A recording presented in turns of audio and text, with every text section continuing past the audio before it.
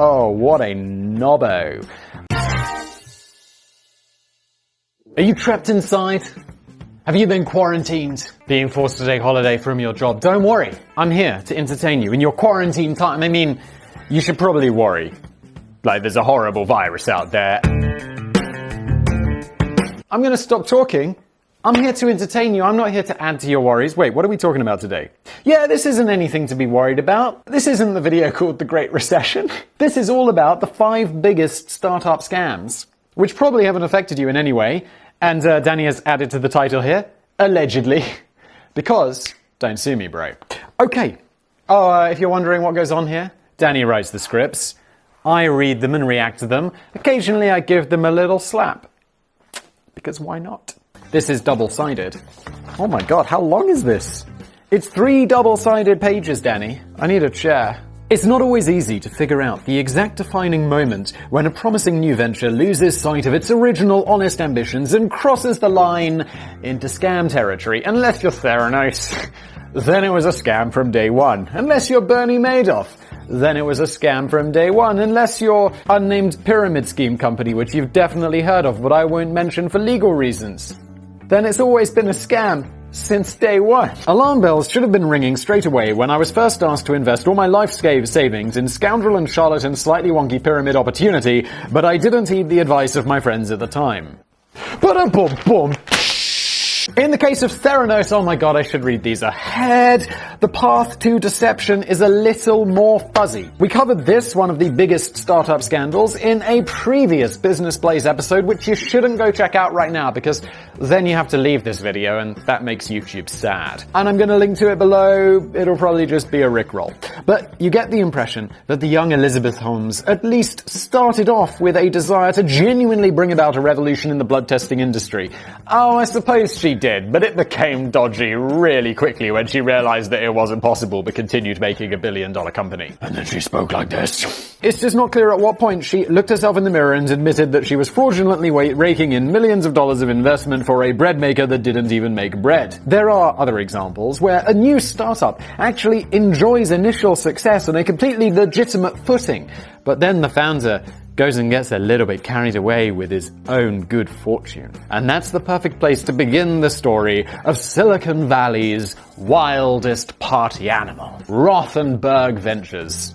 Rothenberg does sound like a party animal. Mike Rothenberg grew up in 1990s in Georgetown, in Texas. The son of strict but loving Jehovah's Witness parents, his childhood was a little weird. Mike and his 2 siblings were allowed to watch PG-13 movies at home, but only after his mum and dad had edited out anything that might pollute their young innocent minds. It's PG-13, what could the possibly... PG-13 I assume, because we have different ratings in the UK, is like you have to be 13 to see it, right? What could possibly be in there? That must have been a tricky task in the 1990s, and you can't help but wondering if there was any film left after Mike's parents had finished with The Scissors. After graduating Stanford and earning his MBA from Harvard, bloody hell, Mike moved to Silicon Valley and got to work on shaking up the stiff and stuffy venture industry. I also like to think that away from the prying eyes of his parents, he also spent crazy evenings enjoying full uncut versions of classic films, like The Goonies. Guess what, folks? I've never seen The Goonies. I don't even know what it's about. Really, at all. I mean, I've heard of it. Mike launched Rothenberg Ventures in 2012, setting out his new mission to quickly inject big investment funds into exciting new seed-stage tech startups right across Silicon Valley. Intriguingly, he raised the initial $5 million to get Rothenberg Ventures off the ground by simply asking a list of 200 friends, family members, and former classmates to stick their hands in their one informer employee. These are double-sided, but that's an unfortunate continuance, to stick their hands in their one former employee. That, you know, hashtag me too. It was actually pockets. I'm going to put these down so I don't get confused again and get in trouble. Which kind of suggests that he was either very persuasive or he just had very rich friends, family members, and former classmates. He got an MBA from Harvard, I think. One, he went to Harvard. It's super expensive, so he probably was rich before. Then he went to Harvard. And hung out with lots of other rich people doing an MBA at Harvard. He must have been doing something right, as Rothenberg Ventures went on to become early investors in such major frontier technology, there's a Danny's quotes there, success stories as iPad point-of-sale system Revel, 3D data platform Matterport, and financial services company Robinhood. I've heard of Robinhood. Don't use it. I don't even know if it's available in Europe. Most notably, Rothenberg was an early investor in space exploration technology company SpaceX, founded by Elon Musk. He didn't just invest in big business. One of the reasons why smaller business startups were keen to hook up with Rothenberg Ventures is because that he didn't muck about. There wasn't very much pesky red tape to get in the way of things. I feel like this gets people into trouble though. Like, lack of due diligence seems to be why a lot of people invested in Theranos, even though it was basically just a bread maker with extra buttons on it. One founder of a small New York-based venture which produced custom 3D printed shoe insoles recalls the time that she cold-called Mike seeking investment for her startup following one very brief telephone call. Then there was a quick meetup which lasted less than an hour, and then suddenly she had 100 grand in the bank. Rothenberg Ventures quickly attracted the interest and confidence of big league investors, and at one point had more than 100 companies in its own investment portfolio. It was doing well, but then things turned a little bit sour. Yeah, I'm wondering where this goes wrong. It sounds, risky investments, but it's Silicon Valley. Where's the problem going to come at 100 grand? I mean, it's a lot of money, but it's not for these guys. We should stress that Mike Rothenberg has never admitted to any wrongdoing, and we'll just say here that, of course, this is all speculation. But the company did come under investigation from the US Securities and Exchange Commission in 2016, during which time nearly all the senior executives abandoned the company. Rothenberg was charged with the misappropriation of millions of dollars worth of investment funds. Again, he says that he didn't do any of this. I assume it's ongoing. We're just saying what the SEC is doing. Don't sue me. The SEC alleged that Mike had blown the best part of $7 million on funding his own extravagant lifestyle and indulgences. Allegedly. It sounds as if by this stage he was doing a lot more than just inviting a few old pals around to watch The Goonies, all these slightly rude bits left in. Again, I should really know what The Goonies is. Hey Siri, what's The Goonies? Hey Siri, what's The Goonies?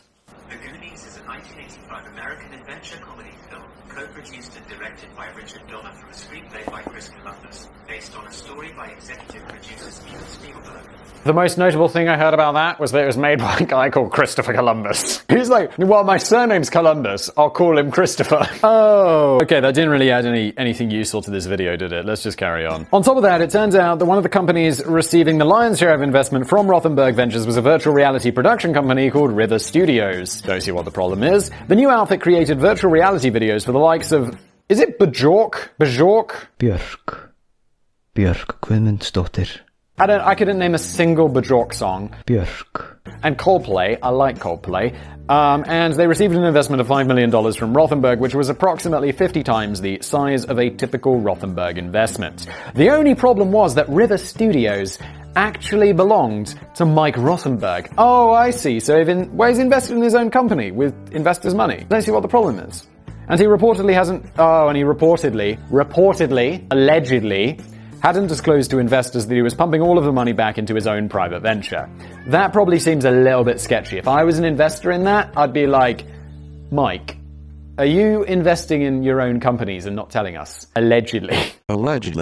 Mike was also becoming deeply unpopular with his own employees who were allegedly failing to get reimbursed for major business expenses which they had been asked to pay for with their own credit cards. Yeah, that would piss me off. One former employee claims that they were being treated like children and were children with credit cards though, and were expected to get personal approval from Mike himself before spending even the tiniest business expense. So while Mike Rothenberg was plowing hundreds of thousands of dollars into new ventures on the strength of the briefest of chats and the current wind direction, his staff were required to seek personal permission if they needed to spend $5 on an Uber ride. Mike stepped down from his own company in 2018 and reached a settlement with the SEC the following year. And again, it was a settlement, so, nothing was proven, nothing went wrong. He settled for something we don't really know, allegedly. What?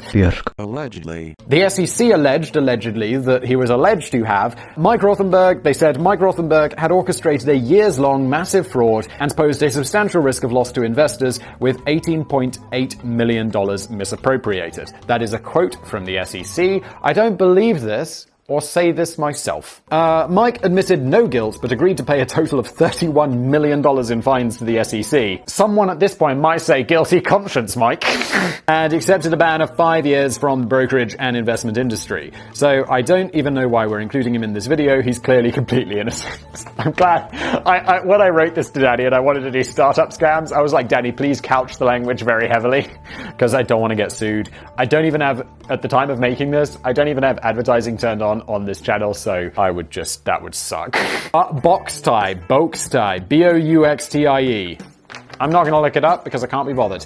According to an interview printed in Forbes magazine in 2016, Richard Branson was partly to blame for this one, but don't believe everything you read. Good, I like Richard Branson. I wouldn't want him to be involved in anything dodgy because he's a legend. 39-year-old, Croatian-born entrepreneur, Renato Libriich apparently met up with Richard Branson in the UK to discuss Libriich's new startup, Bowtie. Danny's written here that it's pronounced Bowtie. Danny, it would have been helpful if you put the pronunciation guide when it's first written. Oh!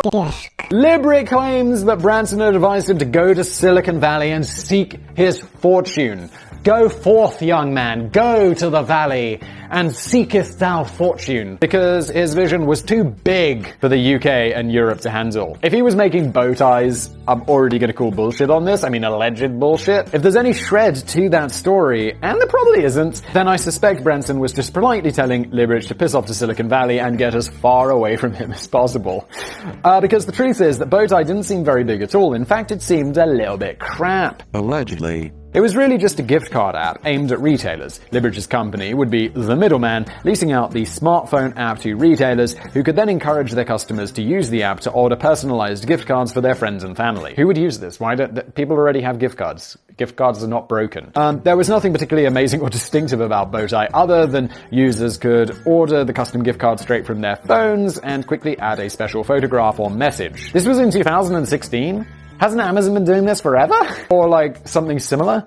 In fact, it was never destined to set the world on fire, certainly not in 2016. Yeah, Renato, you were only like 10 years, 15 years too late. This would have been a good idea in the original .com bubble. But Renato Libriich was still determined to get things moving to Silicon Valley and succeeded in drumming up a few $100,000 in the first couple of rounds of funding. Oh my god, I guess this was 2016. I feel like that was a big peak of just people throwing money at the most random Okay. However, Libriich was clearly thinking bigger. God knows why. A Las Vegas company called Moose Run was considering investing $1.5 million into Bowtie, but they first wanted to see some evidence that Libriich had already pulled in substantial investment. They were also hoping that Bowtie could potentially be the target for a big league buyout, which would give everyone at Moose Run a nice healthy payday. Yeah, isn't that what they all hope for? It's like, that's how investment works. The very same Forbes article that we mentioned earlier seemed to indicate that three big corporations, they were allegedly lined up to buy out Bowtie, and Libriich was happy to show off his business banking statements, which revealed that they had over $2 million sitting happily in the bank, which it acquired from existing investors. Congratulations, you acquired money from an investor. Your product your actual business has made no money. This seemed to be good enough for Moose Run, who decided to go ahead with their $1.5 million investment into this gift card app thing. It does sound pretty bad. Like, what is the USP here? What's that unique selling proposition? $1.5 million? Really? However, there were a couple of problems. Firstly, Forbes had only printed what Libriich had told them in an interview. And much like the Richard Branson story, it turned out to be complete bollocks. It's like, yeah, I expect a magazine like Forbes to do better due diligence. Although the story, as I've heard from like friends who've been featured in magazines and stuff like this, it's always not naming names. I certainly wouldn't name Forbes as one of these. But it's like, it seems like it's a bit dodgy behind the scenes about what gets featured and why, and obviously, allegedly, due diligence can sometimes be lacking. There was no evidence to back up Libriich's claim that any company was remotely interested in buying out Bowtie. It would have been a terrible idea anyway. The profit margins on a middleman venture like this are always going to be incredibly low. Secondly, it turns out that Libriich had falsified his bank statements by quite a bit in order to impress Moose Run. It's like, yeah, well, the business is not great. That's something for investors to decide on. But when you're allegedly falsifying bank statements, I feel like you're moving from, let's try and get some money let's try and persuade people that this is a good business idea, to crime. That $2 million turned out to be just over $7,600 in the real world, that existed outside of Libriich's wacky head.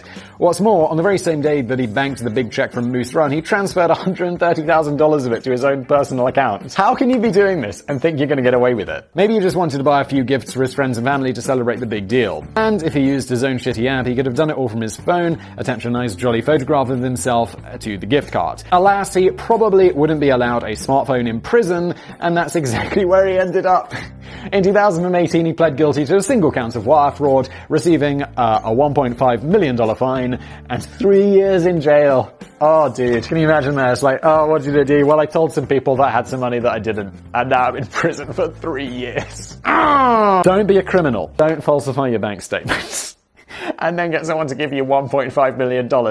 That's a pretty substantial fraud. Allegedly. Alleged fraud. No, he went to prison. I think I can say it was a fraud. It's like, yeah, he's guilty. Way back in the dark ages of 1998, even downloading a small grainy photograph of Simon Whistler from the internet would take far more time and effort than it could have ever realistically been worth. A picture of 11-year-old Simon. Were there even digital photos on the internet back then? Maybe. I don't know. I was 11, it was my first year of secondary school. There were computers and stuff, like I had a computer at home, but definitely not a digital camera. The very idea of doing something as ambitious as watching a whole Rick Astley video online would have been ludicrous, and I'll link to that below. It would probably take more time to load it up than it would for the original song to be written and recorded in the first place. But a man called Michael Fen was planning an online video revolution. Pixelon was founded in San Juan Capistrano? Maybe? It sounds like Italian food. Fen promised to deliver faster and higher quality distribution of video over the still fledgling internet. Michael Fen was the founder and chief technology officer behind Pixelon. He had assembled a team of world-leading engineers to change the way that we view Rick Astley videos forever, and he wasn't going to let us down. Good to know.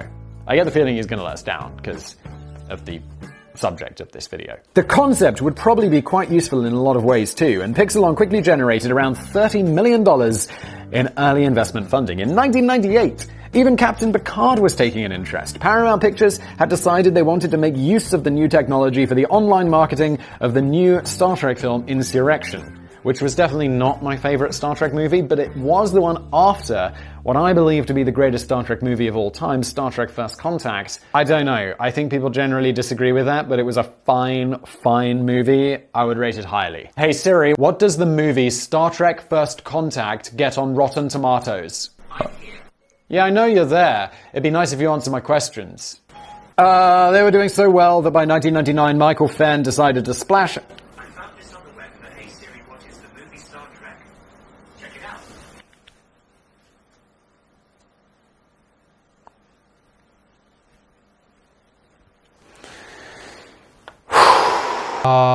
Things were going so well that by 1999, Michael Fen decided to splash out on a massive launch at the MGM Grand Casino in Las Vegas. The event, labeled iBash 99, featured a stellar lineup of performers including Kiss, Faith Hill, Dixie Chicks, Tony Bennett, and one of many special reunion appearances by The Who, the legendary rock band, who even back then were probably about 85 years old and already split up and reunited about 27 times. Yes, The Who are good though. The total cost of this launch party was rumored to be in the region of $16 million. Holy shit. Which is slightly worrying considering that this was over half of the total investment pulled in by the company so far. But maybe it will be worth it. I get the feeling it's not going to be worth it. I mean, I feel like if I was at that party, you'd be like, totally worth it. But it's not my money. The idea was to show off the new Pixelon technology by streaming the party live over the internet, as well as showing a live feed of the show on the Astrovision screen in Times Square in New York City. Things didn't quite go to plan. Not a single frame of the party showed up on the giant screen, and nearly everyone trying to watch at home just ended up getting an error message on their chunky 90s monitors. Whoops-a-daisy. Some PC users did manage to get a few chunks of the party, but only by using alternate streaming software from Microsoft. Whoops. And also, they didn't stop Microsoft from streaming it because you're promoting your own streaming technology. The hangover from this $16 million bash was pretty big. It transpired that the Pixelon technology didn't really work at all. Michael Fen may have taken the title of Chief Technology Officer, but he had zero experience with technology. That was probably an error. In fact, his name wasn't even Michael Fen. Oh no, we're getting into really sketchy territory. He was in fact a convicted felon. Oh, named David Kim Stanley. who had been on the run, living in his car for 2 years when he first showed up in California. Dude, if you're a convicted felon who is on the run from the law, do you really want to do something so public? Like, if I was a convicted felon, the last thing I'd do, like, you know I'm not a criminal from some past life where my name wasn't Simon Whistler, because the last thing I would do would be plaster my face all over the internet in 17 different YouTube channels. Or maybe I'm just in really deep cover, and people are like, oh my god, that's that crime guy. Oh, he skipped bail in Virginia after being found guilty of swindling over $1 million from elderly parishioners at the church where his dad had served as a pastor. Oh, what a knobbo. When all this eventually came to light, he stepped down from Pixelon and handed himself into the police, while his former company eventually filed for bankruptcy in 2002. David Kim Stanley ended up serving 8 years in prison. If the guy who basically stole or took 1.5 million got 3, 8 feels light for this dude. He got 8 years in prison, for his original fraud conviction, but he curiously has his own small YouTube channel now. Wow! Forget everything I said before. Although, then he wasn't on the run, right? So he's out of prison. Oh yeah, he must be out of prison now. I gotta look this dude up. We should collab on something, David Kim Stanley. I want to express my personal thanks on behalf of... I am so confused by this. All I can find is a channel called David Stanley, which has 7 subscribers, and it's got something about this Pixelon thing, the Face-Off movie trailer promo that he digitized in 1999. Surely this can't be the same dude. It's got 7 subscribers. This is super weird. It's honestly not worth seeking out because it's mainly just an odd selection of his baffling home video clips. Yes. I'm so confused, and I should read these ahead. And even 30 years later, we still don't see anything from that iBash party. Disappointing. So, we can't watch the legacy of a streaming video company run by a wanted fugitive under a false identity who didn't have the slightest clue about streaming video. Again, this guy, absolutely criminal. But whoever invested 30 million in his company, it's like, wow, you didn't want a scan of his passport or something, or his, identity card? You're giving him $30 million, dudes. Oh, bonus DVD extras. Bada bum bum. I mentioned earlier that Mike Rothenberg, who was he? Oh, he was the Goonies guy, could treat himself to watching an uncut version of the Goonies when he got old enough to move to Silicon Valley, and some dedicated film buffs or pedants may have already pointed out in the comments that the Goonies was never a PG-13 film in the first place. It was awarded the milder rating of PG. But the world's first rating system is completely bonkers anyway. The Goonies often crops up in a list of PG films that should have been rated PG-13, along with the surprisingly dark Return to Oz and the surprisingly suggestive Who Framed Roger Rabbit. Yeah, I remember Roger Rabbit. That was a weird movie. Controversially, the first film to be ever given a PG-13 rating was 1984 film Red Dawn, which probably should have been given an R rating as it's often reckoned to be one of the most violent films ever made. God damn. Meanwhile, I'm struggling to see why films as gory and as terrifying as Jaws and Poltergeist were passed with a PG rating all those years ago. I think I've seen Jaws. It was a long time ago. I've never even heard of Poltergeist. Whenever we get into movies, everyone's like, how do you know all these movies? I don't know. I just don't watch that many movies. I don't watch that much stuff. I make stuff. I'm convinced that film censors often just leave the tape running and then nip out for a quick pint. One place you can view some footage from the doomed iBash... Oh, this is another bonus, sorry. The doomed iBash party of 1999 is on a DVD released by The Who in 2006 entitled The Vegas Job. Naturally, you only get to see bits featuring The Who because it's their DVD. And it does drag on a bit because they keep having to sit down after every song to catch their breath. They are so old. But the DVD is notable for featuring an extra bonus feature, a short interview with David King Stanley himself, which was filmed shortly after his real identity was exposed and before his imprisonment. Although he seems reasonably remorseful about his actions, he also reveals that anyone can fake a new identity by just putting 200 pounds of weight on and dyeing your hair a different color. Handy tip to remember if you ever find yourself on the run from the police after a $1 million swindle. Business Blaze, providing you all the information you need to know for your future life of crime. Not really. FBI. Thank you for watching. I've been Simon. This has been Business Blaze. Smash that like button below if you enjoyed this video. Smash that dislike button if you didn't, but you watched all the way to the end and are a legend because of that. So why would you dislike it? Maybe you hate watched it. People can hate watch. I understand. I'm fairly annoying. Thank you for watching. I'll see you next time. Ooh, sign up to my newsletter where I let you know about secret new projects. It's linked to below. Thank you.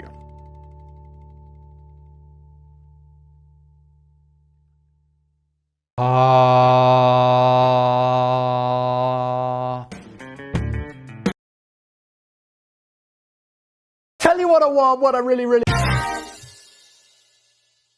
Hello everybody, welcome back to another episode of Business Place. I have a new jacket, and I'm just realizing I'm not sure if the camera's freaking out because of the pattern. If it is, then I wasted my money and this will be the only video where I ever wear this jacket, which is sad. Oh, this one is all about Blaine, the guy Barbie left Ken for, and other weird toys that should have stayed on the shelf. If you're new here, my name is Simon. This script is written by Danny. I'm gonna go through it. I'm gonna make some fun out of it. Maybe you'll learn something. By the way, this is an absolute beast.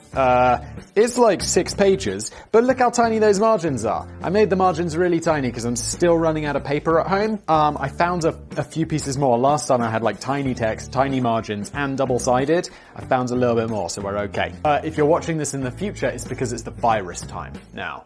So, let's crack on. Even some of the most blissfully happy and loved-up couples just aren't destined to last the full distance. Although there are other cases when it takes a surprisingly long time to figure out that Cupid had been firing off slightly wonky darts in your general direction. Okie dokie then. Back in 2011, a 99-year-old Italian man divorced his wife of 77 years. Wow. It's like, dude, you're 99. Are you gonna get back on the market? Simon, don't be an ageist. You might be thinking that he might have just left it a little late in life to reach that decision. Yeah, maybe. But apparently he had strong grounds to divorce. Had just discovered that his wife had been having an extramarital affair for over 60 years. Oh, not for 60 years. Jesus Christ.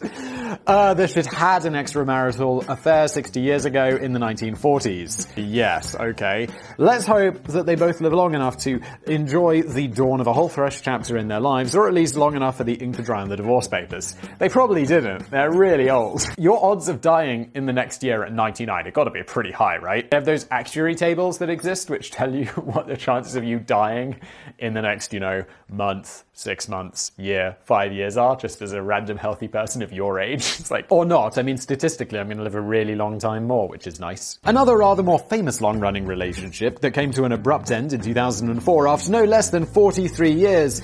Although this pair never actually got married. The good news is that they were both made from plastic, so they could both go out on the pull again the very next day, looking exactly as they did from the first day they met. Except they can't because they're made of plastic. Also, is on the pull, I feel like this is, Danny's British as well. I feel like this is an extremely British term. Americans, do you know what I mean by that? Or Australians, Canadians, international folks, chime in as well. I'm not a racist, or am I? Canadians. It seems quite cruel in a way that the toy company Mattel waited until the day before Valentine's Day in 2004 to announce that the world's most popular fashion doll couple, Barbie and Ken, would be parting company after 4 decades together. Oh my god, who gives a shit? Thanks Mattel for this update, I really cared. That was a lie. It's a little bit like waiting until Christmas Eve to announce that Santa Claus has just thrown himself off the top of the Empire State Building. Oh my god, Danny. Dark. Also, who cares? He's not real. Neither are Big Ken and Barbie. Now, Ken and Barbie are more real than Santa Claus. Now, I'd quickly like to make it very clear that I had to research this one from scratch, as I had very little knowledge of the Barbie range beforehand. Back when I was a kid, all the boys... What happens with kids nowadays? Because I realized, I might get some parents to be like, Simon, you're spoiling it for my kids. Well, one, what the are you doing letting your kids watch Business Plays? And two, if I was a kid and I wasn't sure that Santa Claus wasn't real, hang on. Oh, this will be a good question. Hey Siri, is Santa Claus real? Let me put it this way. I get a lot of requests from the North Pole asking who's been naughty or nice. Answer the f***ing question, Siri. I'm not a child. That's not nice. Okay, so Siri's not going to tell me because he's weak-ass bitch. Is Santa real? Should you be lying to your kids about Santa? Well, that answers the question pretty quickly, doesn't it? Thanks, Google. You, Siri. That's the first thing I do as a kid. As soon as that, you're a kid and you have that moment of doubt, you're like, whoa. When I was a kid, I figured out Santa wasn't real because my parents were telling me, oh no, he will bring you gifts. And so I write a f***ing massive list of all the shit I want, like pages long. And then it doesn't come and my parents are like, he's not real. Knew it! Now I'd quickly like to make it very clear that I had to research this one from scratch, as I had very little knowledge of the Barbie range beforehand. Yeah, me neither, Danny. Back when I was a kid, all the boys in my class would have vomited through their noses the very thought of playing with silly plastic dolls. Instead, we preferred to play with silly plastic action figures, which is completely different on every conceivable level. I didn't get action figures. I can't remember if it was because my parents refused to buy them for me because they were violent, but I didn't. There was like the Action Man. Action Man! It was actually called Action Man. I did not have an Action Man. I didn't have anything violent, which is probably why I'm such a peaceful, calm individual. Knew it! But Barbie dolls have certainly been enjoyed by plenty of children since the character was originally created by American businesswoman Ruth Handler in 1959. The range has grown into Mattel's biggest and most lucrative product line, with over 1 billion dolls being sold worldwide. Every year, every month, in all time. Come on, Danny! The character of Barbie's boyfriend, Ken, I'm using the word character very loosely here, first showed up a couple of years later in 1961, and the couple would remain an item for the next 43 years. Ken was affectionately named after Ruth Handler's own young son, who went on to suffer a deeply embarrassing and upsetting childhood of humiliating taunts of being the inspiration behind a boy doll without even the faintest hint of genitals. All that was entering my mind while I was reading that, she's like, yeah, they have toys for kids, and it's her boyfriend. I'm like, does he have a dick? No. Oh my god, Ruth. Was her name Ruth? Yeah, you should have thought that one through. Although you're super rich, so you know. Maybe we should be more surprised at how long Barbie and Ken lasted, considering that he is possibly the blandest toy ever to be created in the history of the universe. Let's just dissect the 50-year character history of Ken. Don't panic, it won't take long, thank god, because that I'm sure would be dull. Oh, Ken has blonde hair. That's it. He has a suntan, doesn't he? I remember him being like really suntan, having blonde hair. I think my sister had a Barbie and she had like, it was an SUV where the top comes down, which I feel is like the most California thing ever. I'm not sure that Ken even knows who he really is or wants to be, considering that he has over 40 different jobs over the years, including actor, singer, escort. What? Beach bum and prince. Danny, you can't just slip escort in there. I mean, you can if he did it, but it's a bit weird, isn't it? It's like, oh, what's Barbie's boyfriend's job? Oh, he's actually an escort. Barbie pays him. And does he do other things? Well, you know, that's for the discussion between the escort, Ken, and Barbie. I desperately tried hard to find an elevator designer, Ken, but I had no joy with that. Yet, Danny, because no one, despite what you keep bringing up in these Business Blaze episodes, Danny, no one wants to be an elevator designer. Although Ken never really changed that much over his first 4 decades, perhaps one of his boldest makeovers came in 1993 with the arrival of Earring Magic Ken. Fantastic. It's clear that Mattel was already having doubts about the future of Ken's relationship with Barbie, as they just had conducted a poll to find out if Barbie fans wanted to keep Ken or ditch him in favor of a brand new doll. The survey showed that fans preferred to keep Ken, but wanted him to look cooler. This is what happens when you ask kids what they want. What's wrong with him? Oh, he needs to look cooler or something. However, the launch... Oh, how will we fix this? We'll give him an earring. It's like, I've always wanted to look cooler, so I've been thinking about just getting a single earring. A single diamond earring. I think it would really work for me. However, the launch of the new Earring Magic Ken took many by surprise, as it seemed that Mattel had decided to go with the bold new idea of stereotypical gay Ken. The company always denied this, but the clues were there to spot. A purple faux leather Gaultier. Is that like John Paul Gaultier? I don't know how to pronounce that. I only know that brand because of American Psycho. Is that how you spell it? A faux purple Gaultier, whatever, vest, a pink mesh shirt, a giant hoop piercing his left ear. Oh my god, Ken, is this like 90s cool? But perhaps the biggest giveaway of all was that Ken was wearing a pendant around his neck, which appeared to be in the shape of a massive ring. Just in case there was any doubt with the mesh shirt. Mattel claims that this was just a necklace. Why would he need a ring? He doesn't have a Earring Magic King was discontinued and recalled following the controversy, despite it becoming the best-selling Ken doll of all time after it generated a cult following in the gay community. That's extraordinary. It's now one of the most sought-after collector items from the whole 6 decades of Barbie products. Whether any of this had any bearing on Barbie's decision to dump Ken 11 years later is not very clear. The statement from Mattel in 2004 claimed that Barbie and Ken had decided it was time to spend some quality time apart. Their Hollywood romance has come to an end, but they will remain good friends. Ken found out he was gay? It also hinted that the breakup may have something to do with Ken's reluctance to get married. because he was gay. Oh, I'm gonna get in trouble for this one. You have to admit that 43 years is a long time to keep a girl waiting. Yeah, Ken, you knob. However, Barbie didn't hang around on the shelf for very long. Ba-da-bum-bum. Within the space of just a few months, it was announced that Blaine was the new plastic man in Barbie's life, following an online campaign in which over 2 million fans voted to decide the identity of Barbie's new suitor. The shortlist of candidates actually included poor old Ken, but it seems that even the most ardent Barbie fans were now getting bored of him. So, who was Blaine? It's the question we've all been dying to know the answer to. He was Australian. Okie doke. He had a bit more of a rugged surfer look than Ken. His star sign was Taurus. Gives a fuck. Anyone who introduces themselves, social media, real life. Fortunately, I just don't come across these people in real life, but it's like, hi, yeah, my name's John. I'm an accountant and a Sagittarius. I immediately don't like you. Smash that dislike button. His favorite food was pizza and chili dogs. That is more valuable information than knowing he's a Taurus.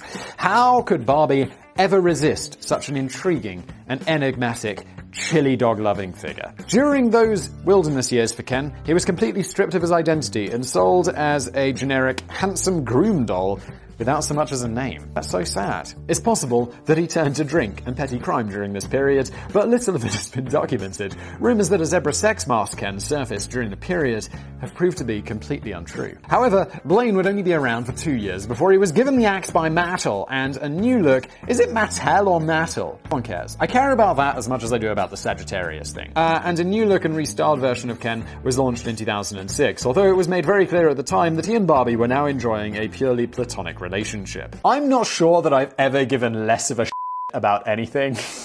I really hope this is entertaining.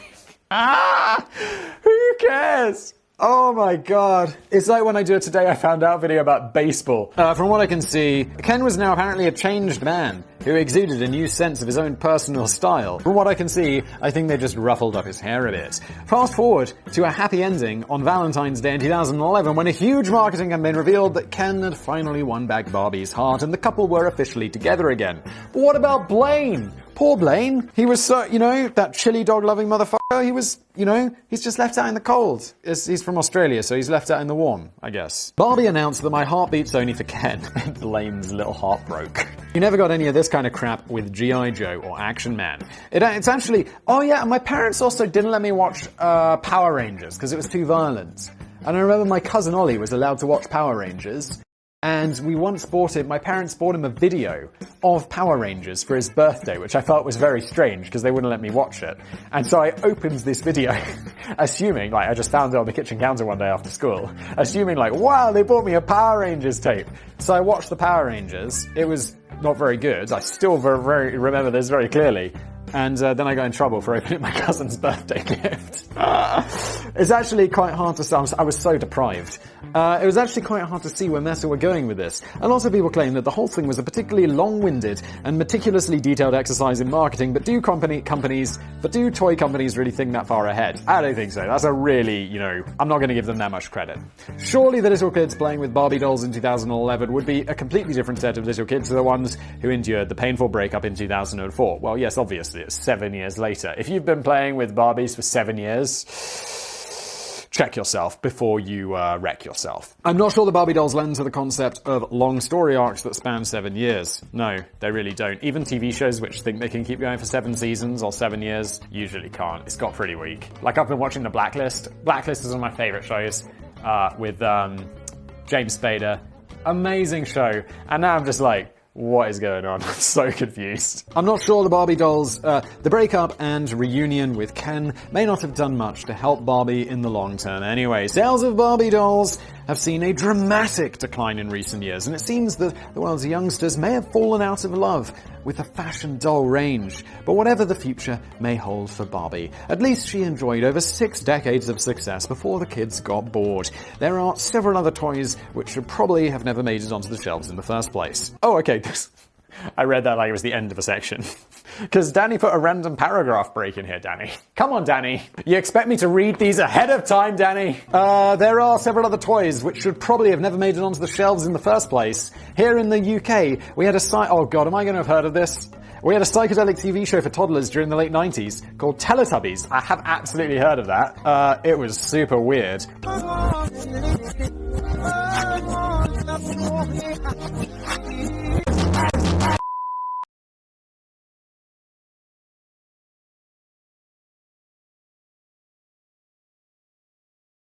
Hello. Which briefly landed in America too, but they didn't quite conquer the other side of the Atlantic. Well, obviously, because they were shite, and apparently British people have no taste. God, that was terrible. It's almost impossible to explain if you've never seen it, but it's basically, but we're gonna try anyway.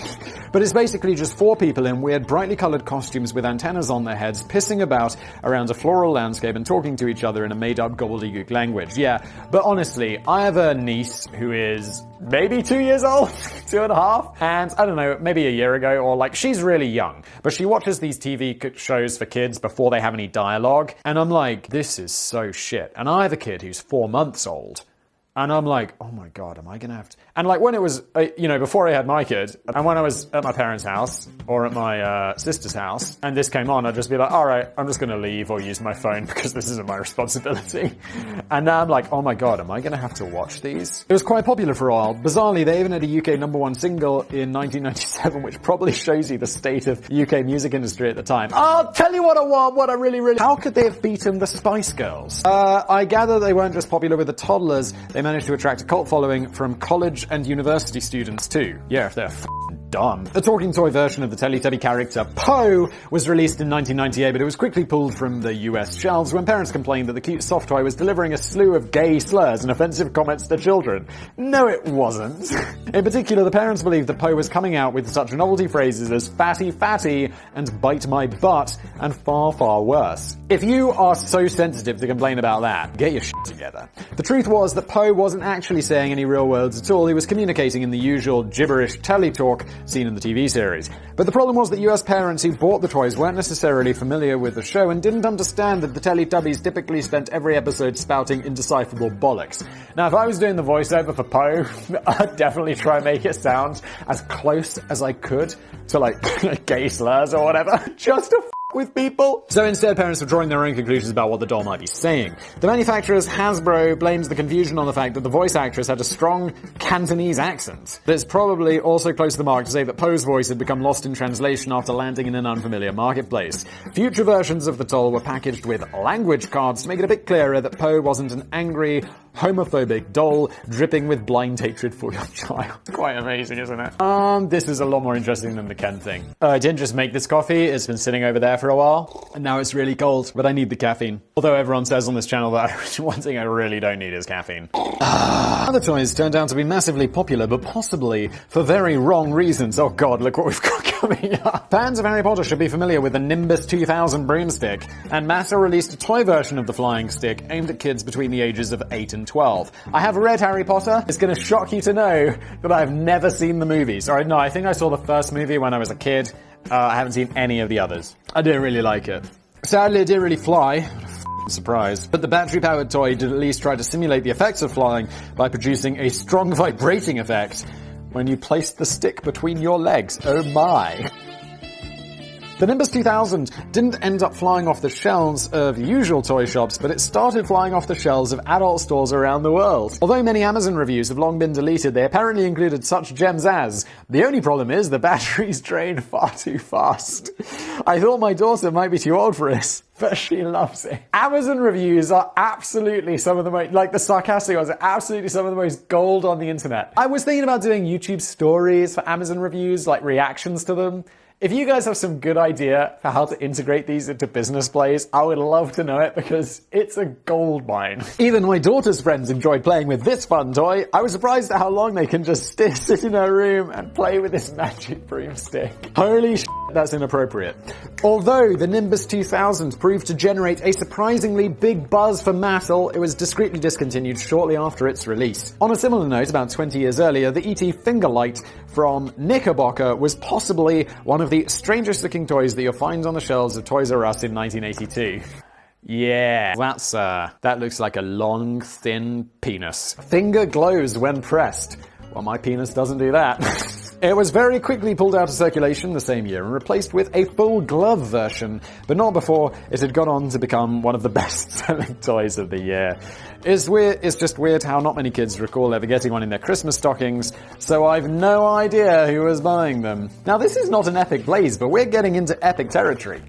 Let's carry on. And let's not forget Rad Repeating Tarzan, which was a Disney licensed character released to tie in with the 1999 movie. The idea behind this one was that you put one of the supplied weapons into Tarzan's hand, who would then make a stabbing motion with it while delivering a fierce battle yell. Okay, doesn't sound too bad so far. If you were lucky enough to see one of these in the shops, you could try it out for yourself while it was still in the box. But it has to be said that Tarzan's frantic hand gestures and accompanying war cry okay, I'm getting it. Just seemed very dodgy when he wasn't carrying the weapon.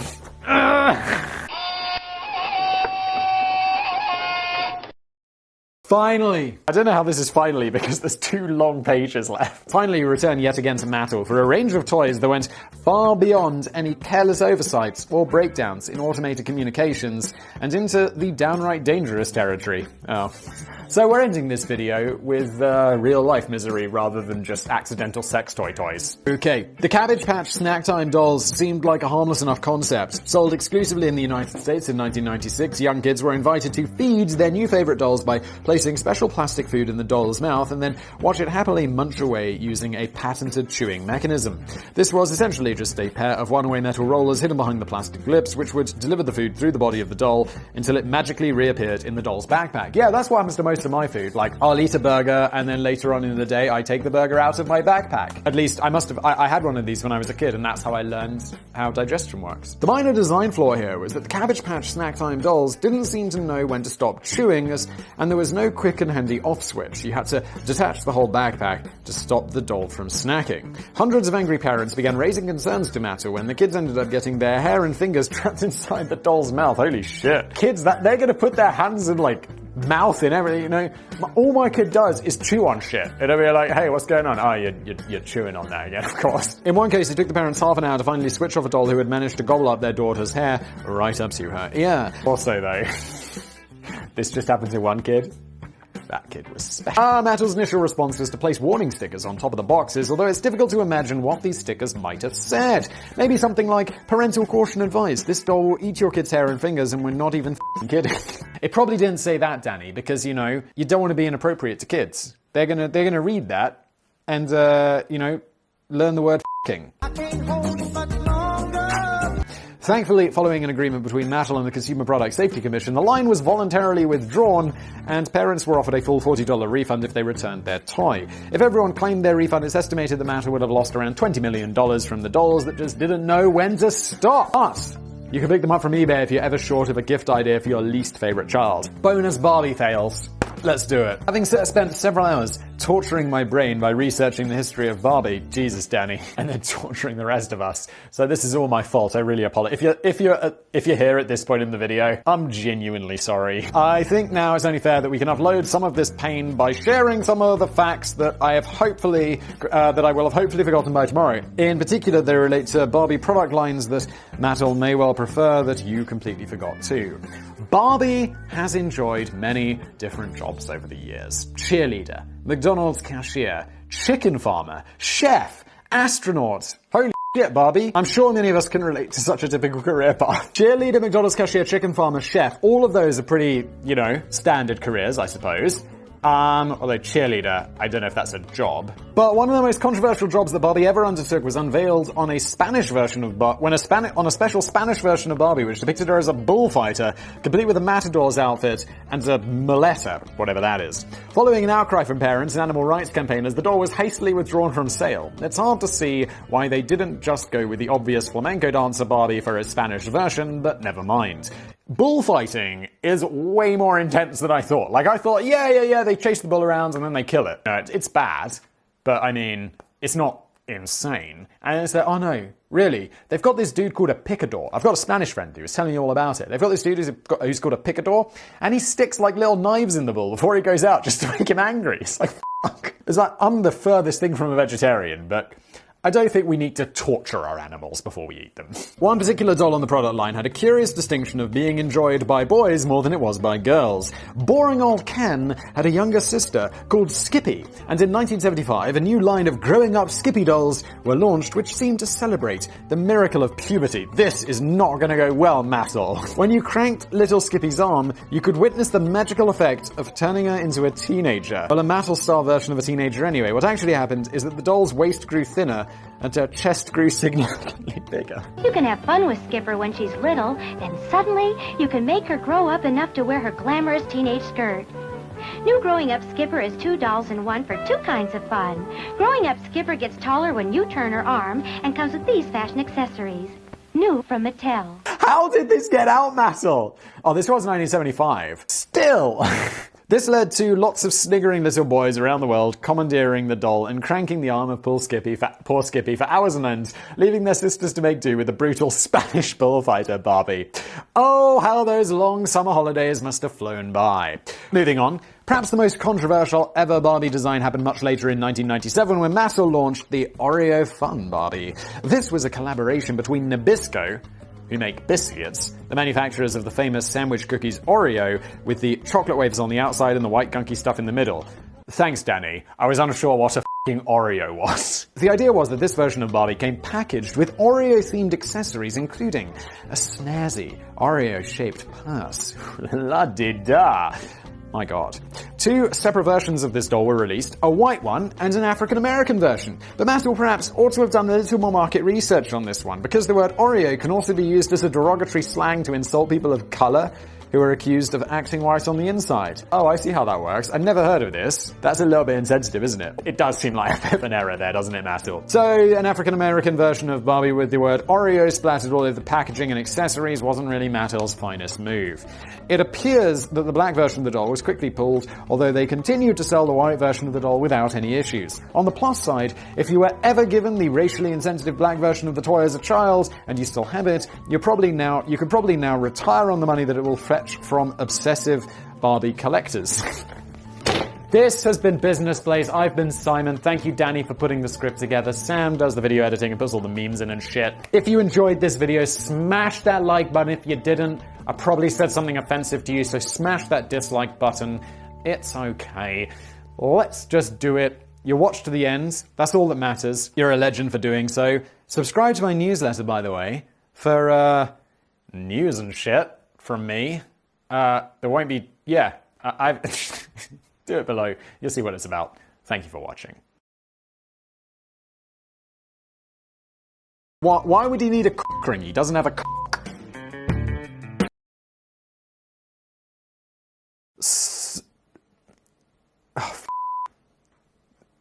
Shotoku Taishi. Welcome back to another Business Blaze. This one, I'm really hoping that one day, I've promised that I will make these scripts, like the original scripts, a merch item at some point. These are going to be known as the Corona Specials, because I'm running out of printer paper and the margins are absolutely crazy. I don't know why, but when I was at school, I like to see how many words I could fit on a page, so I'd write essays for class. And then I'd make the margins tiny, make the font really small, and just hand in one single piece of paper for like a 2,000-word essay. Oh, I can see why my teachers were annoyed and asked me to stop doing that. This is Business Blaze. As I said, I'm Simon. I'm the host here. Danny writes the scripts. Afterwards, I recently said that I didn't mention Sam in the process. He's the editor. And then he inserted a clip of, "Hello, darkness, my old friends." And I was like, well, we'll have to cut that out, Sam. It's copyright.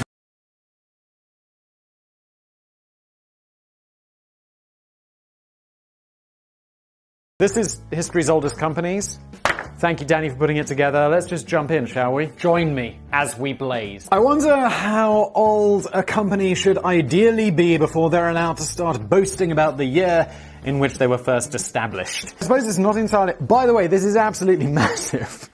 This is like 6 pages, wall to wall. I suppose it's not entirely relevant for technological companies where new sometimes feels better. If you're looking for someone to develop a cutting-edge e-commerce platform for your new range of novelty Enron oven mittens, you're probably more likely to feel attracted to 2020 digital future visions than you are to Cobweb Bob's electronic computer services established in 1972. Yeah, I guess, but I'd still want, like, if there was someone I'd choose, it'd be like, yeah, I want Microsoft. Or someone like at least a few years old, because, I don't know, don't all the new companies eventually, like, I feel most of them fail. But when it comes to the automotive industry or alcoholic beverages or gourmet food brands, consumers tend to feel a bit more reassured if the company has a long legacy, which has survived for generations. The food thing can be a little hard to understand, as I'm not sure how we can judge all food products by history. Just because people used to eat mock turtle soup, calf's foot jelly, and lightly roasted cow udders? Surely not. That doesn't necessarily mean that we should still be doing this today. Goddamn right. Although, I don't know what a mock turtle is. Is it a fake turtle?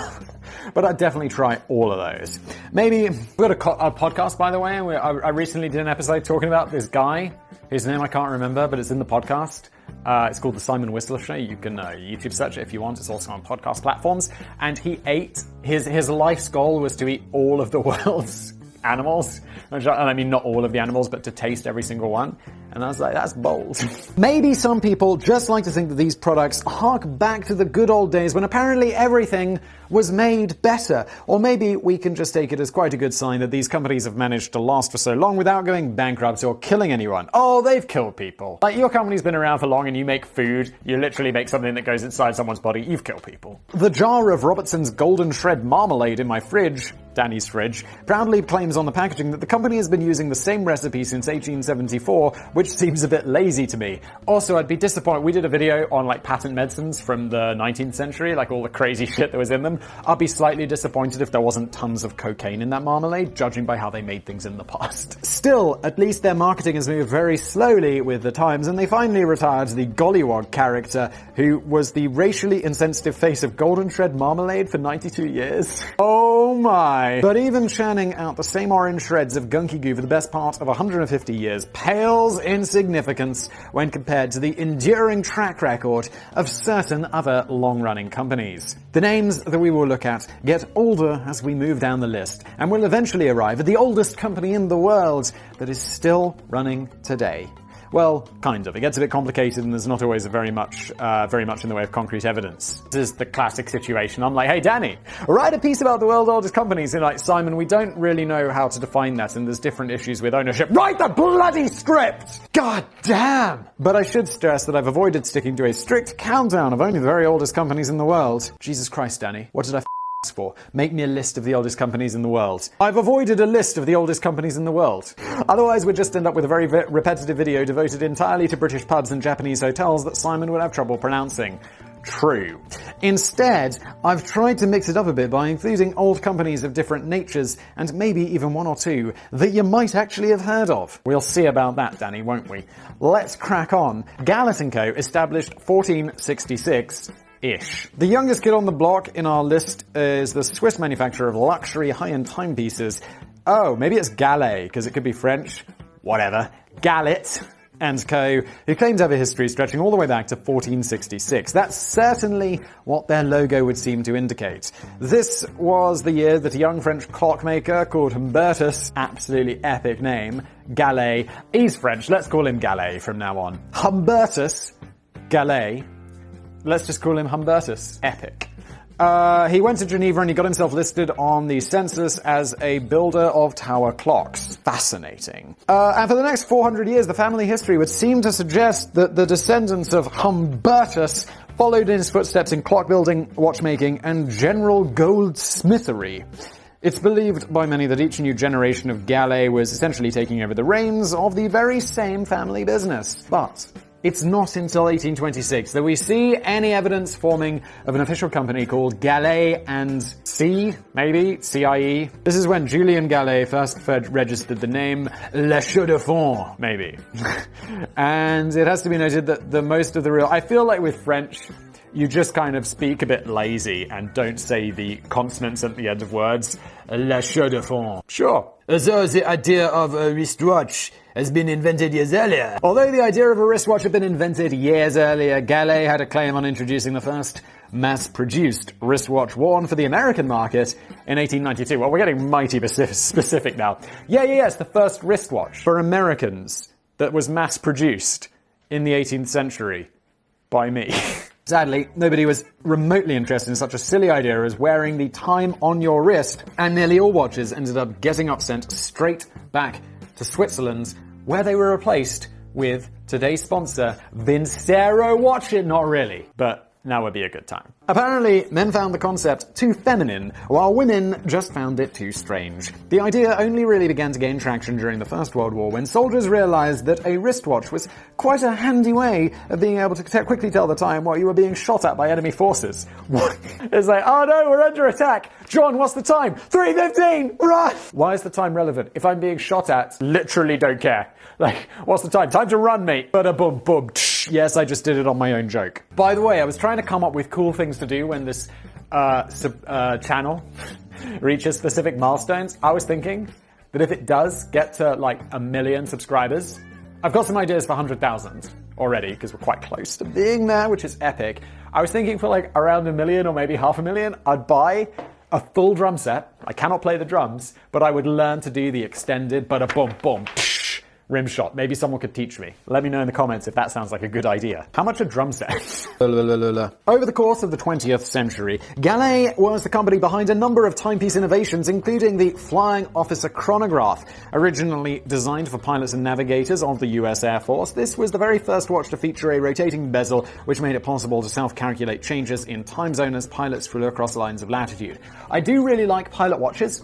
There's quite a lot of pilot watches that I'm a big fan of and I would like to own, but they're almost always over 40 millimeters, 42 millimeters in width, and I have very small wrists, so I can't really even pull off a 40 millimeter watch properly. When Vincero sends us sponsorship watches out to ask them for the small versions. I'm pointing over there because there's a big shelf here with all my various sponsor items that I promote. Then President of the United States, Harold S. Truman, famously always had one on his wrist throughout his 2-term presidency. I'm gonna sound extremely dumb right now, but I'm just realizing that Harry is short for Harold. Wow. My cousin's called Harry. I'm pretty sure his name is just Harry though. Does it have to be short for Harold? Because it was Harry S. Truman, right? And it's Harold S. Truman as well. Fascinating. Galet also produced the world's first waterproof stopwatch in the 1940s, although much like the mobile phones that we discussed in an old Business Blaze episode, I would suggest that they're more water resistant than waterproof, along with the first stopwatch to feature a spare parts compartment for quick and easy on-the-spot repairs. For that time, you really need your stopwatch. That last one sounds like quite a cool idea, but I can only assume it never really caught on, as I've never heard of it in my life before now. Yeah, also we just decided, stopwatches are not some fancy implement anymore. They're something that cost about £1, and if they broke, we'd just throw them away. I mean, shit, if the battery ran out, it's probably just easier to buy a new one.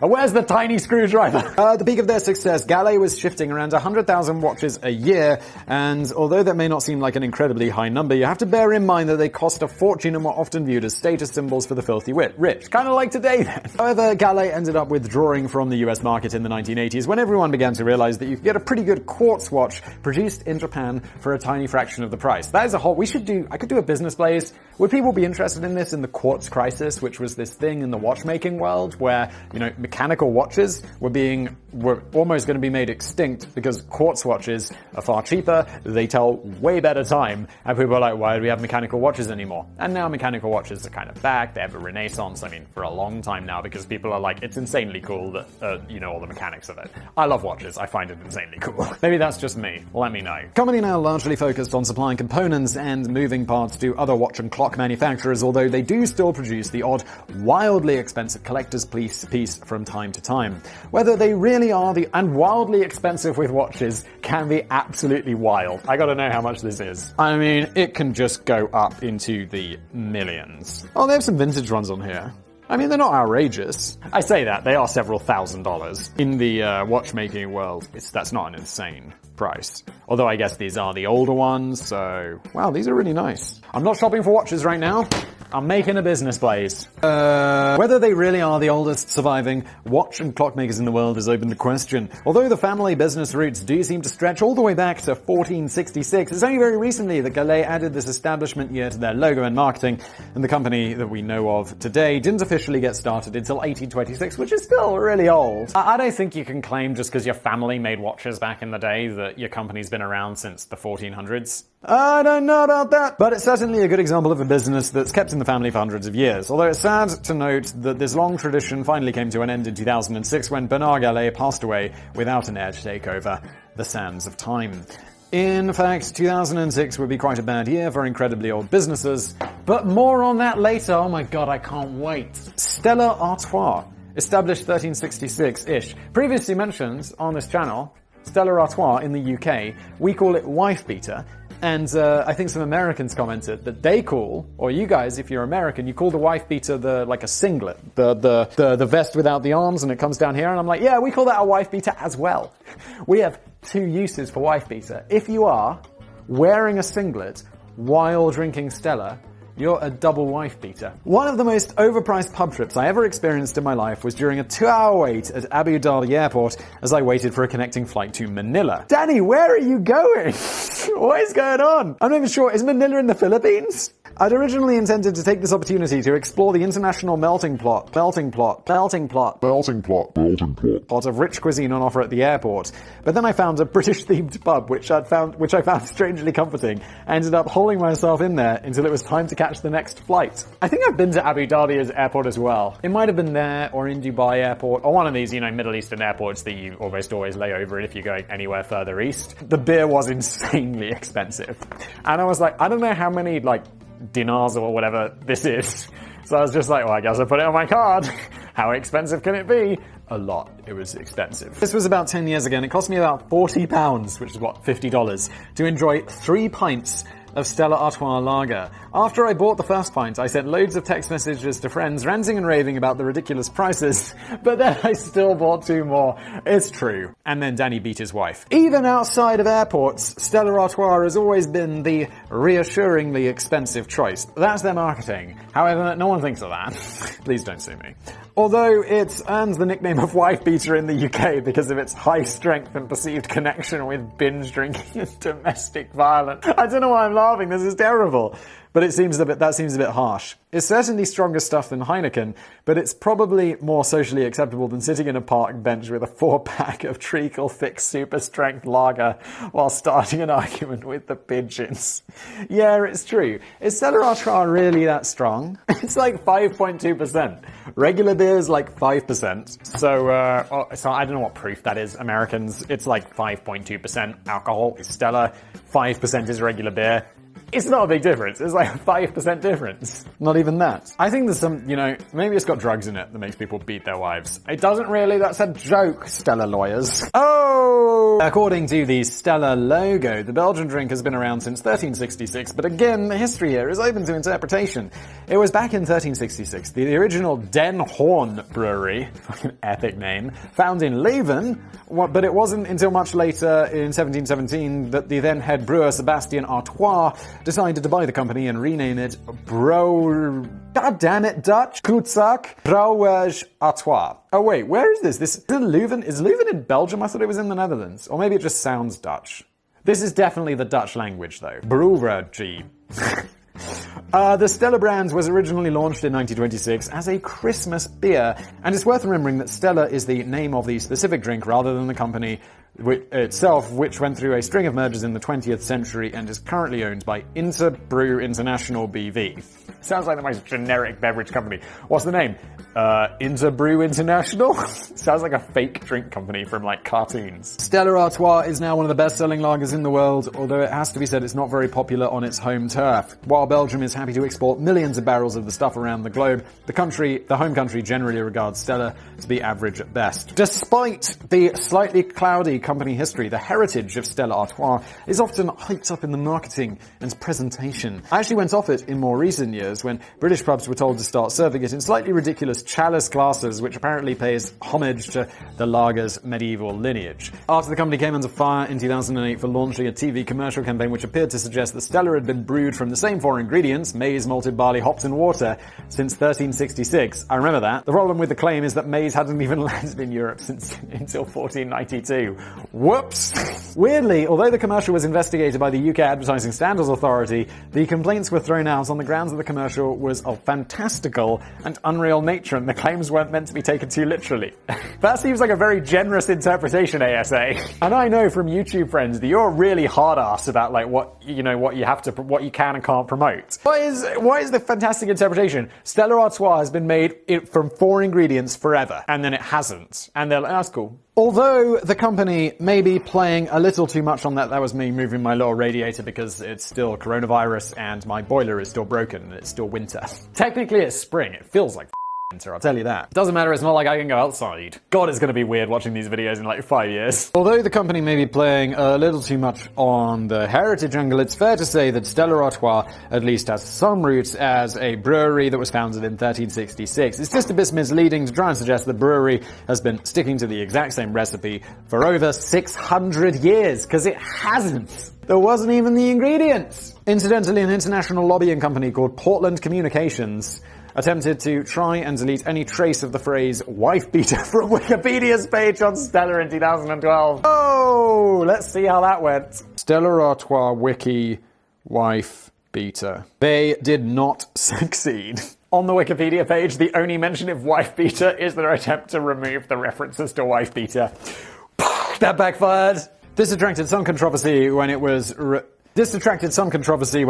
that Portland Communications was working on behalf of their clients who just happened to be the owners of Stella, and so there was a clear conflict of interest when it came to who was editing a Wikipedia page, obviously, and also who cares enough to do that other than Stella. And the owner of Portland Communications should have known better. His name was Tim Allen, the former advisor to ex-Prime Minister Tony Blair, rather than the guy who voices Buzz Lightyear in the Toy Story films. Other Wikipedia editors were quick to spot what was happening and reinstated the references to wife beater, which are still there today, along with a new section on how Portland Communication tried to fail to remove them. So I think there's still a battle going on because they're not in there right now, and Danny wrote this days ago.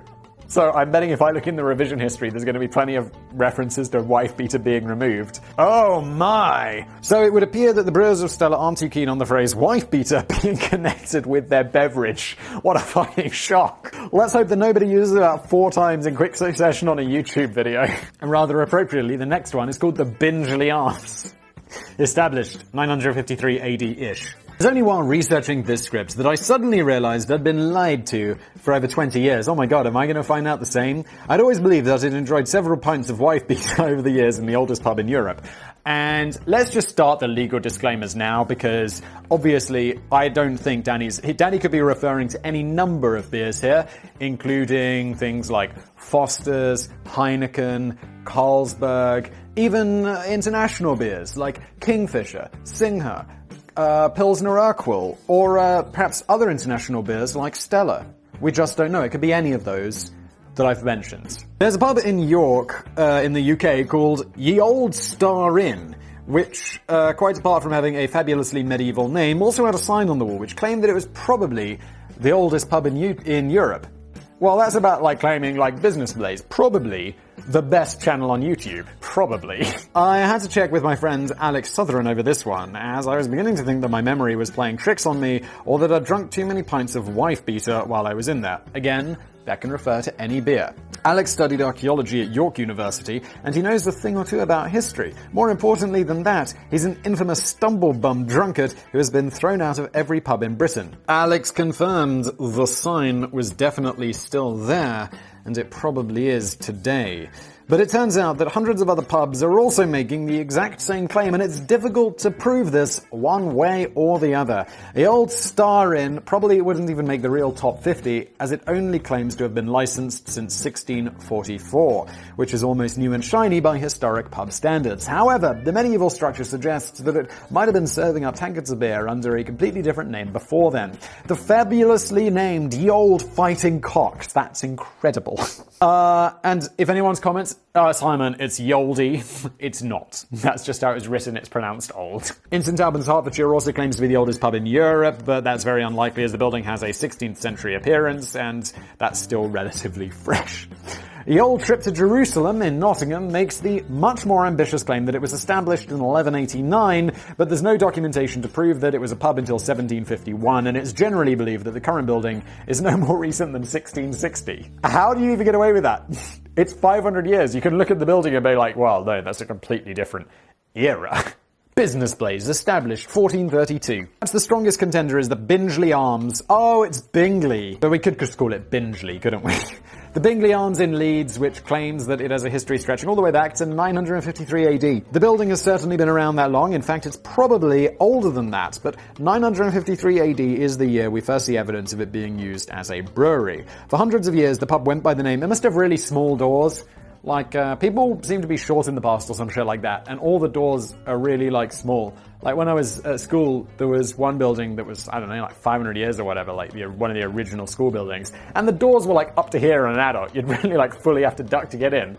My nan lives in a house, or she did live in a house, it was like 500 years old or something, and the whole of her living room had been, hundreds of years ago, but had been dug out by about this much, because the ceiling was too short for people in the modern day. So all of the, like, ground floor of the house had been dug out, so you'd step down into it, so the ceilings weren't insanely short. Fascinating. For hundreds of years, the pub went by the name The Priest's Inn, as it was a popular spot for travelling monks to eat during the journey from Kirkstall Abbey in Leeds to St Mary's in York. It only adopted the name the Bingley Arms in 1790, but the Guinness Book of World Records is happy to accept 953 AD as the establishment date and recognises the Bingley Arms as the official oldest pub in Britain. The Guinness Book of Records is a bit weird, though, because it's like, yeah, you can... There's all sorts of records for all sorts of stuff, but also so much of it is like, yeah, if you're willing to pay the guys to come out. There's probably people who just, like, don't care. I think all this really proves that is any old pub with high ceilings, murky lighting, and authentic smells of rising damp can claim to be the oldest pub in the world, and nobody really bothers to question it. And besides, you're probably better off going next door to the other pub with the Quizmacy machine and the jukebox. Nishiyama, Onsen, Keiunkan, established 705 AD. I'm not going to look up the Japanese pronunciation because I don't care. There's no escaping those tricky Japanese names for the last two entries on this video, as 9 of the top 20 oldest companies in the world are Japanese, including all of the top 5. Wow. Although I don't want to peak too soon, as Nishiyama, Onsen, Keiyu, whatever, is now officially the oldest company in the world, though it only recently acquired this title after the previous company at the top fell off the map. We'll get to that in a moment. Again, cannot wait. I should be more excited about my own content on Business Blaze, I realize, because otherwise why would you guys keep watching? It's like, not even Simon cares. But this particular company is a hot spring hotel which opened its doors for the first time way back in 705 AD, I mean. The 35-room hotel is located at the foot of Akaishi Mountains and sources all of its hot water directly from the local Hakuho Springs. And these are all places, so I could definitely look these up in my pronunciation dictionary, but I'm not going to. Over the course of 1,300 years, the hotel has played host to many notable names. But we're mainly talking Japanese politicians and samurai and ruling families and military commanders, rather than celebrity names, like Phil Collins or Rick Astley. I love how Danny watches these videos and is like very familiar with all of them. And I also feel slightly guilty.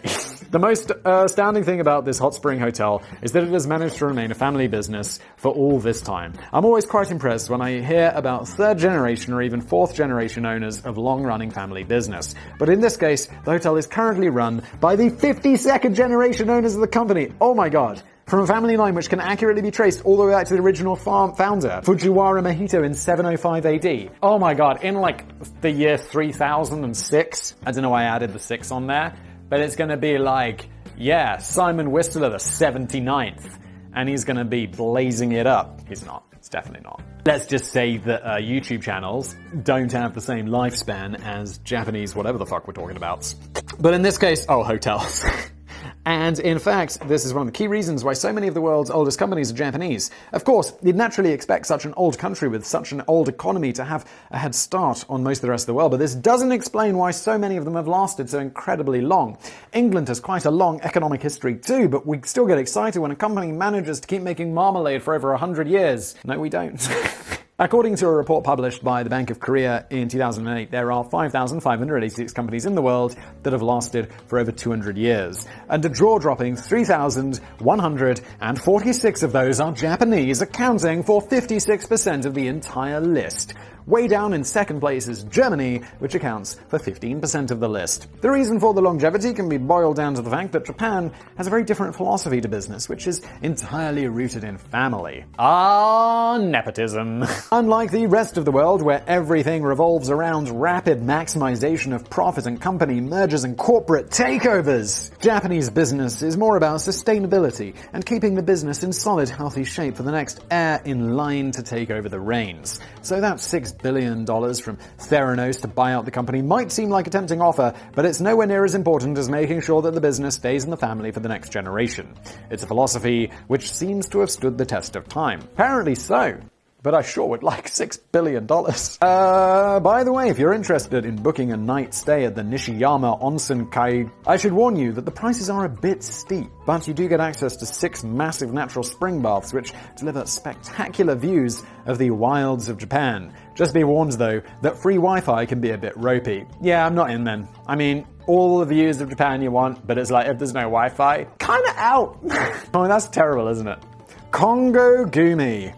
Established 578 AD. Is this the final? Oh, it is the final entry. Danny says right here, the final entry in this video is quite a sad story with a very recent final chapter. Cue the sad music. Congo Gumi is the oldest company on this list, with a continuously operating history that lasted for nearly 1,428 years. But it went into liquidation in 2006, the same year that Galet and Co lost its very last member of the Galet family. Yes, I am resting my foot on my heater. My foot is cold, even though it's inside a fairly well-insulated boot. Although Congo Gumi was a Japanese construction company, its roots were very much outside of Japan. This feels very laid back, almost like, I want to say talking to a horse, but that makes no sense, and I don't know why that entered in my head. What's wrong with me? No, I'm not calling you a horse either. Just over a century after the fall of the Roman Empire, the Japanese prince Shotoku Taishi commissioned the construction of Japan's very first Buddhist temple. The only slight problem was that the Japanese had no skills or experience in constructing Buddhist temples, as they had been too busy with wood, bronze, and electronic handheld games. Note to self, check this again before sending to Simon, otherwise we might end up looking a bit silly. You did, Danny. Shame on you. I think it's time that you commit seppuku. Not really, don't do that, Danny, I need you. So the prince turned to cheap foreign labor, just like any good modern company, and hired 3 experienced temple builders from the Buddhist state of Baekje, a kingdom which would now be recognized as South Korea. One of those laborers was a guy called Shigetsu Kongu, whose work on the temple laid down the foundations of his own construction firm called Congo Gumi, which would remain a private family-run company for the best part of 1.5 centuries. Does Danny mean millennia? I think he means millennia, because it's 1,500 years old. Jesus Christ. Over the years, the business expanded its horizons from time to time, but still remained a temple-building firm at its heart. And even as late as 2004, the construction of temples accounted for 80% of their revenue. That's incredible. How do we care as much about temples in like 578 AD as we do today? Because it's well known, like, as countries get richer and more prosperous, they care about religion less, because they're like, oh yeah, we're not gonna die, or like, there's medicine to take care of us rather than the man in the sky. Smash that dislike button. Oh, despite surviving wars, political crises, natural disasters, and even a 19th century attempt by the government to eradicate Buddhism from Japan, the company sadly couldn't survive the bursting of the 1980s financial bubble. The Japanese banks had relaxed their lending standards during the bubble, and just like many other companies at the time, Congo Gumi took advantage of this and borrowed heavily during the growth of the bubble. And just like many other companies, it found itself in the mountains of massive debt when the bubble popped. Although it limped on for the next few years, it was eventually forced into liquidation in 2006 and was ultimately swallowed up by the construction conglomerate Takamatsu. Also, so the company does kind of exist, doesn't it? I mean, it's all very blurry. It seems a shame that the world's longest running company was effectively allowed to just die, although it could be argued that the name Congo Gumi still exists today as a subsidiary of Takamatsu. I should really read these ahead of time. But it's not quite the same. Then again, the entire history of the oldest companies in the world is littered with so many false claims, dubious facts, misleading marketing, and arguable conclusions that it's impossible to get a completely accurate picture. It seems that anyone can stick a sign on the wall or an establishment date in their logo without raising too many eyebrows. I should have stuck to my original idea of writing over 3,000 words on the history of Robertson's Golden Shred Marmalade, but I'm not sure that would have been entirely appropriate for Business Plays, officially the oldest channel in the world. Oh, this has been Business Plays, the oldest channel in the world. Thank you for watching. If you watched to the end, absolute legends, because you gave me all that sweet watch time, and I know this video is long. It's goddamn long. I'm looking at the time right now. I can't see it. My long distance vision sucks. I need an update on my prescription. Thank you for watching. Legends. I'll see you next time.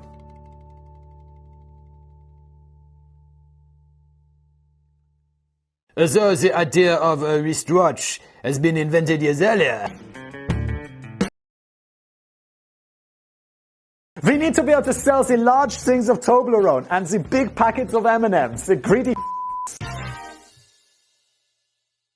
Hello everybody, welcome to another brand new episode of Business Plays. This one, still on the tiny margins because the corona thing goes on forever. And Tesco, where I get most of my deliveries from, like the supermarket, they deliver to your house. They don't sell paper. And I yet still haven't bothered to order it from Amazon. I really should, because then I will run out. Or I could start printing on the back of the ever-growing pile of previous Business Plays scripts, but that feels a little bit insane. This one is about Berlin's airport disaster. Danny writes these, I read them, Sam edits them. I'm sorry I don't bring you up, Sam. I should, it's just, I should, that's all.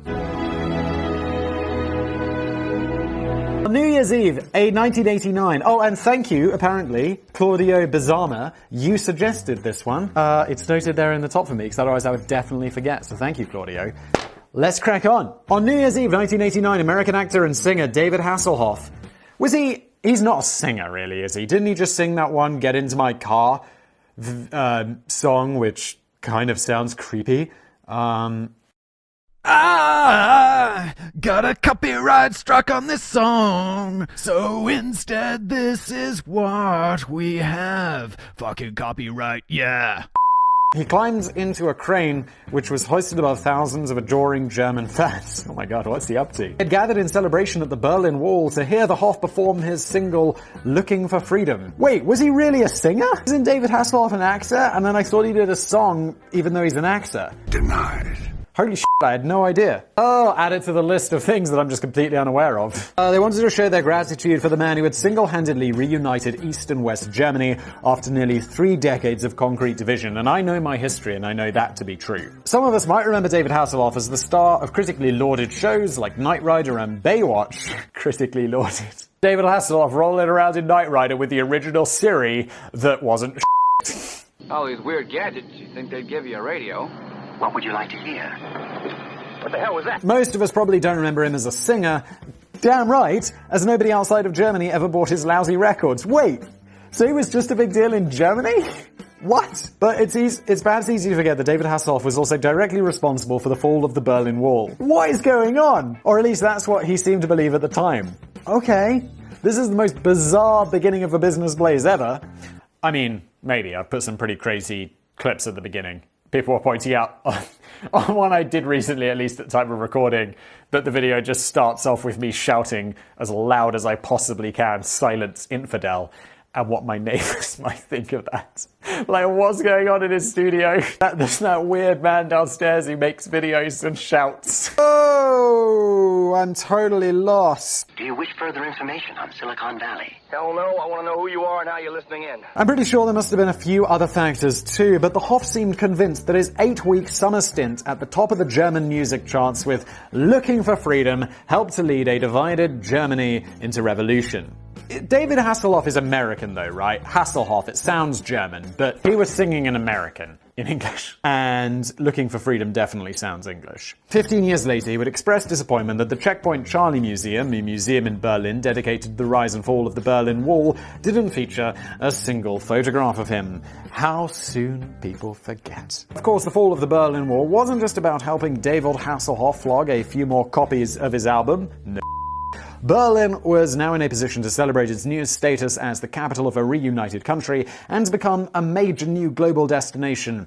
But there was work to be done. For starters, I've totally forgotten that this isn't a video about David Hasselhoff, but it's a video about airports. Okay. For starters, the city's existing 3 airports would have to go. Tempelhof Airport and Tegel Airport, now in formerly West Berlin, and Schoenfeld Airport in former East Berlin, were now considered to be too small, outdated, and impractical. By 1991, plans had been drawn up for a new single commercial airport for Berlin and Brandenburg, which would replace the 3 archaic airports of the Cold War era. The new construction would go under the name of the Willy Brandt Berlin-Brandenburg Airport, Jesus Christ, proudly named after the Nobel Peace Prize winning leader of the Social Democratic Party of Germany from 1964 to 1987. It would be massive. It would be modern. It would carry around 34 million passengers every year, and it would be one of the busiest 15 airports in Europe. The airport would be planned, owned, and run by a new airline operator, Flughafen Berlin-Brandenburg GmbH. Which thankfully can be shortened to FBB, which I'll do from now on because I have no idea about that pronunciation. There we go.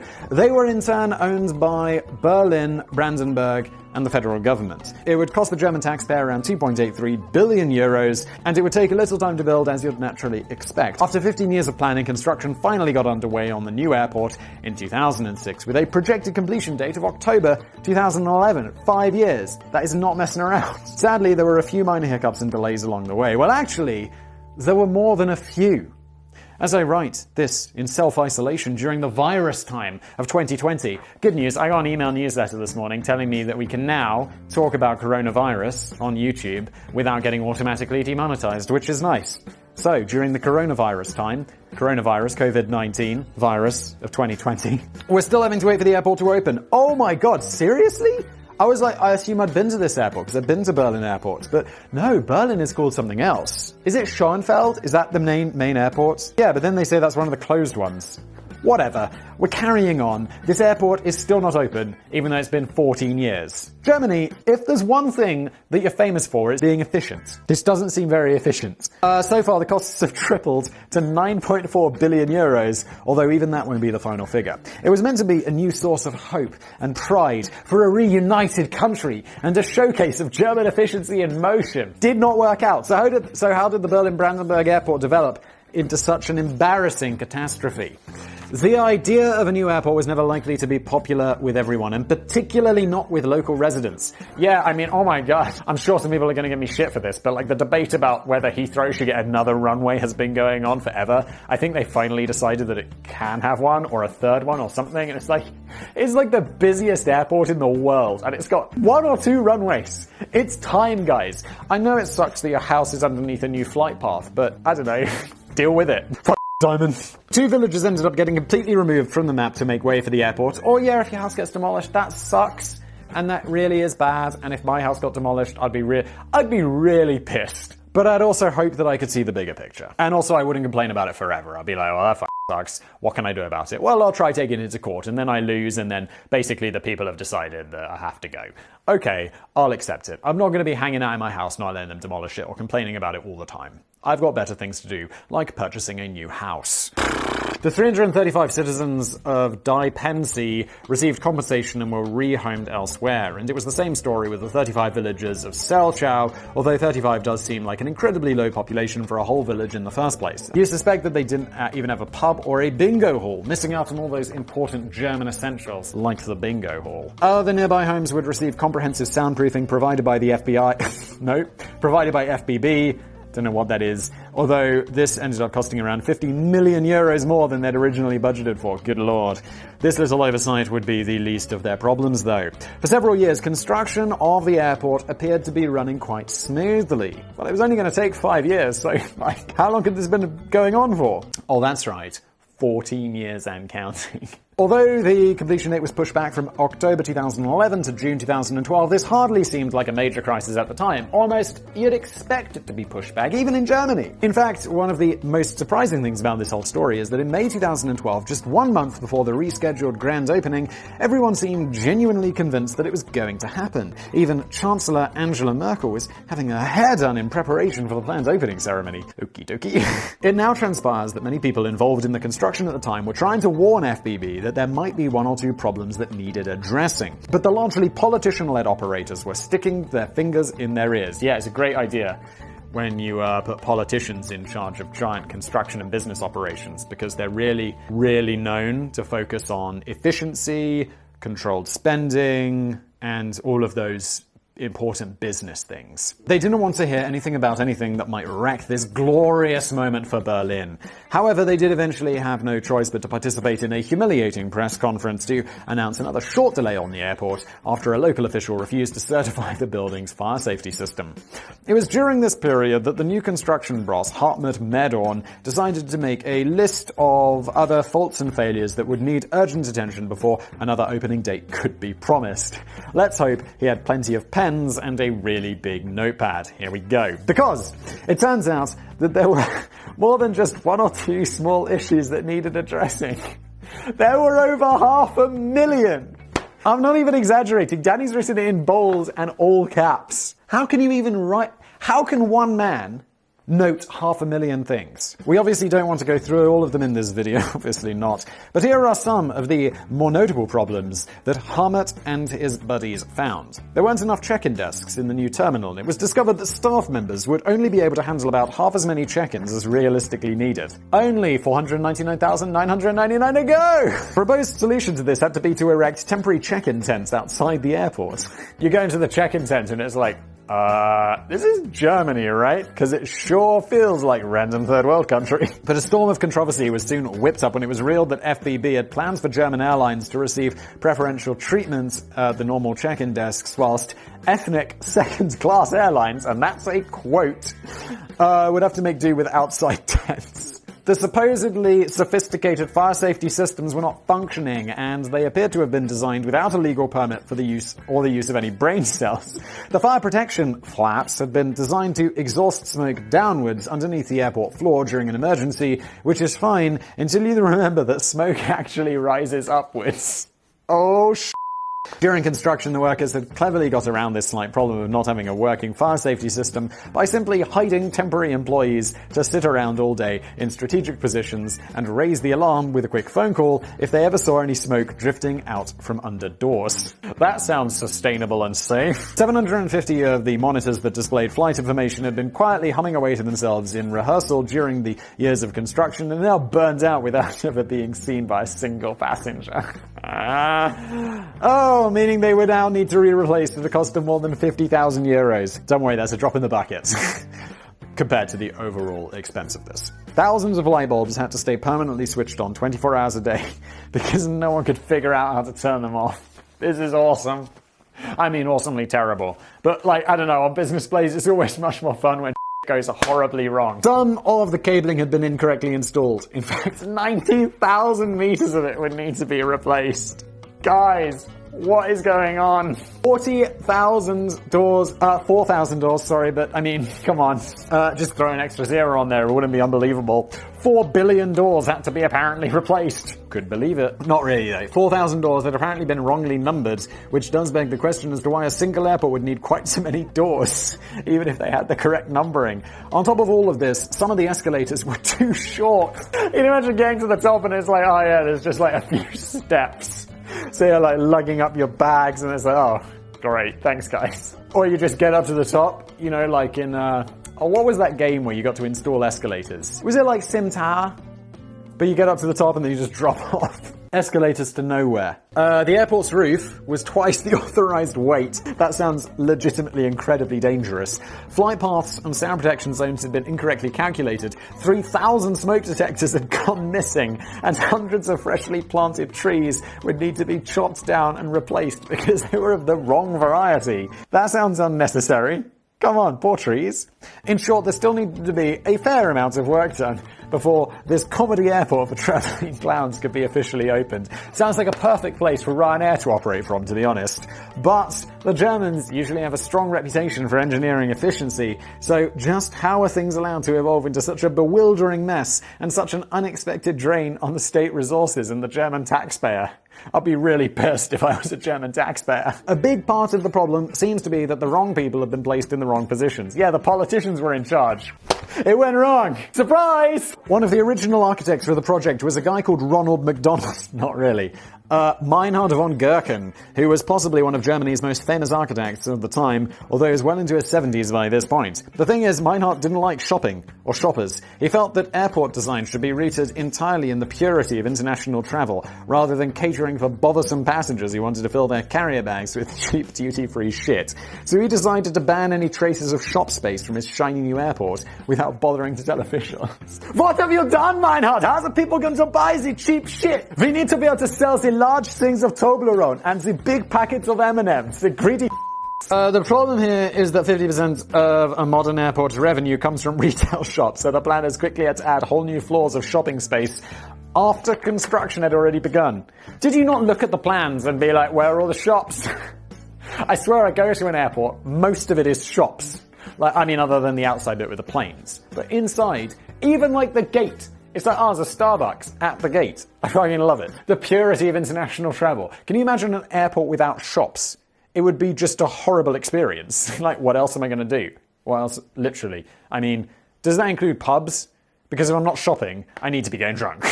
Professor Genia Kostka of Berlin's Hertie School of Governance later concluded that the last-minute change of plans was like fixing an aeroplane while it's flying. Many of the airport builders simply began to lose track of what was being done and what had been installed where. Another big issue, I'm resting my foot on my heater. My boiler is not working still. It's cold. My feet are cold. This feels comfortable. Last time I made the video, I'm not sure if it's gone out yet, but I said this made me feel like I was talking to a horse, and I have no idea why, and I still think about that. I might have cut it out because it was too weird.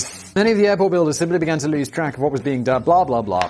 Another big issue was that this colossal engineering project was being managed by a board of directors at FBB, which was largely made up of politicians with zero interest with zero experience in engineering and apparently no interest either. Danny and I on the same page. You wouldn't really trust them to put together a half-decent paper plane, never mind overseeing the construction of a major new airport. Evidently. Over the years, there were several rounds of musical chairs at the top of the tree and a string of embarrassing corruption scandals and hasty exits. I mean, one of those people exited with 3,000 smoke alarms. Hey, John, what's it? Sorry. Hey Heinz, what's in your backpack? Nothing! Heinz, you dropped a smoke detector. Most notably, the former airport technical director, Jochen Grossman, was accused of demanding 500,000 euros as a bribe from a company in exchange for a contract to fix the airport smoke extraction system. Oh, Johan, you're in big trouble now. Jochen was found guilty of corruption and fraud, fired from his post, fined 200,000 euros. That doesn't seem too bad when he was asking for $500,000, and received a 1-year suspended prison sentence. Suspended prison sentence means he didn't go to prison. What the f***? Dude, you are was he a politician? Yeah, he seems to be a politician or a technical director. He was fined 200,000 euros, which doesn't seem like a lot for the scale of the crime. And he didn't go to prison. We've done Business Blaze videos where people went to prison for 8 years, I feel, for way less than this. Probably because they're American. In 2014, it was revealed that the chief planner for the airport's fire protection system, a dude called Alfredo de Morio, who had been leading the project for years, was not in fact a qualified engineer as everyone had believed at the time. The chief planner! Oh, this is better comedy than anyone could possibly write. It's a joke. I gotta heat up my other foot. Oh god, my leg has gone slightly to sleep. He was actually just an apprentice drafter. I don't know what that is, but apprentice doesn't make it sound important. And a drafter, I feel, is someone who just drafts stuff. So you're not doing the final copy, just the draft. He later claims that everyone thought I was an engineer. I just didn't contradict them. I actually don't blame that guy too hard. He sounds like, imagine if you went for a job interview as like a low-level employee of some random company. And at the same time, they were interviewing for CEOs. And you just happened to impress them in the interview. They were asking you all these really hard questions. You didn't lie. You didn't make it up. And they're like, we've decided to hire you. Congratulations. You're now the CEO of, I don't know, like Boeing or some shit. And they're like, would you just be like, okay, that seems like a step up, but I'm not going to complain. Anyway, there was a long string of mistakes that ended up costing hundreds of millions of euros to fix. Oh, it appears that FBB weren't even capable of hiring the right press spokesperson. In 2016, just 3 months into his new role, Daniel Abbo was fired from his post after giving a too-frank interview with PR Magazine. Throughout the interview, Daniel Abbo revealed his opinions on how billions of taxpayers' euros had been thrown down the drain. Daniel, you're supposed to spin it positive for the airport. And how little faith he had in any bullshit promises that the new airport would be a success in the long term. He said, believe me, no politician, no airport director, no one who isn't dependent on medication will give you any firm guarantees for this airport. It sounds as if Daniel hadn't quite got a grip on the job he was supposed to be doing. Maybe he was just an apprentice drafter too. Oh, this is the best. The saga of Willy Brandt Berlin Brandenburg Airport has continued to rumble on for the last few years, with fresh promises of rescheduled completion dates quickly followed by further delays and disappointments. Whatever happens now, the new airport will need a slightly tweaked name, as the family of Willy Brandt, who died in 1992, have requested that his name be removed for a project that has developed into a national symbol of a humiliating disaster. Can you imagine? I feel like one of the peaks of honor is having a goddamn international airport named after you. Like the Simon Whistler International Airport would be like, like pinnacle. And then it would be like, you have to request that your name is removed from it. It would be like the biggest drop disappointment ever. And they're not going to name another airport after you after that. It's just going to be associated. You know, this guy's name is probably already associated with airports. It's now estimated that the final project will exceed over 10 billion euros. And almost unbelievably, despite the fact that the whole world has grown to a standstill during the virus time, FBB has promised that the construction of the airport will not be affected by the pandemic. Yeah, because, I mean, it doesn't seem like they're making any progress anyway. And the project is still on course to be completed by October 2020.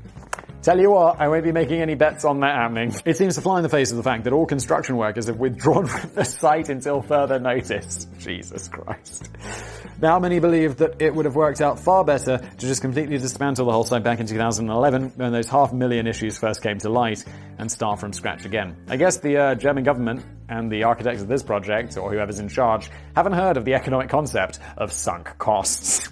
It's an important one. But of course, nobody at the top fancied admitting that billions of dollars had been wasted on a massive false start, and instead they decided it would be far better to just keep on throwing good taxpayer money after bad. Well, that's not their money, is it? Who gives a fuck? Ultimately, the failure of the long-delayed Berlin-Brandenburg airport seems to have come down to the fact that a group of non-engineers hired a group of other non-engineers to work on a highly ambitious engineering project which completely changed course after construction had already got underway. They should have just given David Hasselhoff a call. He would have sorted it out in no time. Doesn't he have a name? Like the Hoffmeister? Bonus board game, okie dokie. Still, it's not all bad news. In 2017, Philip Messinger and Bastian Ignazievsky decided to turn Berlin airport disaster into a fun board game called Unberechenbar something, the crazy airport game, which comes with its own Achtung satire label. Not a million miles away from Monopoly, the twist in this game is that you have to waste as much public money as you possibly can by making your way around the board and picking up cards that describe familiar roadblocks, such as your escalators are too short. You planted hundreds of wrong trees. And someone stole 3,000 smoke alarms. This is the best business place ever. Every single card describes an event that genuinely happened during the Berlin airport fiasco. Oh god, I've got a tear in my eye. Although sadly, the game developers chickened out a little bit by not actually including any references to Berlin airport. They obviously didn't want to get sued. Oh shit! Bearing in mind that the FBB probably hired Porky the Pig and Daffy Duck to head up their team of lawyers, I doubt there was anything to worry about. Oh, that's the end. Really hope you enjoyed this video. If you did, smash that like button. Subscribe. You're a legend because you watched all the way to the end. Thank you very much. This is possibly my favorite business place so far. Thank you for watching. I need to sit down.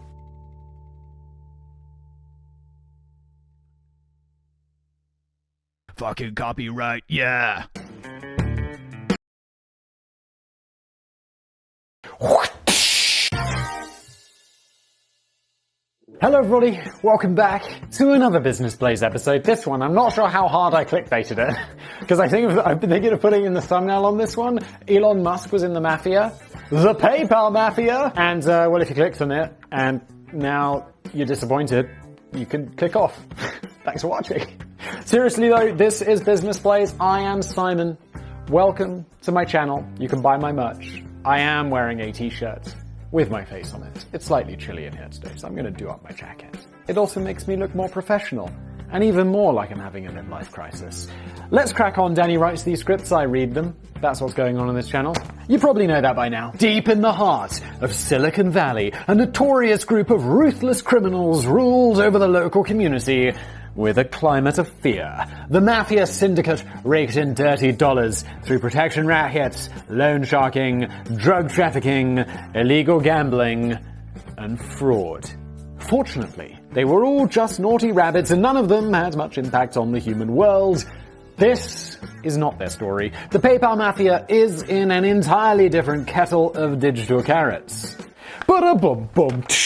For starters, they're not an illegal organization, which kind of makes a mockery of the name. I'll come back to that shortly. I can't wait, Danny. Essentially a group of around 220 former founders, executives, and employees of PayPal who chose to walk away from one of the biggest success stories in business only to strike gold again with a jaw-droppingly long list of world-conquering technological companies. And this is pretty amazing. Like, I asked Danny to write this up because I'm vaguely familiar with this, but it is also like, yeah, they were the early employees of PayPal, a super, competitive company that I'm sure employed the best of the best. It's not super surprising that they went on to have other successes. It'd be like, oh no, I was employee 4 at Facebook and now I work at McDonald's. That's not the way things usually work out.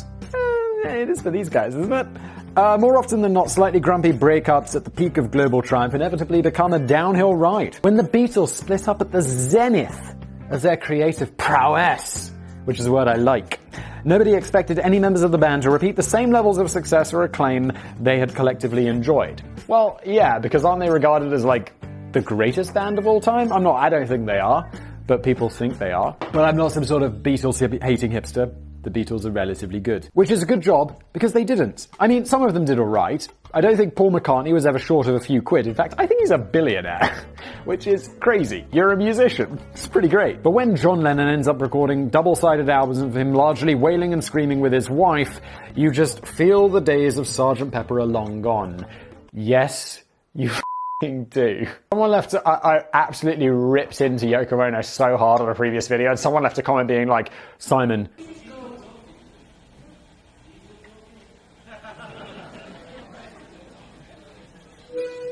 she survived like an internment camp during the war and all of this stuff.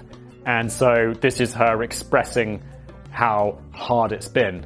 And I'm like, yeah, fine, but she can't sing. I mean, Viktor Frankl didn't come out of the Second World War and was like, I'm going to become a recording artist. No, he wrote a book. Don't even write a book, Yoko, because I have just a strong feeling that it's going to suck. Come, let's come together and cherry blossoms in full bloom. It's very simple, but...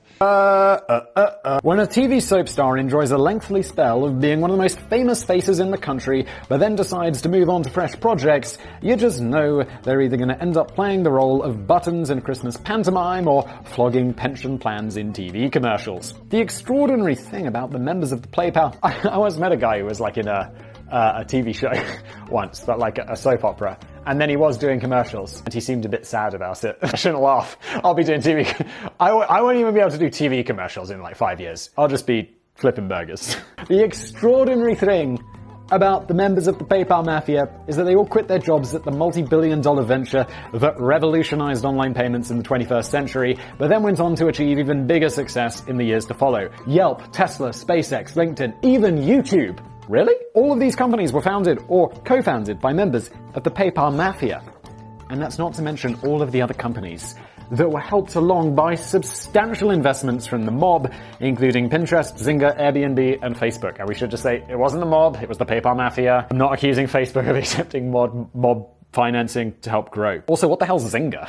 So, how did such a relatively small, close-knit group of friends and self-described misfits, most of whom attended either Stanford University or the University of Illinois, end up becoming the kingpins of Silicon Valley? Probably by being really smart, going to great universities, working at a hugely successful company, making millions of dollars, and then using that intelligence, education, and money to go on and connections to found other successful companies. I'm not judging. I think it's great. But it's not exactly rocket science, is it? First of all, let's quickly address the unusual name for the gang. It's widely reported that the name was coined by Fortune magazine in 2007 when it ran a lead feature on the PayPal mafia and dressed 13 of the most prominent members in mobster gear on the front cover. That's pretty cool. It looks like this. I've seen it before. In fact, and thank you, Sam, I said in a video the other day, like, I'll throw it up here. And I definitely meant, like, Sam will throw it up here. So, Sam, make it so! In fact, the name had already been in use for a little while before then, but the Fortune cover suddenly took the idea into the mainstream. The point behind the name is that members of the gang now enjoy an almost sinister grip on the startup ecosystem. Most of the members of the mob seem surprisingly happy with a name that suggests criminal underworld activity rather than legitimate business. Well, yeah, of course they do. Because it's like, you're in legitimate business, you're doing something absolutely legitimate and completely legal, but you have so much power that they're relating you to the mafia who normally acquire their power by murdering people and doing crimes. Yeah, it's like saying you're a total badass and you're not breaking the law. I'd embrace that. If someone was like, YouTube mafia, I'd be like, yeah, okay, that fits. One day. Stay tuned. Then again, I suppose it sounds kind of cool and dangerous and edgy. Danny and I are on the same page. You'd rather be posing for a photo shoot themed on the mafia than one based on computer geeks. Yes, you would. To be honest, the Fortune photograph often comes across as a weird hybrid of the two, and it looks as if not everyone in the photo received the same memo. Harsh but true. Still, it was their moment of fame. Let's not dwell too heavily on the fact that some of them just looked a little bit silly. I feel like anyone who tries to dress like a mobster looks silly because you're either wearing like a white suit with a black shirt and a white tie, or you're wearing a trilby. No one should be wearing trilbies, just mobster, not a mobster. No one should be wearing a trilby. Still, it was their moment of fame. Let's not dwell too heavily on the fact that some of them looked a bit silly. We already said that. The success of the PayPal mafia is largely rooted in the story of another entirely different company, which originally had no links whatsoever to the PayPal mob, eBay. I think eBay bought PayPal, right? Or did PayPal buy eBay? Fairly sure it was eBay buying PayPal. We're gonna find out. Back in the early days of eBay, you couldn't just send an instant online payment right after you had bought something because no person-to-person online payment system existed. Like, PayPal sucks. Like, I hate PayPal with a deep passion because the fees are insane, it's really hard to use, it's just a piece of shit. Please don't sue me, PayPal. You know you're crap. Like, we're not tricking anyone. You've just got massive market dominance because you've been around so long. These were just everyday people exchanging payments with each other rather than merchants with the capacity to accept credit card payments. By and large, people were still just mailing checks to each other, which naturally slowed down the item delivery by about a week. If only someone could come up with a better system. As it happens, 3 different crowds of people were separately working on projects which could potentially prove to be the solution. German-born American entrepreneur Peter Thiel is often described as the Don of the PayPal mafia. He's the guy that would have played out Marlon Brando in the movie adaptation. Peter Thiel is also a ridiculous badass. Like, he absolutely destroyed, who was it? Was it Gawker Media?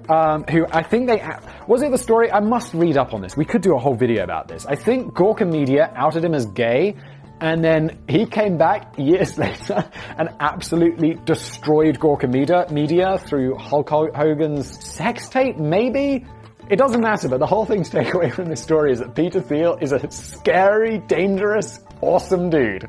Incidentally, let's spare a thought for Marlon Brando, who actually won an Oscar for shoving cotton wool in his mouth for the Godfather film, which I suspect Simon hasn't seen. I have not. I think I mentioned that in a video, like, last week, maybe. Brando rejected the Oscar, though. He did? Why? Unlike Marlon Brando and Robert De Niro's character of Don Vito Corleone... Corleone? I'm gonna get hate for that. Smash the dislike button. In the first 2 installments of The Godfather, Peter Thiel spent his younger years playing Dungeons and Dragons and reading the Lord of the Rings books 10 times. I'm a Tolkien fan myself. Danny is. I certainly am not. But 10 times in one childhood seems a little bit over the top, doesn't it just? After graduating from Stanford Law School, Peter hooked up with Ukrainian-born American software engineer Max Levchin, a graduate from the University of Illinois.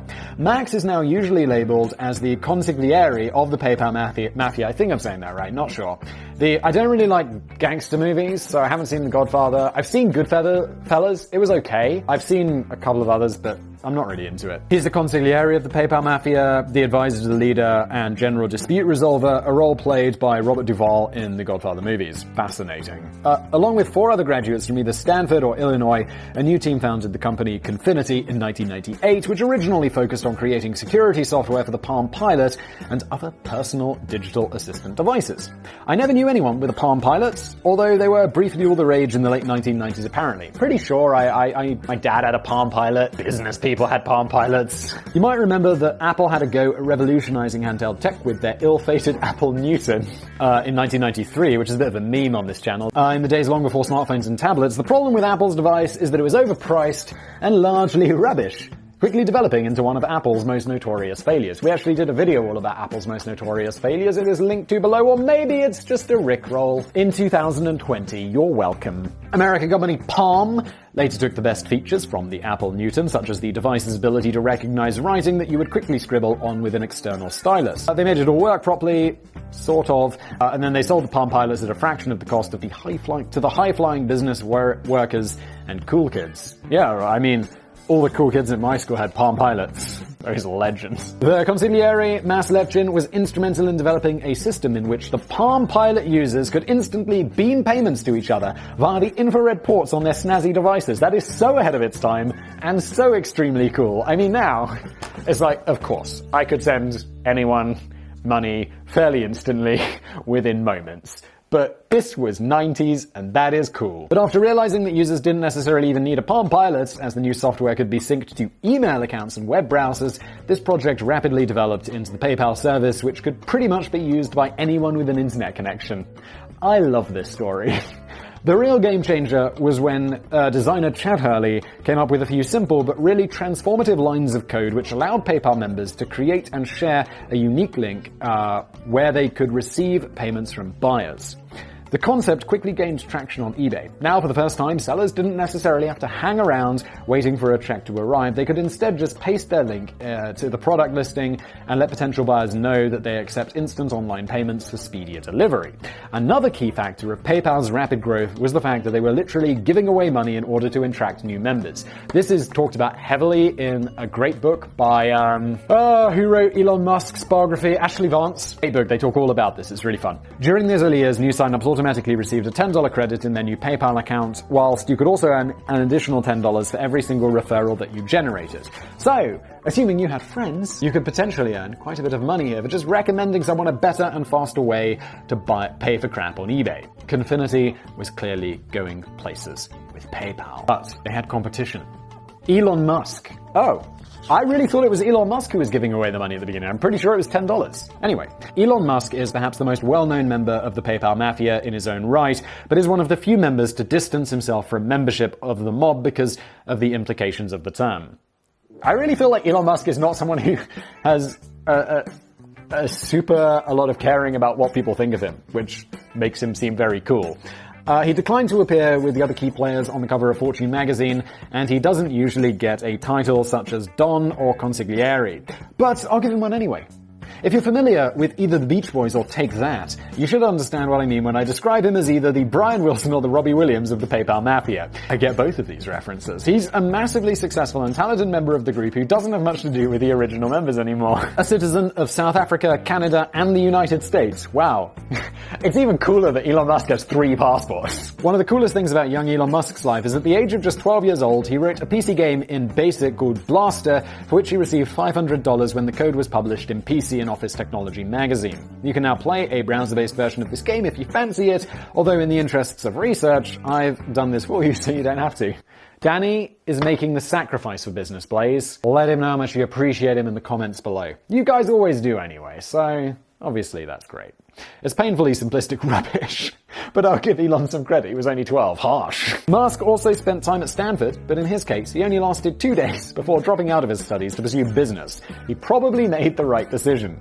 In 1999, at the age of 27, he and his brother sold their first web software company to Compaq for $340 million. That is epic. Just a month later, Elon Musk used the money to launch X.com. This was initially a much more ambitious project than Thiel and Levchin's small fry tinkering with the Palm Pilot software. X.com was a fully licensed online bank. Also, it is just X, like the letter X.com, which is super cool. However, one of the bank's new services was quickly to evolve into its core focus. In a similar fashion to PayPal, X.com offered person-to-person online payments and again attracted the interest of eBay traders. X.com even borrowed some of Confinity's business model ideas, including the concept of giving away free money to new signups and referrals. I thought so. In fact, X.com went one better by offering $20 for new signups as well as $10 for referral. That's pretty smart. Assuming you got the money to burn, which, guess what, Elon? You sold your company for $350 million. You do! While all of this was going on, eBay was determined to push on with its own version of a person-to-person online payment system. The company acquired the money transfer system BillPoint.com, don't know that one, and quickly got to work on pushing their own system to the very front of the eBay platform. As well as offering free listings to BillPoint users, eBay also made it easy for sellers to prominently display the BillPoint logo on their listings, while effectively squeezing out PayPal and X.com by placing stricter limits on the logo sizes that they could display on the site. Yeah, pretty clever. It's like if you're the giant retail platform and you've got a way to process payments, you're going to be like, as soon as, I don't know why they just didn't say, we just accept a BillPoint. So now we had a three-way fight for supremacy in the world of person-to-person online payment systems, and it's clear eBay was in the driving seat here, indeed. So why isn't BillPoint the thing that everyone now hates? They naturally had every right to promote their own online payment system on their own website. Despite this, PayPal was still proving to be the most popular choice by far. However, the parent company, Confinity, was rapidly running out of cash due in part to the very generous rewards for new signups and referrals. At one point, it's estimated that Confinity was giving away over $100,000 a day just in rewards. Well, okay, great. It's also pretty good, insane business growth. In contrast, the new online bank X.com still had plenty of money to burn, largely because of Elon Musk's previous business triumphs. God, that's got to be a risk, right? Well, this is why Elon Musk is probably one day going to be the richest man in the world, because he's like, yeah, I'm so rich that I have more money than I could ever spend, but I'm going to spend it all on doing a new business. And now he's Elon Musk. But they were still struggling to compete with the popularity of PayPal. So the two opposing mob members decided to join forces. In March 2000, Confinity and X.com took the decision to merge under one new entity, which would initially keep the name X.com, but would also quickly drop the other online banking services to focus almost entirely on its PayPal product. The early days of the new company were marked by constant jostling and feuding over the top positions. This is super well talked about in that Elon Musk book. Really good stuff. After some early scuffles, Elon Musk became CEO, Peter Thiel was the chairman, Max Levchin became the chief technical officer, and several other of the top-tier personnel from the former company Confinity were given vice presidential positions. But nothing was to remain particularly stable for very long. Elon Musk was keen to phase out the PayPal name and bring everything together under the X.com brand. Obviously, that didn't work out, but I still think X.com is way cooler than PayPal. It's like, yeah, we're your pals and we're going to help you pay. And we're going to take like a massive chunk of your money and give you terrible exchange rates. I know X.com would do this as well, but at least then it would be called X.com and no one would think that they were their pal. Maybe he thought that X.com was the cooler name, or maybe it had something to do with the fact that it paid $1 million for the domain name. Pretty cool though.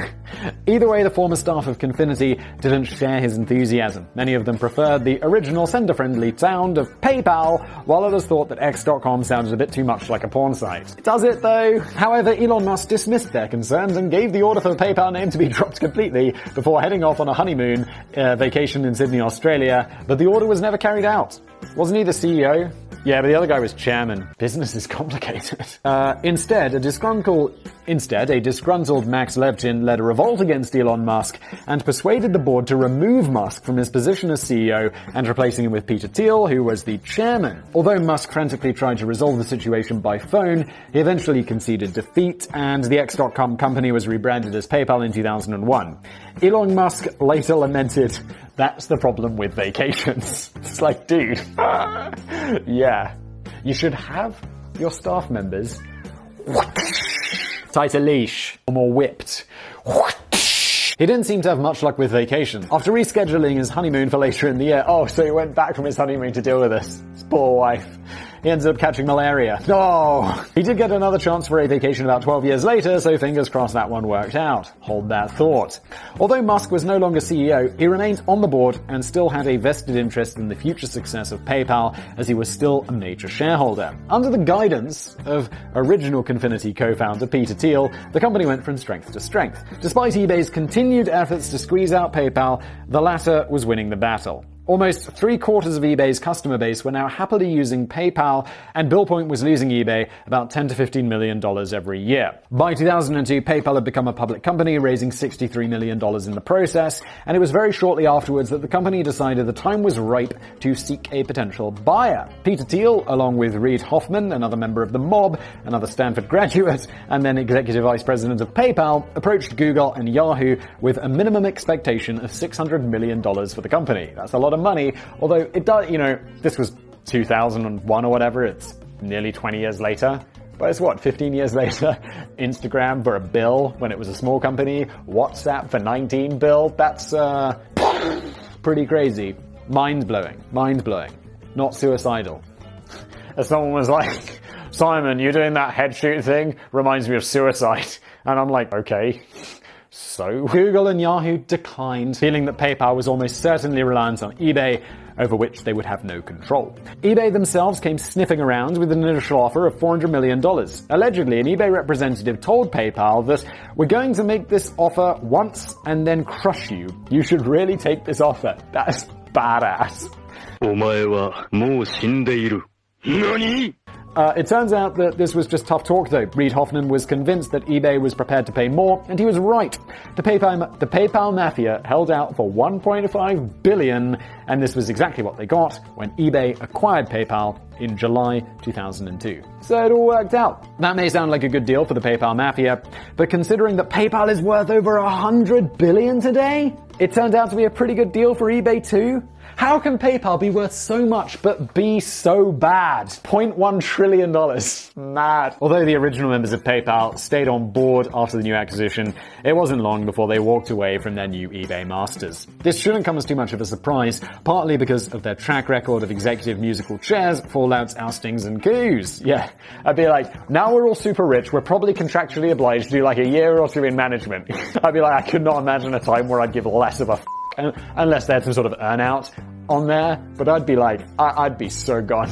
Yeah, what are you working on today, Chief Executive? Well, I'm really working on the exact positioning of my desk and what sort of coffee I like. The freewheeling nature of the PayPal mob was always going to clash with the more conservative approach of the eBay team. Original Mafia member Keith Rabois, maybe Rabois, sounds French, recalls a time when he and fellow gang member David Sachs were invited to an integration meeting with eBay in which they were expected to sit through a 3-hour PowerPoint presentation with accompanying narration. That sounds pretty bad.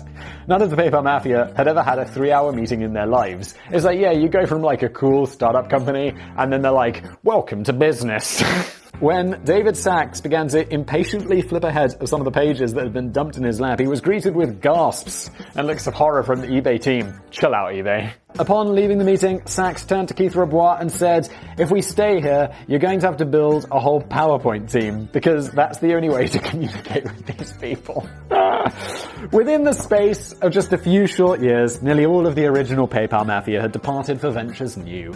And while this may sound like a tragic exodus from triumph, it was almost certainly the right thing to do. The PayPal team had developed an innovative new service, but it was always eBay that owned the checkout line. The jigsaw pieces had fallen perfectly into place, and PayPal was now exactly where it belonged. PayPal Mafia had become rich, or in Elon Musk's case, even richer, from the eBay acquisition, and now it was time to move on. So that's exactly what they did. The Don, Peter Thiel, went on to become an early angel investor in a silly little platform called Facebook, and co-founded Planeteer Technologies and Founders Fund. He currently has a net worth of $2.5 billion. Well done, Peter. The consigliere Max Levchin went on to become an early investor and now the largest shareholder of Yelp and a founder of Slide.com, as well as creating one of the first commercial applications of capture human response tests. Those are really annoying though, Max. Brian Wilson of the group, or Robin Williams of the group, Elon Musk, went on to become a co-founder of Tesla, the Boring Company, and the rocket manufacturer SpaceX. I feel though that now Elon Musk is so famous, it'd be more like Brian Wilson was the Elon Musk of the Beach Boys, although he obviously came later anyway. He's Tesla, Boring Company, SpaceX. He now has a net worth of $44 billion and is currently working on a plan to reduce the risk of human extinction by establishing a colony on Mars. Absolute legend.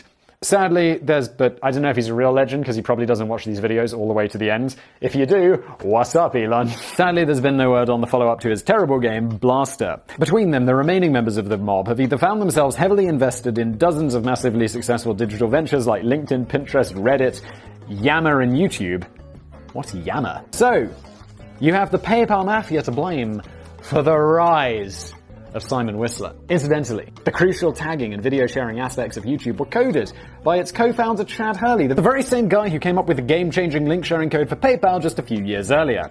It may still seem puzzling as to how such a small group of mutual acquaintances from the same two universities continued to maintain such a tight grip on Silicon Valley after this initial success. It could be just the case that Stanford and Illinois universities were putting something funny in the water, or they were just like, listen, you gotta be really smart to come to our university with a lot of other smart people where you'll connect with them and go on to start businesses together. Again, I don't think it's that complicated. But you have to remember the timing of the PayPal success. The dot-com bubble had just spectacularly burst and many investors had got their fingers burned. The members of the PayPal mafia were amongst the very few people who hadn't abandoned Silicon Valley during its darkest hours. Isn't it Warren Buffett who says, be greedy when other people are full and full when other people are greedy, or something like that? It's basically like when things are going bad, or in the other phrase, like fortunes are made in recessions. It's good advice. Whereas most people had completely turned their backs on the idea of digital startups, the PayPal mafia were the only credible investors able to pour their expertise and their newfound wealth from the eBay acquisition into promising new technological ventures. Years later, they're still reaping the rewards from being the small number of bright young sparks who kept the faith in Silicon Valley when everyone else appeared to have given up. Just please don't go starting a fight with this unruly mob. They might throw a mouse mat at you or something. Ba-da-bum-bum. Oh, I lost my script. Okay. Bonus vacation. You can't blame Elon Musk. This is an enormously long video. You can't blame Elon Musk for feeling a little cautious about taking vacations. As we've already mentioned, the original plans for his honeymoon were soured slightly by the fact that he was ousted from his role as CEO of X.com during his absence, while his second attempt ended up with him catching malaria and almost dying. Bloody hell. In fact, Elon Musk must be one of the most hardworking men on the planet. He regularly works over 100 hours a week. It's like, oh my god, I think I work long hours, but I don't clock 100. And can even be found taking quick naps on factory floors because he hasn't found the time to nip home and take a shower. It is believed that he's only taken a few weeks holiday over the best part of 15 years. The good news is that the founder of SpaceX finally decided to have a bash at taking another vacation in 2015, just days before the planned launch of the company's unmanned Falcon 9 rocket. The bad news is that while Musk was chilling out catching some rays, the rocket exploded minutes after launch. Musk blamed his absence for the disaster. He does hold himself to a high standard, but that's why he's Elon Musk. It's a shame the poor guy can't seem to get a break. He has some words of deep wisdom to impart on the matter. Don't ever take a vacation, Elon Musk warns. Vacations will kill you. Still, here's something that hopefully cheered him up a bit. All those years after losing the battle to replace the PayPal name with X.com, Elon Musk was finally given a chance to buy back his old X.com domain name from PayPal in 2017. The terms were undisclosed, but he's believed to have paid at least $6 million. A delighted Elon Musk. Someone's making some food somewhere and it smells super good. Now I'm hungry. Delighted Elon Musk claims that the name has sentimental value for him, although he doesn't appear to be doing much with it. It's $6 million. You know you're rich where you're like, yeah, it's sentimental value, I'll pay $6 million. No big deal. The URL currently points to a single blank page with a tiny X in the top left-hand corner and has been doing nothing for nearly 3 years. I reckon this is the place where he's finally going to drop that long-awaited playing guide to Blaster. Oh, what a thrill. This was Business Blaze. I do hope you enjoyed this video. Smash that like button if you did. Smash that dislike button if you disliked something I said in this video, because I usually say something that's going to offend some people. Smash it hard, and I'll see you next time.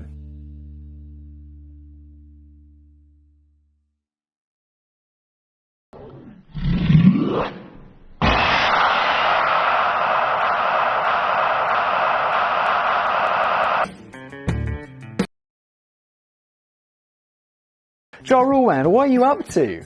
Who are you, Ja Rule? Hello everybody, welcome back to another episode of Business Blaze with me, Simon, and also joins via scriptwriting abilities, Danny, and via the edit, Sam. They're not here, obviously. People are like, Simon, is Danny off camera? I'm like, no, if Danny was off camera, he'd say something, wouldn't he, when I rip his scripts apart. Danny is located very far away and I'm safely contained in my studio. This is the Tyco scandal. I remember, I think I suggested this, or maybe someone suggested it, I looked into it, and then I was like, yeah, we should do something on this.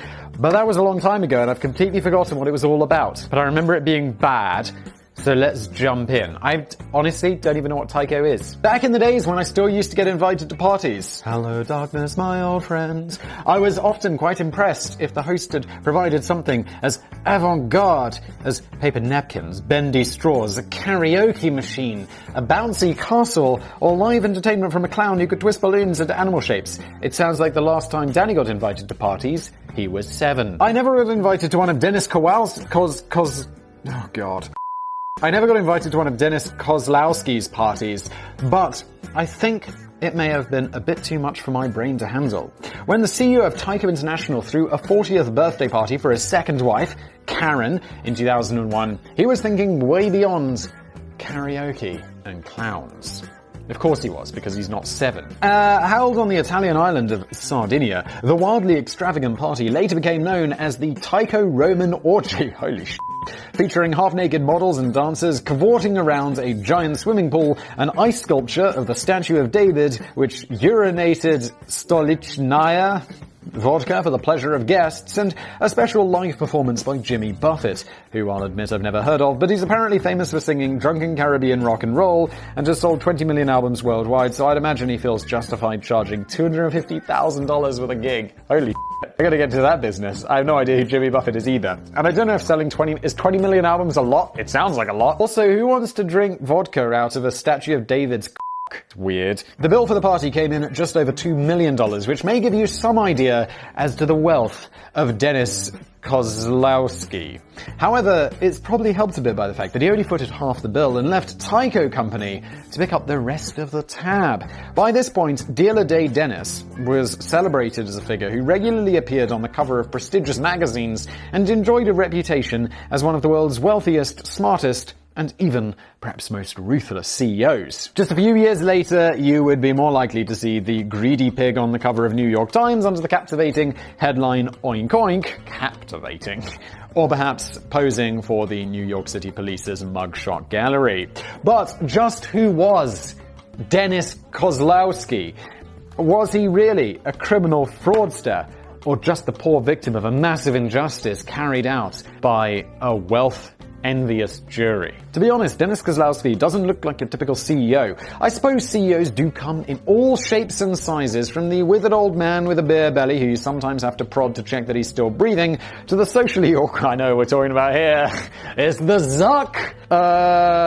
socially awkward startup digital CEO who could talk to you all day about split capital investment trusts and tangible common equity ratios, holy but who would probably struggle to order a spicy sausage roll from a bakery. We've made many videos about Mark Zuckerberg. Zuckerberg, who cares? Why is both people, Mark Zuckerberg and Jeff Bezos, have names that could also be pronounced like Zuckerberg, Bezos, Bezos? I swear you can say that a couple of different ways. So who gives a f***? Then there's the other type who dress in black turtlenecks and put on absurdly deep voices to explain the scientific marvels at work in their non-bread-making bread makers. If you're getting that joke, thank you for being an OG Business Blaze legend. Buy my merch. Link below. Possibly. Possibly not. Sometimes I don't link to it, to my own financial detriment. The other day, obviously now, hopefully, you're seeing ads on this channel, which means, cha-ching, I'm getting paid, which is nice. Someone commented, Simon, I prefer this channel without ads, could you turn the ads off? And I'm like, you're watching a channel about business. Apparently you need some fundamental business education. Dennis Kozlowski had a very different vibe going on. He kind of looks like he used to work at the Knuckle Duster nightclub. Holy shit. But he got fired after getting a bit too rough with a gang of bikers. I gotta look at this picture. Oh, but my iPad's out of battery. Oh no, I should have charged it. I'm gonna throw up a picture on the screen here. So you get to enjoy what he looks like, and I'm just going to imagine him. Born in 1946 and raised in a rough Polish and Italian neighborhood in west central Newark in New Jersey, Dennis has stated that his father was a Newark police officer who rose to the rank of police detective. Fascinating. That's not quite right, though. His dad was actually a private undercover investigator. In fact, it was his mum who worked for the police department, but as a school crossing guard rather than a police detective. Oh. So, yeah, I feel like you can't get away with these lies. Like, yeah, my dad was a policeman. No, he wasn't. We checked. All right. Busted. Although I feel there's a really good example of whenever that happens, you'd be like, no, it was. And just keep pushing through with the lie, like a famous influential politician I might know. Smash that dislike button. Maybe Dennis was just getting a little mixed up, or maybe this is an indicator that Dennis will even lie about what breakfast cereal he had this morning. Yeah, it does seem like this is more an indicator of the fact that this dude's really dishonest. Oh, he doesn't see it. It's like, yeah, I got mixed up. It was my mum who was the cop and my dad who wasn't. Who's like me. No, I just don't remember what my parents did for a living. Can't remember. Don't remember. It was not important. Never came up. Who am I? No, I remember, but He earns enough money to put himself through college by waiting tables, although he quit one restaurant job after discovering that the staff pooled all the tips. Fair enough, though. Like, pooling tips is like, this does seem dumb. I've never been a waiter, so I don't really know how this works, but if I was a waiter and I got a tip because I'm awesome, and then I had to give it away to other people who didn't get as many tips and were shite, I'd be a little bit pissed off at that, to be honest. I'd be like, yeah, okay, me and him. Dennis and I on the same page so far, except for drinking out of the of David. Not really into that. A friend who knew him at the time claimed there seems to have been a fascination about getting every last nickel. That was his Achilles heel. No, as I don't think that's really nickel and diming or like being cheap. It's like, you don't want to pool because you're working harder than other people. It's like, yeah, I made sure those customers at the restaurant had a great time, so I should get the large and generous tip, rather than Jeff, who basically shat on their plate, handed it to them, and then they left the restaurant without tipping because, Jeff shat on their food, and I have to split my tip with him. You, Jeff. And also you, his friend, who think this is unfair. That's bull. You're such a capitalist. After working his way through auditing roles, then senior finance positions for corporate company corporations, Dennis secured a job in the finance department of the then named Tycho Laboratories in 1976. This was a step up. Did he go to university or college, or what happened to him to get these important jobs? Who knows? Danny left this out, and I'm not going to look it up. Tycho was a relatively obscure investment and holding company based in New Jersey with an original focus on high-tech material science and energy conservation products. During the 1970s, the public company had been enjoying a boom period in which its net worth had grown to around $140 million. But this was peanuts compared to what was about to unfold just a couple of decades later. Keen to climb his way up the ladder while working at Tycho, Dennis took a few evening classes in New Hampshire to help further his career, and would later claim that he earned his MBA degree. Why do I get the feeling that might be a lie? He didn't. That was another fib.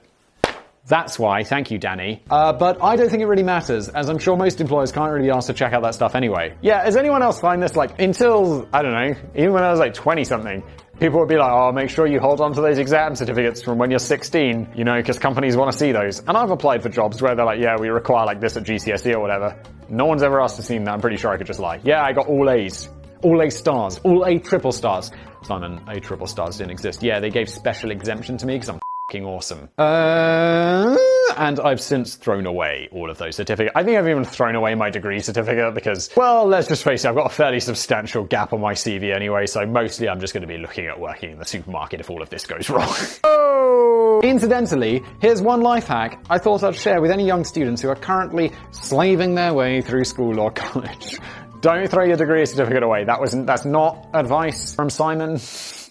Don't do it. Oh, throw away your study books, piss about for a few years, and then just lie on your job application forms to make your credentials sound more impressive. Potential employers will rarely be bothered to check anything you say is true, and that's how I got to where I am today.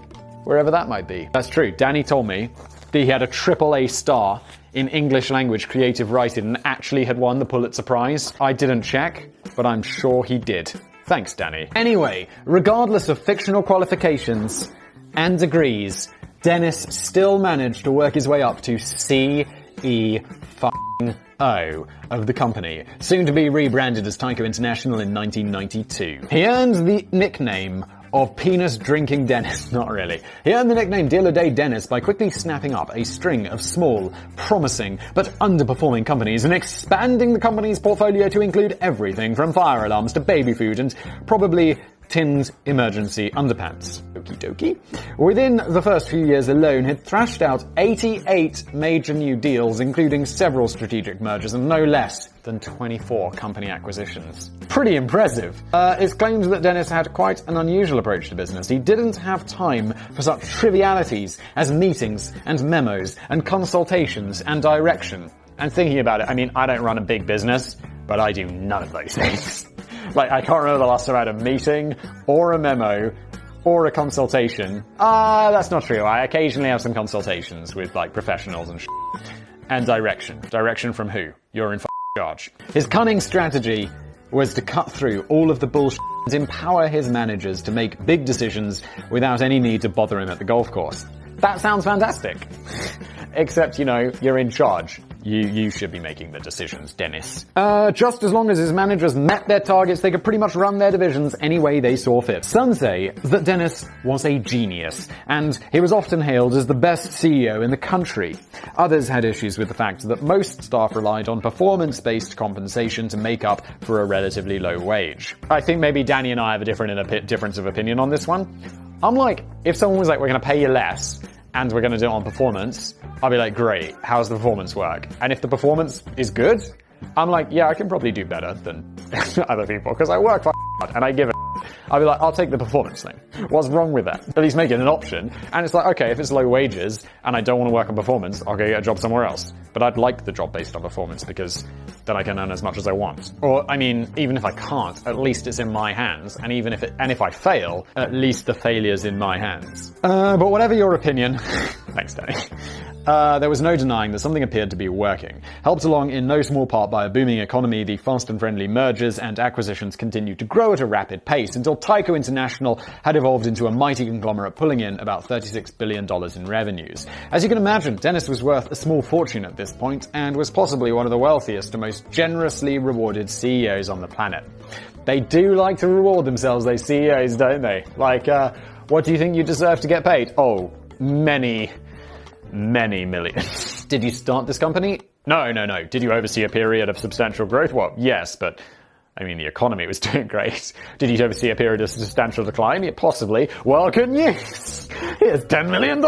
In the wrong business. I shouldn't have started a business. I should just go in and run someone else's. Don't. That's a bad idea. I'm pretty business. Subscribe to Business Place. Buy my merch. Raid Shadow Legends! But despite leading a ridiculously lavish lifestyle, he rarely seemed to put his hand in his own pocket to pay for anything. It's always a shame when the filthy rich turn out to be such tight asses. Although he did pay for half of that $2 million 40th birthday party with the vodka-pissing ice sculpture, it was the Tyco company that paid for the other half on the grounds that it was a shareholder meeting. Oh, but it wasn't. It was your wife's 40th birthday party. While Dennis did claim that some business was taken care of during the orgy, there didn't seem to be much evidence of this in a 4-hour videotape of the party, which largely depicted drunken guests dropping their pants for the camera. Holy shit. Also, I feel like if you're trying to pass that off as like a business expense, so your company pays for it, you probably don't want to videotape the whole thing, especially if it's not, you know, legitimately a really boring shareholder meeting. Pro tip there for all of you CEOs out there watching and want to take business advice from your boy, Business Blazing Whistler. Buy my merch. Whenever I used to try and claim expenses in a proper job, it was often a struggle to get the company to cough up a couple of pounds for a train ticket. But Dennis didn't appear to have too many problems in this area. Tyco allegedly paid $30 million to buy and renovate a swanky Manhattan apartment for Dennis. Wow. They also allegedly paid for a few nice furnishings there to brighten up the place. These included an elephant pincushion. Price tag, $445. What's a pincushion? An elegant, sorry, not an elephant pincushion. That was weird. Is that just what you keep pins in? What? A useful notebook, $1,650. An attractive set of coat hangers, $2,900? For the hangers? Just the hangers? A gold and burgundy shower curtain, price tag, $6,000. What are we doing, Dennis? You absolute menace. Ba-da-bum-bum. An umbrella stand in the shape of a dog. $15,000. a handy traveling toilet box for the busy businessman on the move. $17,100. It's interesting to see these price things. They probably came out in like court documents when Bernie Madoff's pyramid scheme was collapsing. Like as part of discovery, all of these documents get put out, so you can see like all of his family's credit card statements for like years were like just published online, and you could go through and just see like, hey, what's the son of a billionaire spends in a month? And it's just like, it's super interesting. Tycho allegedly paid off Dennis's $80,000 American Express bill, forked out, Jesus Christ, son. Forked out $110,000 for a few days stay in a London hotel. $4.5 million to buy Dennis a seat on the board of the Whitney Museum in New York. But it was a box of art that first landed Dennis in serious trouble. It was a pretty big box of art, including pieces by Renoir and Monet, with a total value of just under $14 million. Wowee! You can't blame Dennis for splashing out a bit. His Manhattan apartment was probably still a bit sparse at this point.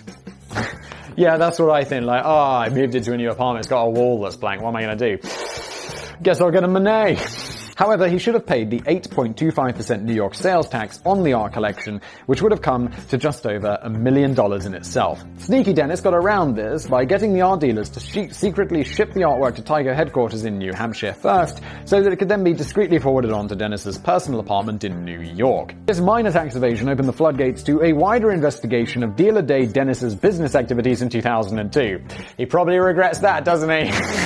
During which time Dennis stepped down as CEO. Yes, he does. In 2004, Dennis, along with former Tycho Chief Financial Officer Mark Schwartz, were on trial at the Manhattan Supreme Court. It was alleged that they had taken over $81 million in unauthorized bonuses. Holy shit. Abused corporate loan programs, falsified records, forgiven loans to themselves, and given a $20 million fee to a former Tycho director for no good reason without proper approval. Holy shit.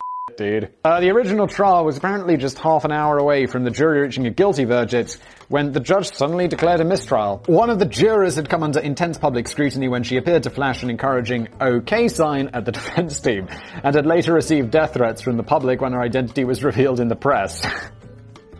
Wow, did they try and bribe the jury? Holy shit. Or like threaten the jury. Fearing that the jury could now be affected by outside pressure, no shit. Also, they'd probably be really pissed off at her and, murder her anyway. Not really, that was a joke. The judge sent everyone home, and it would be another year before Dennis had to face the courts again. Throughout the second trial in 2005, Dennis still strongly maintained his innocence of any wrongdoing, and suggested that the jury were probably just envious of his vast wealth. Probably not going to play well, is it, Dennis? Although, not a lawyer. Let's see how this goes. Can you imagine taking the box? It's like, you're jealous of me. It's like, guilty. I wasn't, but you're a dick. He never denied taking any of the money, but his issue was that he didn't feel a jury was qualified to make a judgment on whether he was legally authorized to do so. Dennis, that's not how the law works, though. He said, there was no criminal intent here, nothing was hidden, there was no shredded documents, all the information the prosecutors got was directly off the books and records of the company. He also said that I was a guy sitting in a courtroom making $100 million a year, and I think a juror sitting there would just have to say, all that money, he must have done something wrong. And in this case, well, maybe you did, Dennis. We're about to find out, aren't we? Well, the jury ultimately did believe that he'd done something wrong. Both he and Mark Schwartz were found guilty on 22 counts of grand larceny. Damn! Falsifying business records, securities fraud, and conspiracy.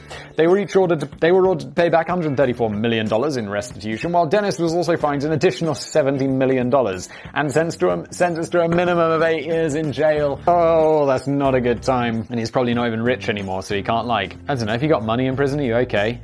I saw something about that Jared guy, the pedo subway guy, about him being in prison, and people were like, it's actually okay for him because he's still got loads of money, so he can just pay people off. And I'm like, why don't we take his money away so he can get all fucked in prison? That'd be nice. Dennis now seems to believe that he would have been let off the hook if it just waited a few years before sending millions of dollars in the wrong direction. During the first half of the noughties, there was a string of high-profile fraud convictions of corporate executives, including, most notably, the Enron scandal. Some people feel that the US was out to get the executives during this period, while there was a comparatively low level of interest following the financial crisis of 2008. Dennis said to himself, after 2008, nobody was prosecuted. Although I'm not sure that the likes of Elizabeth Holmes from Theranos would necessarily agree with that. Yeah, so after 2008, there's been no corporate crime. What are you talking about, Dennis? And there's also no hiding from the fact that despite his earlier claims of complete transparency and having full authorization, Dennis was ultimately found guilty on 8 counts of falsifying records in a bid to hide his dubious business dealings. Still, prison may actually have done Dennis some good. During his incarceration, he struck up an unlikely friendship with the rapper Ja Rule. No! Fire Festival guy who was serving time on a gun charge just a few weeks ago before he got involved in the whole sorry mess that was the Fire Festival. Ja Rule, man, what are you up to? Who are you, Ja Rule? More importantly than that, he also started receiving letters from an old friend called Kimberly Fasaro. No idea who she is. She's definitely not as famous as Ja Rule. Although I have no idea what Ja Rule is famous for. He raps. Did we just say that? Yes, that's probably why I know that. I don't know a single one of his songs. Maybe if I was played them, I would know them. Dennis had been long divorced from his second wife, Karen, by this point. She maybe realized that her 50th birthday party was going to be a relatively low-key affair. But Kimberly started paying visits to Dennis during her stay in what he referred to as the gated community, and would go on to become his third wife. Released in 2014 after serving 9 years. That's gotta be brutal when you get like, yeah, he's gonna serve 8. And you get 9. Dennis now enjoys a quieter and more modest life in a 2-bedroom apartment in New York. It's unclear how much he is now worth. He still owns a small share in the New York Yankees, which is probably worth hundreds of thousands of dollars on its own. But it's all very likely to be a far cry from his net worth just over a decade ago. His wife Kimberly is happy to reveal that her wedding ring cost just $300, including free shipping, while the $6,000 gold coin and burgundy shower curtain is long gone, replaced by a generic white curtain bought cheaply from a local Bed Bath & Beyond store. Fascinating. Dennis has even learned how to catch trains for the first time in decades. But if he's ever really struggling to make a living, I'm pretty sure that the Knuckle Duster nightclub would be willing to give him a second chance. This has been Business Blaze, but good news, we're not done, because there's nearly a page of bonus facts. So, keep watching, because I love that sweet watch time. Number 1. It wasn't until oh my god, I bit my lip, I don't know, 2 nights ago. And I got a big ulcer right here, and it really hurts when I talk, so I am suffering through this one, and it is getting extremely uncomfortable. And if I'm like speaking a little bit like this, that's because of the extreme discomfort. It wasn't until 2010 that Tyco International filed against their former CEO, claiming that $500 million of the compensation that Dennis Kozlowski awarded himself from Tyco between 1997 and 2002 should be forfeit under New York's faithless servant doctrine. That sounds cool. This is a doctrine which allows an employer to claim back all compensation received by an employee during a period when he or she was acting unfaithfully to the company. The judge sided with Tyco, and Dennis was told to forfeit any compensation he received from the company during his period of disloyalty. Surely he spent most of that I mean, he had the David statue pissing vodka. I'm gonna guess that he wasn't putting it in nice secure index funds. This did not help Tyco International much in the long run though.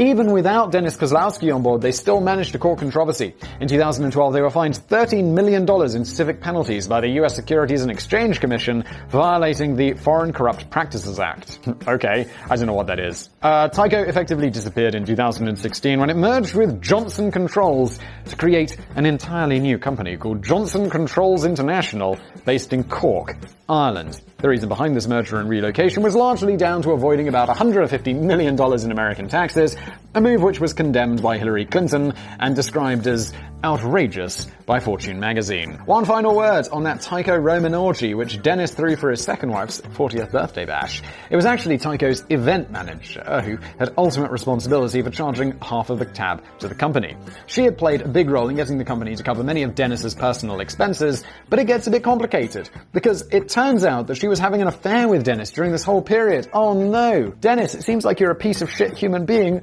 all round. When the affair ended and she left the company, Dennis agreed to give her a severance package which included 4 years' salary and loan forgiveness on several residences. Holy shit. Whether this had any bearing on the latter divorce between Dennis and Karen is unclear, and the divorce settlement remains private. One attorney gave a little clue to the press when he revealed that Karen will be a very wealthy young lady. I just hope she gets to keep the umbrella stand in the shape of a dog. Well, no, probably, because of the faithless servant thing. They probably hoovered up all of his assets and gave them back to Tyco. So maybe if you go to the Tyco building, they'll have a really nice thing in their lobby. This has been Business Blaze. Thank you for watching. I've been Simon. This was written by Danny. I need to stop talking because it's incredibly painful, but buy my merch, subscribe, like. I'm making the sacrifice here to get my plugs in. Thanks for watching. Oh!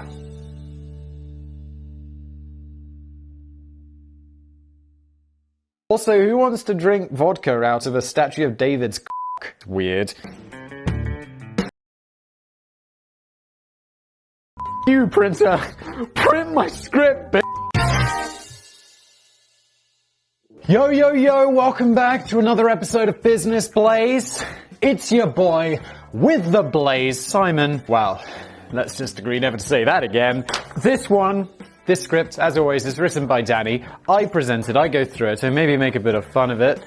I hold my, the most epic cup ever made, the 3 Wolf mug, which I bought as a joke, and it cost me like 14 euros, including shipping, so don't drop it. What happens here is Danny writes it, I read it, Sam will edit it and add some memes. We're talking about printer ink cartridges, cutthroat pricing. Did I come up with this idea? It sounds really boring.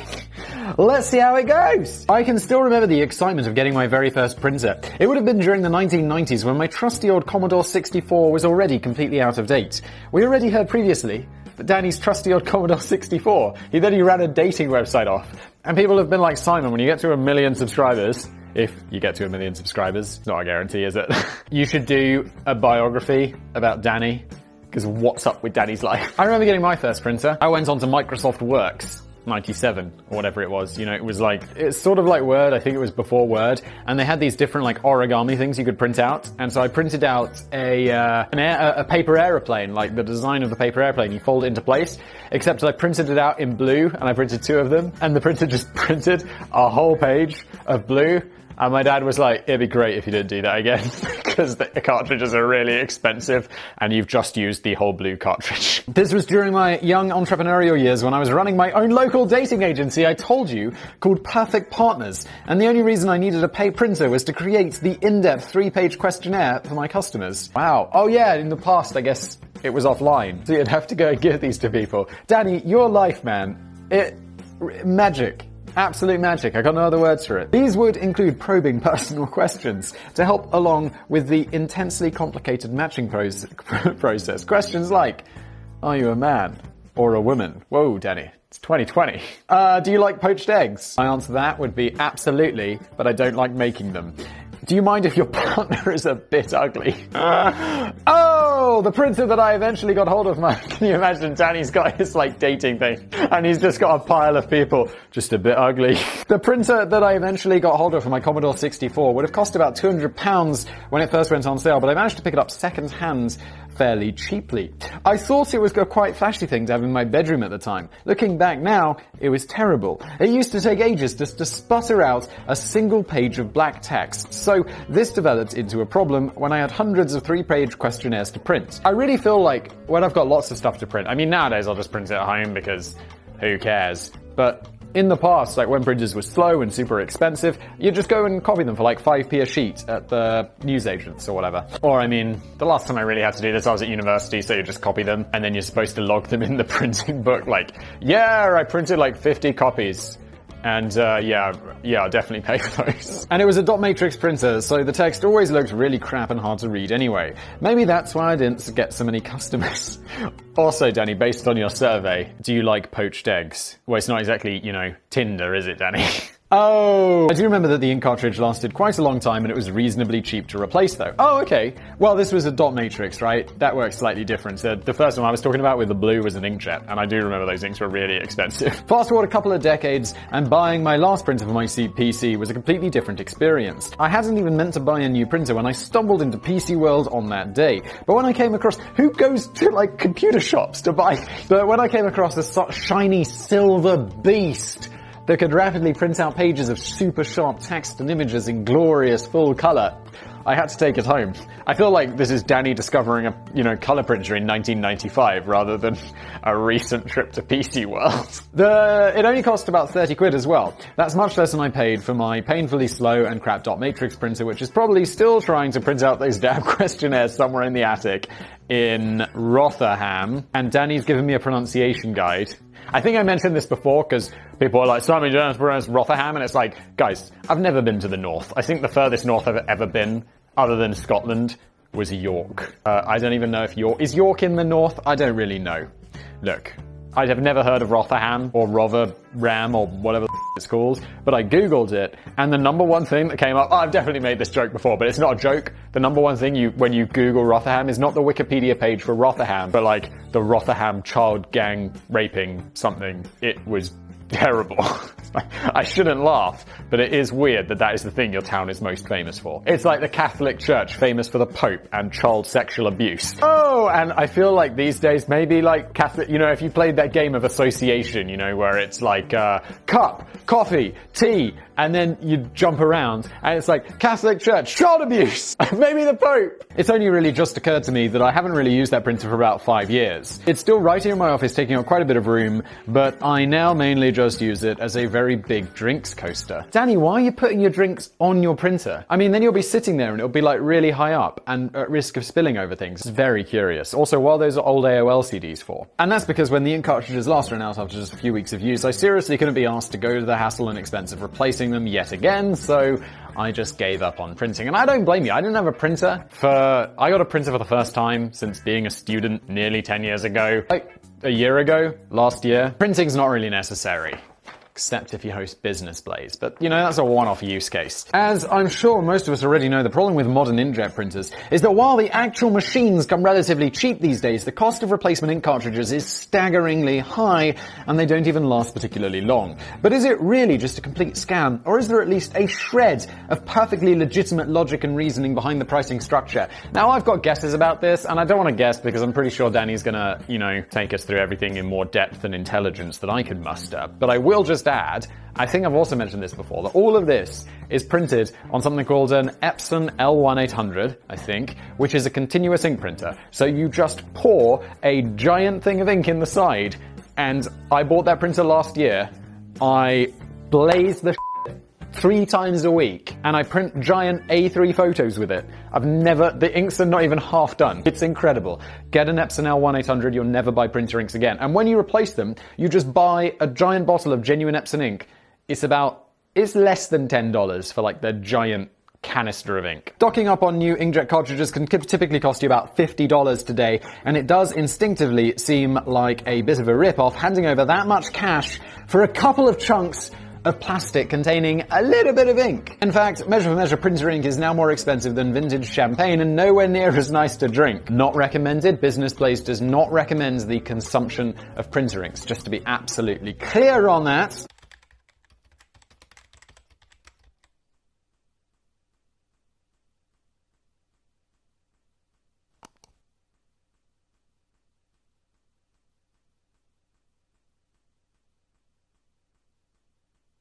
The cartoonist Matthew Inman for the Onion website once observed, either printer ink is made from unicorn blood or we're all getting screwed. Well, we all know the answer to that, Matthew. We're all getting absolutely screwed, unless you're Simon and you have an Epson L1800 printer. Well, maybe they cost a bit more than we think to produce. Apparently not.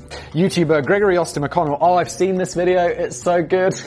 Recently revealed that he once spent time working as a technical support assistant for an unnamed computer company. He sounds like he's always afraid of getting sued, as I am on Business Blaze. I suspect that the company did have a name, otherwise the marketing division would have had a really tough job. I think that Gregory just didn't want to get sued. Ba-da-bum-bum.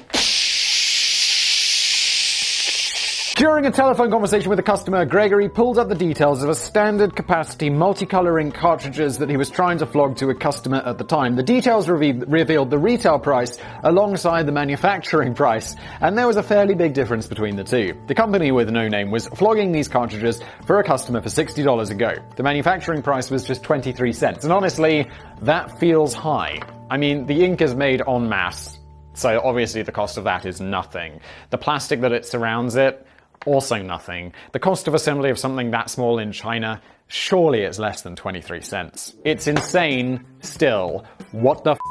That's some pretty huge markup. Yes, it is. Of course, this is largely put down to the classic razors and blade marketing strategy. You get the equipment cheap, but you have to shell out a bundle for the accessories that you'll need to keep using it. Yes, and that is absolutely true, because the opposite side of that is if you pay something expensive up front, then you won't have to, keep maintaining it. So I bring it back to my Epson printer. That guy it was expensive. It was like £500 for the printer. But, once you had it for a year, especially if you're blazing it up 3 times a week, very quickly it becomes a sensible decision. It's a strategy widely credited to the fabulously named American businessman Keiunkan Gillette. Keiunkan. Fantastic. That's almost as good. Brunel, the dude who made bridges and his middle name was Kingdom. I'm like, epic. Well, what's your name? Islamabad or whatever it was. Kingdom Brunel. The founder of the Gillette Safety Razor Company was said to have developed the innovative new marketing ploy of giving away the fancy razor handles for next to nothing in order to grab the attention of the customer and then make all the real money on matching replacement blades. If this channel was bigger, now would be an incredible transition to Dollar Shave Club. But I'm not going to do that. Dollar Shave Club? Maybe I will, if you pay me. I've got a ton of your shit on my desk already from my other channels, so you know what to do. Give your boy Simon some money. We already said I would stop referring to myself as your boy because it's entirely inappropriate coming out of my mouth. Although, when I said in a recent video, you have to check yourself before you wreck yourself, people seem to like that a lot. So, here we are. Keiunkan Gillette is often said to have invented the safety razor, but in fact he just improved on existing designs and made them popular. In fact, without wanting to spoil the story, he didn't even invent the razor and blades marketing strategy either, he just copied what his competitors had been doing. He copied it well though, didn't he? Because when you think of razor blades, you think of Dollar Shave, you think of Gillette. I mean, Dollar Shave Club, you're great and you're an upstart and you are doing things better, but like, it's like Gillette, or maybe what's that other one with the swords? Wilkinson Sword! And also, of course, what we all think of is Raid Shadow Legends! Oh! But whatever its origins, it's a strategy which would continue to be adopted by other breeds of company well over a century later. We discussed in previous Business Blaze episode how Kodak used to sell their cameras relatively cheaply but then charged a fortune for the photographic film. Microsoft is said to lose money on the sale of every Xbox One X games console, but they go on to pull in about $7 from every $60 game you buy. Wait, that doesn't sound so great. That sounds like you're spending $53. So, what? Oh, I assume it works. I don't know much about video games. I do have this Xbox One X. It's pretty great. Service providers will often sell you a good smartphone at a ridiculously low cost or even give them away for free, but they'll get their money with the ongoing service charges from your contract. I feel that's a little different than Razor and Blades though, because that's just like a contract model where it's like, yeah, you're paying for the phone. And this is, I don't know if they still do this in the UK, but this is a shady ass business. Like, they'll be like, yeah, you can get the new iPhone 17 pimp mode or whatever, and it'd be like, yeah, it'll cost you just £60 a month for like 186 months, or let's talk about a real example. It'll be like a new iPhone, it'll say like £60 a month for 24 months, and you get the iPhone for free. And it's like, well, that's sketchy enough already, because, you know, someone who can't afford £60 a month will easily, or can't afford a new iPhone at like $2,000 or $1,500 or whatever, would be like, I can afford £60 this month and maybe next month, and I'll figure it out, even though I'm pretty broke. So they'll go buy it. And that is already dodgy, because I don't think they should be doing that, because those people, you know, is basically an incentive to get into expensive debt, because obviously if you buy the phone up front, it's cheaper. And then, but they got even more sketchy, where they were like, and we'll give you £200 of like Tesco vouchers, or in some cases, we'll just give you £200 cash. And I'm like, that should be illegal. And I really hope that is now illegal. Look, I'm a capitalist. People point out, it's like, oh, you're such a socialist, Simon. And I'm like, no, I'm a capitalist. But let's not really people. Let's not be a piece of shit, is always my thing. It's like, yes, capitalism, but let's try and not be a piece of shit about it. Oh, Three Wolves? Smash that dislike button. Oh, okay, you get the same sort of thing with printers. The manufacturing cost of an HP Envy 4520. Envy is the worst name for a printer. It's like, ooh, nice printer. Green with envy. It was said to be about $120, and that didn't even include research or development or marketing or shipping costs. But HP was happy to sell you the printer for about $70 because they expected to get back all of the money with wildly overpriced ink cartridges. This all explains why many printers now have embedded technology which blocks cheap refills from third-party manufacturers by having the machine authenticate the cartridge before it entertains the idea of using it. And that Austin McConnell chap's video, he also goes into all of that stuff. It's super interesting. It's not a popular move. In fact, I mean, this video, just go watch Austin's. Cool. Nah, I'm just kidding. You're not here for facts. You're here for the Three Wolf mug. It's not a popular move with consumers, no who feel restricted and trapped into buying only the expensive original official cartridges from the manufacturer, but the company would never recoup the cost of the printer if it gave you the freedom to buy replacement cartridges from elsewhere. I mean, it does make sense. I don't think this is like a super shifty business move. We know what's up. However, it's not just a slightly dubious pricing model. There's a lot of other dodgy stuff going on here too. For example, you don't nearly get as much ink for your money as you used to. A similar debate that has raged over the decades is the alleged shrinking size of the wagon wheel. Oh, this is a chocolate thing. I haven't thought about this since I was a kid. A popular chocolate biscuit stuffed with marshmallows, available in the UK and other Commonwealth countries. The wagon wheel, people really like this. It was never my favorite chocolate, I have to say. It tastes a bit fake to me. I'm a chocolate snob. Actually, I'm kind of like an anti-chocolate snob because people are always like, oh yeah, I got you some fancy chocolate. I'm like, yeah, but it tastes 70% cocoa, doesn't it? It kind of tastes like shit. It doesn't taste like chocolate. It makes my mouth all funny. And I don't know why people like this. It's like milk chocolate. People are like, oh, that's nasty. You know, a white chocolate, it doesn't even contain cocoa. I'm like, yeah, but it tastes good, doesn't it? It's not complicated. Does it taste nice? Yes, okay, I like it. Does it taste like shit? Yes, I don't want it. Angry UK biscuit lovers are convinced why are we talking about wagon wheels? What's going on? Convinced the wagon wheels have gradually got smaller since the glory days of their childhood, while others have put, yeah, but also they got bigger, you know? It's like, oh my god, when I was young, my parents were so big. It's like, yeah, because I was small. It's not like they got smaller. They did get smaller, I guess. You know, people do shrink as they get older, but that's not what's going on here, is it? While others have put forward a theory that maybe it's just because our hands got bigger as we grew up, Danny and I, on the same page. The UK manufacturers, Burton Foods, have always denied that wagon wheels have got smaller, but it turns out they're fibbing. While the Australian versions are still as big and fat as ever, the UK versions have slowly and sneakily shrunk by 12% over the last 20 years. There's certainly no denying that printer cartridges have decreased in size over the last 10 to 15 years. Or to put it another way, the actual plastic cartridges have stayed roughly the same size, but the amount of ink you get inside has strangely evaporated. Not sure about that. Also, this is absolutely max sketchy. Not saying this about any particular company. You notice I'm not saying HP or Epson or Canon. It's just, you know, generic printer company. In the early noughties, a typical color cartridge would contain as much as 42 milliliters of ink, but nowadays you'll be lucky if you get 5 milliliters. Holy shit. If you cut open a cartridge today, you'll find a lot more empty space in there than you did in, say, 2004. Another point to bear in mind is that your printer and ink cartridges seem to be designed to work against you at every turn. Many inkjet cartridges come embedded with a microchip, which is apparently designed to monitor the quality of your ink and let you know when you're running a bit low. The problem is that these microchips will also instruct your printer to stop operating if your color cartridge has run out of one particular color. So, for example, if you've run out of cyan, the printer will stubbornly refuse to work even if the cartridge is still overflowing with other colors.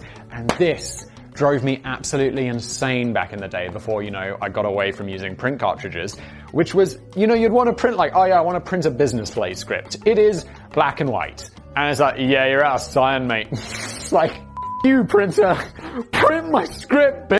Oh, it's your boy Simon, he needs his scripts. It's a bit like having an interactive fridge which is crammed full of fresh food, but it refuses to let you open the door until you've stocked up on pickled eggs. Pickled eggs are not particularly nice, but Danny keeps mentioning them. I guess he likes them. Maybe I feel like I haven't had a pickled egg since I was a kid. I feel like it's something my grandma would force me to eat even though I didn't want to eat it. Yeah, nah, maybe I like it more as an adult, but it's not really up there on things to try. A shrewd user might think he can get around the problem by switching over to black and white printing for a while so that he can save on the color cartridge for the really important stuff. But even this doesn't always work. Yes, it doesn't. Many printers are designed to deliberately mix a little cyan into your monochrome printing, as this apparently helps give it a purer black. Who gives a shit printing a document? It's like, oh, it's not pure black. Everyone cares. It was news to me that the purest form of black is black with a little cyan mixed in. But then, of course, I'm not an expert in these things. Does sound like it, doesn't it? And of course, as soon as your cyan runs out from this pure black printing, your whole color cartridge is going to be rendered useless. A further problem is that color cartridges are often known for providing false notifications anyway. It may well be telling you that you've run out of cyan, but if you actually open up the cartridge, you'll often find that you've got enough cyan ink in there to print out loads of pure black documents for months to come. In their defense, the printer companies claim it's misleading to focus on single factors such as the pricing of printers or cartridges or the amount of ink you you get in a modern cartridge. Like, yeah, it's misleading to focus on these single things where we're, clearly being fairly scammy. How about you focus on the pureness of the black? HP reportedly spends over $1 billion a year on developing new printing technology, and Epson claims that it's now possible to produce a far greater number of pages with the same amount of ink that they were using a decade ago. Yeah, that's why we shrunk it down to 5mm. It's not because you have to buy printer cartridges more often. I'm not saying Epson would say that, I'm just saying that's what a generic printer company might say. Boom! But there's surely no getting away from the fact that these companies currently seem determined to bleed you dry by flogging you technology that is rooted in purposeful restriction and then raking in huge profits from the frankly ludicrously high markups on rapidly shrinking ink replacements. Why is getting my continuous ink printer was a hassle? I mean, because it's rare, they're not a common thing. Why isn't there a company like Dollar Shave Club or one of the other sponsors that I have that kind of shake things up? Like Glasses USA or Mack Weldon, that make stuff that has typically been shit and make it better. Why is there not a company that is, why doesn't this exist? If there is, sponsor me. I'd like to talk about you. This ink cartridge. But there's surely no getting away from the fact that these companies currently seem determined to bleed you dry by flogging you technology that is rooted in purposeful restriction and then raking in huge profits from the frankly ludicrously high markups on rapidly shrinking ink replacements. You know that things have got too weird for their own good when the ink cartridges often turn out to be more expensive than the actual printer itself. And you think, oh well, I'll just go out and buy a new printer every time, which while insanely wasteful, at least you're not getting maximum level ripped off. Except then you realize that the printing cartridges they put in the printer when they sell it actually contain even less ink, often, not always, naming no specific companies, because then you use them quicker and then you have to go and buy the actual expensive inks where they make their money. Again, this is like capitalism too far. Let's stop peeing pieces of shit. Many consumers feel like they're gaming the system here by simply buying a new printer when the ink runs out. I should read these ahead, I'm so sorry. But that doesn't necessarily work either. In these cases, the cheap printers will only come with startup cartridges containing the tiniest dribbles of ink, so you'll run out of ink almost immediately. Thank you, Danny. Perhaps the real proof that the strategy simply isn't working is the fact that the concept of home printing doesn't seem to have moved on very far in the last couple of decades or so. We now find it easier than ever before to do so much with our smartphones, cameras, computers, televisions, and interactive salt dispensers, if you get that joke. You're an OG Business Blaze legend. Thank you very much. Buy my merch. Oh, and quite often, the price of this ever-evolving technology seems to just keep on dropping, like my merch, into your home if you purchase it through the link below. But frequently, replacing your ink cartridges still seems like a massive and expensive pain in the ass, unlike purchasing my merch, which you can purchase easily through the link below. If anything, we've possibly gone backwards with printing because people like me have completely given up on it. And you can also wear this t-shirt backwards if you don't want to have my face. You can buy my merch through the link in below. Flexibility with the Whistler merch. Maybe there's some hope for the future, and there's hope for you too. If you purchase a t-shirt like this and become an absolute legend, people will respect you and love you and admire you more because of your merch. Link below. American giant Lexmark. Lexmark is a company I haven't heard of for a long time, but I'm pretty sure that was the printer I had growing up. Lexmark. They lost a landmark David and Goliath court battle with a small US family business called Impression Products, who were offering cheap refills of protected Lexmark ink cartridges. Lexmark sells two types of ink cartridges: cheap single-use cartridges and much more expensive reusable models. The quite annoying thing is that they're both exactly the bloody same, except the cheaper one includes a microchip which disables the cartridge if you try to refill it. Douchey move.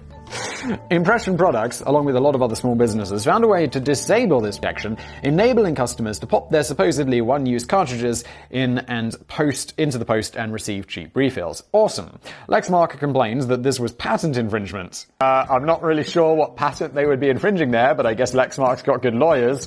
Apparently not that good, because the Supreme Court, bloody hell, this went to the top, ruled in favor of Impression Products, declaring that Lexmark had no right to dictate how a consumer may choose to repair, modify, or reuse a product after the purchase has been made. Wow, that is epic. Mad respect for you, Impression Products. I don't know who you are, but if I can find your website, and remember, I'm gonna link to your below, because mad respect for taking Lexmark, a corporate giant, to the Supreme Court to set this precedent. Legendary. Impression products, everyone. That's where you should go get your ink cartridges refilled. Impression products. Maybe the judges were just fed up with paying over the odds for replacement ink cartridges too. Ba-da-bum-bum. It's possible that this ruling may help prompt a rethink of future pricing strategies, but it's probably best not to hold your breath. You can't help thinking that most consumers would be far happier just to pay a lot more for the printer, like your boy. I gotta stop, and now it's in my head, and now it's becoming a thing, but it sounds so dumb. I gotta check myself before I wreck myself. And then you'll have peace of mind that replacement ink cartridges are going to be relatively cheap and generously filled right up to the top, so they'll last far longer without having to piss about all over again in just a few months or even a week's time. Until that day arrives, you might be better off with a laser printer, or if you can afford it, although they're usually a lot more expensive than inkjet printers and the photographic printing is of an inferior quality. You at least get a lot more print action with minimum mucking about. Failing that, you can follow in my footsteps and just forget the whole silly idea for now. Danny's footsteps, obviously. I gotta print this shit.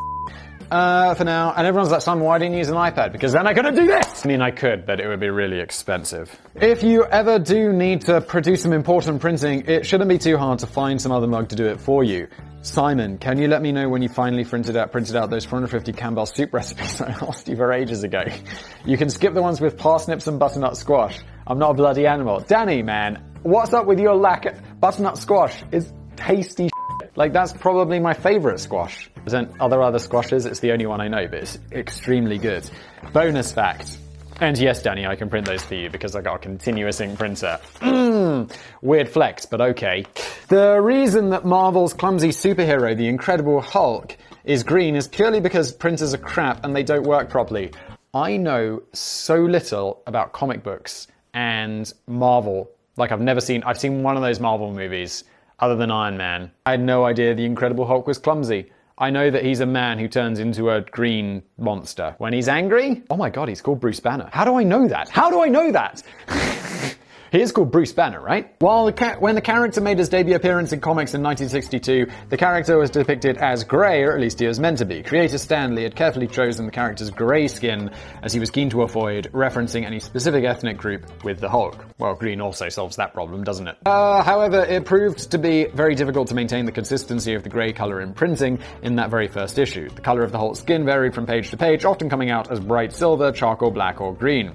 By the time he appeared in the second issue, Stan Lee had decided to permanently change the Hulk's colour to green because it looked quite cool in the cocked-up version and was much easier to print without inconsistencies. Incidentally, I was shocked to discover that the Jolly Green Giant, the long-running mascot for the brand of Green Giant peas and sweet corn and other canned vegetables, wasn't originally green either. When he first made his appearance in 1928, he was more of a white-skinned, scowling caveman. Fascinating. That didn't have anything to do with printing, though. It seems like they just hadn't really thought it through properly. Fascinating times two. This has been Business Plays. I've been Simon. This has been the Three Wolf Tea. Danny writes it. Sam edits it. I f***ed on camera for about half an hour. I hope you've enjoyed this video. Purchase that merch if you want. You don't have to. I'm mostly sarcastically plugging it, but if you want it, it is available through the link below. Thank you for watching.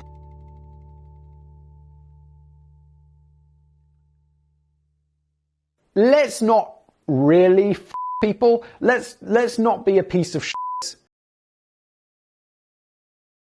People don't hate me, they just hate my behavior. Oh, I thought I'd sit down for this one. It's going to be a long one. Welcome to another epic blaze. A video where I spend an hour standing on my feet. I'm going to move that away or it's really going to annoy me when I edit this video later. I am just going to leave it just out of sight so I can sit down if necessary after doing this. Oh, thank you to Brian Richmond, who every video, and I think I should make you a moderator of the comments, Brian, because every time I go through and I have to find your meme counts where you count every script slapped and ba-da-bum-bum and everything, and then I pin it, but you do the meme count where you say this happened this many times at the top. You're an absolute legend for doing that, but I'm still gonna f*** with you. Let's crack on. I actually hurt myself. I'm such an old man. Or I've got coronavirus. I'm not sure if that'll be funny. Let's carry on. This is an epic blaze, the 10 inventions that nobody needed. Thank you, Danny, for writing the script. Thank you, Sam, for editing it. Every now and then, usually after a drink or two, I get incredibly excited about a brilliant new idea for an invention that I just know is gonna change the world. The other week, it was metal detecting slippers. Why not just shoes? This actually sounds like not a bad idea. I mean, the metal detecting dudes are out there, they're walking around, but why does it have to be slippers? Like for comfort? I've often seen metal detectorists tiptoeing cautiously around muddy fields or beaches, swinging around those big long electronic sticks that make these silly beeping noises. It looks like hard work to me, and usually a massive waste of time anyway. I've mentioned this before on this channel. When I was a kid, I used to work in a newsagents, which is like where... Is that an American term? It's like where you buy magazines. And there was a dude who would come in and he would buy something, I think it was a magazine called The Seeker. And I was like, what the hell's The Seeker? So I eventually bring down The Seeker from the shelf and I read it, and it's about metal detecting. And I'm like, the dude who bought this was like the least nerdy guy. He looked like, you know, a retired policeman. And I was like, really? You? These detectorists are dreaming of the day that they uncover the lost hoards of Viking gold, or the treasure of Amaro Pago from 1678. That's mighty specific, Daddy. They usually have to make do with discovering ring balls from cans of fizzy pop dating as far back as 1983. What a thrill. But wouldn't their hobby be so much easier if they didn't have to swing those electronic sticks about? Well, it's kind of like the hobby though, isn't it? It would be like, well, wouldn't your hobby of mountain biking be a whole lot easier if you were, you know, on a road with an engine and inside a cabin on 4 wheels listening to some music? I'd be like, yeah, it would be easier. But it takes away from the point. Although I guess the point is the discovery of the metals. I don't know, I'm lost, let's carry on. What if the metal detecting technology was installed into their slippers so that they could go for a relaxing hands-free stroll with the same results? They could use their newly freed hands to eat a lemon curd sandwich or drink a can of fizzy pop, which they can later leave behind for future generations of detectorists to discover. Yeah, this is what happened. Hey, stop littering! You're ruining the environment! No. I'm just littering so that people in the future can discover this can of Coke.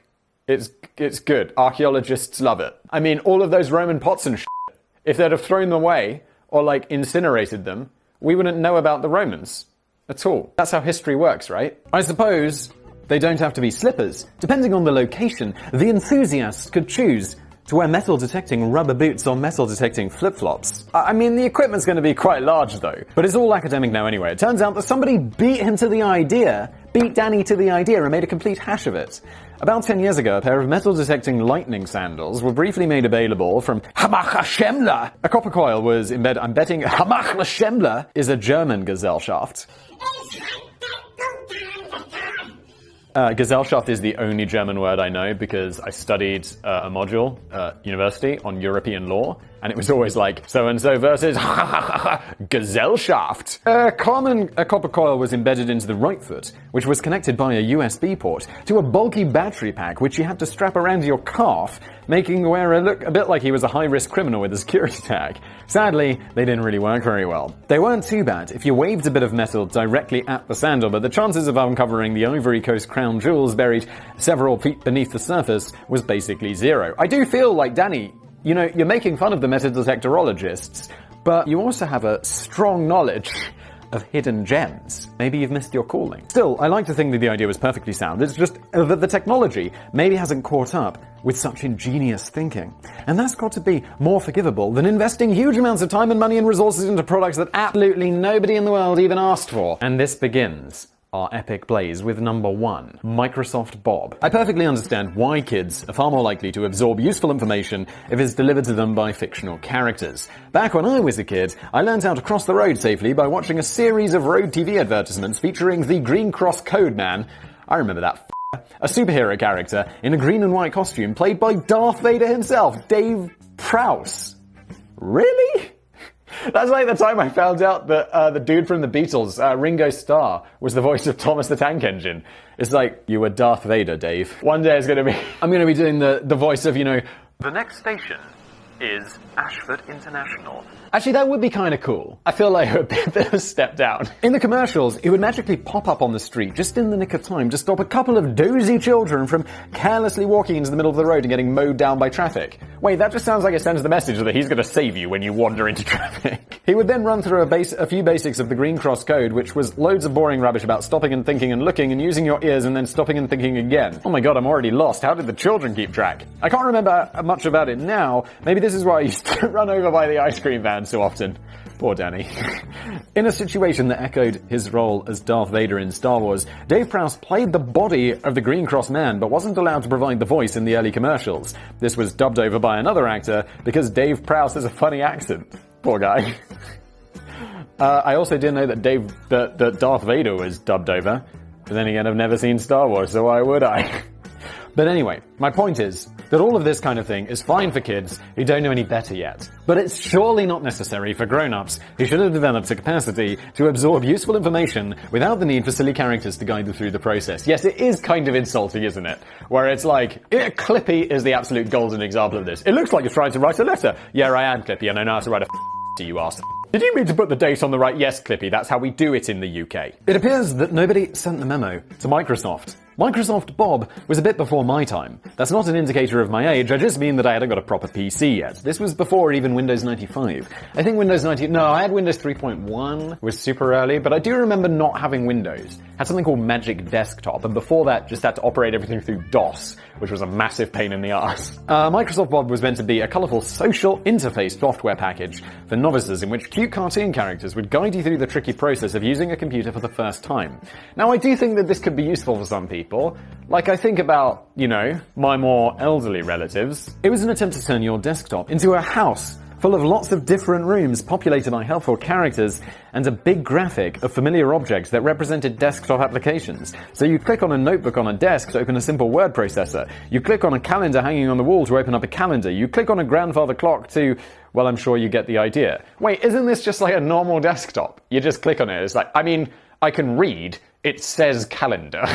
It's also got a picture of a calendar. My first question when looking through the application today is who and where the is Microsoft Bob? We appear to be in Bob's house, but Bob himself is nowhere to be seen, so I assume that the user is taking on the role of a burglar, rifling through Bob's personal belongings. The main character is actually Rover the dog, who bounces around the floors of the house and occasionally provides speech bubbles packed with handy tips and suggestions such as, to open a program, click on it. Yeah, no shit, Rover. You think I'm stupid? I'll kick your ass! And then people will be like, Simon, don't abuse virtual dogs. They're as real dogs, and as we all know, real dogs are more important than people. I feel there was an animated dog in later versions, like a 3D animated dog. You wouldn't be in like Bob's house, but it would just pop up on the desktop like an even more dumbass Clippy. I felt that was annoying as well. But there were other equally wacky guides along the way too, such as Lexi the bespectacled badger, who helps with accounting, Hank the purple elephant, who guides you through Geo Safari application,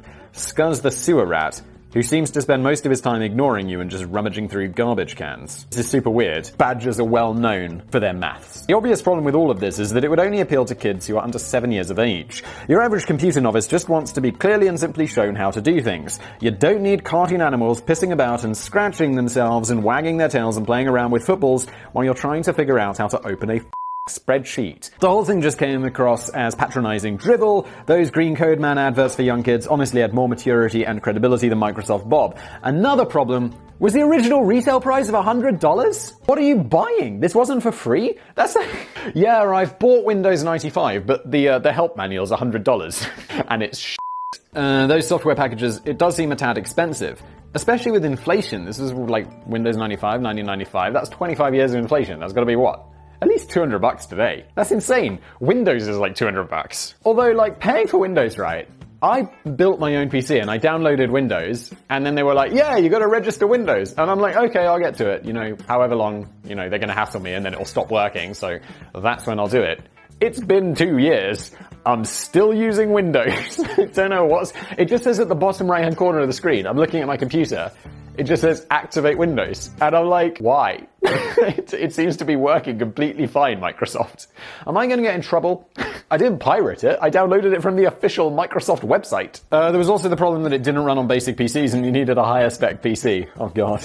Microsoft Bob and his pals died before the end of the year to make way for Windows 95, although this sadly wasn't represented on screen by all of those sickeningly cute characters suddenly keeling over from a heart attack when you were trying to compose an email. That'd be great. I feel like Microsoft missed a trick when they could have brutally murdered Clippy. I feel like there was enough cartoons and memes about that. So at least Microsoft would have learned a valuable lesson from this. We know they didn't because Clippy came later. And they would have surely thought twice about ever including another silly character to act as an annoying interface for their latest bit of software. We'll come back to that thought later in today's video.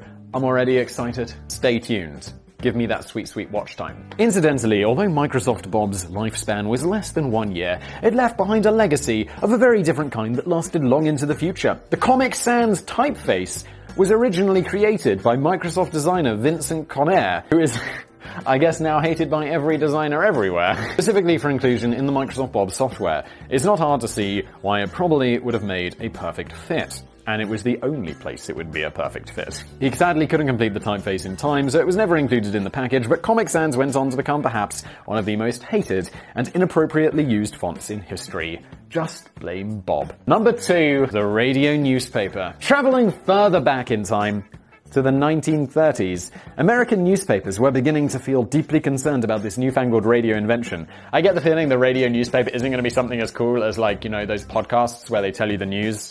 It's probably going to be a bit because nobody wanted it, and we all know that podcasts are kind of mega successful, except for my podcast, The Simon Whistler Show, which I'll link to below, or maybe I won't. Maybe I'm just going to be trolling you with a Rick Astley link.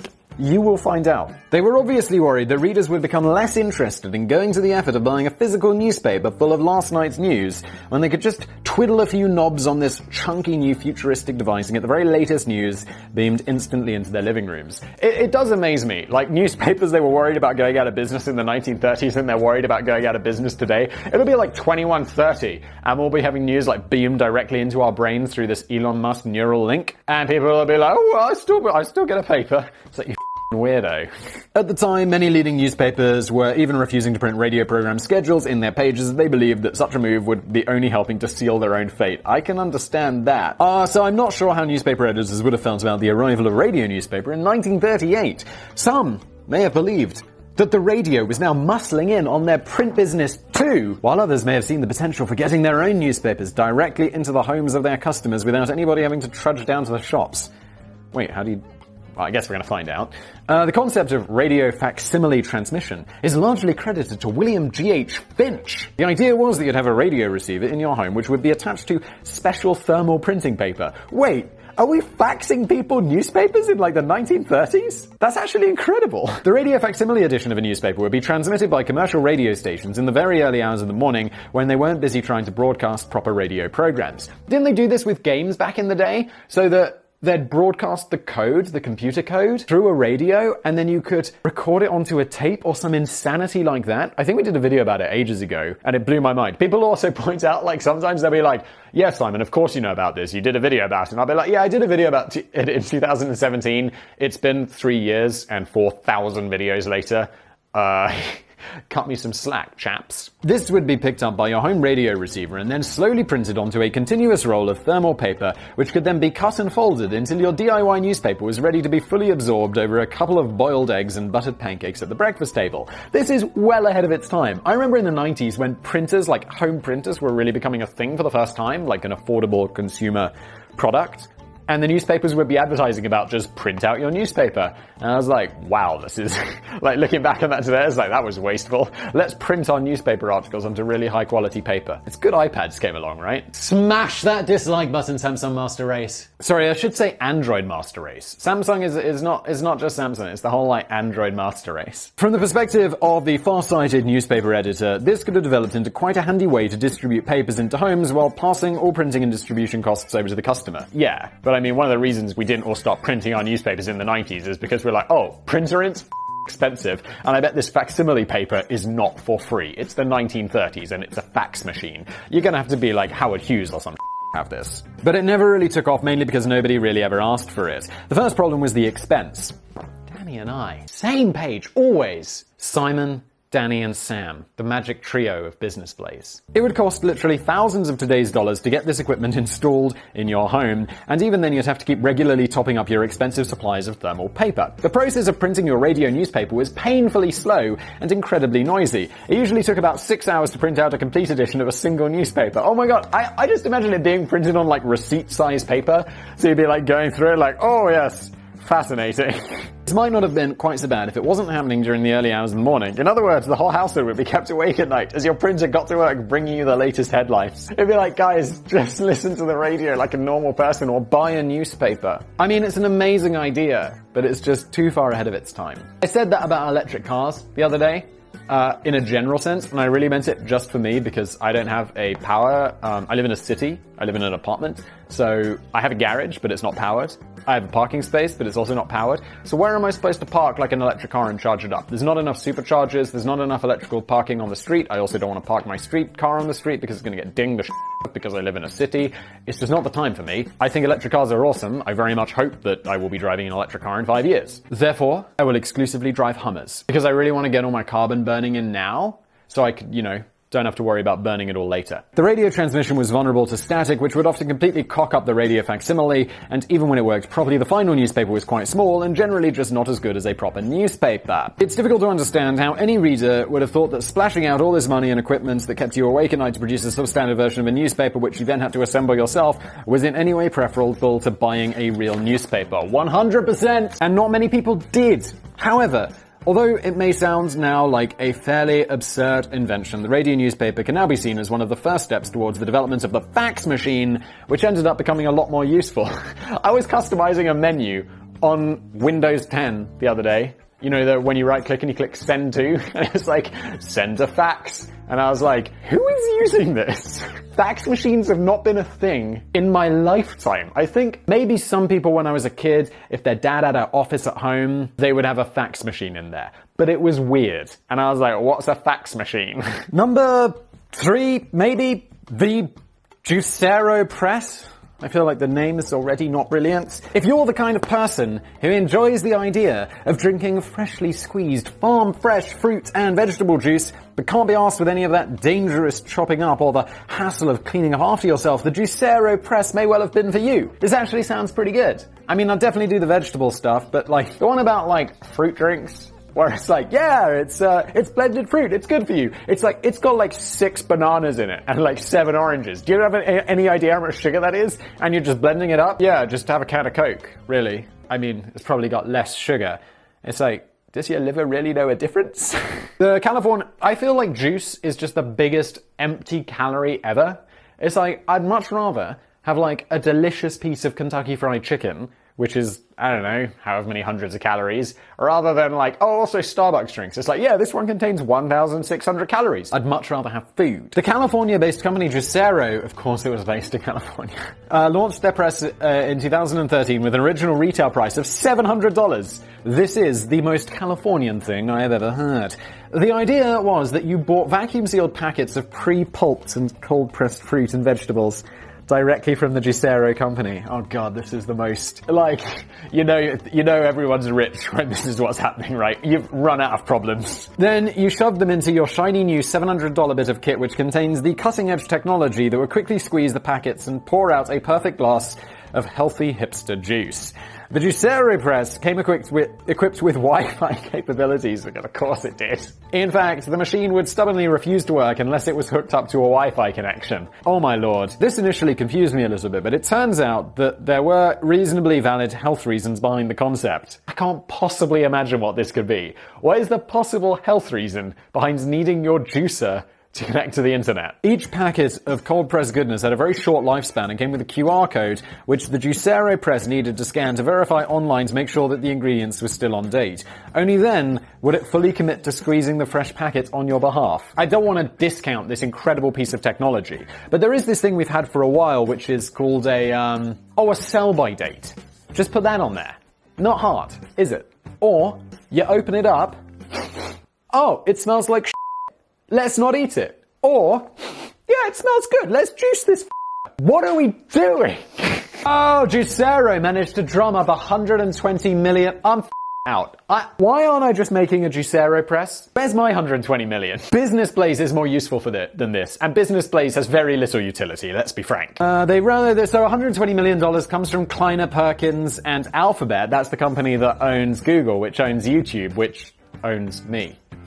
Sort of. Technically. Hello, Business Daddy. Now I love the Juicero press. It's the best. Why is this not a massive success? It's because it's a they got off to a flying start with the development of their new product that hadn't been on sale very long before they slashed the price tag to $400 due to a lack of interest. What a surprise.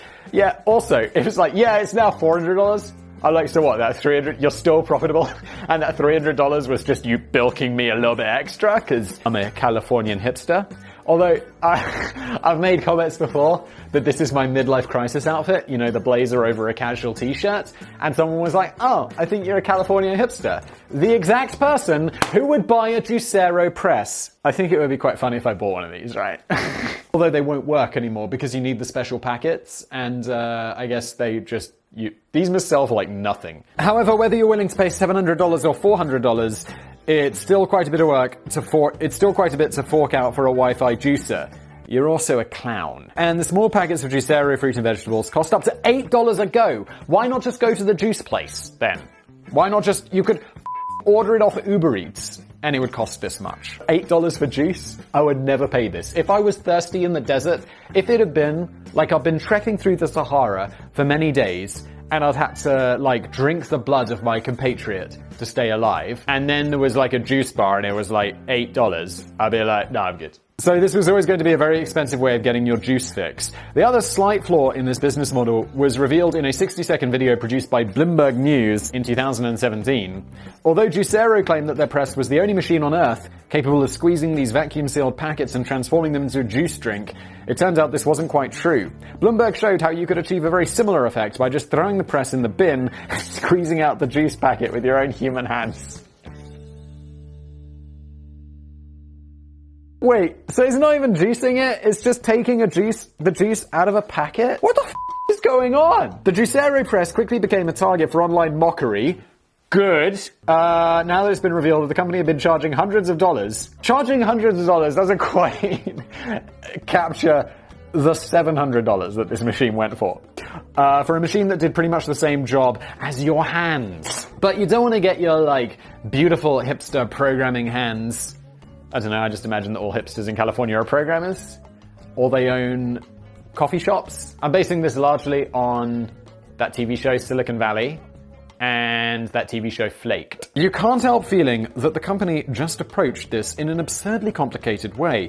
As they were already going to the trouble of acquiring and processing these fruits and vegetables, they may as well have done the squeezing on their end too. Then they could have dumped the silly Wi-Fi machine and instead just shipped the products as instant fruit and vegetable drinks. Yeah, but then how are you going to rip people off so well? I mean, this is the best invention ever. Thank you, Alphabet. You're the best. I suppose that there would have been no novelty factor in that concept, though, and less chance of a $120 million funding round from old Silicon Valley. Absolutely nailed it, Daddy. Although the CEO of Juicero was initially defiant in his defense of the Juicero press, of course he was, and claimed that squeezing his company's packets by hands was messy and mediocre, he eventually offered full refunds for anyone who had bought the press, and the company went out of business less than 5 months later. Well, that's pretty solid. I wonder what happened to the 120 mil. Doesn't matter. It's not here. We're moving on. The pause pod. Every now and again, a product comes along that changes the world as we know it. The pause pod wasn't one of these. In 2017, a Swedish company launched the Pause Pod with an original retail tag of just $200, following the funding campaigns on Kickstarter and Indiegogo. So I recently tried out a Swedish product. I went to test drive a Volvo, and I was mostly like, I can't park. I never really learned how to park properly, so I can't parallel park. I'm parking. I always have to drive in nose first, and then I'm at a weird angle. So I was like, okay, I'm going to get a car that parks itself. So I go to test drive a Volvo, and I drive into the parking lot, and I'm like, okay, I want to park it. And the guy's like, oh, no, I'll park it for you. And I'm like, no, I want to try out this self-parking feature. And so I drive past the 2 parking spots with the sensors on the right, and I've turned it on, and I'm driving past, and it's like, looking for spaces. And there's a huge space. Looking for spaces. It detects nothing. And so I drive on, and I'm like, it didn't do a very good job, did it? And he was like, oh, well, we turned it on after the parking space. And I'm like, but we didn't, did we? And so I'm like, all right, I'm just going to reverse this guy up. I'm just going to reverse it all the way up. And let's just go past it again. And I'm going past it really close. This really slow, and it completely misses it. And he's like, oh, well, it needs lines to see where the parking is, because it wasn't properly demarcated. And I'm like, well, you could have said that before, because now it just feels like you're lying to try and get me to buy this car. If anyone has a Volvo, one of the new ones that parks itself and all that shit, let me know if this is actually good. Because I walked out of that sales lot being like, I'm going to stick with a car that I have to park myself, I guess, right? Because this situation is going to be, I'm going to be you trying to use the sensors, I'm going to get really pissed off, and then I'm going to have to park the car anyway, which is a frustration, rather than just having to park the car anyway, which is a frustration. Let me know. It was going to cost the pause pod, I'm so lost. The pause pod was going to cost $200 following Indiegogo and Kickstarter campaigns. Does anything actually work on those? Like, I got excited about a couple of Kickstarter campaigns, and then I had to wait 6 months to get something that I already paid for, and it turned out to be kind of shit. So, and I've never done Indiegogo. The Pause Pod promised to be the world's first private pop-up space suitable for all of your relaxation needs. Alright. Suitable for the home, the office, or a coronavirus-infected tram is often what I think about these days. I take the public transport to work. It's like, someone's like, I'm like, oh, I'm already a hypochondriac, and it's like, I'm gonna get coronavirus, I'll be fine. I'm 32. I'm gonna make all the old people around me die. On that cheery note, this episode's gonna date really badly. Suitable for the home, the office, oh, we read that already, or a busy road if you're loony enough to buy one of these things. The product was made of light-reducing fabric. It could be set up and dismantled in minutes. It even came with some funky optional add-ons like earmuffs, eye masks, and a picture of a starry sky which you could attach to the ceiling of your pause pot, and a pause cinema, which sounds amazing, but it was actually just a mount for your iPad. The main problem here is that the designers of the pause pot had actually gone and invented the tent, and they were literally thousands of years late to the party. The marketing campaigns were also bordering on the unorthodox, with one promotional image on Twitter depicting a man chilling out in a pause pod which appears to have been set up right in front of his bed. Dude, just get into the bed. I agree. I want to look at this thing. Danny, I feel disappointed that there's not a picture. Pause pod. Oh. It's not even a tent, it's a tent. Oh, it is a tent, but your body... What the Can you imagine what a you have to be to do that? You have to be such an entitled It's essentially like a half tent. Let's just move on from this. I feel slightly uncomfortable around it. The company rightfully received a roasting on social media and on business plays several years after the fact. You're welcome. But one of the inventors defended the product saying, we never claimed that it wasn't a tent. Alright, that doesn't really seem like a defense of it being shite. It's like the other guy with the juice press. Yeah, we never really claimed it wasn't a rip-off. Microsoft Bob. Yeah, we never really said that it wasn't completely shite. It's not an excuse. And it looks as if the Scandinavian design team may have had the last laugh. Although it now looks as if the item is permanently out of stock, the inventors claim to have sold 2,000 of these things at $200 a go. I'd like to think that the same team are currently working on a new hipster version of the bouncy castle. I'd like to think that they've been banished from ever doing business again. Let's move on. The Sinclair C5. UK inventor and entrepreneur, Sir Clive Sinclair, is probably one of my biggest all-time heroes. However, his story is quite crushing in a way. He's not one of my heroes. I've heard his name. I honestly don't know who he is. I should read these beforehand so I can sound smart. His greatest 8-bit invention, which lit up the lives of millions of kids across the UK, left Sir Clive Sinclair himself feeling a bit disappointed, while his one true passion ended up becoming a laughable flop. Back in the 1980s, one way of trying to persuade your parents to buy a home computer was to convince them that it would be useful for your school homework. Naturally, you wouldn't really want to do your homework on it unless you were out of your minds. The real reason you wanted a home computer was to play games on it. Yeah, this was always use the computer for work.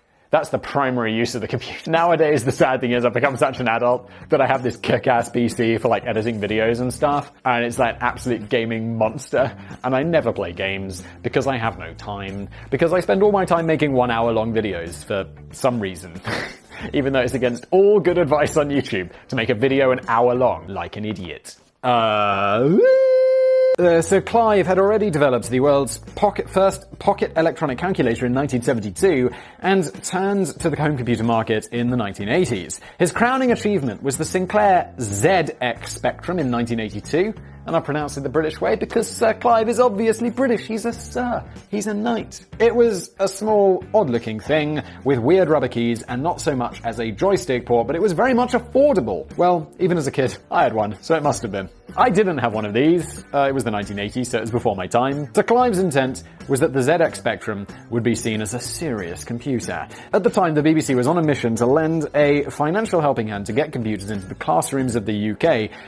Are computers in classrooms now? Are kids sitting there with tablets and laptops? Because I remember when I was at school, 20 years ago, it was like, oh yeah, soon everyone's going to be using tablets, we won't have textbooks, we won't have notebooks, we'll just all be sitting there with laptops. When I was at university, some people had laptops. Now I guess everyone does because I watch movies. The schools in the UK and the US, is it everyone sitting there with a laptop now? Several tech companies were competing to win the BBC's big grant to become the official provider of computers for schools in the UK. The BBC is the BBC, what are you doing? This isn't your job? So Clive believed that his ZX Spectrum was the ideal machine on which future generations would learn their way around a computer. Sadly, his company ultimately lost out to Acorn Electronics. I remember Acorn. I believe I had an Acorn. Which meant that millions of British school kids ended up learning boring stuff on Acorn's rubbish BBC Micro. Is this a different BBC? It's probably a different BBC, isn't it? Then everyone went home and played games on their cool ZX Spectrums. The ZX Spectrum may have looked odd, but it was a deeply wonderful computer and competed strongly against America's Commodore 64. I've heard of that. It went on to shift over 5 million units, and about 12,000 games were released for the machine. Wow! I've probably played most of them, and I'm still playing on them today. The greatest game of all, and I seem to be missing half my script. I'll be right back. Okay, apparently my printer was like, Simon, you don't need most of the pages from this script, do you? Just, It did feel a bit light for what was going to be an epic blaze. I've got 2 more pages here, but they're clearly at the end. So I'm going to have to switch to my old tablet, and we're going to be doing less of that. This is, what environmentally friendly business blaze will look like when Greta Thunberg finally sues me. Okay, where are these business blaze scripts? The greatest game of all. This is so weird. I feel so weird doing this. The greatest game of all time is a ZX Spectrum game called Manic Miner, but it took me about 30 years to complete. Games were harder in those days. Never heard of it. But Sir Clive was ultimately a little disheartened that his serious personal home computer had pretty much evolved into nothing more than a games console. During financial difficulties in 1986, he ended up selling off the company's products to Alan Sugar's Amstrad. He's the guy, I think I've mentioned this before, he's like Donald Trump in the UK. I mean, he's not the Prime Minister. He was the host of The Apprentice. Chance of Alan Sugar becoming the Prime Minister is low. He's from Amstrad and he spent the next few years burying Sinclair's glorious vision into the ground until everybody got bored and bought Nintendos and Mega Drives instead. It is interesting, like, just to return to that Donald Trump used to be, like, a reality TV star. Ronald Reagan was a movie star. Our Prime Ministers are always, like, career politicians who've never done anything interesting before. It's like, what did you do before? I was a barrister. I was a scientist. It's like, you did things for smart people. Come on. I'd like just one reality TV star. Or like a Spice Girl. That'd be fun. However, by this time, Sir Clive Sinclair had already moved on to his true passion, electric vehicles. Launched in 1985, the Sinclair C5, often labelled as an electric car, but technically it's more of an electric battery and pedal-powered tricycle. Sounds a bit shite, doesn't it?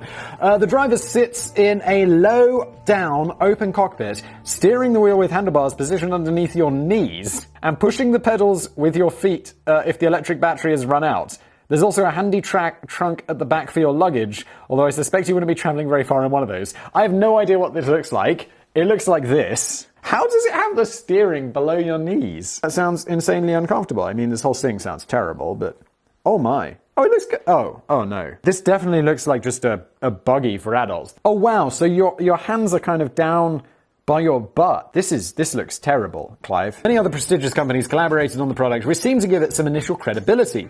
The polypropylene body and chassis were designed by none other than Lotus Cars. They make some cool looking cars, and I think the original Tesla was actually built on a Lotus body. I mean, they're prototypes or whatever. Whilst production of the vehicle was overseen by the Hoover Company. Of course it was. Who else would you want to make your cars other than the vacuum cleaner company? Right. This may go some way to explaining why the electric transport of tomorrow looked more like a budget vacuum cleaner than a roadworthy vehicle. Yes. Cheesy TV commercials went to great lengths to promote the benefits of this £399 electric tricycle. I mean, it's cheap for a car. It's not cheap for a bike or a tricycle. Also, do adults ride tricycles? Someone will be like, Simon, I got you a tricycle. I'll be like, have you confused me for a child? No driving license or road tax was required. Bloody well better not be. It could drive you 5 miles for a penny without the need for petrol. And you could drive it whether you were 14 or 40. The last bit now just seems a bit ageist. You're no longer capable of pushing pedals after you've hit the age of 40. That's only 8 years from now for me. That does feel a bit like, oh, well, I guess you're over the hill then, Simon. But there were several advantages not mentioned. in the TV advertising. For starters, it tends to rain quite a bit in Britain. It certainly does. So driving around in an exposed cockpit will inevitably mean that you're going to get pissed on at some point. Cock and piss. I gotta use the old script. It's not the same without it, is it? The electric battery only lasted for 15 minutes, so it wouldn't be all that long before you'd be forced to rely on good old-fashioned battery pedal power until you could recharge the battery again. And I remember, like, now I feel batteries charge relatively quickly. I remember back in the day I had, like, one of those remote-controlled cars, and it'd be like, you'd have 20 minutes of epic fun with a remote-control car, then you'd have to go and charge the battery for half a day. And it'd be like, great, okay. One of the biggest problems of all, though, is that you just look like a prat driving around in a white plastic bucket. It's incredibly true. But an even bigger problem was the perceived safety. Yeah, what safety? You see the picture, there's nothing. If you got hit by a car, you're just going to be a puddle of, like, bones. Can bones make a puddle? Or like blood? Blood and bones together with organs and skin. Getting way too graphic, I'm going to get demonetized. Not many people would have dared taking one of these things out into busy traffic because your silent low-down vehicle is likely to slip beneath the sightlines of other drivers. If you were ever sandwiched between two massive trucks, it's easy to imagine how things could get messy really quickly. Yes, there would be horrible death. Hilariously, there was a grave concern at the time from critics who believed that the Sinclair C5 could end up being adopted as the vehicle of choice for gangs of 14-year-olds who would use them to knock down old ladies and terrorize their neighborhoods. This feels like an imaginary fear of old people. But there was nothing to worry about. No self-respecting 14-year-old would be seen dead in one of these because it would make them look like a knob. Indeed. Although, when I was 14, I lived in the middle of the countryside. My nearest friend was 45 minutes riding my bike away. It was a pain. Like, to get to his house, 45 minutes there, 45 minutes back. It was a huge pain in the ass. I would have liked one of these. My parents would be like, you're not having that, you'll get killed. And I'd be like, okay. Also, they're 400 pounds. Where are 14-year-olds going to get 400 pounds? Especially the 14-year-olds who rove around in gangs causing trouble. It's like the only 14-year-olds who has 400 pounds would be like, oh yes, well, where are we going? We're going to play croquet! Ultimately, the Sinclair C5 was sold as an alternative to cars and bikes when the reality was that everyone preferred to just stick with cars and bikes. Only around 5,000 of the vehicles were ever sold at the time, although they've since gone on to become a novelty collector's item and are now fetching thousands of pounds on eBay. Good lord, I wouldn't mind one myself, just for a bit of a laugh. Although I'd probably paint mine in racing car red. Tell you what, if this video gets, I don't know, what's an absurdly high number? Because I once said it was going to get 1,000 likes when this channel had 4 subscribers, and then it did get 1,000 likes. If I get 100,000 likes on this video, no, that seems too low because there's like 50,000 subscribers, so I can imagine in like a year that happening. If it gets 150,000 likes, which I deem as fairly impossible, within the next 2 years, I'll buy one of these. And I won't paint it red because I'm not good at painting, but if I can get it shipped here. Otherwise, I'll just have to go to the UK and ride it all the way here. That would be terrible. Over 35 years on, Sir Clive Sinclair is still messing about with folding bicycles and sea-scooters, and I don't know, probably flying wheelchairs. I just wish it stuck to pocket calculators and computers. Smalt. Never heard of this. Have you? Probably a reason for it. We're going to find out that reason. Have you ever wished you could do a bit more with your salt shaker? No. No, I have not. If the answer is yes, it's not. Then maybe you should stop for a few minutes and consider where you're heading in life. But leave this moment of reflection until after you've finished the video because we all love that watch time. But Danny has some good news for us. Priced at a bargain, $199, the brand new Smalt is billed as the world's first interactive centerpiece and smart salt dispenser designed to enhance your dining experience. Oh god, this is going to be another one of these, isn't it? It's going to be like that stupid tent thing. Or the juicer. I don't know why these like get to me so much more than like, oh yeah, it's a bike. Cool. The other ones is like, yeah, it's a juicer that doesn't juice. That's quite a lot to digest in one sitting. So let's unpack this slowly before we all wet ourselves with excitement. The battery-powered Smalt Shaker. Has Danny included a link for me? See image of Smalt Shaker. Come on, Danny, include them in line with the text. Normally when I print them out, I feel good about wasting all my printer ink. Let's see what this magical image is. Oh, it looks like a Alexa or something like that. Who's sitting down? 4 people. drinking red wine and white wine at the same time, perfectly leveled out, and has this magical glowing device on their table. Whose life is this? It can hook up to an app on your smartphone to deliver the ultimate salt dispensing experience. This is something that a recession is going to destroy, right? By accessing the app settings, you can determine the exact amount of salt the device will dispense every single time. Just shake or pinch your smartphone screen manually, or turn the little dial on your smalt to dispense these perfectly measured servings of salt. Yes, it could be argued that you could achieve a fairly similar effect by just using a spoon and your human eyes to determine, I want to slap this so bad, to determine the amount of salt you want to sprinkle on your fries. But where's the fun in that? It gets better. The smalt also comes equipped with a Bluetooth speaker for streaming music and beautiful color-changing mood lighting to add an extra layer of luxurious ambience to your magical salt-munching movements. Who's like, oh, you know what would add ambience to my dining room table? An LED-powered salt shaker. It doesn't... That doesn't add ambience, that adds kitsch. One slight missed opportunity here is that the excessive piece of kit doesn't actually grind salt, it merely dispenses it. What? So what's the battery? The battery is just there to power all the don't need. It doesn't even grind it. A much bigger problem is that the design the battery only lasts for 4 hours. And the smalt won't actually dispense any salt until it's charged up again. I got a bin in the kitchen, which you walk up to it and it opens automatically. And I was like, I don't need this, but my wife was like, we should get this. And I'm like, okay, I'm not gonna argue. And I have to say, it's incredible. And you change the battery on that thing. Like, I'm always throwing bin, because I hate the environment. I'm always like, oh, look at all this plastic.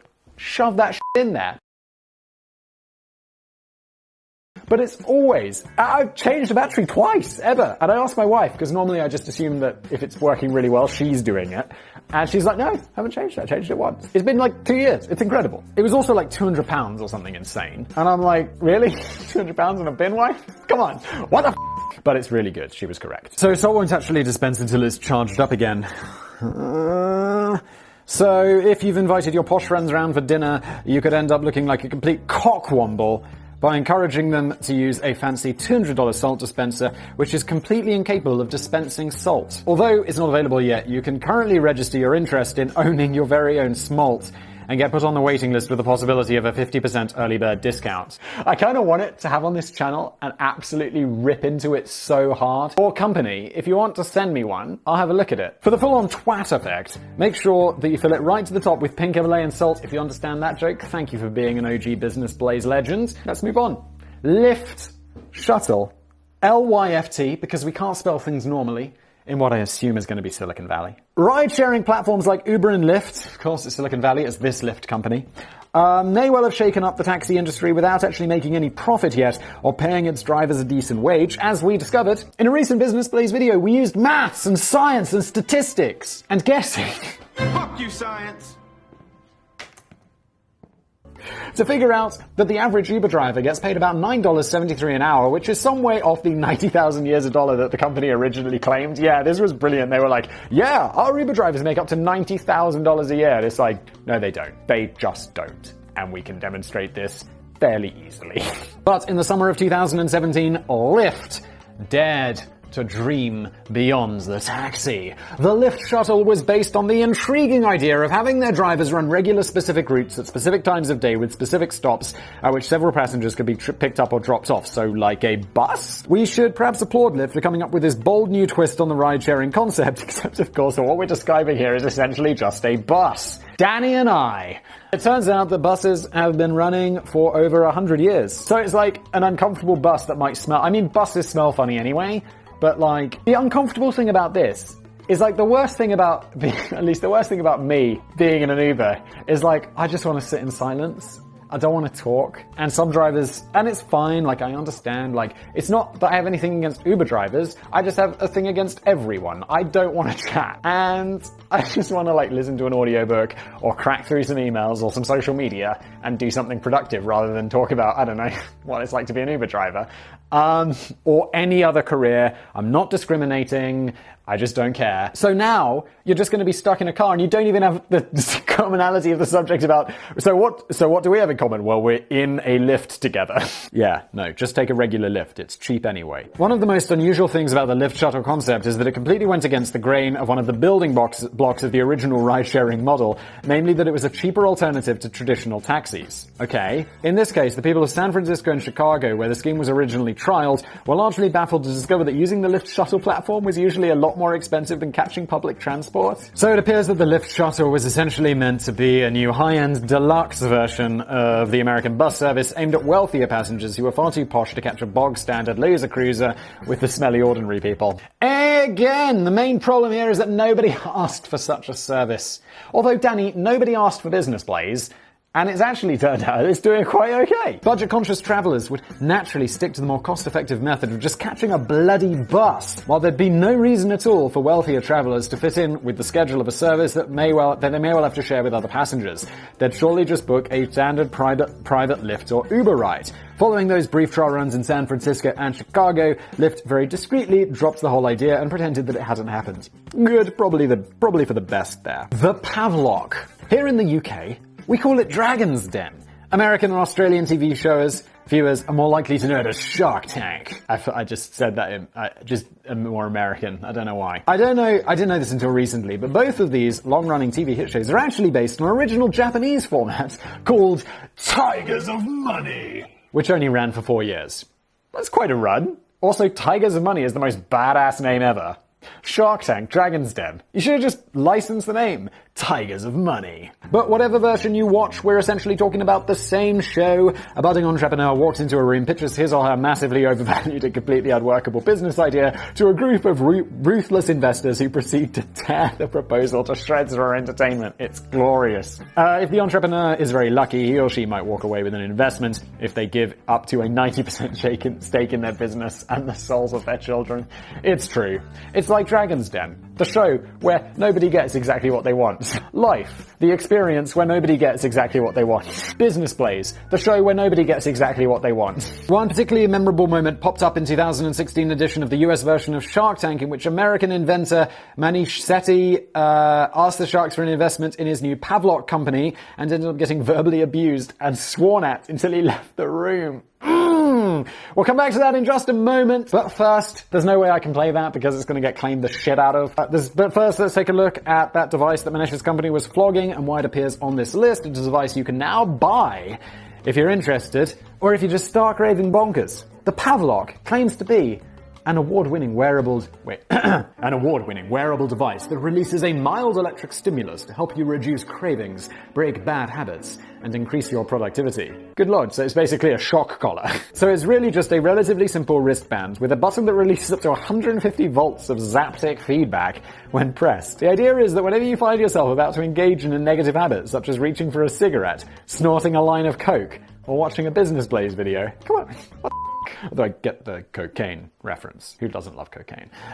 You instead press the button and you give yourself an electric shock. That sounds a lot worse. It's like, what would you like to do, Simon? Have some cocaine or electrocute yourself? Your body is then meant to pair up the negative behavior with an unpleasant vibration. A concept not a million miles away from those cruel anti-bark dog collars, which are now thankfully banned in the UK, but are still perfectly legal in most countries. I didn't even know they were banned in the UK. Does seem like a good way to train a dog, though. Simon, dogs are people! They're not. The difference is that the dog doesn't get smash that dislike button. By the way, everyone was suggesting to have a t-shirt at the merch store which says smash the dislike button. That is absolutely happening and coming soon. I'm particularly excited just about wearing it myself. The difference is that the dog doesn't get much say in when the collar administers the electric shock. The design flaw with the Pavlok is that it's entirely self-administered and therefore entirely pointless. If you have the willpower to press the button and shock yourself every time you go on the brink of indulging in a negative habit, surely you've got the willpower to just slap yourself in the face for free. Or even better, surely you'd have the willpower to just not indulge in the negative habit in the first place. Indeed, I used to bite my fingernails, just put an elastic band on there. Anytime you bite your fingernails, just slap yourself with the elastic band, and it actually was quite effective. I think this could be actually, not a terrible invention if there was some way to take the control out of the user. So for example, if you're checking Facebook on your phone all the time, just link it in so that when the iPhone detects that the Facebook app has been opened on your phone, then it's just and you're like, oh, okay, yeah, I forgot. Don't check Facebook or Reddit or whatever. That would actually work. Maybe some special case that you can put the cigarettes in so that when you open the case, it zaps you. Or just don't buy cigarettes. Or tie in with Google Maps so that when you go into a tobacconist or a shop that sells cigarettes, it just electrocutes the shit out of you and says buy your shit online and you won't be ordering the cigarettes, will you fool? Yeah, there you go, Manish. Problem solved. Go back to Dragon's Den. You're welcome. Send me a check in the mail. Most of the sharks in the tank weren't impressed by Manish Sethi's pitch for $500,000 for a 3.14% stake in his ludicrous company, which would make it worth about $15.9 million. It's a electric shock collar. Just buy one for a small dog. In fact, Manish's TV appearance has gone down in history as one of the most arrogant pitches ever witnessed on the show. That's not going to help things. Shark Mark Cuban, an actually rich and successful businessman with sensible ideas, went so far as to call Manish a con man because he had absolutely no clinical proof to back up his outlandish theories on Pavlovian conditioning. Amazingly, one of the other sharks did express an interest. Kevin O'Leary, otherwise known as Mr. Wonderful, who has quite an interesting YouTube channel, by the way, claimed that he had some belief in the confidence in the concept and was ready to offer $500,000 as a loan with a 7.5% interest rate in return for 3.14% of the equity. Well, that sounds like a terrible deal. Yeah, I'll loan you $500,000 at a really high interest rate, and I'll take the money. So I want more, it's a loan, and I get everything. But remember, this is Shark Tank, the show where nobody gets exactly what they want. Although it sounds like he'd get exactly what they want. However, Manish wasn't so keen on Mr. Wonderful, apparently because of the greedy, cruel, and belittling persona that he often displays on Shark Tank. Manish announced that he'd be happy to take an offer from any of the other sharks just to get him the out of here. Oh my god, dude, you're a tool, aren't you? These are like successful dudes. Can you imagine being in that situation and being a dick to the people whose money you're asking for? It's like, hi, yeah, I'd really like a favor. I'm going to be a complete knob. Manish dares to ask the other investors one last time if they have any interest before another blast of F you from Mr. Wonderful and leaving the room in defeat. I honestly don't think you'd get this kind of thing on the British version. You definitely wouldn't. I've never seen, I love the British version. I've never seen that. It's always like, your idea is incredibly unworkable and there's nothing good about it, and I think you're incredibly incompetent as a businessman. Okay, thank you. I will take that into consideration moving forward. Thank you. Thank you, dragons. Thank you. Thank you. I'm sorry. Thank you. I'm sorry. British Dragon's Den. Despite what appeared to be an embarrassing setback played out in public, the Pavlok device is now very much on sale. Release is available to rent. You pay a monthly subscription fee of around $30 and send it back when you've conquered your unhealthy addictions. If you're seriously thinking about signing up for one of these things, just slap yourself in the face and keep slapping yourself for a very long time. I agree. This is so dumb. Oh god. What a train wreck. Number... whatever, I've totally lost track. 9, maybe? Who cares? Smart luggage. I feel like just putting smart in front of something is like, that's a way to sell shit. Like, smart business place. Cures your stupidity. Just a quick word here on an entire new industry rather than a particular product. We now are living in an ever-developing landscape of smartphones, smart cars, smart fridges, smart doorbells, and even smart toilet roll holders. That last one is entirely serious. Oh god. When the holder senses that your roll is running low, it emits a high-pitched beeping noise to warn you of the potential catastrophe about to unfold. I know Daddy's being sarcastic about that being a catastrophe, but sometimes it is. A cheaper alternative is just look at how much toilet roll is left on the roll. Yeah, agreed. However, I think this is actually not bad. Although I'd like it to automatically order me new toilet paper. But then it needs to count... Okay, it needs to count how many... It needs to know, like, did I buy a bag of 16... a packet of 16 toilet rolls? It needs to count how many times I've changed it since that order, and then when I get to the last one, just order me more automatically. That would be good. Am I fixing businesses today? This is... It's like, come on. It's not that hard. We now have smart luggage too, which appears to be a growing market despite the fact that the Transport Security Administration, or TSA, seems determined to burst the bubble. One of the initial key features of first-generation smart luggage was an inbuilt battery that would charge your phone while you were hanging around in your passenger lounge. That's going to be an issue, because, like, the amount of times it's been like, I've been just curious, oh god, I forgot my brick. You know, the battery brick? And they're like, sir, I need you to empty your bag. And it's like, oh god, what have I forgotten?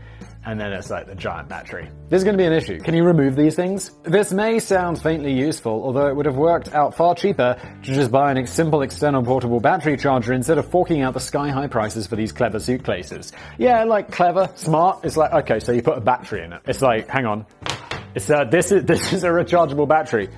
Oh, this pocket's sewn shut. All my pockets are sewn shut except for the inside ones. This is now a smart jacket. You want some more stuff? Yeah. That's a smart skull. I gotta really work on my merch. The idea was quickly killed off when the TSA enforced a strict ban on luggage containing batteries that couldn't be removed. And this decision took down several new smart luggage companies. Well, why not just make it removable? Is this really so hard? Some of the models could accurately weigh themselves, which I guess is kind of useful. Is it? Don't we all have scales? Also, just don't pack so much. It's not that hard. I can't remember the last time I went on holiday and checked luggage. Is it really necessary? Just launder your clothes on holiday. It's not hard. It's not hard. Other models featured proximity alarms and locks that could only be opened by Bluetooth. Some of the wackier models could actually be ridden around the airport like a scooter. That sounds pretty awesome.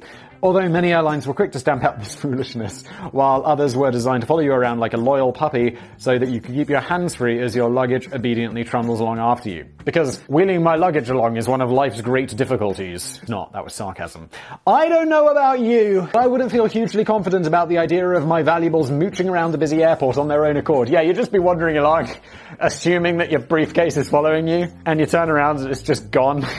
And like, well, either someone's nicked it, or it's just, oh, out of Bluetooth, out of range, can't do it anymore. And you can't help but feeling that the TSA will eventually come to the conclusion that wandering luggage could eventually prove to be a security risk. It could also be like a great, it's like they find a suitcase that's got a bomb in it following you around, so you're like, no, I'm not a terrorist, this isn't my luggage, it's just following me around. The main issue with smart luggage is that it all just seems like a bit of an expensive gimmick at the moment. Agreed.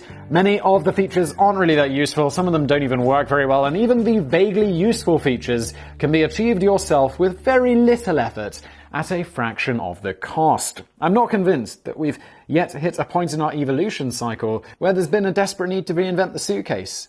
I agree. Rolling suitcases. We fixed it when we put the 4 wheels on them. Done. Even 2-wheel ones are perfectly acceptable. I mean, the 4-wheel thing was like a revolution, but, I mean, they're pretty good. Clippy. Finally. We've come full circle. I think I go a little bit crazy at the end of these long ones. I don't know why I'm being so dramatic. To the most hated and ridiculed invention of all time, and bless him, he's only a little paperclip. You'd have thought that Microsoft might have learned a few valuable lessons with the cheesy cute fest that was Microsoft Bob. But you'd be wrong. Dead wrong. Danny also seems to have gone a little crazy as he gets to the end. I'm sure anyone over the age of about 20-ish will have fond memories of Clippy. I am over the age of 20-ish and I do not. I mean, I have memories of him, they are not fond. The interactive animated paperclip character that came packaged with Microsoft Word, an assistant to guide you through whatever technically fiendish task you were bravely attempting to accomplish. While maybe not fond memories, but you'll certainly have memories. If you started writing a letter, Clippy would seize the opportunity to jump onto the screen. I described this entirely earlier. And inform you that it looked like you were writing a letter and that you probably need some help with this. Hi, I'm Clippy! Clippy. If you tried to open your browser, Clippy would be straight on the scene, insisting that he help you with the navigation. He was in the browser as well? I don't even remember that. If you started trying to throw your computer out of window in sheer frustration, good old Clippy would bounce back onto the screen screaming, please don't kill... No, he wouldn't. He'd have recommended methods that would try to minimize back strain. Really? I mean, did he give that? I often feel Clippy was watching your every move and refusing to keep quiet about anything you were intending to do. More frustratingly, he would often prove to do nothing more than just distract you and delay the completion of a perfectly simple task. It's a bit like approaching a smart toaster, trying to shove in a few slices of bread, only for the toaster to split the toast right out, and while it bellows, hi there, it looks like you're trying to make toast. Do you need any help with that? If you got that reference, thank you for being an OG Business Plays legend. It's quite mind-boggling that Clippy was introduced to the world just 1 year after Microsoft dropped the ball completely with Microsoft Bob. First appearing in the 1996 edition of Microsoft Word, the formal name of the title character is actually Clippet. It is? Although he quickly adopted the name of Clippy. Designed by Kevin Atterbury, Clippet was just one of 15 proposals from a total of 250 submissions from graphic artists, all of whom were idiots. Bearing in mind that Microsoft decided to go with a talking paperclip, you can only assume how bad the other 249 ideas must have been. The weird thing is that Microsoft went to the trouble of launching focus groups to assess the potential popularity of their Clippet character, but then completely ignored all of the negative feedback. Most participants in the focus group just weren't particularly excited about an animated paperclip and found him deeply annoying. More worryingly, many of the women felt that it was quite sinister and disturbing having a pair of leering male idols watching your every move. That's a bit sexist. Was Clippy necessarily a dude? His eyes were not particularly male. They were just eyes. Classic sexism. It's 2019, women. Despite these early alarm bells, Microsoft went ahead and launched Clippy, who went on to irritate millions of users of Word for years and became a major source of embarrassment for Microsoft, as his character was regularly lampooned and mocked on social media and television for his inherent uselessness. Perhaps the real problem was that poor old Clippy was clearly optimized for first use. You may well need a little bit of help and guidance using Microsoft Word for the very first time. You do? It's a word processor. Come on, it's not hard, is it? But you don't need the same character popping up on your 100th session to guide you through something you mastered ages ago and continually bugging you until you finally figure out how to turn the damn thing off. It wasn't so much that people hated the character, everyone just hated how he behaved. Yeah, it's like, people don't hate me, they just hate my behavior. So they do hate me. It actually took a surprisingly long time for Microsoft to get rid of Clippy, but this may partly be blamed on the fact that nobody dared approach Bill Gates about it. His wife Melinda French had been part of the team developing the original Microsoft Bob, which may have directly led to the development of Clippy. It's a bit of nepotism there, isn't it, Bill? By 2001, the character of Clippy had lost his status as a default setting in the new Office XP, and the company was happy to poke fun at themselves with a promotional campaign which featured the comical adventures of a now unemployed Clippy who believed that XP stood for X Paperclip. It's not the same without the script, I don't even know how to do it. Oh, he finally disappeared from the Microsoft Store completely in 2007. One further cruel blow, he was briefly resurrected for one day in 2017 before swiftly getting axed again. Why, Microsoft? Clippy resurfaced in a pack of fun animated digital stickers which were distributed for free to users of Microsoft Teams. Oh, that's kind of nice, I get it. Like, it's 10 years. However, it's believed that upper management at Microsoft had not been consulted about this move and weren't particularly happy about the return of their most derided creation of all time. Oh, it's okay, we can have a bit of humor about it, can't we? If this iPad, which has nothing to do with Microsoft, just popped up with a Clippy one day for one day, I'd be like, that's kind of fun, and then I'd throw it out. No, it's okay. The stickers were hastily pulled the following day. Despite all of this, Clippy wasn't hated by everyone. Yeah, he was. Who is this guy? Come on. Several online communities still fiercely petition for the return of Clippy, and he even inspires erotic fanfiction amongst some particularly strange circles. I don't believe it, but I do believe it because it's the internet, and yeah, of course. What's that rule where if it's like, there's porn out there with Clippy? If you're that way inclined, check out Conquered by Clippy. Oh god, really? No. No! By Leonard Delaney, the same genius author behind Taken by the Tetris Blocks. Oh god. I once saw what was it? Yeah. It was on like, I don't know, Twitter or whatever. It was a book called Taken by the T-Rex. And I'm like, oh shit, we're in different league of shit now. So maybe it's not entirely impossible that Clippy might one day make a triumphant comeback. Let's hope not. Maybe he will get his own animated series, blockbuster movie franchise, range of toys. Danny forgets to mention pornography series. Who knows? Stay tuned to your radio newspaper to keep in the loop. This has been Business Blaze. This has got to be over an hour. If you're watching to the end like this, you're an absolute legend. Thank you. Buy this t-shirt. There is more t-shirt. I've been listening to your suggestions. I'm in talks with our merch company. They're making a whole bunch of stuff that is crazy and stupid, and if you guys buy it, I'll be amazed, but I'm going to enjoy wearing it. That's it. I'm going to sit my ass down. Thank you for watching.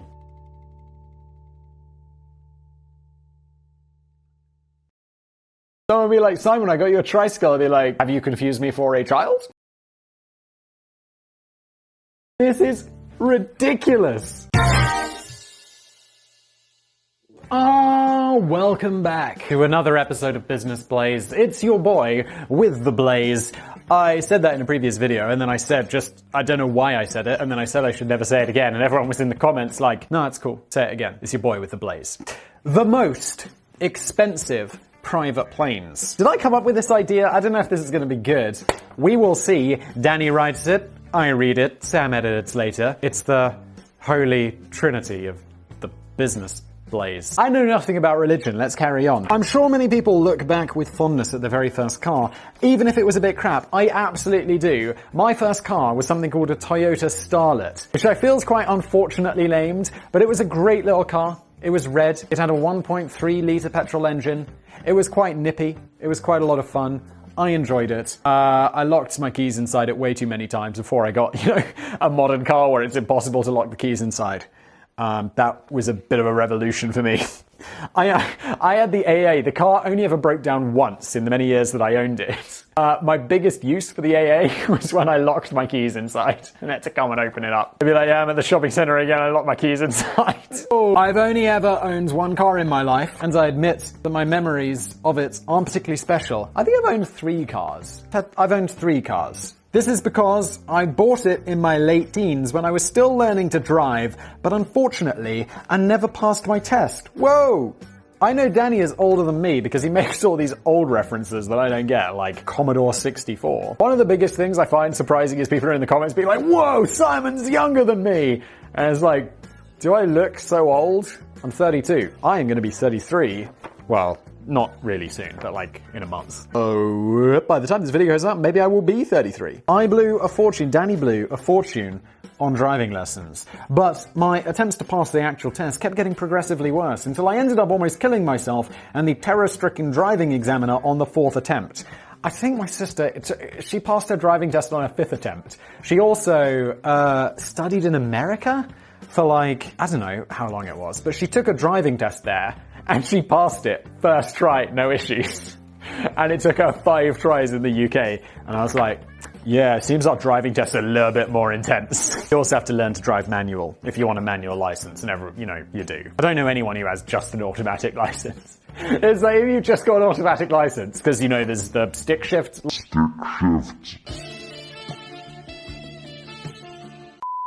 License and the one where you just drive automatic. Even though, most cars these days are automatic, if someone has just an automatic license, you'll be like, you're a bit special, aren't you? I gave it up as a bad job and sold my car for half the price I'd bought it for, which was fair enough, considering all the damage that had been inflicted on it under my brief ownership. Oh, Danny! I'm sorry, I know I'm rambling along this one, but my driving test, I was not particularly good at learning to drive. And I will admit that I'm not a particularly good driver. My driving instructor took me for a practice test, and in the UK, there are things called, at least when I took the test, there are major errors and minor errors. And I think you can get like 6 minor errors and then you fail, or any 1 major error. I took my practice driving test, like the mock exam with my driving teacher the day before, and I failed with like 6 majors and like 27 minors. The next day, I went to and my driving instructor was like, don't worry, go do the test, it'll be a good practice run. And then we can take some more lessons and we'll go back at it second time around. And I'm like, okay, yeah, that seems fair because I don't think I'm ready. I passed the test with like 4 minors. It was amazing. And I was like, should I really be driving? Because I still can't park. I still can't parallel park. I still can't reverse into a bay. I mean, I can't do any of this stuff. The only reason I can is because now all the cars are like, that I can half park is because there's so many parking sensors telling me when I'm going to hit someone. But my original point, oh my God, what are we talking about? No, not me, you. Yes, I am you. But my original point was that plenty of normal people will probably remember the excitement of getting their first cheap and cheerful car, along with the subsequent pride and satisfaction of gradually upgrading to fancier models as you make progress up the rickety ladder of wealth and good fortune. Unless, of course, life worked out the other way around for you. In which case, I'm sorry for bringing it up. Yeah, that would suck. I feel that even people as rich as Donald Trump still look back with misty-eyed nostalgia at their early vehicles and may even chuckle at the thought of the things that they had to put up with in the olden days. Were cars invented when Trump was young? Isn't he like 90? Except in Trump's case, he's probably thinking about private planes rather than second-hand cars. Probably true.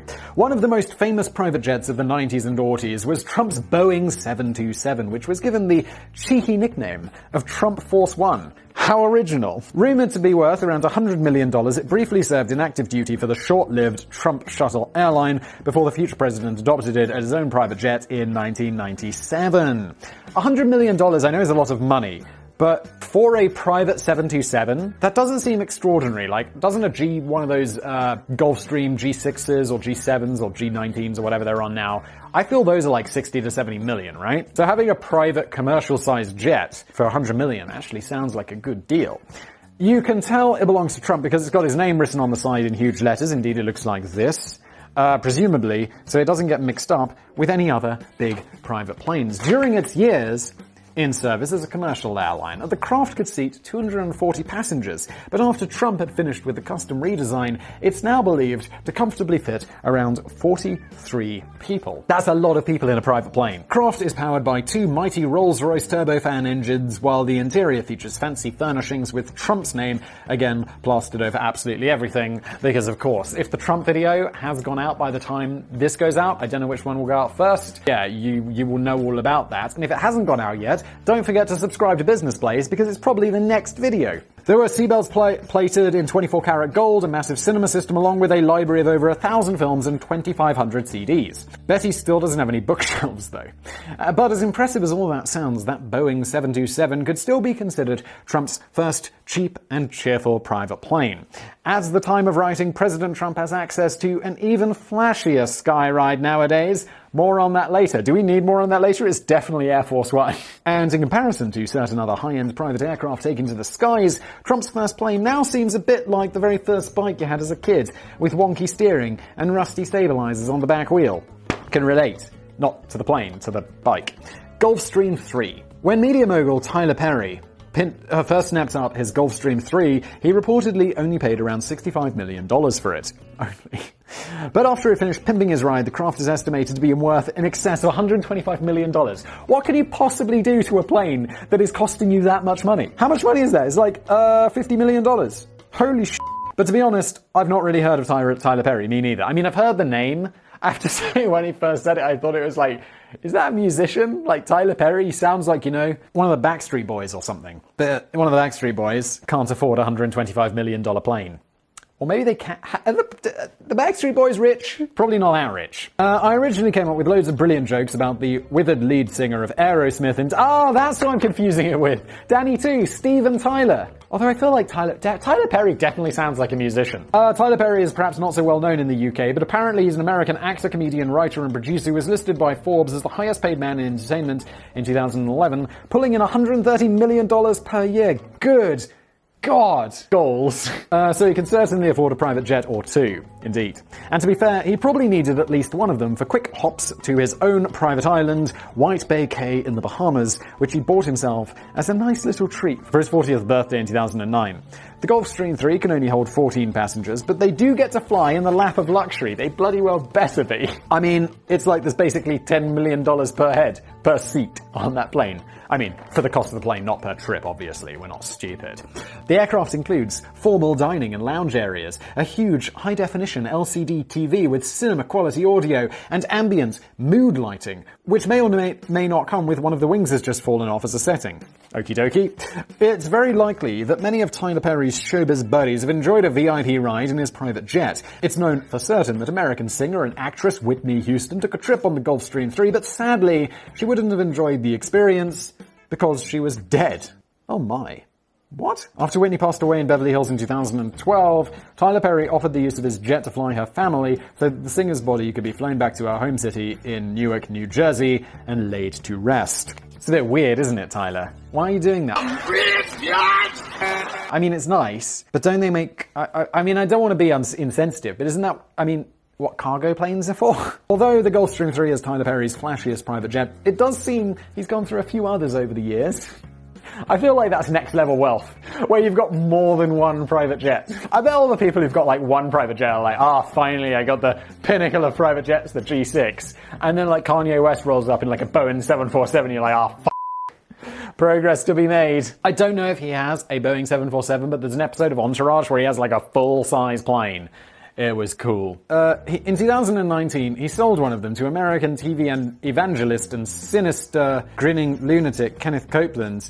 Oh god, there are so many people that I don't know. Who is this? I mean, American TV evangelist. I'm glad I don't know him. He sounds like a cock. We'll exercise judgment right now. Because we have... In the name of Jesus! Oh, thank you, Jesus. Who once claimed on television that he couldn't take commercial flights because he didn't want to board a long tube with a bunch of demons. Holy shit, dude. I call you done! The optics of that are not good, Kenny boy. When he was confronted about this on his driveway by syndicated news show Inside Edition, he went on a bizarre 10-minute mental ramble in which he suggested that God wants Christians to be wealthy. How much money did you pay for Tyler Perry's Gulfstream jet, for example? Well, for example, that's really none of your business. And besides, Tyler Perry offered him the plane so amazingly cheap that Copeland couldn't help but buy it. Isn't it the business of your donors? Listen, I paid. Yeah, that's always my problem, where someone's like, Simon, I've got this plane, I'll sell it to you for like only 60 million. Like, how can I refuse? I'm sure many of us have experienced that exact same problem. No, we haven't. The Borkan. Alisher Uzmanov is a Russian billionaire, professional fencer, former jailbird, and rumored close friend of Vladimir Putin. So he's kind of the guy that you'd naturally expect to be flying around in a half-decent private jet. Named after his father, Borkan, the plane is also registered on the Isle of Man under the name M. Iabu. The M refers to the Isle of Man registration, while the Iabu simply stands for I'm Alisher Borkanovich Usmanov. Couldn't we have been more creative? That's like one of those customized license plates where it's like, it's just a random collection of numbers and it's like, oh yeah, but it's my initials followed by my date of birth, but followed by like my wife's initials or whatever. And it's like, yeah, which is great. So, but why? What's really cool, a friend of mine from school, his dad had a car, it was a Ferrari, and it had the license plate, slow car. And I was like, that is fucking golden. I still remember that as being one of the coolest things that I've ever seen. And especially in the UK, because, you know, I feel like in America, I don't know, but you can have more, like, whatever you want on the license plate. In the UK, playing the license plate game and getting it really neat is hard to do. So this was particularly epic. The original cost of his Airbus A340-300 was around $238 million. However, he's reported to have spent hundreds more millions of dollars on sprucing up the interiors a bit. If Alisher had been in the mood to evoke the mood of the 1980s, he might have felt inclined to put prison bars on the plane's windows, as he spent most of this decade in jail. Oh! The Uzbek-born businessman served 6 years of an 8-year prison sentence for fraud and theft of socialist property. Oh no! But it all gets very political. I was gonna say, before I got into this, I bet he's like upset someone. But this all gets very political. Alisher had forged strong ties with former officers of the KGB in his younger days. Now he claims that he was the victim of a power struggle within the local KGB, who tricked him into seemingly accepting a bribe by making him believe that he was part of a covert operation to ensnare the individual handing over the money. I'm so confused, but he does sound like a criminal, so, you know, okay. He was released 2 years early after expressing sincere repentance, but he was later officially pardoned in 2000 by the Supreme Court of Uzbekistan, which gave a ruling that the evidence had been fabricated and that no crime had been committed. But you're not getting those 6 years back, are you? But he's certainly come a long way since then. The philanthropist and investor who co-owns the biggest internet company in the Russian-speaking world now has a net worth of over $13 billion. That is a lot. And while there are no prison bars on his aircraft, you do get fancy seating areas, plush sleeping quarters, and a lavish dining room complete with luxury leather chairs. Perhaps the most impressive thing about the Borkan is its sheer size. It's the biggest business jet in the Russian Federation and is reportedly even bigger than his good buddy Putin's presidential aircraft. In your face, Putin, that sounds like a really good way to go to jail. They'd be like, yeah, he's going to jail for corruption and we're confiscating his aircraft and now it's Putin's. Oh, however, Putin can maybe console himself with the fact that he's at least got 4 completely identical private jets in his presidential fleet. That's amazing. For security reasons, the decision about which plane the president will board is left until the very last minute, and then all 4 planes take off at once. So Putin may not have the biggest aircraft, but he's surely leaving one hell of a bigger carbon footprint. He flies in a fleet of private jets. I mean, bad, but also next level balling. The Flying Palace. Here's a dilemma for the uber-wealthy elite. When you're traveling on your custom A380 Airbus, oh my god, really? This is like the largest commercial jet in the world? It is enormous. When you're traveling on your own custom Airbus A380 private jet with a stack of other privileged guests, how do you visibly maintain the image that you're the #1 dude on this plane? It's quite tricky to do. Who owns this? This is insane. It's gotta be like Middle East. Gotta be the oil money. It's quite tricky to do when you're just lounging around on some sort of comfy seat as every other hanger-on in the room. The Saudi Arabian businessman and royal family member, Prince Al-Walid bin Talal, has come up with a novel solution.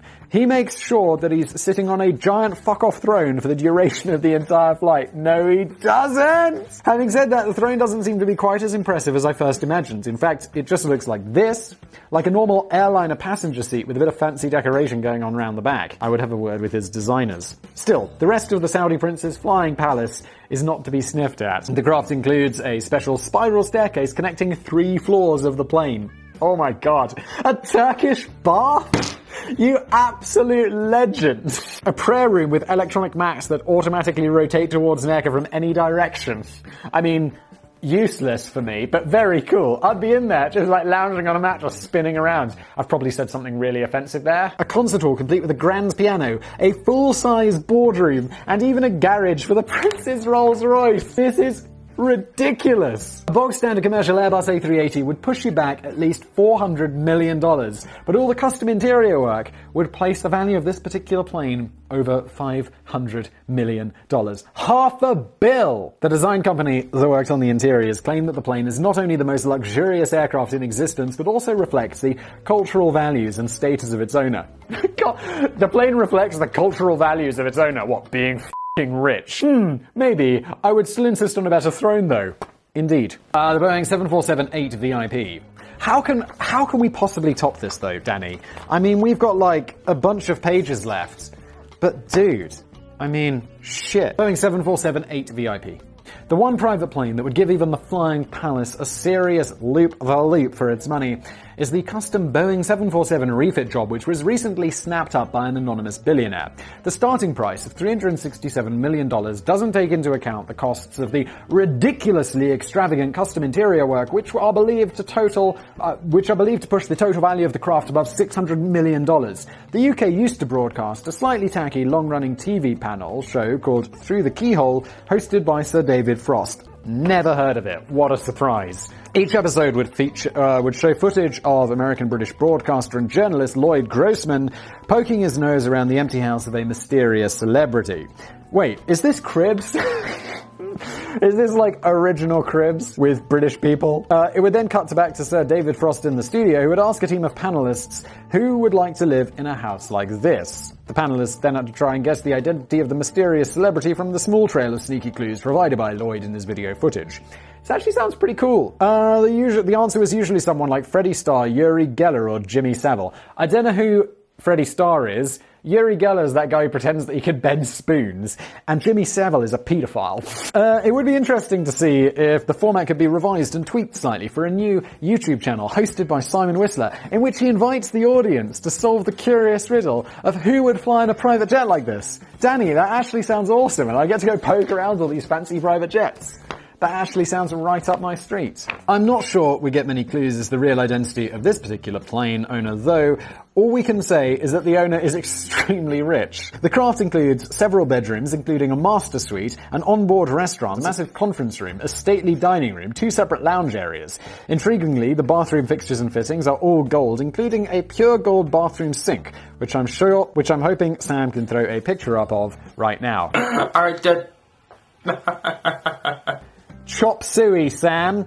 This seems to be just a little bit over the top for my tastes. I'm really not sure how comfortable I would feel about spitting out toothpaste into a sink of pure gold. I'll tell you how I would feel, Danny. F***ing rich. The only other clue that Simon may find on his travels around the interior is a brick from the Berlin Wall and a pair of Baywatch swim shorts.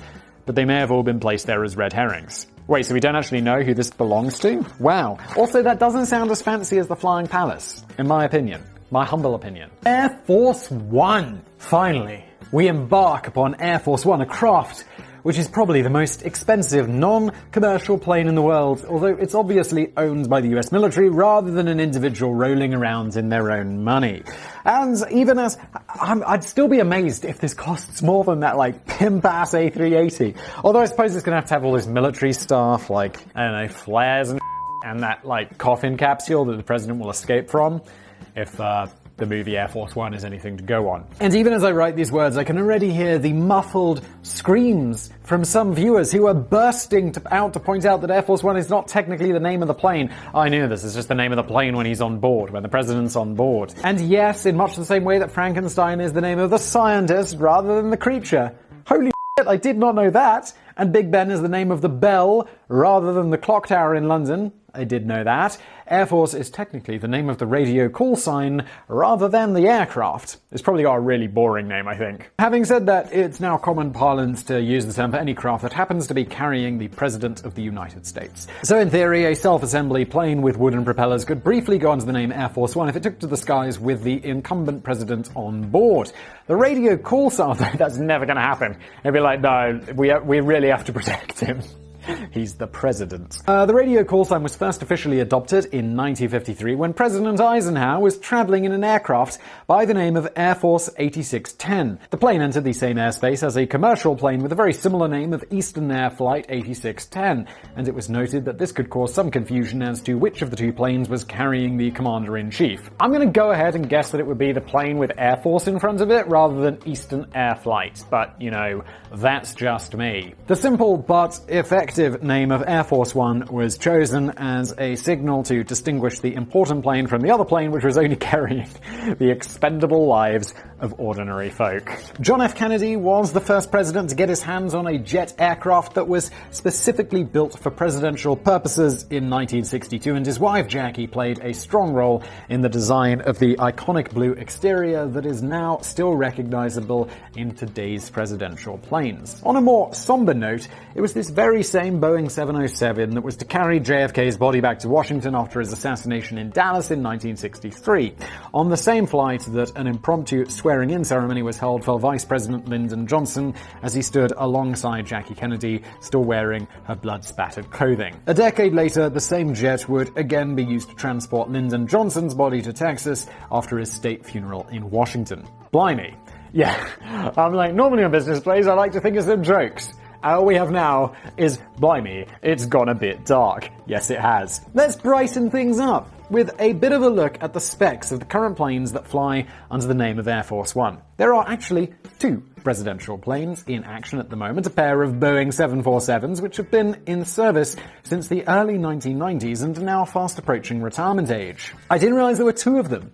That's cool. They're maybe not quite as fancy as you might think, as they're designed for purpose rather than wild extravagance. During his presidential campaign, Donald Trump once remarked that he would have to swap the current presidential crafts with his own personal jet when he took office because he felt his own private plane was superior. By this time, Trump Force One had upgraded to a Boeing 757. Yeah, this is all great, and it might have plush carpets, but, you know, it probably doesn't have flares. However, he clearly hadn't thought this through very far. It's true that his own plane may have boasted gold-plated seatbelts and a bigger movie library, but the President of the United States is expected to fly in a craft engineered with ultimate security and defense in mind. Yes! Despite the lack of Trump family crests embroidered into every seat, the point was that the presidential aircrafts were far bigger, faster, and more practical. The idea was quietly dropped after Trump became president, and one official was quoted as saying, "No one tells the president he can't do something. Instead, you lay out all the reasons why it's functionally impossible." Yeah, again, just another way of telling him he can't do that. I think it's from a TV show, maybe it's from The West Wing or anything, and it's like, the president's never late. The meeting starts when the president arrives. And I'm like, yeah, that's cool. It's good to be president. The current planes are triple-decker beasts which can hold up to 96 passengers and 26 crew members. Capable of hitting a maximum speed of just under 1,000 kilometers an hour, the jets are 70 meters in length with 4,000 square feet of floor space inside. Designed to withstand meteor strikes? Whoa! Is that really a risk? How many planes have been brought down by meteor strikes? Earthquakes, and even nuclear war, designed to withstand earthquakes. I guess when they're on the ground? Planes are equipped with advanced secure communications equipment, which allows the craft to function as a mobile command center in the event of an attack on the US, with its very own hospital and operating theater in the case the president suddenly starts suffering from a twitchy appendix. Indeed, I believe, and I couldn't find any information about this because I remember reading it ages ago and then I couldn't find it, but there's an operating theater on Air Force One that has like a gimbal or like a steady thing so that surgeons can operate even in like turbulence and stuff. And I thought that was extremely cool. I actually talked about this at length in my podcast, The Simon Whistler Show, which I might link to below. Perhaps most impressively of all, the planes can even be refueled while in flight thanks to a refueling probe on the nose of the aircraft, which can be topped up by a separate fuel plane. Although this is only intended for emergency situations, it means the craft could effectively stay in the air indefinitely if things are looking a bit dodgy on the ground. We can only begin to speculate about how much it has cost over the last 3 decades to keep these planes in operation. The cost of each plane is said to be around $660 million, but that doesn't take into account the huge costs involved in customizing and maintaining an aircraft fit for a president. According to a Freedom of Information Act letter obtained by Judicial Watch, Air Force One costs the American taxpayers over $206,000 for every single hour it flew during Barack Obama's tenure alone. Holy shit. However, the days of these two faithful Boeing 747s are numbered. During his second term in 2015, President Barack Obama ordered a replacement fleet which will consist of 2 Boeing 747-8s. This wouldn't come cheap. The total bill was originally estimated to come in at $3.7 billion, and it was going to take a while to implement. The planes weren't due to be ready until the year 2024. One of the project's biggest critics was Donald Trump. In December 2016, the then president-elect voiced his strong disapproval. He tweeted, "Boeing is building a brand new 747 Air Force One for future presidents, but costs are out of control. More than $4 billion. Cancel order." Curiously enough, he seemed to have changed his tune after he took office and promised to make a tremendous deal with Boeing to get the costs down a bit. He does like the word tremendous. We used the word tremendous a lot in the other video about Trump, which, as I mentioned, will be coming soon. So subscribe, or maybe you've seen it already, depending on how I decided to release these. But now Trump wants the new planes ready by 2021, so he's clearly hoping to get a ride in them himself. Yeah, because it'd be 2024. He's just missed out. He's riding around on a 747. If he does, he should maybe make the most of it. One day he'll have to go back to slumming it like a peasant in his own private jet, but at least that one's got his name all over it. Is this... No, there's another page here. One more page. Oh, it's a bonus fact!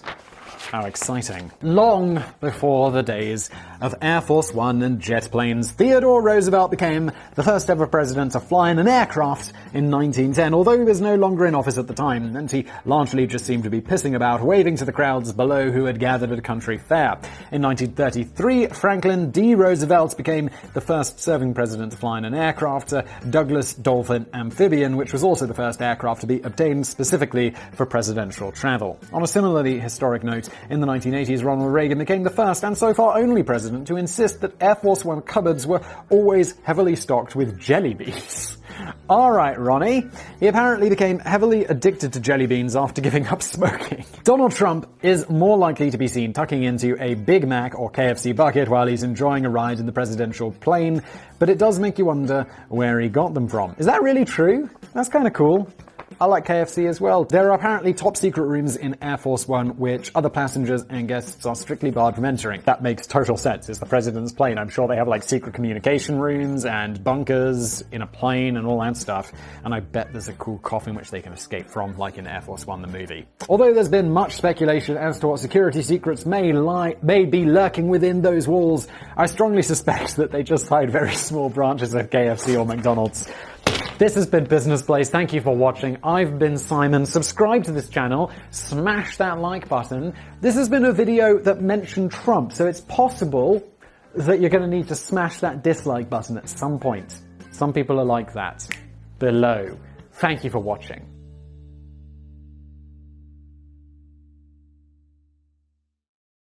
I'll tell you how I would feel, Danny. F***ing rich. Simon, what do you think about this issue as the greatest channel on YouTube? I feel like we should just get this absolutely out of the way at the beginning of this one. Smash that dislike button, and this video is going to have a higher than normal dislike ratio because, however you want to cut it, we're talking about some of Donald Trump's stranger businesses, and I'm sure there's a lot of, I've said this before on Business Plays. I'm not American. I don't really care about your politics. And even when I say that, people are like, well, you should care about our politics. It affects the world. And I'm like, okay, it doesn't really affect me that much, though. I'm generally one of those people who thinks that, politics is mostly, at least the way it's presented in the news, is mostly just entertainment. And it really probably doesn't affect you as much as you might think. Unpopular opinion, smash that dislike button. Let's carry on. And just to highlight their opinion, just my opinion, not fact or anything like that, but here we are. Let's do this. Allegedly.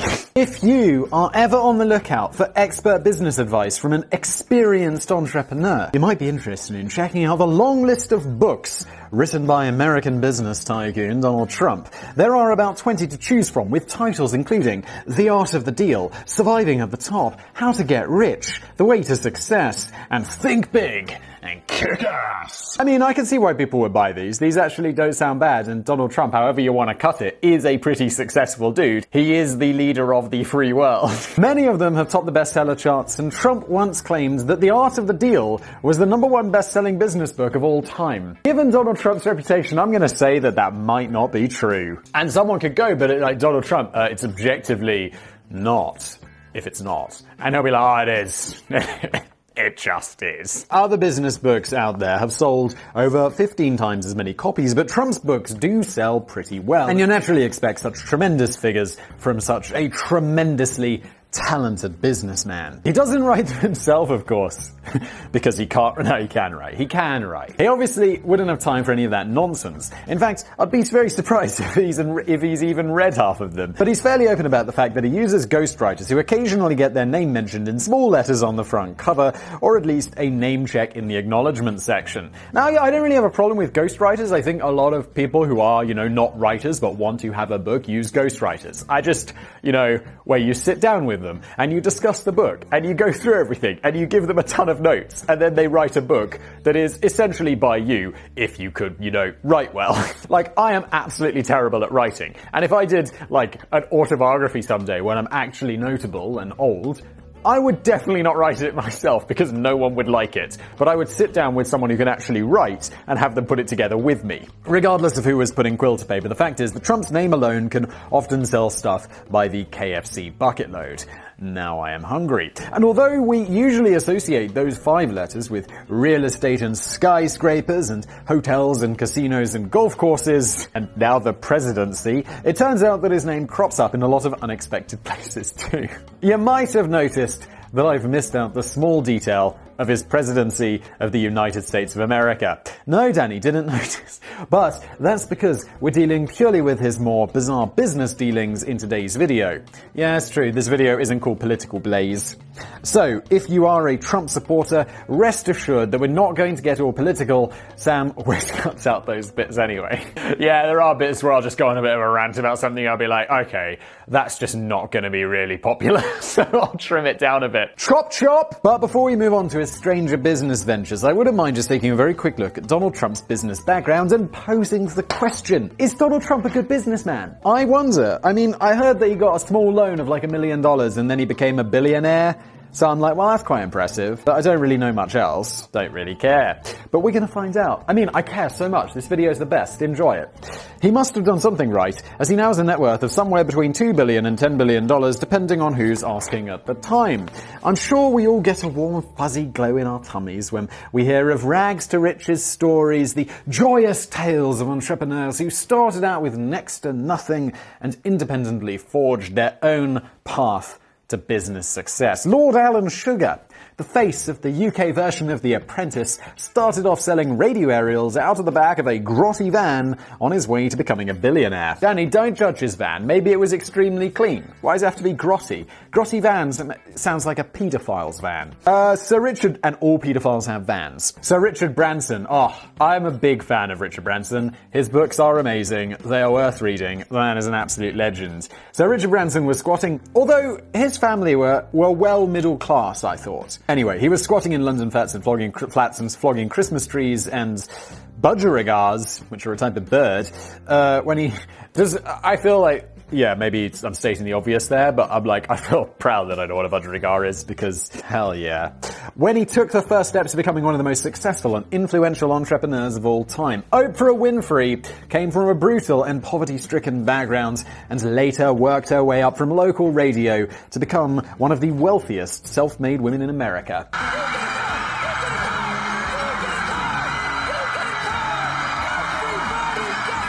I think she is the wealthiest self-made woman. Who would be richer than her? There's all the Waltons, but they are definitely not self-made. Donald Trump's story is a comment below. That's what it's for, because, you know, when I don't want to do my own research. Donald Trump's story is a little bit different. He recalls that he started out his career with a small loan of $1 million from his very rich father, Fred Trump. The New York Times reports that he actually borrowed closer to $60 million and never paid most of it back, while an additional $413 million was funneled into Donald's bank account from his father's empire over the years in what were alleged to be schemes to channel Fred's wealth to his son rather than give it to the taxman. Still, every budding young entrepreneur deserves a little helping hand. A little bit more than a helping hand, isn't it, Danny? The truly astounding thing about Trump's business activities in the 80s and 90s was that at around the same time that he was... Oh, and of course, this is all allegedly, as reported by the New York Times. Maybe it happened, maybe it didn't. Who knows? Allegedly. The truly astounding thing about Trump's business activities in the 80s and 90s was that at around the same time he was not really writing books on how to become rich and successful, he was actually in deep financial turmoil for the best part of a decade. Between 1984 and 1994, Trump's tax returns show that he managed to lose $1.17 billion over this period, with 4 of his businesses ultimately declaring bankruptcy. The New York Times claims that year after year, Mr. Trump appears to have lost more money than nearly any other individual American taxpayer. But on the plus side, it did mean that Trump didn't have to pay taxes for years and years. Yeah, because he lost 1.17 billion, sorry. Big difference. There is a big difference. That's like $600 million. Yeah, also I do feel like when people say like, oh, Donald Trump's been bankrupted like however many dozens of times. It's not dozens, it's like, I don't know, a few times. Bankruptcy is often a strategic thing. It's not like the company completely went to shit. Is it? I don't know. I'm going to stop talking. And there's no denying that Trump is now a very wealthy man. And while some of his business history is questionable, he does seem to have struck enormous success by simply creating an image of himself which can be licensed with lucrative results. His 14-year... Yeah, I really hope we get into Trump Steaks, because watching the Trump Steaks advert on YouTube was one of my greatest experiences ever. Trump Steaks. His 14-year stint on the TV show The Apprentice, which reportedly earned him around $3 million an episode. Good lord. That is impressive. It helped him to create a brand of Donald Trump which could be sold. So not only was he getting paid $3 million an episode, but also all of that made him look awesome and even more saleable, especially to the American people as a politician, apparently. Many real estate developments and brands and products now bear the name of Trump, despite the fact that he had barely anything to do with them other than license his name as some sort of seal of credibility. If anyone's looking to license real estate, like Whistler Towers, reach out to me. Because I love money and not doing work. So, you have to give him some credit for being able to turn around his business misfortunes and become a billionaire based on little more than a created persona. It could be argued that Donald Trump was essentially a disastrous businessman who hemorrhaged millions of dollars every year and yet became incredibly rich and successful just by claiming he was already rich and successful in the first place. You can see why he likes this strategy even now, because it clearly works for him. So the answer to my original question about whether Donald Trump is a good businessman is probably no, but yes, but no, but kind of. I would say, yeah, yeah, he kinda is. Of course, there's far more to the story than that, and Trump has obviously enjoyed many genuinely successful ventures over the years, but we don't want to go into the complete life story of Donald Trump. Jesus Christ, Danny, didn't we already? We're like 3.5 pages in. Otherwise, this video would end up being almost as long as one of his rambling press conferences. I'm just filming this video after he essentially told people, yeah, it could be a good idea to inject, detergent into your veins. And then it was like, no, I was joking. And I watched the original press conference, and it was like, well, okay, for number one, media, he's not exactly saying that. And number two, he said afterwards he was being sarcastic. Look, I'm a British person. We really do sarcasm. We have a very good sarcasm ability, and it didn't sound very sarcastic. Instead, we thought it would be more interesting to step outside of the casino and venture far beyond the last hole of the golf course to uncover some of the more unusual lines of business to have received the Trump treatment, and I see the first one we are talking about is Trump steaks. When it comes to steaks, I've just raised the stakes. Oh god, that is cringe. Trump steaks are the world's greatest steaks, and I mean that in every sense of the word. Claimed a confident Donald Trump back in 2007 when he first launched his own brand of gourmet steaks to a nation of beef lovers. I understand steaks. It's my favorite food, and these are the best. If you'd like to tuck into a Trump steak nowadays, I have to say I'm pretty hungry, I wouldn't say no. I hope you like your steak rare. I do. In fact, rare would be on the edge of being overcooked for me. I basically take the cow, cut the meat off, maybe show it the pan, not necessary, and feed it to me, because I am an animal. Yeah, I hope you like your steak rare, because these are now almost impossible to find. What's that got to do with me liking my steak rare? I'm definitely missing a joke and sounding like an idiot. Someone point out how stupid I am in the comments below. Like normal. Thank you. In fact, they were only widely available for around 2 months before the whole project was quietly consigned to the business slaughterhouse. Ba-da-bum-bum! As you might expect, Trump steaks weren't just ordinary steaks. They were tremendous steaks. In fact, they were marketed as the world's greatest steaks because of course they were. In every sense of the word. And you'd hope so, at those prices. Exclusively available by mail order through the US retailer, the Sharper Image, and the QVC shopping channel. So QVC, I feel, is it known for expensive things? I thought it was known for yeah, well, you buy this one knife and we'll give you 17 extra knives for free. And this kitchen. It's like, okay, QVC, relax. The frozen meat was sold in bumper deluxe packages at a price which equated to about $50 per pound. Oh god, Imperial. I have no idea how much money that is, but 70% of people who watch this channel are Americans, so enjoy. For the rest of you 30%, and me, well, f*** us. The starter package, or the classic collection, cost just under $200 for a couple of filet mignons, a couple of ribeyes, and a dozen burgers. That sounds extremely expensive. That's why I'm thrilled they agree with me. Filet mignon is, I know it's the most expensive, but it's probably one of my least favorite steaks. The ribeye is absolute great stuff. And who wants burgers? If I want burgers, I go to Tesco. So essentially, I'm getting 2 steaks that I quite like for $200, and some filet mignons, which I will eat, and a dozen burgers. I feel like we're just bulking it out with the cheap shit, aren't we, Trump? If you really felt like stocking up the freezer, you could plump for the high-end package, which contains 16 steaks and 24 burgers for just under $1,000. F***ing hell. I guess these are steaks for rich people? Exactly what I'm talking about. $1,000! $1,000! Trump had originally trademarked the name Trump Steaks in 2006 before striking a deal with Atlanta-based specialty meat supplier Buckhead Beef to deliver the goods. Interestingly, Buckhead Beef had already been supplying food to Trump's casinos and restaurants in Atlanta, but at this point he owed them over $715,000 following one of his many troubled periods for Trump hotels, which had resulted in a bankruptcy filing. So it could be the case that the deal was largely an opportunity for Buckhead Beef to try and claw back some of the money from their client.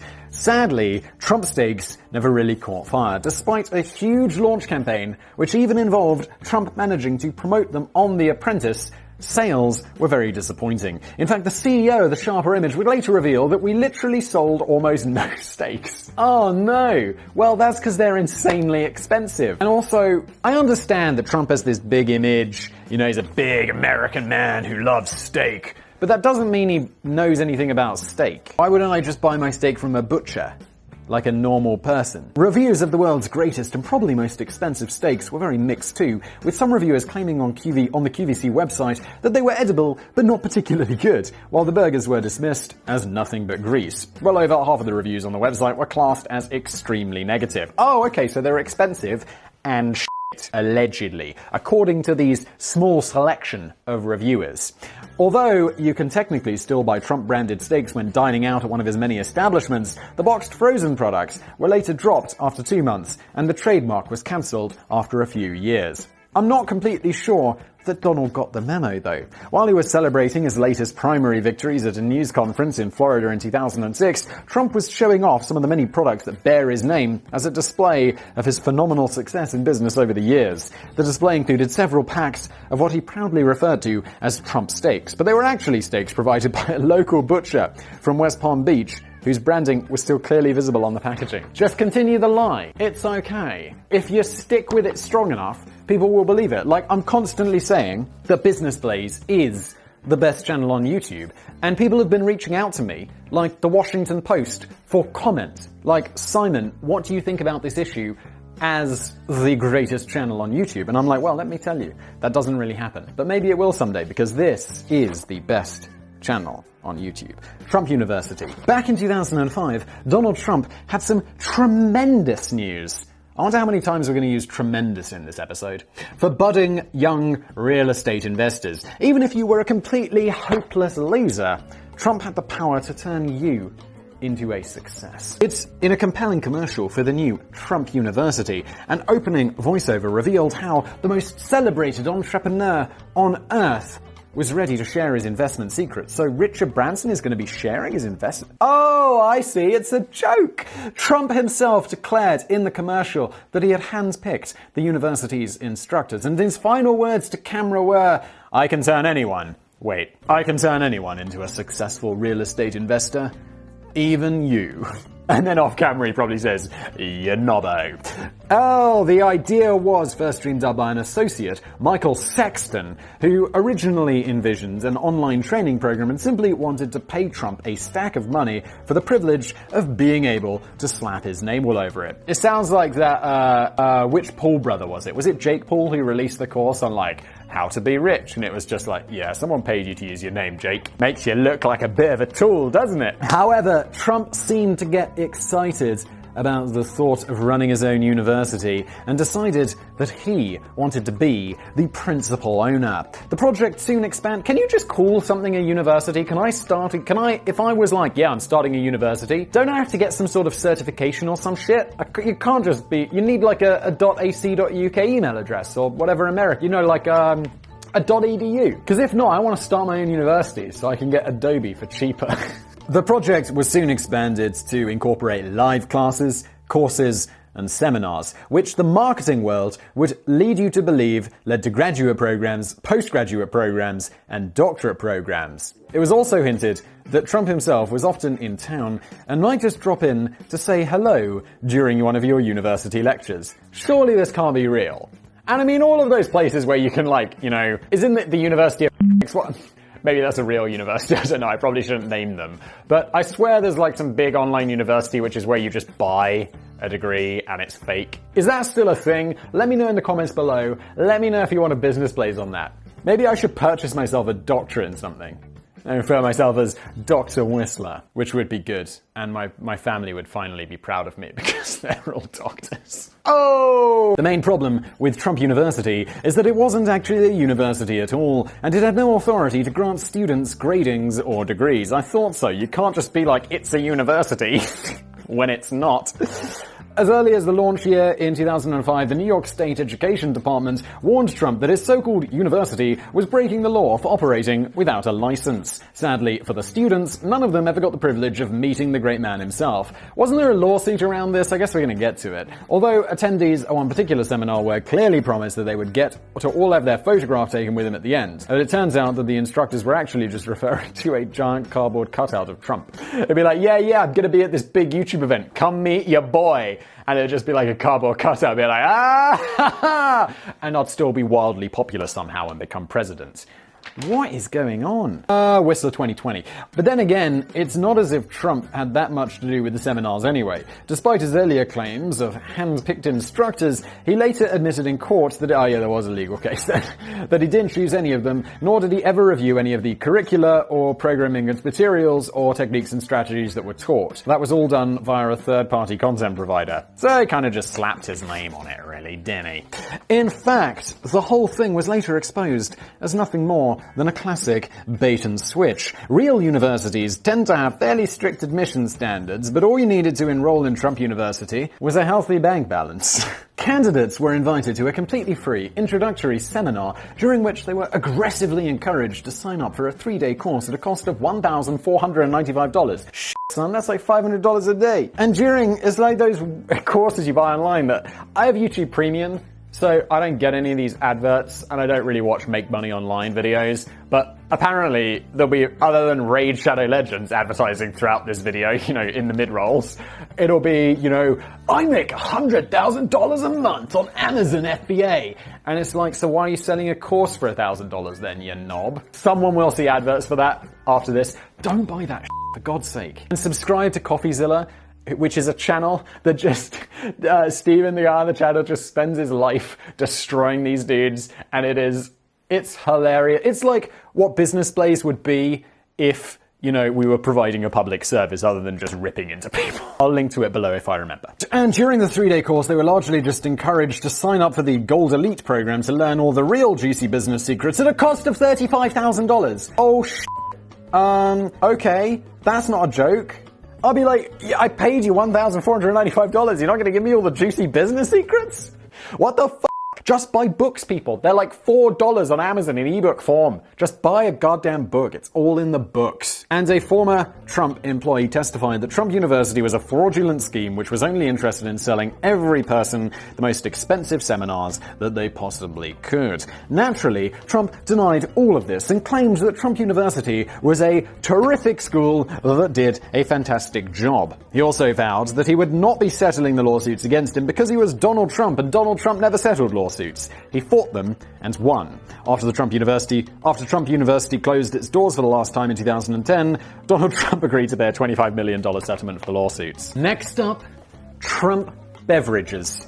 One of the most successful acquisitions in recent years was the purchase of a winery estate. I think I'm right in saying that Donald Trump doesn't drink. He's sober, right? Or like teetotal, or I don't know if he had I don't think he had a problem, he just doesn't drink. Oh, but that shouldn't stop business! The Cluj Estate Winery and Vineyard, located in the Piedmont region of Virginia, was established in 1999 by Patricia Cluj, the ex-wife of American billionaire John Cluj. And now I realize that I should probably know how to pronounce that name because I guess they're notable. Who cares? Following the divorce in 1990, Patricia had naturally ended up with quite a bit of money. But she's also alleged to have burned through most of it quite quickly. Although she had grand plans to expand the 1,300-acre estate, she eventually had to give up the property in 2011 when she defaulted on a $65 million loan. Holy shit. And the banks foreclosed on the estate, enabling Trump to snap it up pretty quick-like. Trump had actually been very good friends with Patricia Cluj, who had originally put the property up for sale at $100 million when she first faced financial difficulties. Some friend, yeah, I want $100 million, I'll give you 65. But Trump was happy to wait until the banks foreclosed so that he could get it into his hands for the bargain price of $3.6 million. Oh no. Oh no, it was a $65 million loan she defaulted on, and he got it for 3.6. Oh, shit. Patricia probably doesn't invite Don to Christmas dinner anymore, if she did in the first place. I don't know. But obviously that probably caused a rift in their friendship. In a burst of creativity, Trump decided to give the winery a new name. After chewing it over for several months, he finally settled on Trump Winery. It's now run by his son Eric, and Trump Winery is doing pretty good business. Trump's claim that he owns the largest winery on the East Coast might be completely made up. At least two other wineries in Virginia produce about twice as much wine, but Trump Winery is producing 36,000 cases of wine per year and has scooped prestigious awards and gold medals at international wine competitions. Okay, that's pretty good. I'll try this. It's certainly a lot more successful than his earlier foray into the alcoholic drink market in 2005. Trump Vodka was one of those situations where Trump effectively just licensed his name to a relatively small penny stock company called Drinks Americas, with the most creative name in the world. So they could produce bottles of vodka with his name all over them. In exchange, Trump demanded half the royalties, with a minimum of $2 million to be expected within the next 3 years. That doesn't sound like a lot of money for him to be interested. It's like, yeah, I need $2 million over 3 years. That sounds like a lot of money for a normal person. But it's 2005, he's super rich. It'd be like someone coming to me, Simon, we want to pay you $20, and I'll be like, okay, great. Trump did, however, get involved in the design of the glass bottle, which was crafted to resemble one of his skyscrapers and decorated in gold leaf labels. Sounds classy. Unfortunately, this was to prove one of the biggest problems with the product. The glass and gold leaf labeling were so expensive that Trump vodka could never be produced in very high numbers. Trump also got involved in the marketing campaigns and eventual launch parties, helping to promote the tantalizing slogan, "Success Distilled." Oh, that is weak, isn't it? Don Draper needs to get on that. He predicted that within a year after the launch, Trump and Tonic would become the most requested cocktail in the whole of America. We can all dream, can't we? But it didn't quite work out that way. Sadly, sales of the drink proved to be disappointing, and the US plug was eventually pulled in 2011, although it's still sold in Israel. What? Where it's particularly popular during Passover, as it meets the Jewish holiday's dietary laws. Yeah, but I mean, surely there's plenty of other drinks that aren't Trump vodka that meet the dietary laws of Passover. Perhaps part of the problem was that a bottle of Trump vodka was more expensive than most of its established high-end competitors, but you'd seem to be paying more for the fancy glass bottle rather than the quite ordinary vodka inside. The manufacturing of the bottles had thrown up all kinds of other problems too. At one point, the supplier, Bruni Glass, had 500,000 raw bottles ready to be shipped, but they were getting a bit grumpy over Trump's unpaid bills. Running theme. They resorted to throwing all 500,000 bottles into a furnace. I hope they collected the gold afterwards. Gold, please. But perhaps the biggest problem of all was that vodka was never going to be a product very close to Donald Trump's liver because he's a teetotaler who despises alcohol and drunkenness. He blames alcohol for the early death of his older brother, Fred Trump Jr. Oh, that's sad. I didn't know his brother was dead. Although he is really old. So, it was always going to be harder for Trump to get fully behind the product that he would never dream of touching. And in a lame defense for selling something of which he doesn't even approve, Trump simply explains that if he didn't sell it, somebody else would. It's like, yeah, heroin. If I didn't sell it, someone else would.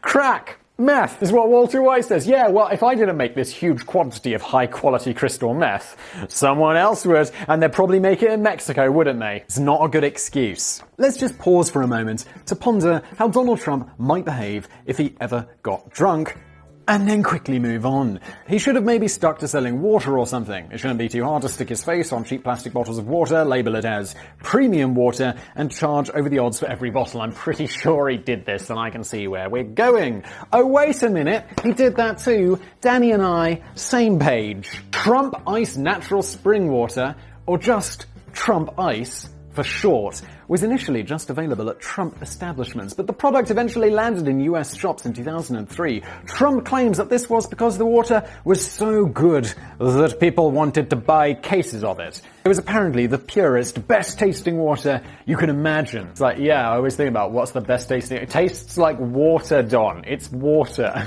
So, Trump's face got stuck onto very expensive plastic bottles of water with oddly fiery red packaging, which seemed to work against the ice-cold nature of the product. Trump Ice received an extra dollop of promotion when it was featured on an early episode of The Apprentice, in which competitors had to try and sell the new product to distributors. It seems like, oh yeah, just I'll get my TV show guys to do the work for me. But one guy who wasn't very taken with the water was Sylvester Sly Stallone. The movie star had recently launched his own brand of water called Sly Water and was invited by Access Hollywood to take a blind test of the two bottles of water. One of them was Sly Water and the other turned out to be Trump Ice, although Sly wasn't aware of it at the time. Sly managed to correctly identify his own brand and declared that the other brand wasn't fit to wash his socks in. Well, of course, but he's also biased. Someone else who probably wasn't a fan was a Republican rival candidate for the presidency, Marco Rubio.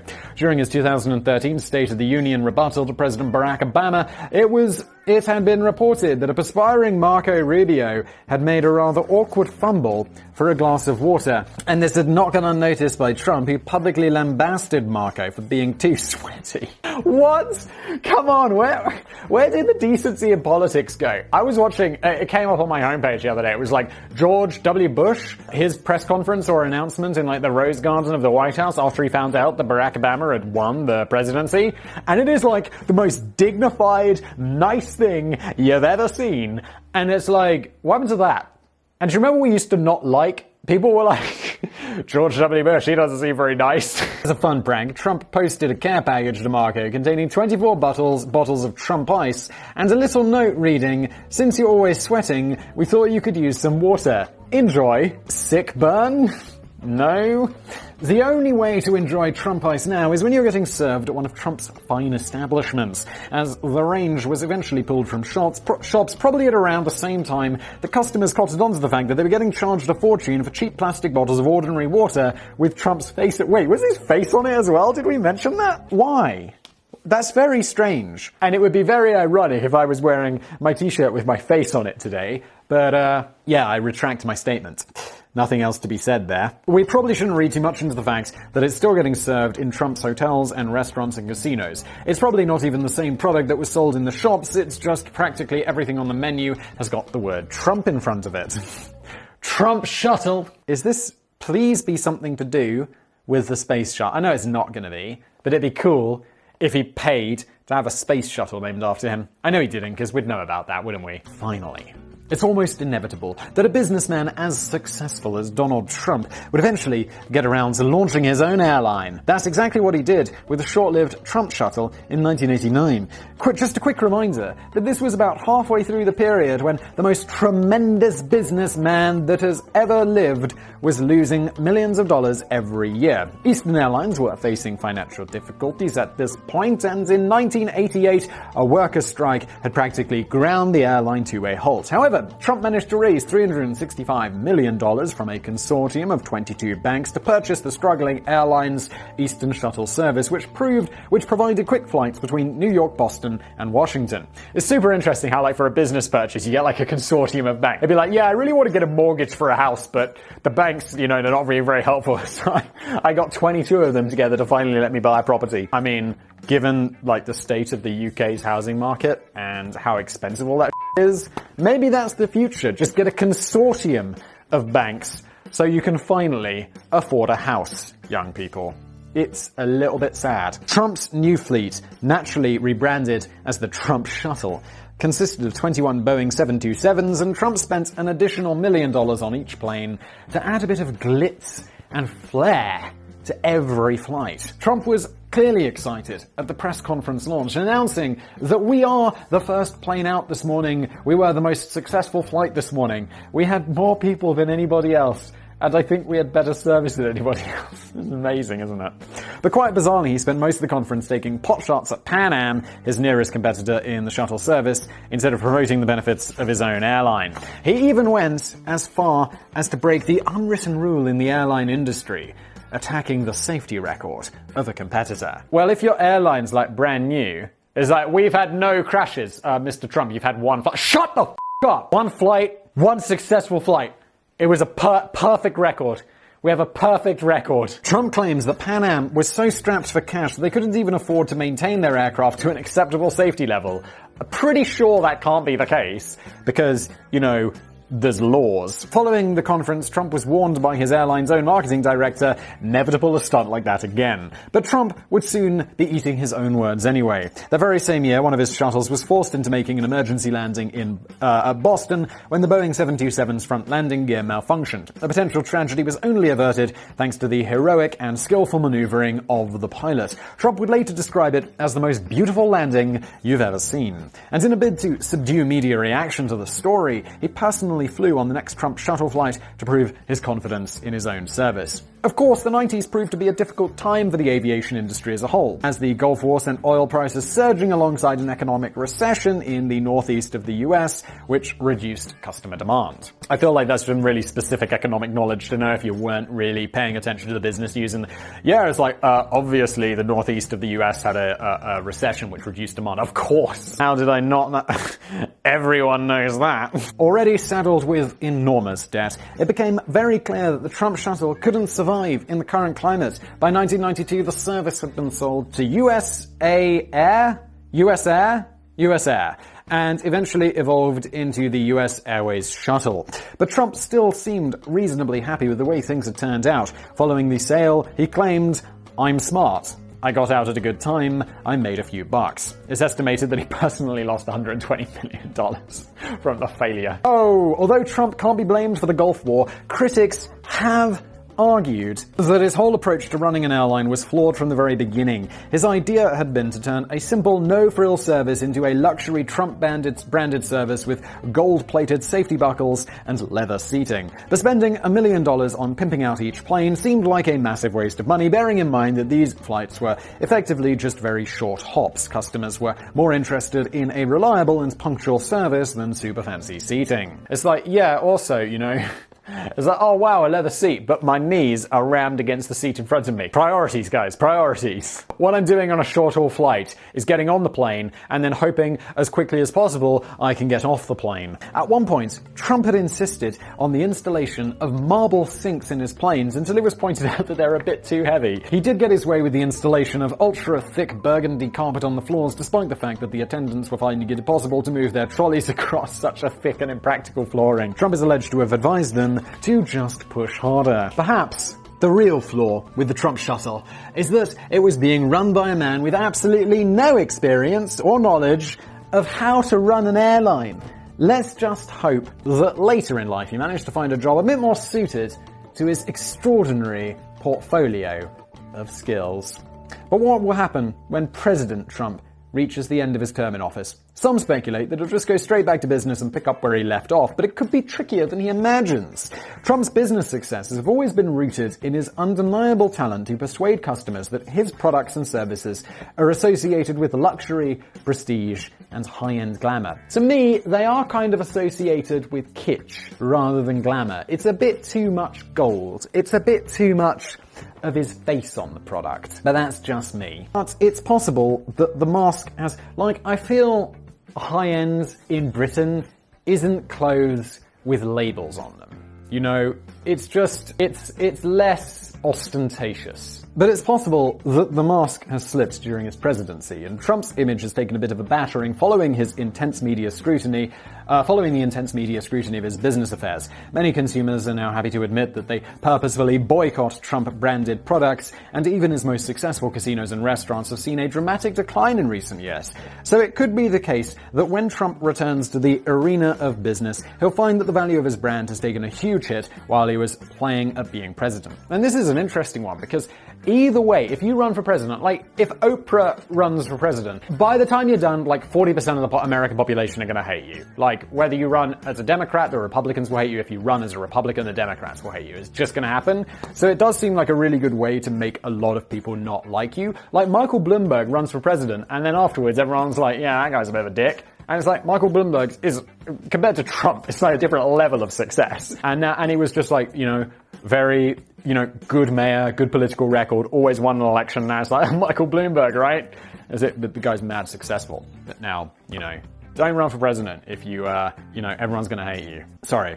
A lot of people are going to hate you, no matter what. Still, I'm sure he has time to start again from scratch. Does he? He's really old. Maybe one day in the not-too-distant future we'll see him flogging Trump radio aerials, Trump Christmas trees, Trump budgerigards from out of the back of his grotty old Trump van. Oh my god, this was so long that reference feels like a long time ago. This has been Business Blaze. I'm sure that if you've watched this long and smashed that dislike button, you are hate watching. But it's okay. Thank you for watching to the end and giving me all that sweet, sweet watch time. It's appreciated. And yeah, if you did enjoy it, smash that like button, subscribe, all of that good stuff. My plugging is over, and thank you for watching. With fantastic products of all kinds. That's why I'm thrilled they agree with me. BitConnect!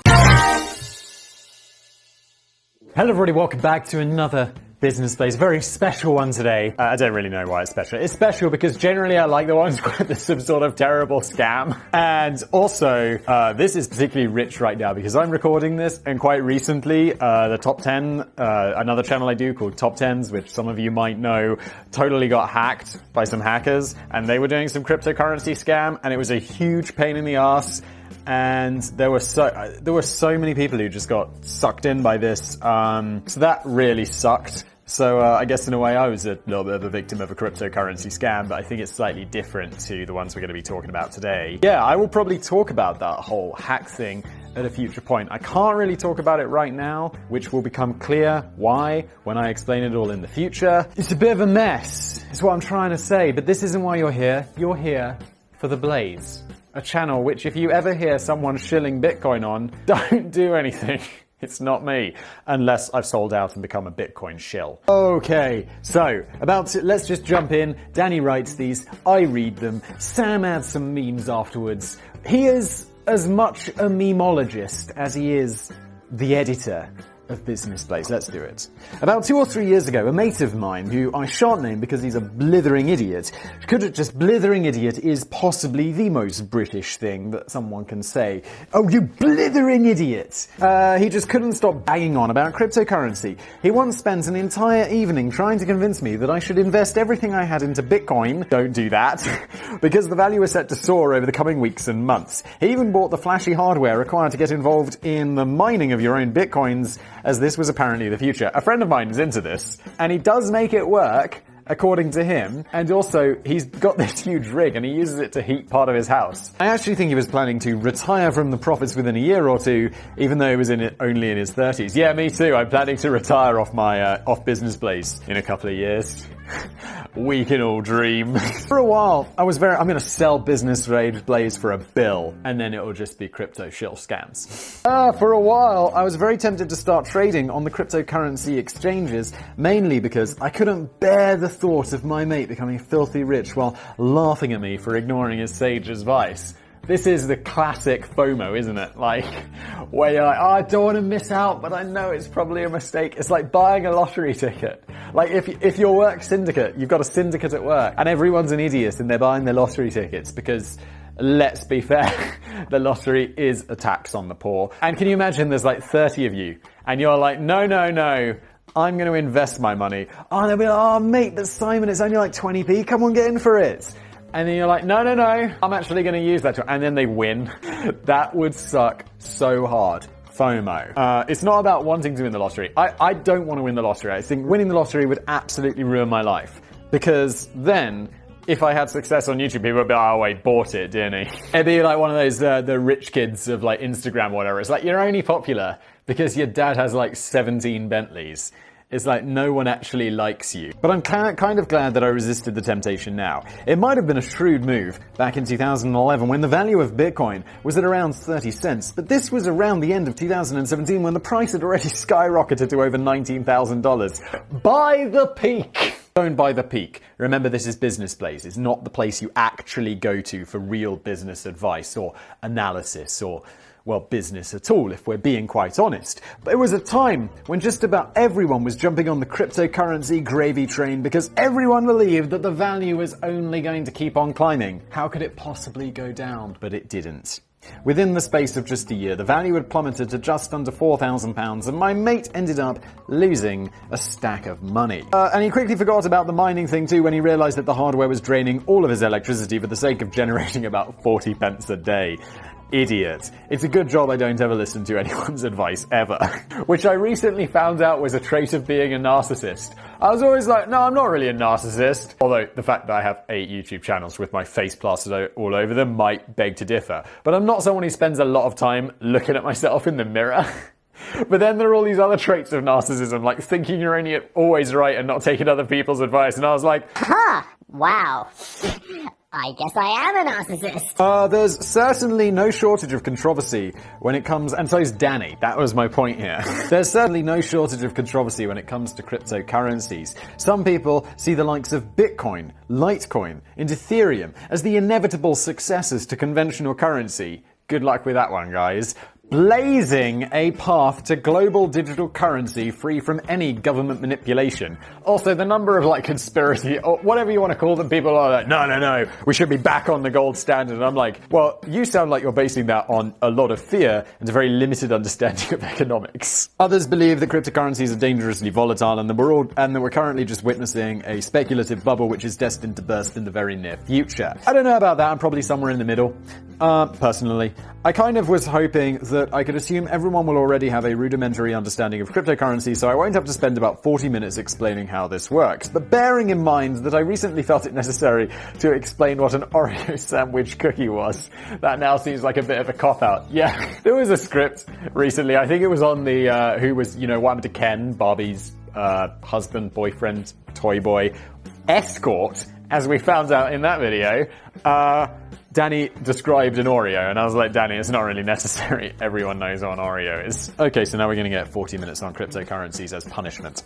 Without wanting to get too deeply into it, cryptocurrencies are digital currencies secured by cryptography. Most cryptocurrencies are decentralized networks based on blockchain technology, which effectively acts as a distributed public ledger enforced by a disparate network of computers. Oh god, I'm so confused. Easy, says Danny. To put it another way, cryptocurrencies are virtual currencies which exist outside the world of governments, real banks, and central authorities. Which, to me, just sounds like, well, so they're for crimes. The main roadblock to constructing such a currency in the past, 3-wolf mug, was double spending, in which the same digital token or data file is easily duplicated and spent more than once. This was always going to be a big problem without a single central authority to monitor the books and validate each payment. Cryptocurrencies, they get around this problem with blockchain technology. Blockchain technology, I feel, is like the new AI. Like, if I'm making an app, and I'm like, yeah, it's Simon's Magical Fact app, if I just throw in the end of it, AI blockchain, it's like, whew, let's give him some investment money. That AI blockchain is where it's at. It's like the adding Ife to the end of your company name, like the Simonify app would be, you know, the same thing in 2005. Instead of a bank printing out new notes whenever it feels like it, new digital tokens or bitcoins or whatever are generated by those miners who receive brand new currency in exchange for their energy-draining efforts in validating transactions and adding them to the public ledger. Or to put it another way, cryptocurrencies are just like normal currency, but invisible and magic. I'm sure that explaining an Oreo sandwich cookie was much easier than this. It was, Danny. I'm also a little bit confused, but it just seems that they're a currency that is decentralized because everyone has like this ledger so you can see what's going on and it's publicly accessible, so there's no double spending of currency. So it's just a currency that instead of a bank controlling it, it's controlled by the people. It's like, I'm sure there's some joke about socialism or communism that I'm missing here that, you know, if I was smarter or read these ahead of time, I would have thought of. But I didn't. Even legitimate cryptocurrencies like Bitcoin have often come under fire for allegedly helping to facilitate anonymous illegal transactions. Yes, like the Silk Road is maybe something else we could do a video on at some point. And that was basically a website where you could just go on, it's like, oh yeah, murder for hire, heroin, fake passports. Like, holy shit. This is like eBay of crime. Back in 2017, an Australian research team estimated that no less than 44% of all Bitcoin transactions involved illegal activity. Over the last decade or so, many economists, investors, journalists, elevator designers, OG business plays legend joke right there, and even central banks have voiced concerns that Bitcoin is nothing more than a Ponzi scheme. Oh, come on, well, central banks, they would say that, wouldn't they? Illuminati confirmed. Also, they've got a lot of smart economists there who are like, seems a bit risky, doesn't it? I mean, maybe not the big ones, but there's a whole lot of scams, as eventually, you know, we're gonna get to, I hope, because I'm already gonna get accused of clickbait for it being this long before we've actually got to, you know, some useful content. Welcome to Business Blaze. Smash that dislike button. One law professor at the University of Chicago expanded on this theme by saying, a real Ponzi scheme takes fraud. Bitcoin, by contrast, seems more like a collective delusion. We should probably make it clear. I can already hear the comments. Simon, currency, money is a collective delusion. And I'm like, yeah, but it buys me shit, doesn't it? We should probably make it clear, though, that the World Bank concluded in 2014 that Bitcoin was not a deliberate Ponzi scheme, while in that same year, the Swiss Federal Council made their position crystal clear when they announced that it cannot be assumed that Bitcoin is a pyramid scheme.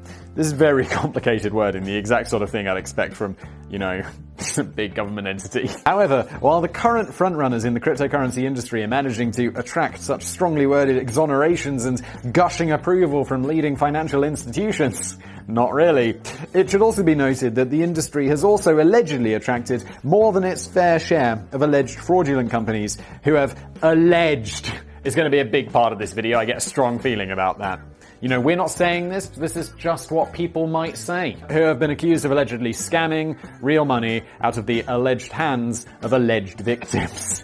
There's also the other cases where perpetrators were found guilty in court, the filthy, no-good scamming swines. Yes, when they're found guilty in court, we can go nuts. 75 years later. BitConnect. I've heard of this one because there's a very popular personal finance YouTuber. If you're looking for actual business and personal finance advice, definitely subscribe to Graham Stephan, who I probably won't link to below, but if you just, I'm sure if you just search Graham, He'll be the first person to come up. He actually delivers useful advice. I deliver jokes badly. I don't know why people watch this channel.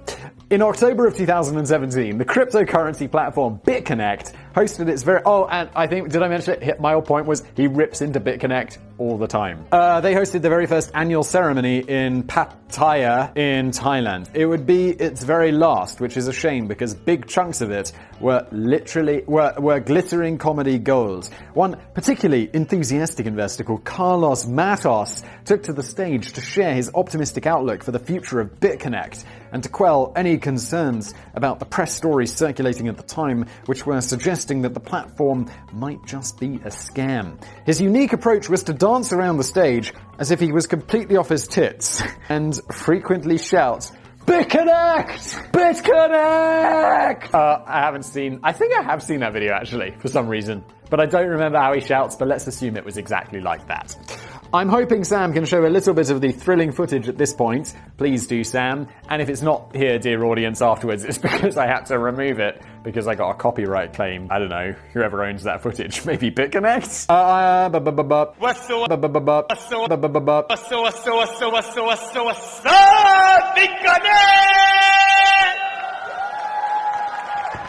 It's fascinating to see the other investors and officials on the stage behind Carlos Matos politely smiling but clearly inwardly wishing that they'd booked Big Bird from Sesame Street for a slightly more credible vibe. The BitConnect platform had launched a year earlier in 2016 under the veil of mystery. The team behind the launch remained completely anonymous and it wasn't even immediately clear what they were even trying to achieve. Based on their early promotional videos, the team appeared to be from Vietnam. Although one of the more transparent BitConnect entities was registered as a UK company in Ashford. I grew up very close to Ashford. And I think in a previous video I made a joke about the next station, if I was doing the voices for the trains, like, the next station is Ashford International, because that was like the nearest big station to me. The plans became a little clearer a few months later when the company announced its intention to become a cryptocurrency lending platform. The helpful online graphic which accompanied the announcement should maybe have raised a few early alarm bells as it was littered with horrendous spelling mistakes. But the general idea was that you could deposit money into BitConnect, which would be locked into the platform for a while and lent out to other users in exchange for a high monthly yield. I'm fairly sure, like, I've done videos on Ponzi schemes. Pretty sure that's that's the definition of a Ponzi scheme. After you signed up, you'd be bombarded with affiliate links to help spread the word on BitConnect and gain even higher yields on your investments. Wow, this is transparently... it sounds very similar to a Ponzi scheme. Yes, it does, Danny. Same page. But it surely couldn't be a Ponzi scheme. Don't know, it sounds a lot like one, doesn't it? Because it was attracting strong endorsements from YouTubers such as Crypto Nick, Trevin James, and Craig Grant, who all claim to be reaping huge dividends from the platform. Yeah, maybe those guys just... I mean, if you were part of Bernie Madoff's Ponzi scheme and you were getting like 10% a year, of course you'd be telling your friends about it. You'd be like, I'm getting great returns. But, you know, you haven't taken out your money. I don't know. I don't know anything about these guys. I've never heard of these guys. It sounds like they could... I don't know. Maybe they could just be victims as well. I don't know, maybe there's more here, maybe they're also super dumb. I'm gonna stop commenting before I get in trouble. Cause someone would be like, dude, that guy, Steve or whatever his name was, he was like a massive scammer. I'd be like, oh, shit, okay.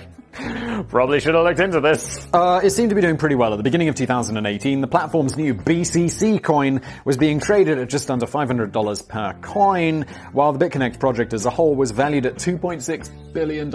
Oh my god, that's a lot of money. However, is that real money though? Because I could be like, yeah, I got my Simon coin. It's the best pimp coin ever.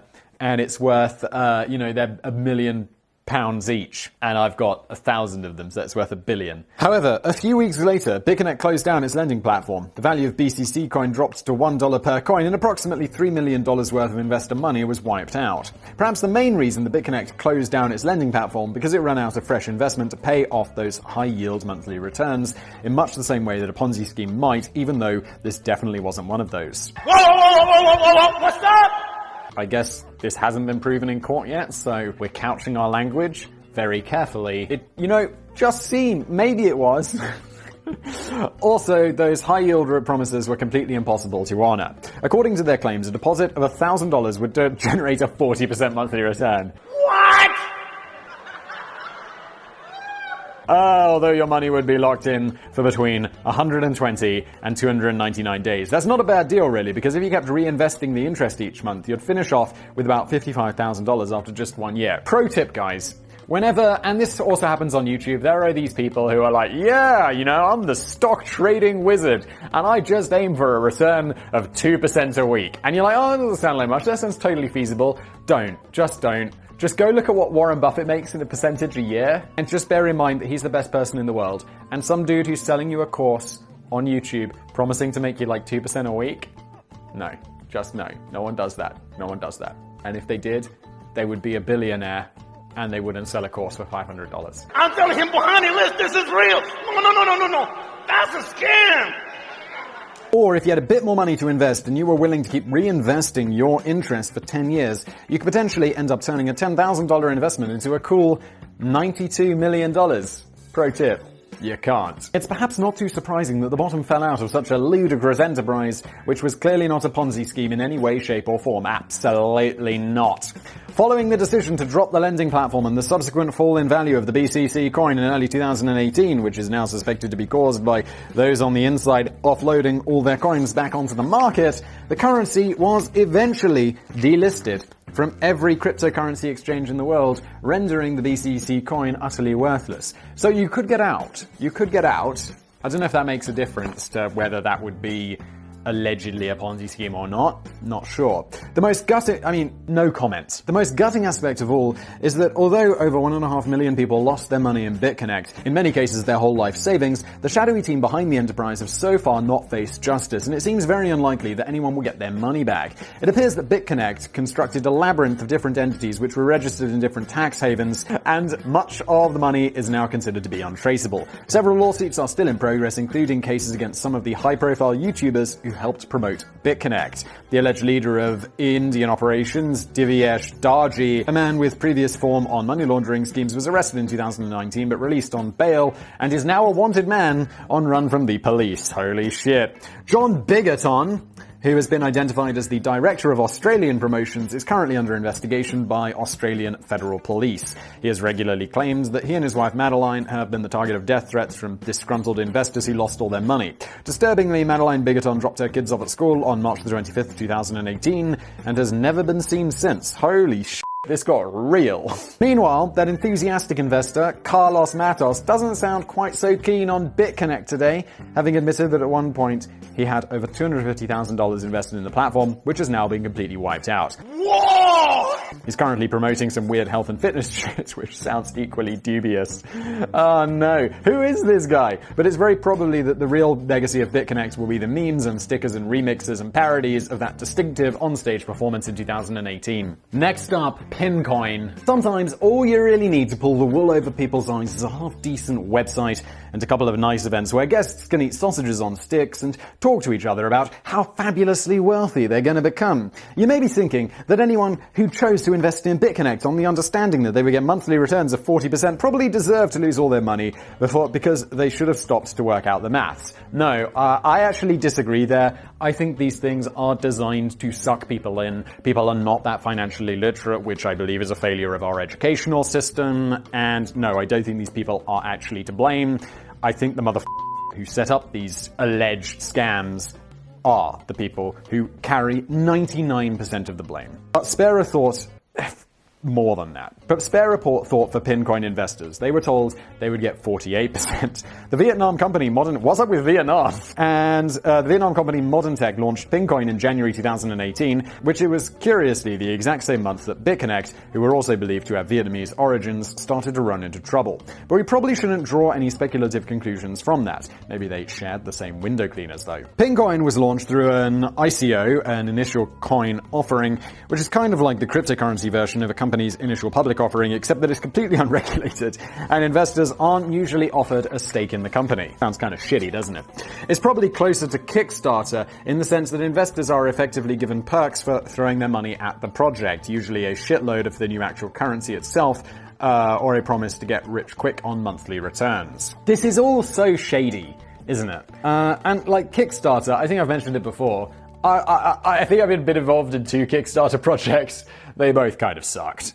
In Pincoins, it's like, oh yeah, so the product's not really as good as you promised, and I had to wait 6 months to get it, and the special price just seems to be the regular price. I'm sure there are good Kickstarter projects, but it's kind of like a bit shit, isn't it? In Pincoin's case, the offer of 48% monthly return may have seemed preposterous to some, as it rightly should, but the ICO actually managed to attract over $660 million of funding from around 32,000 investors.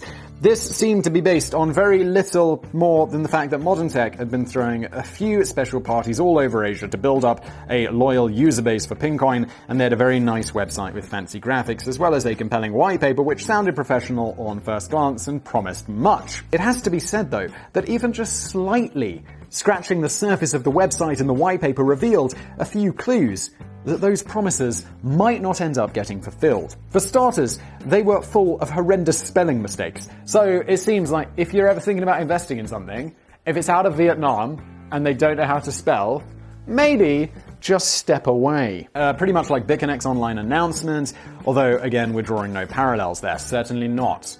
You can draw those parallels yourself. It's maybe just worth noting that it's quite common for a scam operation to release material littered with typos because they're usually not keen to bring someone as trivial as a professional writer or a proofreader into their close circle of deceit. The other thing you can't fail to notice is that the website and white paper just seem to be largely spouting completely incomprehensible bollocks. Pincoin's mission was to build an online collaborative consumption platform with a global community based on principles of sharing economy, blockchain technology, and cryptocurrency. This sounds like Simon's AI blockchain app. It's possible that many of those 32,000 investors, wow, that's a lot of people who got into this, were just blinded by meaningless jargon. It sounded good, but nobody wanted to admit that they were too dumb to understand it. Best to leave all the technical stuff to the experts. They know what they're doing. Probably.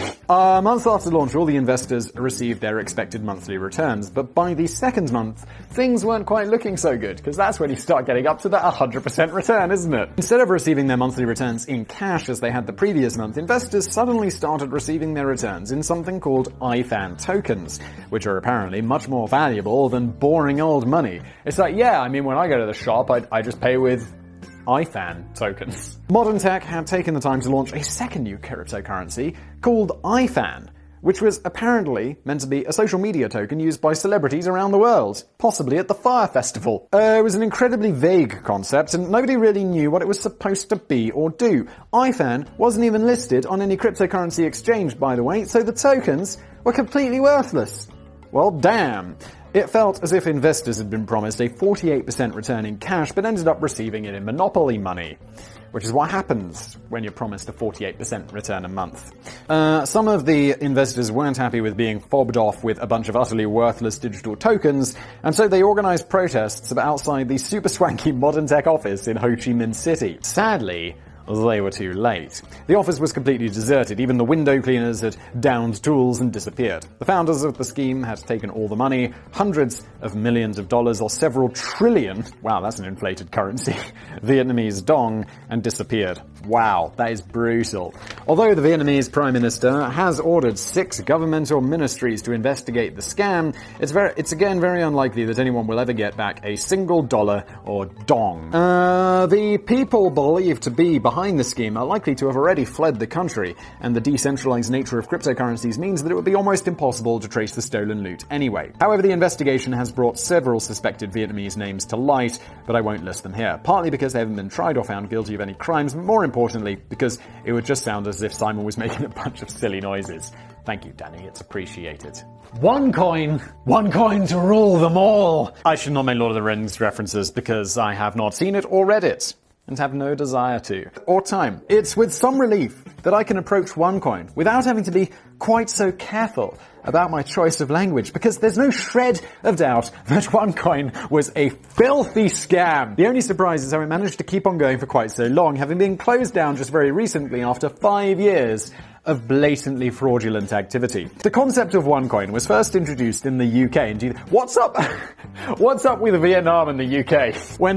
In 2016, when Bulgarian businesswoman Ruja Ignatova Ruya Ignatova stepped onto the stage of Wembley Arena in London to the tune of This Girl Is On Fire by Alicia Keys. The scene looked disturbingly like a weird cult, as an audience of devoted followers appeared to worship their money god on the stage. By this time, Rudger had already made, I'm pretty sure it's like Ruya, or similar, but I'm just going to go with Rudger. Rudger had already made a splash in other corners of the globe, appearing on the cover of such publication as Bulgarian Forbes and Financial IT, and she'd picked the nickname of the Queen of Cryptocurrency. I don't think you get to pick your own nickname, although someone recently made a joke about me being the Pope of YouTube on Twitter, and I literally just replied before doing this video, I prefer the sobriquet God King. But that was sarcasm. This doesn't seem like sarcasm. However, this turned out to be a bit like labeling David Hasselhoff as the king of pop music. He's not. I didn't even really know he made music until we made that video about that Berlin airport which fell apart. Or, was never really put together, to be honest. The OneCoin project had been founded a couple of years ago in 2014 by Rudger and her brother Konstantin Ignatov and Sweden-based entrepreneur Sebastian Greenwood. Wow, for a Swedish entrepreneur, Sebastian Greenwood has the easiest to pronounce name ever. Oh, shrewd investors were invited to purchase OneCoin's educational packages, which ranged anywhere from between €110 to 188,000 euros. Each starter package could be used to mine brand new OneCoins, which could then be exchanged for real money via the OneCoin exchange. It was a concept which quickly seemed to take off all over the world, particularly in places like Auckland, in New Zealand, and Cairns in Australia, Cairns. I don't know, Australians, it's like, I said Melbourne as Melbourne once. It was a storm of controversy. And here's how much I cared. Moving on, which reputedly managed to drum up millions of dollars in investment between them. In fact, it's estimated that OneCoin managed to attract over $4 billion worth of investment worldwide. Although some suggest that the scope and reach of the project is yet to be fully uncovered, and the final figure will turn out to be closer to $19 billion. Oh my god, we are getting to Bernie Madoff level right now. However, the problem with the new OneCoin cryptocurrency was very simple. It wasn't actually a cryptocurrency at all. There was no blockchain technology involved. There was no public ledger, and OneCoin wasn't even listed on a cryptocurrency exchange. In other words, you could piss about mining as many of them as you liked, but the true value of them was zero. The OneCoin exchange wasn't even really an exchange. It was just a private scheme run by the company which enforced very strict initial limits on how much real money you could withdraw, while making promises that the value of your freshly mined OneCoins would soar in the future. This sounds familiar. So barely any of the $4 billion invested into OneCoin ever made it back into the hands of the miners. In short, OneCoin was nothing more than a Ponzi scheme. But it has to be said that it was a massively successful one for the founders of the company, for a while at least. Let's see what happens to them. I get the feeling, because Daddy's like, we don't have to couch our language in this one, maybe they're in prison. In October 2017, Rudger Ivanova, the crypto queen, was due to take stage at a packed house in Lisbon in Portugal, but she never showed up. In fact, she's never been seen since. Oh, did she get away? Oh, this is exciting. This is like true crime. Oh, you can't really blame her for doing a bunk, although she could have had the decency to warn the ticket-paying audience first. I'd like to think that maybe they brought on Carlos Matos as a last-minute substitute. A real hard time counting it! Big connect! By this time, OneCoin had been globally exposed as a fraud and was gradually getting banned in countries such as Bulgaria, Hungary, and Thailand, quickly followed by Croatia, China, and India. A few months prior to Rudger's no-show, 18 people were arrested in Navi, Mumbai for organizing a OneCoin recruitment event. Rudger's brother, Konstantin, briefly took charge of operations after his sister's sudden disappearance, but he was eventually arrested in the US in November 2019 and pled guilty to charges of money laundering and fraud. He faces up to 90 years in jail. Oh, Rudger, you should have let your brother know. Oh, that is absolutely brutal. And he got arrested in America. Hell, wherever he got arrested, they'd eventually get him. He's going to prison for a while. Co-founder, maybe you'll share like a cell with Bernie. Co-founder Sebastian Greenwood was extradited from Thailand to the US in 2019. I have to say, based on what, those documentaries you see about prison, there's a British one, Locked Up Abroad. And it's like, based on what I know about Thai prisons, I'll be like, oh, thank God. It's because, I've seen Prison Break, and I'm sure US prison isn't, brilliant. But Thai prison? That And I mean, this is like white-collar crime, so you're gonna go to, the Not the we'll rape you in the showers prison, but, you know, like Bernie Madoff prison. That's how it works, right? Although it's believed that this information was originally never intended to become public, just a few days before I write this very script, it was revealed that he has been indicted on 5 counts of fraud. Meanwhile, the crypto queen herself faces a string of money laundering charges if she ever turns up again, but there's been no trace of her for over 2 years. It's believed that she may be living in Frankfurt under a false identity. It'd be a bit bad if she was living under a real identity, because then they'd be like, oh, well, it's you, isn't it? Almost unbelievably, despite being duped out of billions of dollars, many OneCoin investors remain blindly faithful to Roger, Konstantin, and the gang of villains that took their money. A recent petition to free Konstantin Ignatov managed to get 20,000 signatures from devoted followers of the cult currency. It seems as if Roger and her associates somehow managed to inspire devout support from an army of faithful disciples who are quick to dismiss any criticism of their leaders as fake news. Thank goodness there aren't too many other notable cases of this kind of thing going on in the world today. Sarcasm. Bonus fact. It seems quite appropriate that the genius brain behind the inventor of an invisible currency belongs to a man who probably doesn't even exist. Satoshi Nakamoto is the name attached to the developer of Bitcoin, the inventor of the world's first blockchain database, and the author of the Bitcoin white paper. But it's now believed that Satoshi Nakamoto is just a pseudonym for either one brilliant mind or, more likely, a team of seemingly very shy developers. Although the name may sound Japanese, it's now considered more likely that the real developers are native English speakers, as the documentation for the original Bitcoin software was labeled in fluent English rather than Japanese. There has been much speculation over the years as to the real identity of Satoshi Nakamoto, with candidates including former drug dealer Paul LaRue and the Brian Wilson or Robbie Williams of the PayPal mafia, Elon Musk. If you get that joke, OG Business Plays Legends. I've got £5 on David Hasselhoff. Yes, maybe it was the Hoffmeister or whatever he goes by, who cares. This has been Business Plays. Thank you for watching. If you watched to the end, well, you're an absolute legend, because all of that sweet watch time, and this felt like a long one. I don't know if it was. I like this. I like these kind of ones that are like, oh shit, what happened? Smash that like button if you enjoyed it. Smash that dislike button if you didn't, and I'll see you next time.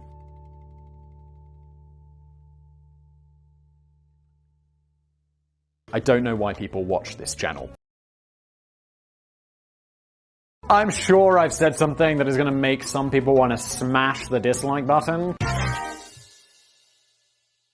Hello everybody, welcome back to another brand new episode of Business Plays. Now this one, payday loans, the perfect way to exploit the poor.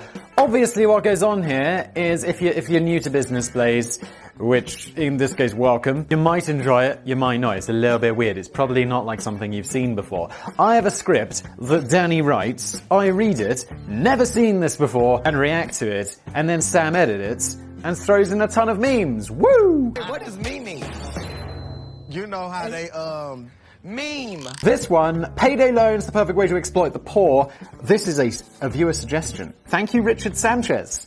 You legends. The other day in one of these videos, I said I'm a capitalist, but not a piece of You know, like, there's capitalism, where it's like, there's a great Reddit subforum called Late Stage Capitalism, and it's like, yeah, I like capitalism. It's grown some pretty incredible economies and given everyone a wonderful chance at, you know, I was just checking if my shirt's untucked. It is. Remember Brian, the meme accountant? Untucked. That, you know, capitalism's great, just let's not be a piece of shit. Business Plays.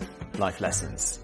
Okay, imagine that you're broke. That might be a bit easier for some to imagine than others. This is definitely true. Maybe you're not completely and hopelessly broke without the faintest flicker of light at the end of the tunnel. You're just experiencing a cash flow problem. You found yourself a bit short. You're expecting some more money coming in later, but that's not going to help you eat today and put a packet of fun dinosaur-shaped chicken nuggets on the family dinner table. Now, normally in these videos, I'm like, Danny, what is up with the you eat? But I mean the you eat. But I've also had fun dinosaur-shaped chicken nuggets. They're pretty nasty. But I'm sure my children will one day love that because they're shaped like dinosaurs. Who thought up with that? It's like, yeah, what should we shape the chicken nuggets like? Let's shape them like dinosaurs because people love eating dinosaurs? Under these troubling circumstances, you might be tempted to grab a quick payday loan. The enticing headline in the shop window poster or the online ad seems reasonable enough, fast and friendly, no credit checks, same-day service. Any of those things should be throwing up red flags. Check the interest rates because you're going to get financially raped. It seems like a piece of piss to borrow about $400 and gain the peace of mind. And these are not just American, like these were a big deal in the UK. And they particularly piss me off. And you can gain the peace of mind that you can live like a king for the next couple of weeks. What, $200 a week? Woo! And stuff yourself silly with enough tinned hamburgers in onion gravy. Oh my god, Danny, is tinned hamburger an actual thing? That make you pass out from the sheer culinary pleasure of it all. What is going on, Danny? But of course, looking beyond the marketing headlines and delving into the fine print reveals the devil in the details when that devil is you getting financially. The general idea behind a payday loan is that you generally need to pay it back pretty quickly. As the name seems to suggest, these loans are apparently aimed at workers who have found themselves unexpectedly short halfway through the month and need a bit of help to tide them over until they next get paid. So loans for desperate people. We're off to a fantastic start. There's obviously, I'm gonna so hard on this concept, and I'm sure you've heard of companies that I'm not going to mention, but just imagine that I'm saying those companies. There's obviously going to be a bit of interest for you to pay out, as these businesses sadly aren't doing this out of the kindness of their hearts. But when you dig out a magnifying glass and study the terms and conditions of the loan, you'll find that the interest rates and fees on payday loans can be eye-wateringly high. The APR is typically 400%, although it can climb even higher than that. And this is the big question. How is this shit legal? Now, if you're in a position to pay back that $400 loan in the agreed 2 weeks, you'll usually get away with about paying an extra $100 in interest. And if, you know how I've mentioned in these videos before when there's a Ponzi scheme and they're like, yeah, you get back 10% a month, it'd have been like, that's absurd. Well, here you go. This is how you do it. 25% in 2 weeks. So if you want unattainable returns on your money that are basically impossible to get, payday loans. That's high enough for most people, but it gets far, far worse if the deal dragged out for any length of time. And this is the deceit that lies at the very heart of payday loans. Despite the friendly and encouraging marketing which seems to imply that these companies are just here to lift you out of a temporary hole, the truth is that they're largely aimed at low-income workers with a poor credit history who can't get a conventional loan elsewhere and will struggle to pay back the debt in full. Yeah, and they're also, as well as that, they're also targeted at people who are too desperate to read the terms and conditions, or the terms and conditions are like buried deep in that motherfucking page of tiny. Stop hiding the insane percentages. I paid the hospital bill, but now I need $20,000 to pay the loan shark. I'm gonna get so much for being a socialist on this one, but maybe I lean to the left on this issue. The next payday may just be around the corner, but then so are the usual stack of other monthly bills and expenses that need to be covered on a tight budget. It's estimated that only around 14% of borrowers will be in a position to pay back the loan in a full and walk away. This obviously, so like that 25% in 2 weeks is just not enough for them. And they know this. 86%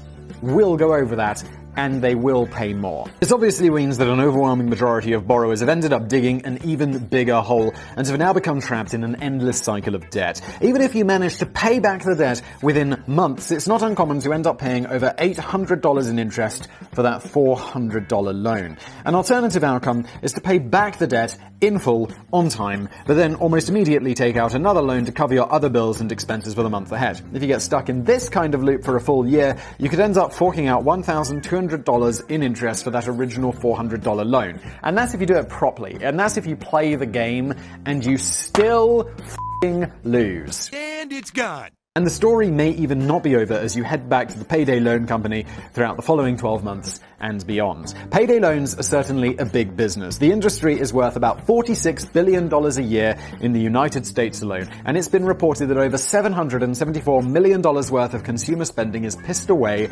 every year on paying the interest. And it's an industry which seems to be built on the principle of sucking poor people dry. As we've commented before on Business Blaze, it's always the rich people that either get the things for free or get offered the most amazing deals, while the people with no money are the ones expected to pay through the nose for everything. And this is so true. It seems bizarre in a way that an entire industry has been built around the idea of leeching excessive amounts of money from the sector of society who simply don't have any to begin with. But is this a harsh assessment of a perfectly legitimate business model charging reasonable fees? And how did we ever get to this point? What are you talking about, Danny? No, it's not. And they're not reasonable fees. And how did we get to this point anyway? Because we're all f***ers.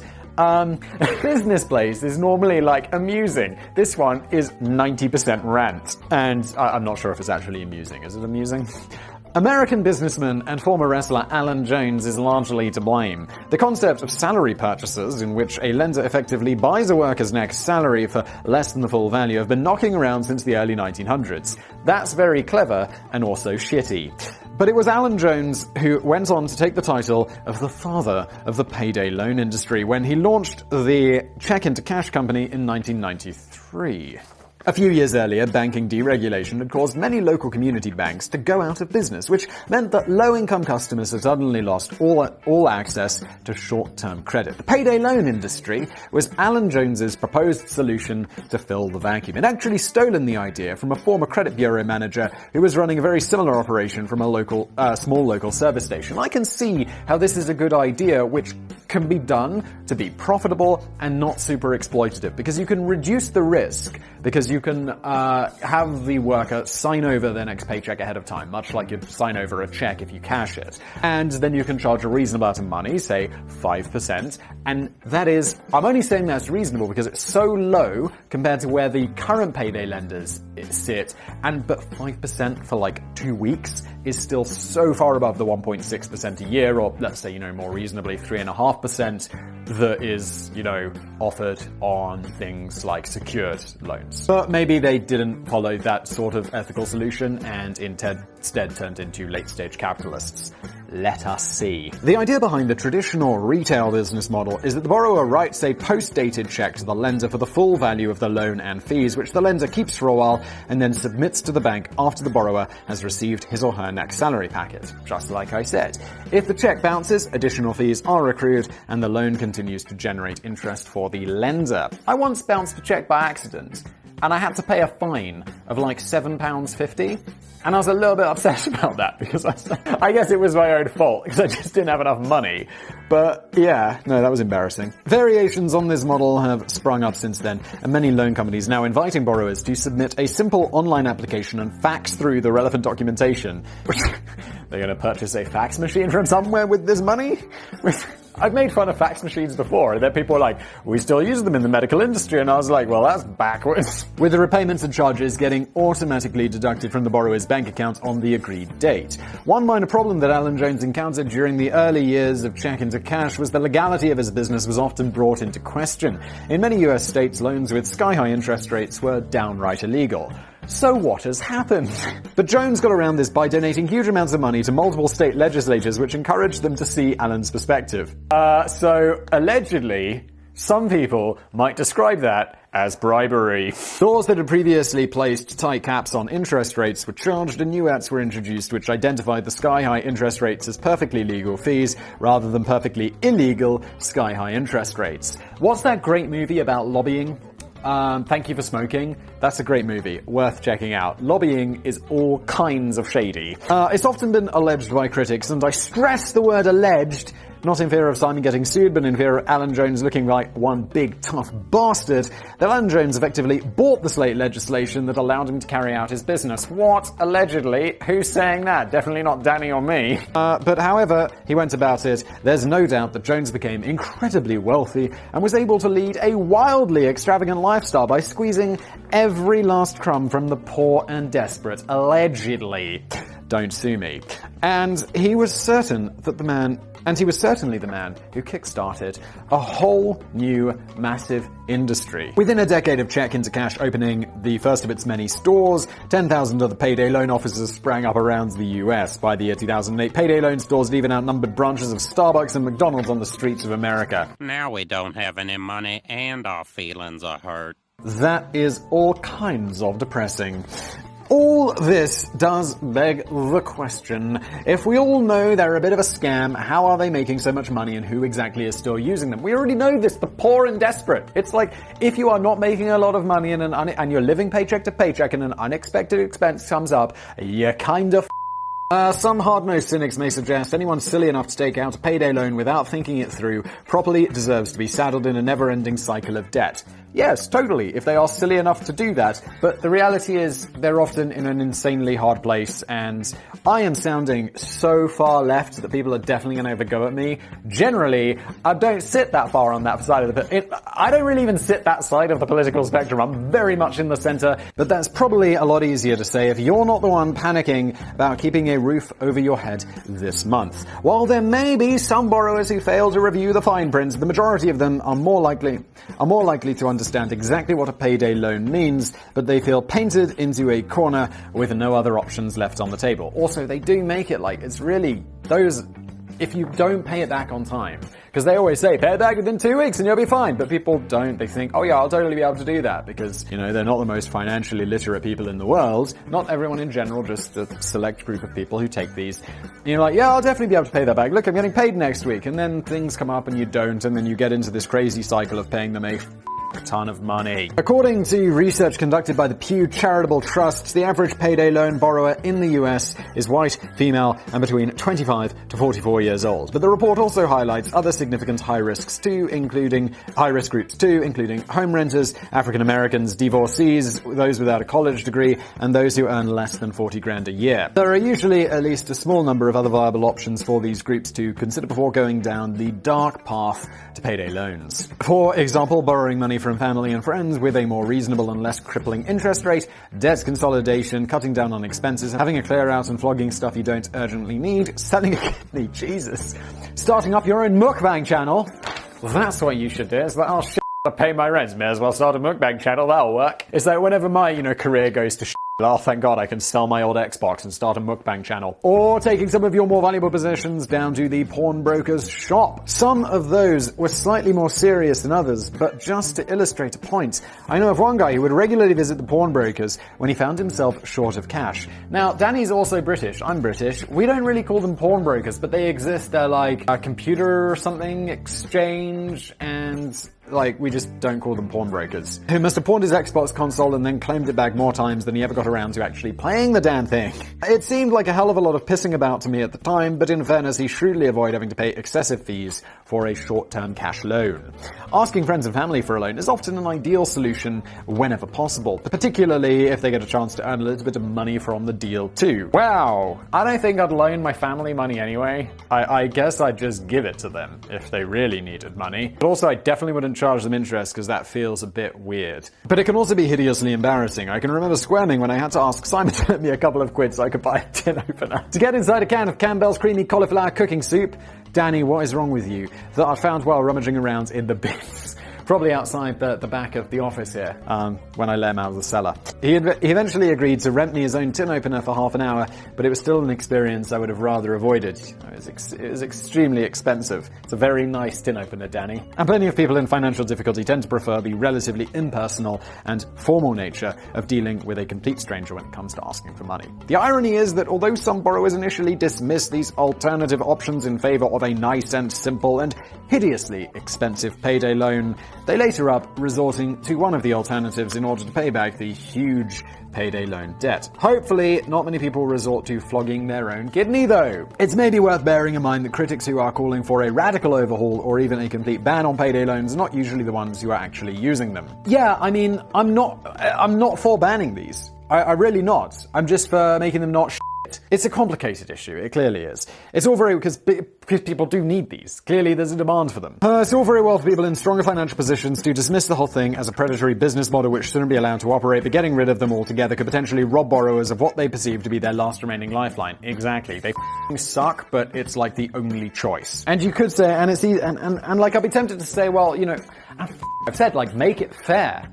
Make it a reasonable thing, but then it's like, well, these are super high-risk people that are borrowing money, so the odds of getting it back is going to be reduced, so you do need to have a high interest rate, but does it need to be this high, guys? Oh, I guess this is why this is an issue that hasn't been solved, because it's more complicated than it appears on the face of things. Sorry, yeah, that's gone. Please step aside for people who actually have money. The industry agrees that payday loans are an essential financial tool for people who have exhausted all other avenues and who may otherwise have been forced into considering alternatives alternative illegal solutions to survive. In other words, they're doing us all a big favor by stopping all the poor people from turning into nuisance shoplifters. However, I was surprised to discover while writing this script that in the last few years, payday loans have already been made illegal in 14 US states. It's still considered to be a thriving industry in the UK, although tighter restrictions have recently been introduced to ensure that firms only lend to borrowers who can genuinely afford to pay back the debt. Good. But while there's no federal ban in the United States, 14 states have either outlawed them or completely capped the interest rates to a point where such a business would be unprofitable. That seems a bit extreme. Let's just cap them at a point where it's like, yeah, they're making a reasonable amount of money and not an insane amount of money. And the digital world is taking a stance too. In 2016, Google declared a complete ban on adverts for payday loans, defined by an advert promoting a loan with 36% APR and above, or in which repayment is expected within 60 days. I'm with Google on that. That seems pretty smart. That's like, I don't know, but that seems like a good middle ground. But is a complete ban really the right answer? Some would argue that this doesn't remove the basic need for a payday loan and that it simply drives the industry underground. Back in the day, Chicago mobsters used to run similar sort of schemes, with the main difference being that if you didn't pay the loan back in time, you got your kneecaps broken. Way! Look what they did to me! My legs are useless now! Instead of pushing the problem into the hands of shady criminals, it could be considered a healthier move to keep the industry completely legal and fully regulated. Of course, we'd all love to see more conventional, or at least more realistic interest rates charged on a typical payday loan, but there's a big problem there. The industry argues that such a move would render business unprofitable. If, for example, they charged a 20% APR on a short-term loan of $100, they would only end up making 40 cents on the whole deal. That is a good point. And if this sounds like a lame excuse from an industry clutching at straws, actually seems like a good point, it has to be said that some recent evidence seems to back up their argument. Back in 2010, the state of Montana voted to introduce a strict 36% interest rate cap on payday loans, and there was a general feeling of celebration and triumphant justice for the common man, now that the greedy loan sharks had been forced to curb their crazy cash grab charges. However, within the space of just a year, all the payday loan stores in town, well over 100 of them, boarded up their windows and closed up shop for good, taking hundreds of jobs with them. What would be a good solution to this? Like, I feel like maybe the government can offer some sort of emergency loan system and still make, because the government would be happy with 40 cents on $100 because it is still a 20% APR, and it could be a governmental thing. They'd make money, people wouldn't get screwed. Also, the government is the government, so if you don't pay them back, well, you're gonna pay them back. It's the government. They'll just take it out of your paycheck. Like, and again, I don't want to seem like I'm sliding into that area of having the government there to support, but this does seem like something that could be either run by a government or some sort of non-governmental entity, but not a business, a charity, something like that. That would be an interesting model, or a semi-public body. You betray the law! Wow, Simon, you are drifting to the left, son! And a disastrous side effect of this development is that all those low-income workers are still in need of a short-term loan, and they have to look elsewhere. They didn't exactly go underground as much as they went online to source unscrupulous lending firms who were charging even more than the legal brick-and-mortar stores ever had. Unfortunately, there's no easy solution when it comes to fixing a business model that was fatally flawed to begin with. The very idea of running a business aimed at getting money from people in financial difficulty, which is both reasonable and profitable, is a bit of a non-starter. Campaigners often call for more transparency in payday loan marketing, and this could potentially help a little, but I don't believe it's the core problem with an industry in which most borrowers are very much aware of the terrible terms and conditions, but feel as if they have no other viable alternative to pursue. I like that Danny is delivering us something a bit more balanced than my general rant against these, but also realizing that they are something that people do want and need, which isn't something I've thought a ton about before. I guess I'd been like the privileged person who was like, yeah, fuck this. And now I'm realizing, okay, I see why these exist, but there needs to be a better solution than this, because this ain't out. A longer-term solution might be to incentivize banks in some better way to offer better and fairer loan services for people on low incomes, although that leads to a separate debate on whether the whole thing becomes a high-risk charitable venture rather than a sound business model. Or here's a crazy idea. Maybe people on low incomes need to be paid a bit more so that they're less likely to be in need of an emergency microloan in the first place, which is a very complicated and controversial thing, because while it's wonderful, I think people should get paid more, and I don't know. I don't really know how this is beyond what I've thought about and can think about in this short video. But even if you bump that up, I still think, There's always that great example of, if you earn 40,000 a year, you live off 50 because you have credit card debt, and then you make 50 and you're like, great, I won't have credit card debt anymore, but you live off 60 grand a year. I don't know if that's actually true. It's just one of those things you hear. I just think this is something that escalates with time. I think this should be governmental. Is that so bad? In the meantime, we may well continue to see much tighter regulations and widespread bans on a universally hated industry built on the principle of draining every last cent from poorer families. But unless this is complemented with other meaningful initiatives and services for low-income workers to consider, it won't magically heal the problem. It will just slam yet another door in the face of someone who is already running out of options. Agreed. Fully agree with Danny. Fully agree. Bonus fact. This business place has been intense. It's not been like, yeah, let's laugh at some shit. It's been like, oh. So, the poor are screwed. And our feelings are hurt. Bonus fact. One of the most famous payday loan providers in the UK and other European countries was a company called Wonga. Yeah, I remember Wonga. They had shitty ads. Ads that didn't make any sense, which ran from 2006 to 2018. The award-winning outfit became famous for its friendly TV commercials, often featuring bizarre comedy puppets for some reason, which explained how easy and simple it was to save money by getting yourself a cheap Wonga loan. Yeah, how you saving money? In fact, it wasn't very cheap at all. The APR on a Wonga loan could be as much as, wait for it, 1,509%. A whole string of these puppet-based advertisements were swiftly banned by the Advertising Standards Authority on the grounds that they presented information which was either misleading or irrelevant. Yes, because save money and 1,509% interest should not be in the same advert. Yeah, okay, that's real. The company also came under fire in 2014 for sending out hundreds of thousands of aggressively... This feels much more like an episode of Last Week Tonight. Have they done an episode on this that I haven't seen? I bet John Oliver has done... He probably has done something on this, hasn't he? Let me check. He's done something on predatory lending, auto lending, debt buyers. Predatory lending's got to be it, right? Why are you watching this? Just go watch John Oliver. He probably got all of these points across and made it funny at the same time. The company also came under fire in 2014 for sending out hundreds of thousands of aggressively worded debt collection letters purporting to be from legal firms which in fact didn't exist at all because Wonga just completely made them up. That is sketchy AF, but it's Wonga. What do you expect? Following discussions with the Office of Fair Trading, Wonga ended up writing off £22 million of debt over that little error of judgment. Good. Wonga. Sadly, the Wonga dream came to an end. I'm going to edit that. The Wonga dream came to an end in 2018 after a huge surge in customer compensation claims, which eventually forced the company into administration. If only they could have sourced a loan with fair and competitive rates to help tide them over during this difficult period. There might be a gap in the market there. This has been Business Blaze. I'm sure I've said something that is going to make some people want to smash the dislike button, so I'd invite you to do that right now, you legends. It doesn't matter that you smashed the dislike button, you watched to the end, and you gave me all of that sweet watch time. If it's a hate watch, that's okay. It's still watch time. Smash that dislike button, subscribe. I'll see you next time.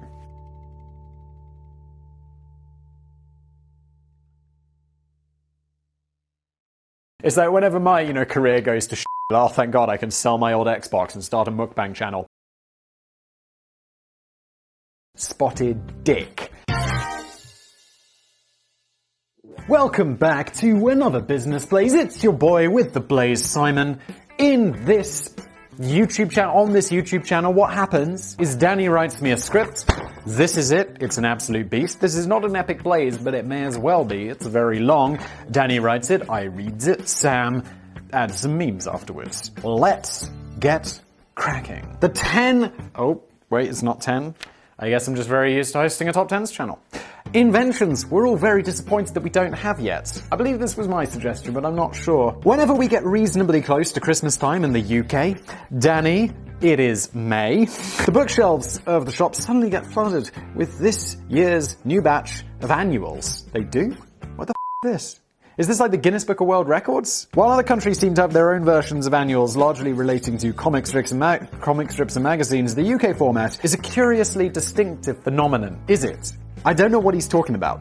They're usually fairly slim, but quite pricey hardcover books related to the latest TV shows, toys, bands, sports, and whatever else the kids are into this year. What are we talking about? This is supposed to be about inventions, and we're talking about TV books. Depending on when you were born, you could pick up anything from a Rupert the Bear annual to a Masters of the Universe annual, from a My Little Pony annual to a Teletubbies annual. Alright, don't know any of these. I mean, I know of these. I don't know what Masters of the Universe is, but I know the other three.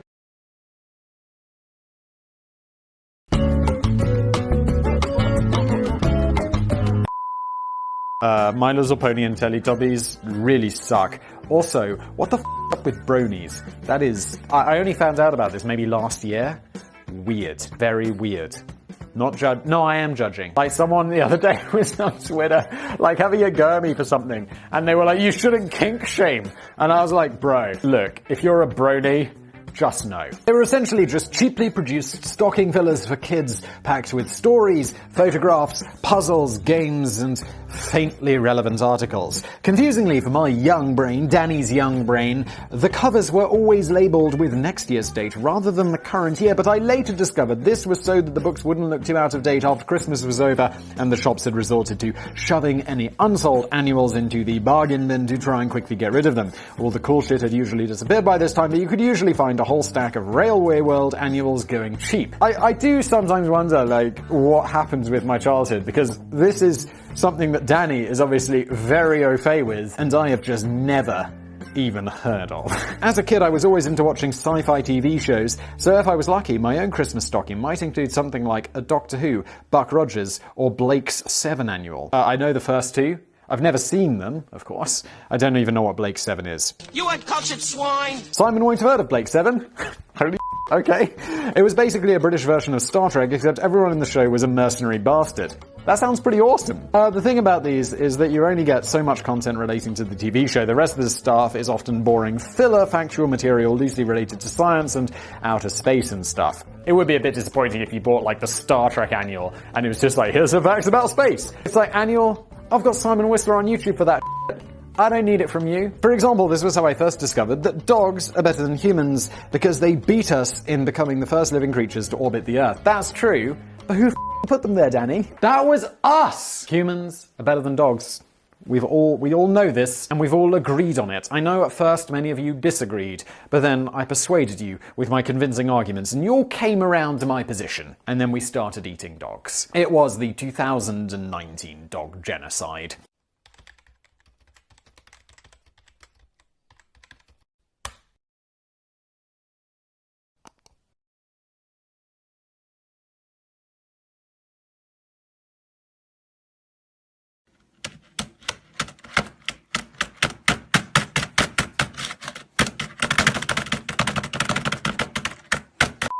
But there was one type of intriguing article that kept cropping up quite frequently over the years within the pages of these annuals. What the world will look like in the future, or something more specific, what the world will look like in the year 2000. Oh my god. Oh yeah, some of these from the past, it's like, yeah, we'll all be living like the Jetsons by like 1983.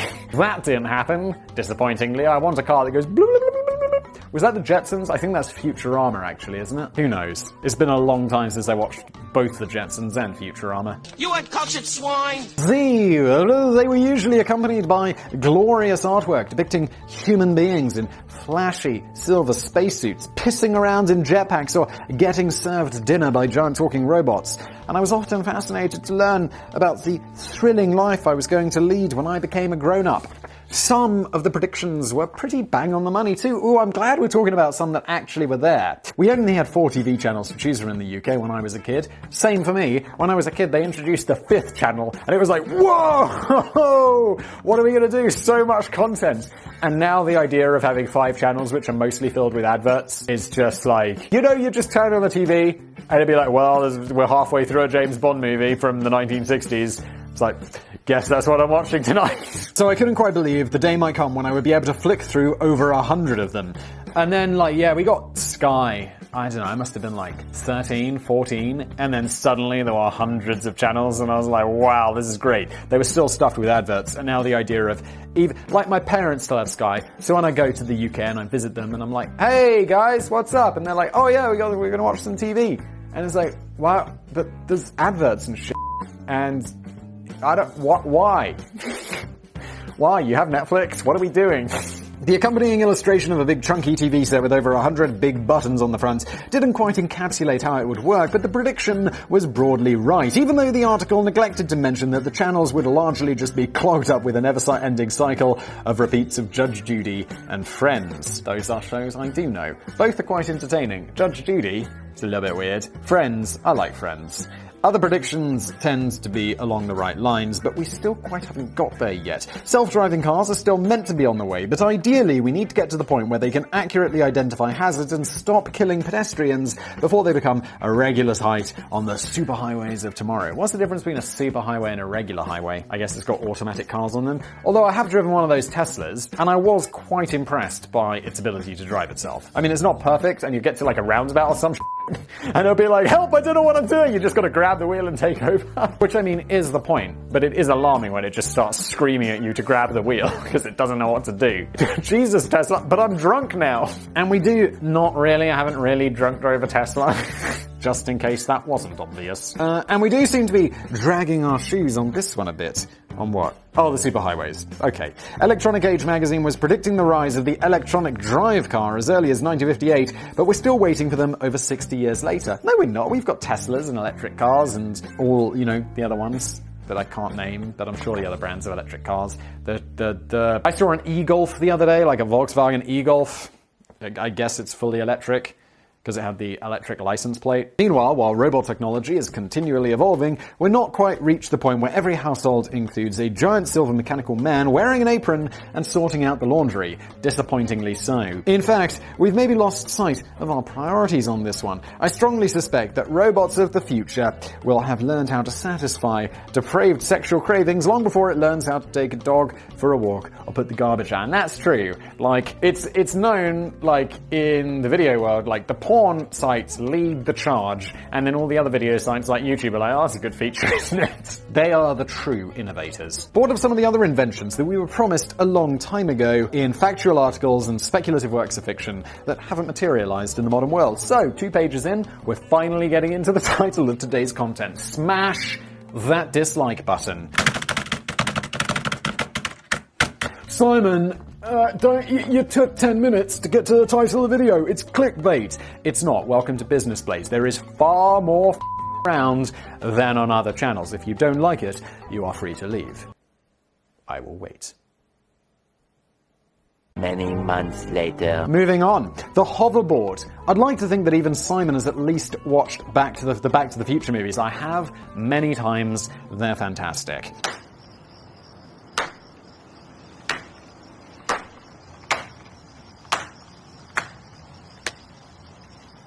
And as soon as we start talking about Back to the Future, we instinctively start to think about all the cool inventions that were predicted in its bold vision of the 21st century. Which is a bit weird, really, as only the second film in the trilogy actually went into the future, and it's widely considered to be the weakest of the 3 by far, although I love all of them. Unpopular opinion, the second Back to the Future is actually my favourite one.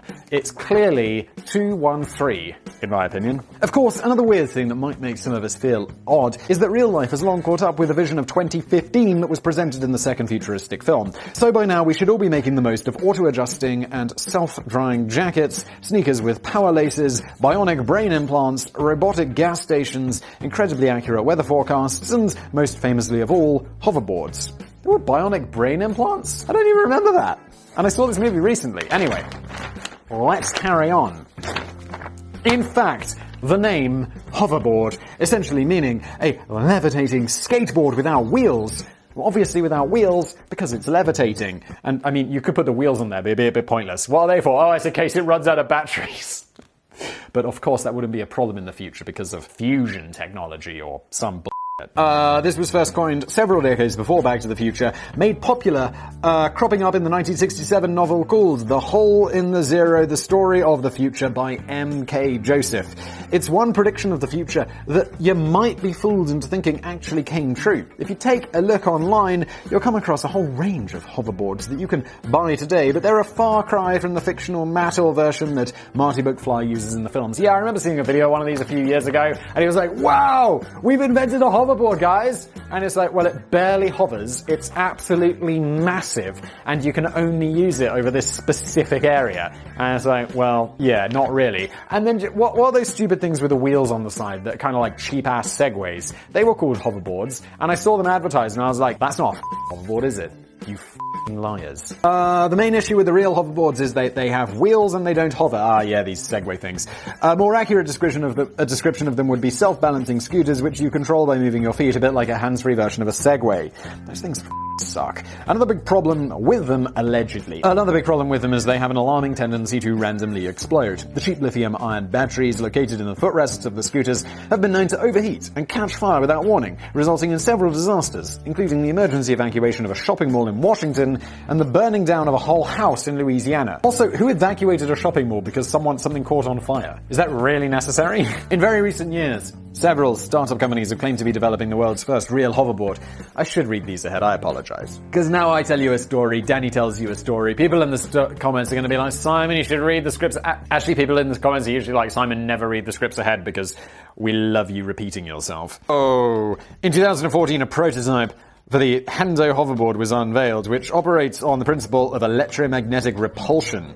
The downsides are that it would cost around $10,000 to buy, it only hovers if it's directly above a copper surface, and it would only stay up for 7 minutes before requiring a recharge. It allegedly sounds pretty doesn't it? Allegedly. Later in 2015, the car company Lexus revealed that they had been pissing about with something called the Lexus Slide, which uses superconductors cooled with liquid nitrogen. Holy shit. That sounds complicated. The downsides is that one would have to still fill up your board with liquid nitrogen, minus 322 degrees Fahrenheit, every time you take it for a spin, and it only works above completely magnetic surfaces, so not ideal for quick hops into town. Also, the estimated price tag is so huge, Lexus daren't even tell us what it is. What are you doing, Lexus? Focus on making cars, not hoverboards that no one likes, allegedly. So it's unlikely that we'll ever really see a Back to the Future style hoverboard anytime this century, partly because the very idea does defy the laws of gravity. Yes, it does, and also because very few companies would be interested in investing in any great amount of money into a product which is only destined to get banned within the first week on sale anyway. Yeah, like, I don't know how it is in the US, but in the UK, a lot of those like electric skateboards and stuff are just banned because, I don't actually know, is there a good reason? Pedestrians get pissed off with them? Who gives a f***? It's fine. Kids are barely allowed to play with fidget spinners these days, so you really think we'd dare let them loose on the streets with a hoverboard? Yeah, I guess not. The government will ruin our fun. But that would be epic. The teleport. Oh, please be about teleporters. I mean, this is so far off that it's like, who could possibly think that this would be available anytime in the at all near future? There were some things I never quite grasped about teleportation in Star Trek. Although I've watched a fair bit of it over the years, I've also missed a lot of stuff, so I'm not an expert. Maybe a Business Blaze tracker will have to answer these points. Tell you what, Danny, I'm a pretty massive fan of Star Trek, so let's see if I can do you a favor right now. Firstly, what's the point of the transporter room? Well, Danny, it transports you places, which is pretty fucking cool. On the return journey from the surface of a mysterious planet, the crew can seemingly be picked up from any position, often just in the nick of time, to avoid a grisly fate at the hands of a giant, hairy testicle monster. So why do they need to stand in such precise positions in a specific room on the outward journey? I don't know, to be honest. I don't think so. I don't think I know the answer.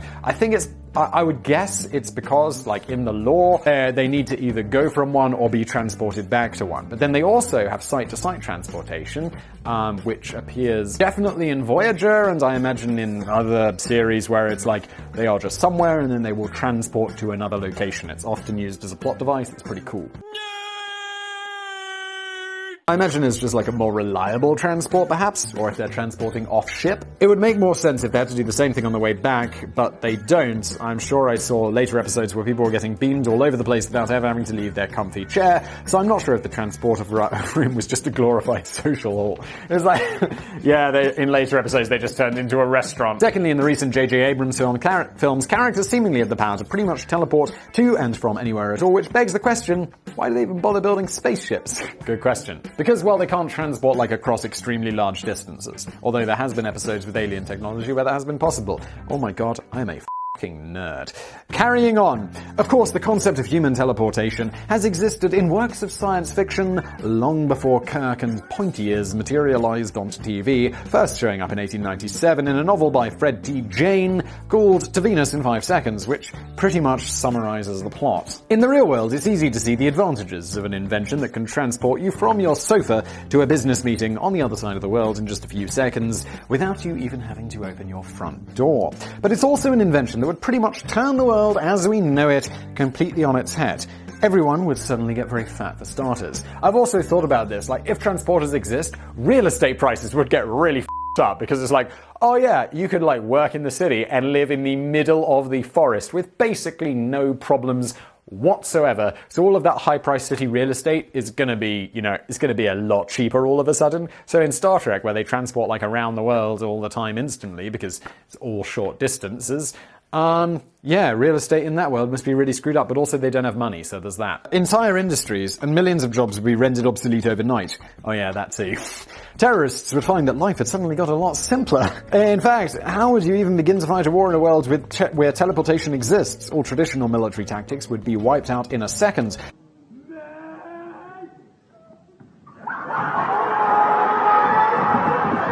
I'm not sure if this would mean that nobody would even consider starting one, or if they'd just be very quick indeed. Either way, it might be best that we never find out. I don't know, I assume that at some point, some sort of transport is going to be invented, and it's going to be awesome. Because you could say, it's like, oh my god, the machine gun would totally change the way we do war. You can just kill hundreds of people instantly. And it's like, yeah, that happened, and it did. And it wasn't great, but this is the world we now live in. Technology has to move on, and that's guns. It's like purpose is killing. The thing about teleportation in science fiction is that the idea was always far more rooted in fiction than it was in science. It was just a really convenient plot device. The only reason that the Starship Enterprise had a largely defective transporter room in the first place is because, I know this, because the budget of the original show didn't allow for a visual depiction of a whole spaceship landing on a different planet's surface each week. Although the science world did seem to get excited back in 1993 when it was announced that quantum teleportation had first been discovered.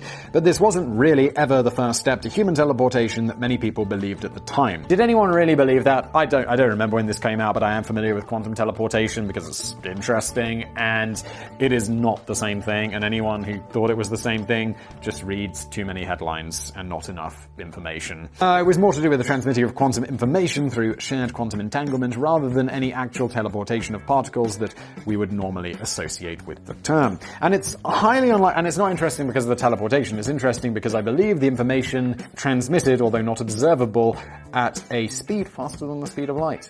Which is, well, that's a thing. And it's highly unlikely that mankind will ever get to see real teleportation, even hundreds of years from now, because the very idea of transferring 32 trillion cells in a human being from one place to another without traveling through the physical space between them goes against our current understanding of physics. So, Uber drivers probably have nothing to worry about for a long time yet, except their low pay, which we talked about on another Business Plays video. Though, I'm not going to link to it below because can't be bothered. You can YouTube search it if you want, it doesn't matter to me that much. Food in a tiny pill! This would be cool.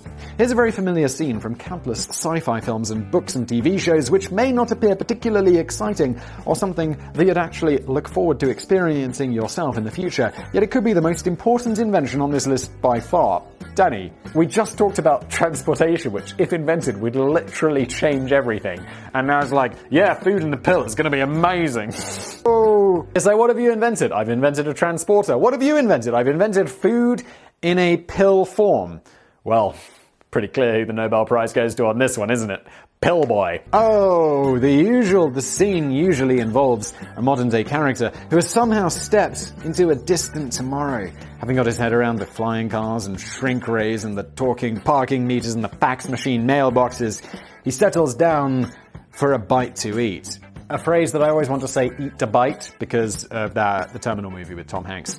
But he's simply given a small pill to pop in, which apparently satisfies his raging appetite in one small gulp and keeps him going until supper time. I'd be into this. Like, I don't generally stop work for lunch. I just have like a protein, not like a protein shake, like a meal replacement thing. I have meal replacement for breakfast and lunch because you just drink it while I work, and then I have a proper meal in the evening, and that's all I eat.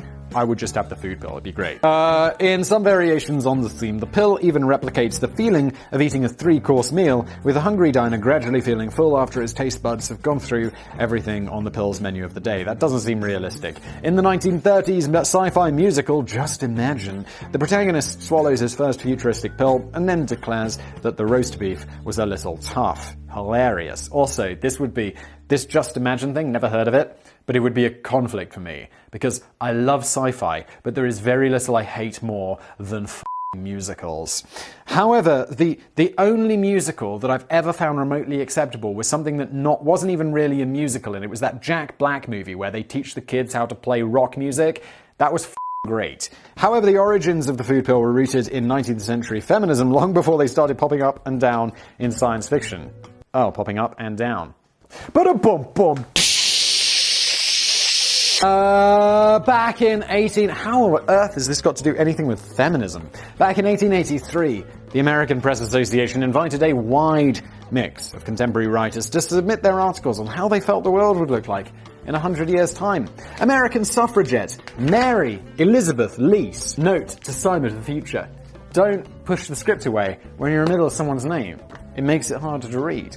Submitted a piece which predicted the rise of small phials of synthetic food which would furnish men with substance for days and liberate women from their kitchen stove prisons. You take the red pill. You stay in Wonderland. That's how we get women out of the kitchen. Pill food. Later in 1887, social conservative Anna Dodd, who had no time for any of this feminism malarkey, wrote a tongue-in-cheek novella called The Republic of the Future, which approached the idea of food pills with a big spoonful of irony. The narrator of the story is there to be lampooned, and as she makes the claim, when the last piece of pie was made into the first pellet, women's true freedom began. All I'm offering is the truth, nothing more. I mean, it's 1887, the concept is there, and Anna Dodd sounds like a bit of a dicko. Of course, it's perfectly understandable why most lovers of fine cuisine won't be particularly thrilled about the idea of replacing a well-prepared meal with a pill. No, but you can still eat a fancy meal, or whatever, it's just there's an option of the pill. Why not? It'll also be very convenient for camping because you don't have to carry a ton of food with you. You just take a pill. Boom! Shoving a little tablet in your mouth is hardly a substantial substitute for a hearty plate of toad in the hole, followed by a generous serving of spotted dick and custard. For once, Danny and I are on the same page with food. Both of those things are absolutely delicious. Also, if you're watching, and I guess if you're not British, I don't know if spotted dick is an American food, but it is very interestingly named. Spotted dick, which we had it at school, I think, on Thursday lunchtimes, maybe. And yeah, it was a lot of fun to, spotted dick. Ha! Gay! But we need to think beyond our own taste buds to look at the wider picture. If the human race ever were to develop a complete, wholesome meal in a pill which could be cheaply produced and distributed, the invention could provide an easy solution to international food shortages or perhaps even eradicate world hunger altogether. I mean, we still got to get the calories that go in the pill somehow. It's not like they're magically coming from nowhere, unless we invent something that makes them magically come from nowhere, but that sounds like a bit of a stretch. Sadly, although military programs are coming up with increasingly compressed rations of food and pills which can at least help keep ravishing hunger at bay for short periods, there's no way we will ever realistically pack enough calorific content into a single pill which would keep us going all day. Danny, you don't have any faith in the future. Food pills, I mean, it's gonna happen at some point. It definitely will. I mean, because I don't know how much energy in terms of gasoline or something would be in something this big, but you can measure the caloric energy in that. And it's probably pretty enormous. So all we need to do is work out a way to turn gas, in terms of calories, of petrol or whatever, into calories that we can consume, and then we'll just be drinking petrol. Don't drink petrol. Don't get any ideas. Drink bleach. Not really. Don't do any of that advice. And I see all those crazy people on YouTube with their COVID-19 bull drinking bleach. Don't do that, you sicko. Three Wolves would be angry. That coffee is ice cold. And it's not iced coffee, it's just coffee that I let go cold. Unless we start eating thousands and thousands of them every day, and that kind of makes the whole concept a bit pointless. If you're still keen on the idea of never having to prepare or eat food ever again, perhaps the closest we'll get to now are the thick and creamy paste-like drinks, which apparently contain everything your body needs for a proper meal. These are what I eat. One guy called Rob Reinhardt, a 24-year-old software engineer from Atlanta, has developed such a drink called Soylent, which he claims has the potential to change the world's relationship with food. I'm slightly put off by the fact that it looks like vomit. Yeah, the food I drink doesn't look particularly good, but it doesn't really taste of anything. Like, the way I describe it is they've mastered the taste of nothing. I'm even more put off by the fact that it's named after the plentiful food stuff featured in the future Earth visions of the classic 1973 film Soylent Green, which of course I've never seen, but I am familiar with the concept. The food was revealed at the end to be, spoiler alert, made from dead human bodies. I think modern consumers would find that just a little hard to swallow. It does seem like an interesting name for your drink after that, Robbo.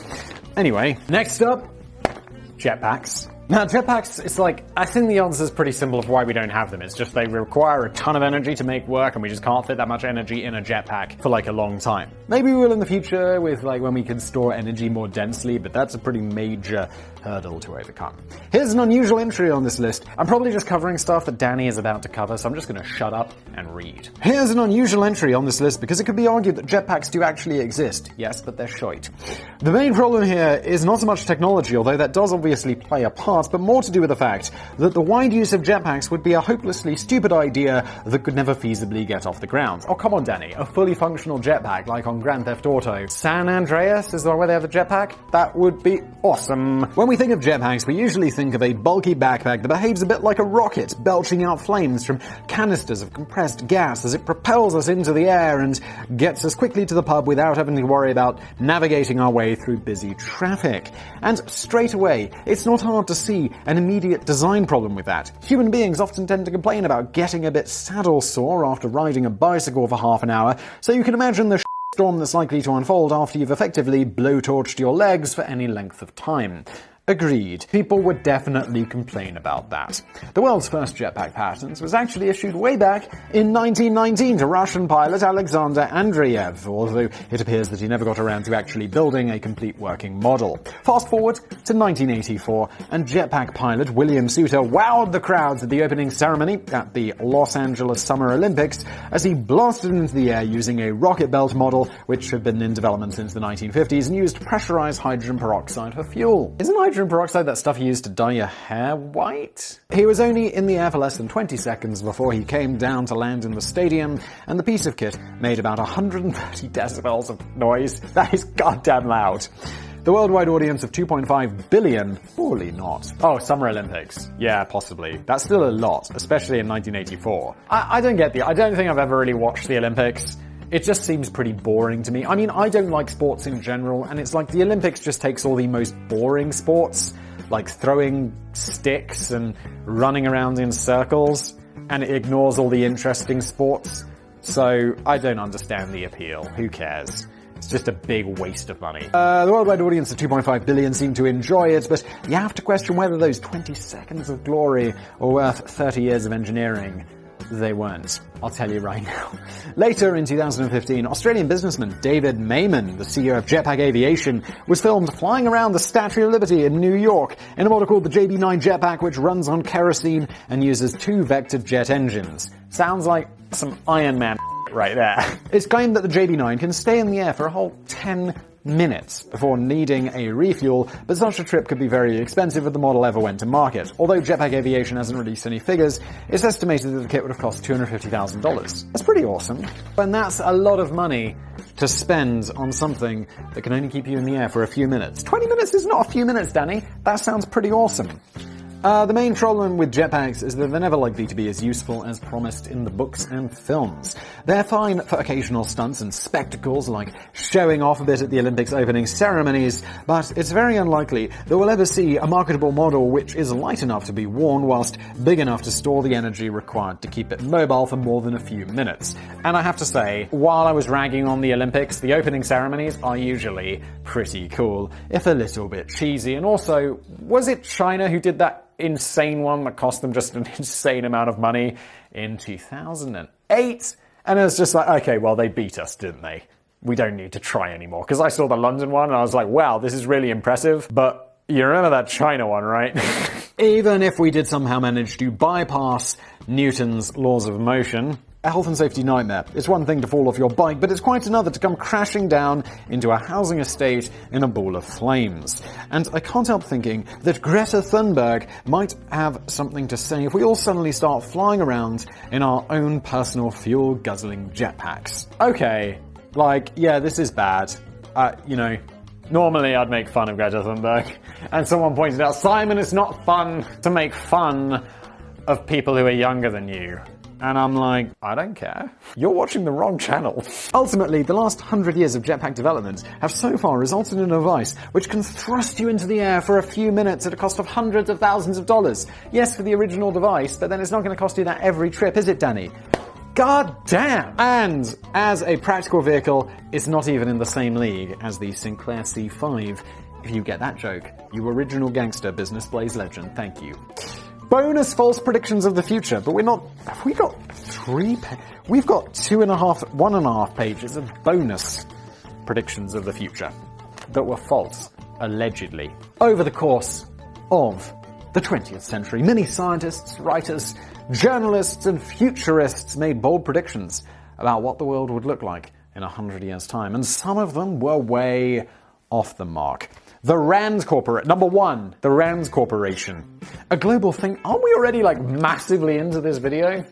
Oh, and last time people were like, Simon, why don't you look at the watch to see what the time is? And it's like, I'm looking at the computer over there, which has the time that the video's been recording on it. This wouldn't really help me out. The Rand Corporation, a global think tank which contributed to both the space program and the development of the internet, once made a curious prediction that in the year 2020 we'd all have apes for butlers.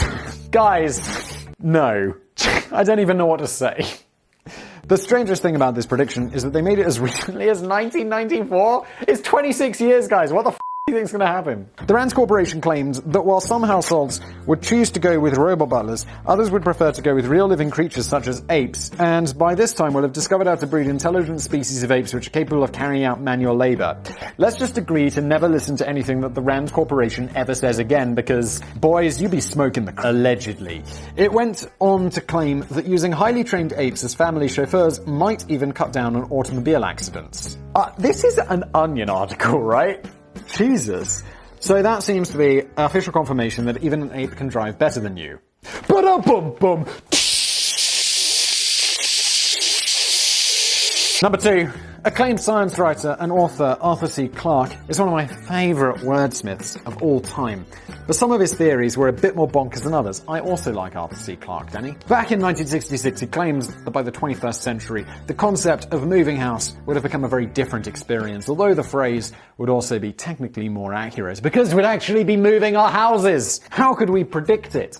So instead of packing all our things into cardboard, why are you moving house except to a different house? It's like, it defeats the, yes, location, but that's it. Like, why are you moving house? Well, I need a house with an extra bedroom because I have more kids now, or I'm rich and I want to live in a mansion or something like that. Like, it'd be a bit disappointing to just move the actual house. Houses of the future wouldn't be permanently fixed to the ground, so we'd effectively all be living in very mobile homes which could be steered to a nice new location by the seaside in no time at all. So it'd all be just like Trailer Park Boys. I have never seen that show, but it just felt like an appropriate time to bring it up. Friends of mine were talking about it. I went camping last week and they were like, you gotta see the Trailer Park Boys. And I was like, okay, I'll check it out. I think it's on Netflix. Apparently it's very funny. This could have been a quick and handy solution to dealing with nuisance neighbors, but the idea, sadly, is yet to take flight. That's never going to work out. Number 3. In 1950, Associated Press writer Dorothy Rowe revealed that the women of the 21st century would be built like brick shithouses. Okay. Let's see where this one goes. Actually, she didn't quite phrase it like that. I figured, Danny. But she did say that the women of tomorrow would be more than 6 feet tall, have shoulders like a wrestler and muscles like a truck driver. A truck driver is particularly known for their muscles, don't they sit in a truck all day? And this will be down to the fact that women will be eating balanced rations of vitamins and proteins that will produce maximum bodily efficiency. Maybe Dorothy was right. We just haven't found the right balanced rations yet. They probably would include heavy steroids. Things might have been different if we'd put the limo-driving apes in charge of food science. Number 4, a final and very recent prediction came in 2012 from Dave Evans, the chief futurist for Cisco Virtual Networking. Yeah, like 2012 was what? Nearly a decade ago? 8 years ago? But, I mean, that's really a short time to be like, yeah, I'm going to predict something wild-ass crazy about the future. His unusual prediction came by the year 2020. Let's see how this goes, Dave. Everyone would be able to predict the future themselves. Dude, what the f*** are you smoking? He reckons they would be able to use cloud-based tools to mine the data of increasingly sophisticated analysis algorithms and make uncanny predictions about tomorrow and beyond. All right. Maybe it's, I mean, was it Newton or someone based on Newton's theories about how with enough information you can predict everything because, you know, everything obeys Newtonian law? But then it was quantum physics came along and was like, oh no, there is an element of randomness which we can't predict. Anyway, I'm not a scientist, but Dave doesn't seem like a scientist either. Maybe it's a good job that he's turned out wrong so far. If this were true, we'd probably all be able to predict the exact date and time of our own deaths, which means that things could get a bit weird. Wasn't there a French movie about that? Where everyone was told exactly when they were going to die and what that meant? Like they had a timer over their head or something? That's some scary shit, and I don't know whether I'd want to know that. Like, it seems a bit like, yeah, no, you don't want to know, but then it's like, or do you? Because if it was like, yeah, so you got 6 more hours to live, I probably wouldn't be recording a Business Plays video right now. As much as I love it, probably not what I would be doing. More importantly than that, the gambling industry would crumble overnight, and the horoscope section of every newspaper would disappear forever. I wouldn't say that's important, I would say good. Because we could do without gambling and we could do without horoscopes. Both are pointless and things that you shouldn't do, in my opinion, which is correct. Thank you for watching this episode of Business Plays. Danny put this script together. I read it. Obviously, you just saw that. Sam is going to add some magical memes, which I haven't seen yet, but you have enjoyed. And thank you for watching. Subscribe. Smash that like or dislike button, and I'll see you next time.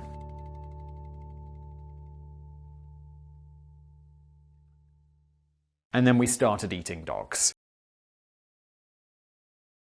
Woo! Oh, shit!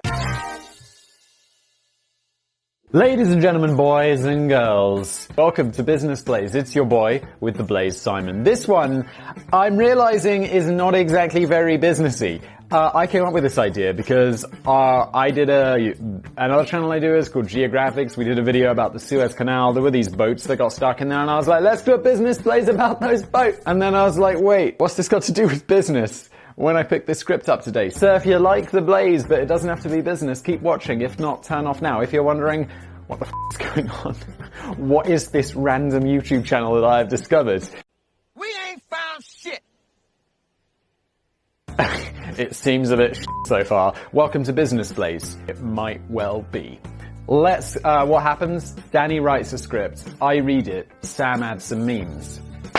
As I've described it previously, it is the holy trinity of Business Plays. The Father, the Son, and the Holy Ghost. I have no idea what that means. It seems very strange that that is an important element of a major religion. What the f*** is the Holy Ghost? Someone explain that to me in the comments.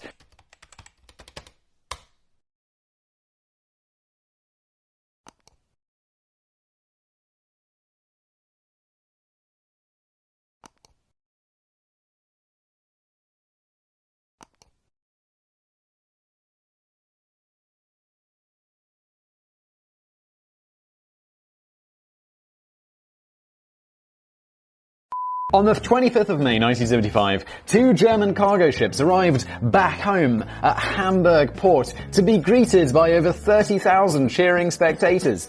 It should be stressed that this wasn't normal behavior for the Germans. Whenever a cargo ship returned home from a long journey, it wasn't usually that exciting. Ba-da-bum-bum.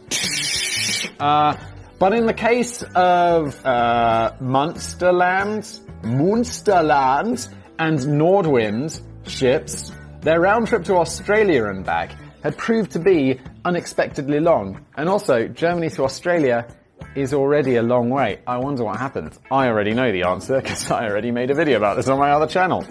In fact, the Munsterland had broken the world record for the longest sea shipping voyage in history, clocking in at 8 years, 3 months, and 5 days. You might assume that the ships had taken a particularly long-winded scenic route, but it's more accurate to say that the routine journey hadn't quite gone to plan. I feel like there must have been people during, the exploration days, where it was like, yeah, well, we got lost on a desert island for, 30 years. We ate most of the crew, and it took longer than 8 years. Danny, I feel like you've forgotten all of those people who died, along with 13 other unfortunate cargo ships from differing corners of the globe. The Munsterland and Nordwind had formed the Yellow Fleet, a convoy of ships which had ended up getting quite literally stuck in the middle of somebody else's spat. To be more precise, they were stranded for over 8 years in the Great Bitter Lake section of the Suez Canal, which had been completely blocked off in the aftermath of a war between Israel and Egypt.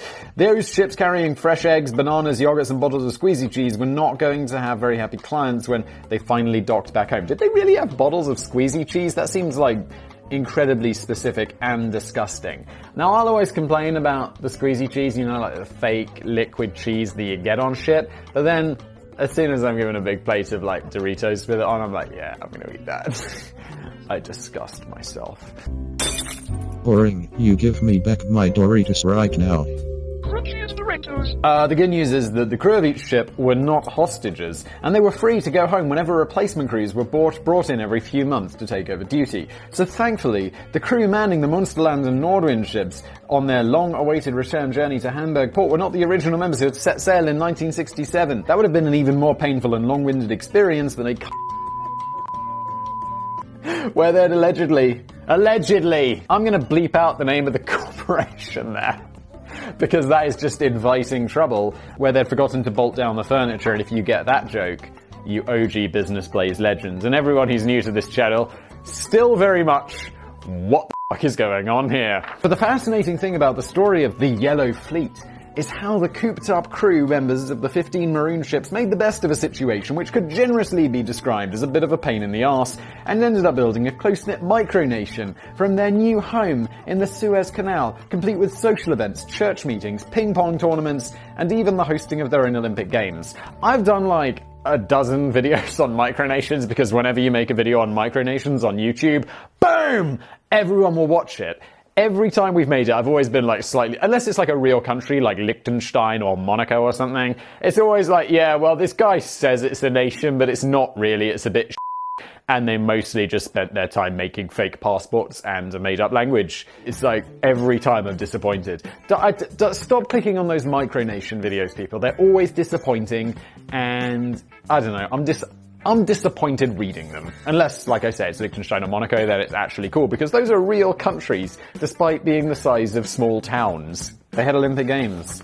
Fascinating. I made a comment in a recent video about how I thought the Olympic Games was largely pointless, and how they just got all the most boring sports together. That video hasn't gone out yet. I don't imagine that's going to be my most popular comment ever. Ever since 1869, the 120-mile-long Suez Canal has proven to be quite a handy shortcut between Europe and Asia, cutting out 43,000 miles of a journey around the Cape of Good Hope. Danny, you left an extra zero on there, mate, because 43,000 miles that would be a significant detour, round the world a couple of times. Nowadays, over 983 million tons of freight pass through the waterway every year, accounting for over 8% of the world's cargo. I'm not sure how much of that cargo is bottles of squeezy cheese, but I'm going to take a punt on it being 442 million tons. So half. Where is the squeezy cheese joke coming from? I feel like Danny has introduced a joke into this script that either I'm not getting or he didn't explain properly. Originally owned by the UK and France. I love how,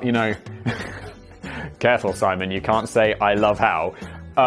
Sarcastically, I mean, it is interesting and slightly ridiculous how, countries used to be yeah, I just own a swath of your country.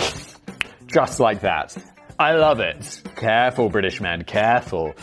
The new president of Egypt, General Gamal Abdel Nasser, managed... Oh, I feel like I should definitely know how to say his name, because I've heard of the Egyptian dude, Nasser. It is who cares? He managed to seize control of the canal in 1956, which led to the small matter of the Suez Crisis that ultimately remained under Egyptian control after UN intervention. So the UN were like, yeah, look, UK and France, you can't just own a part of Egypt anymore. It's not the... Oh, it is the 1950s. You know nothing, Jon Snow. Oh, things reached a head in 1967 when Egypt blocked off the Straits of Tiran to Israeli shipping, which pissed off Israel quite a bit, as most of their vital interests, particularly oil from Iran, passed through these waters. Israel and Iran, that's a complicated relationship that we're not going to touch on here because I don't want you to have to smash that dislike button too hard this early in the video. Although, feel free. Maybe I've already got demonetized because I mentioned Israel. This was one of the igniting sparks of the Six-Day War. Oh no, I mentioned war. I'm never gonna make any money.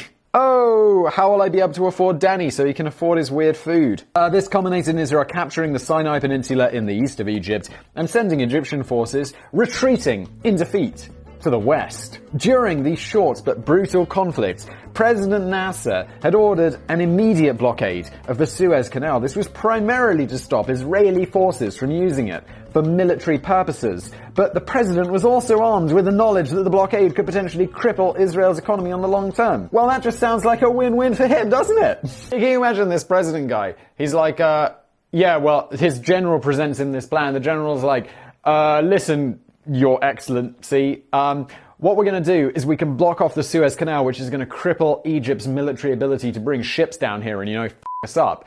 And but I've got some bad news. It's also going to ruin Israel's economy. And the president's just like, do it! Israel now controlled the east side of the canal. Egypt controlled the west. And it was during this conflict that 15 commercial cargo ships were just minding their own damn business, reaching the halfway point of the Suez Canal, unaware of the shitstorm that they were sailing into. Much like how I feel about making comments that are probably not correct and putting them out on YouTube. Sailing into a shitstorm. The ships were sailing under 8 different flags in total. 4 of them were British, God save her. 2 belonged to West Germany, America, Sweden and Poland, while the remaining 3 vessels were French, Bulgarian and Czechoslovakian. Some of the ships, and this would be a very limited Olympic Games, some of the ships had been carrying shipments of food, while others had been carrying raw materials such as wool, steel and lead. Between them, the vessels were carrying everything from wool to steel. Wait, didn't we just say this? Okay, normally it's me repeats Danny, but Danny's repeating himself here. Danny, were you smoking crack while writing this script? From fresh fruit to dead pigs, also known as pork. From clothing to plastic toys destined for Woolworths. This is desperately specific. Thankfully, some of them were also carrying a shitload of beer, which would come quite in handy over the next 8 years. Oh my god, can you imagine being stuck in the Suez Canal on a boat for, well, not for 8 years, but however long you're shipped out there for on your rotation. And it'd be like, bad news, boys, there's no beer. It'd be like, get out that plank, I'm walking off it. The crew of the ships probably first suspected that something was amiss when Israel and Egyptian forces suddenly started unleashing gunfire and missiles and rockets and shit above their heads. Yeah, no shit. You imagine being like, I'm just delivering my squeezy trees. Oh, shit, bombs! Dropping anchor at the Great Bitter Lake section of the canal, the 15 ships had to sit out the brief but devastating war unfolding in the skies, although thankfully nobody on board was hurt. The long-term outlook for getting back home wasn't looking so great though. Within just a few hours of the Egyptian president's order, both ends of the Suez Canal had been blockaded with sunken ships, dredges, sea mines, demolished bridges and debris. Holy shit, it's like we're not messing around, are we? This was going to prove to be a problem for all the world's ships that had made any plans to cross the Suez Canal in the immediate future, which is a lot. I mean, it was a major shortcut. It was like 38,000 miles shorter, right, Danny?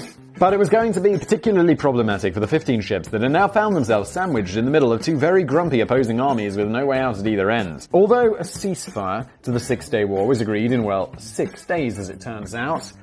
Wow! And Egypt had accepted defeat in surrendering the Sinai Peninsula to Israel. The political wrangling would continue to rumble on for years, and President Nasser was in no hurry to lift the blockade and restore Israeli access to the Suez Canal. Things may have panned out differently if he had resigned.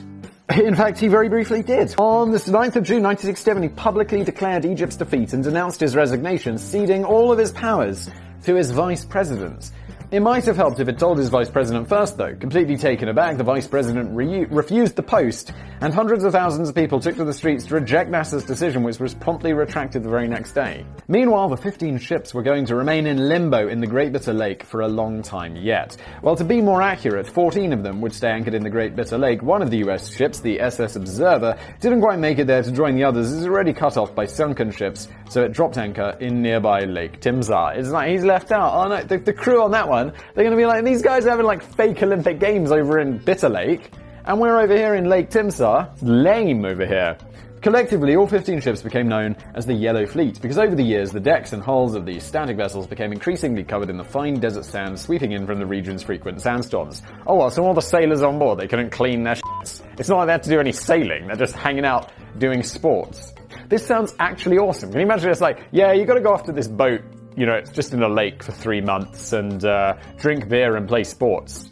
And then you get to come home for like 3 months and then go back for 3 months. I'd be like, this sounds pretty great, sign me up. I mean, there's internet, right? Oh, it was the 1960s, never mind. You didn't even have to worry about that shit. Crew weren't able to be left entirely alone. The Egyptian authorities initially banned all radio communications from the ships and placed a policeman on each vessel to enforce this rule. The shipping companies were working hard behind the scenes to get things moving, but ships were unable to contact them in case they let slip top secret Egyptian military secrets such as they've still lost, or that their uniforms could do with a jolly good iron.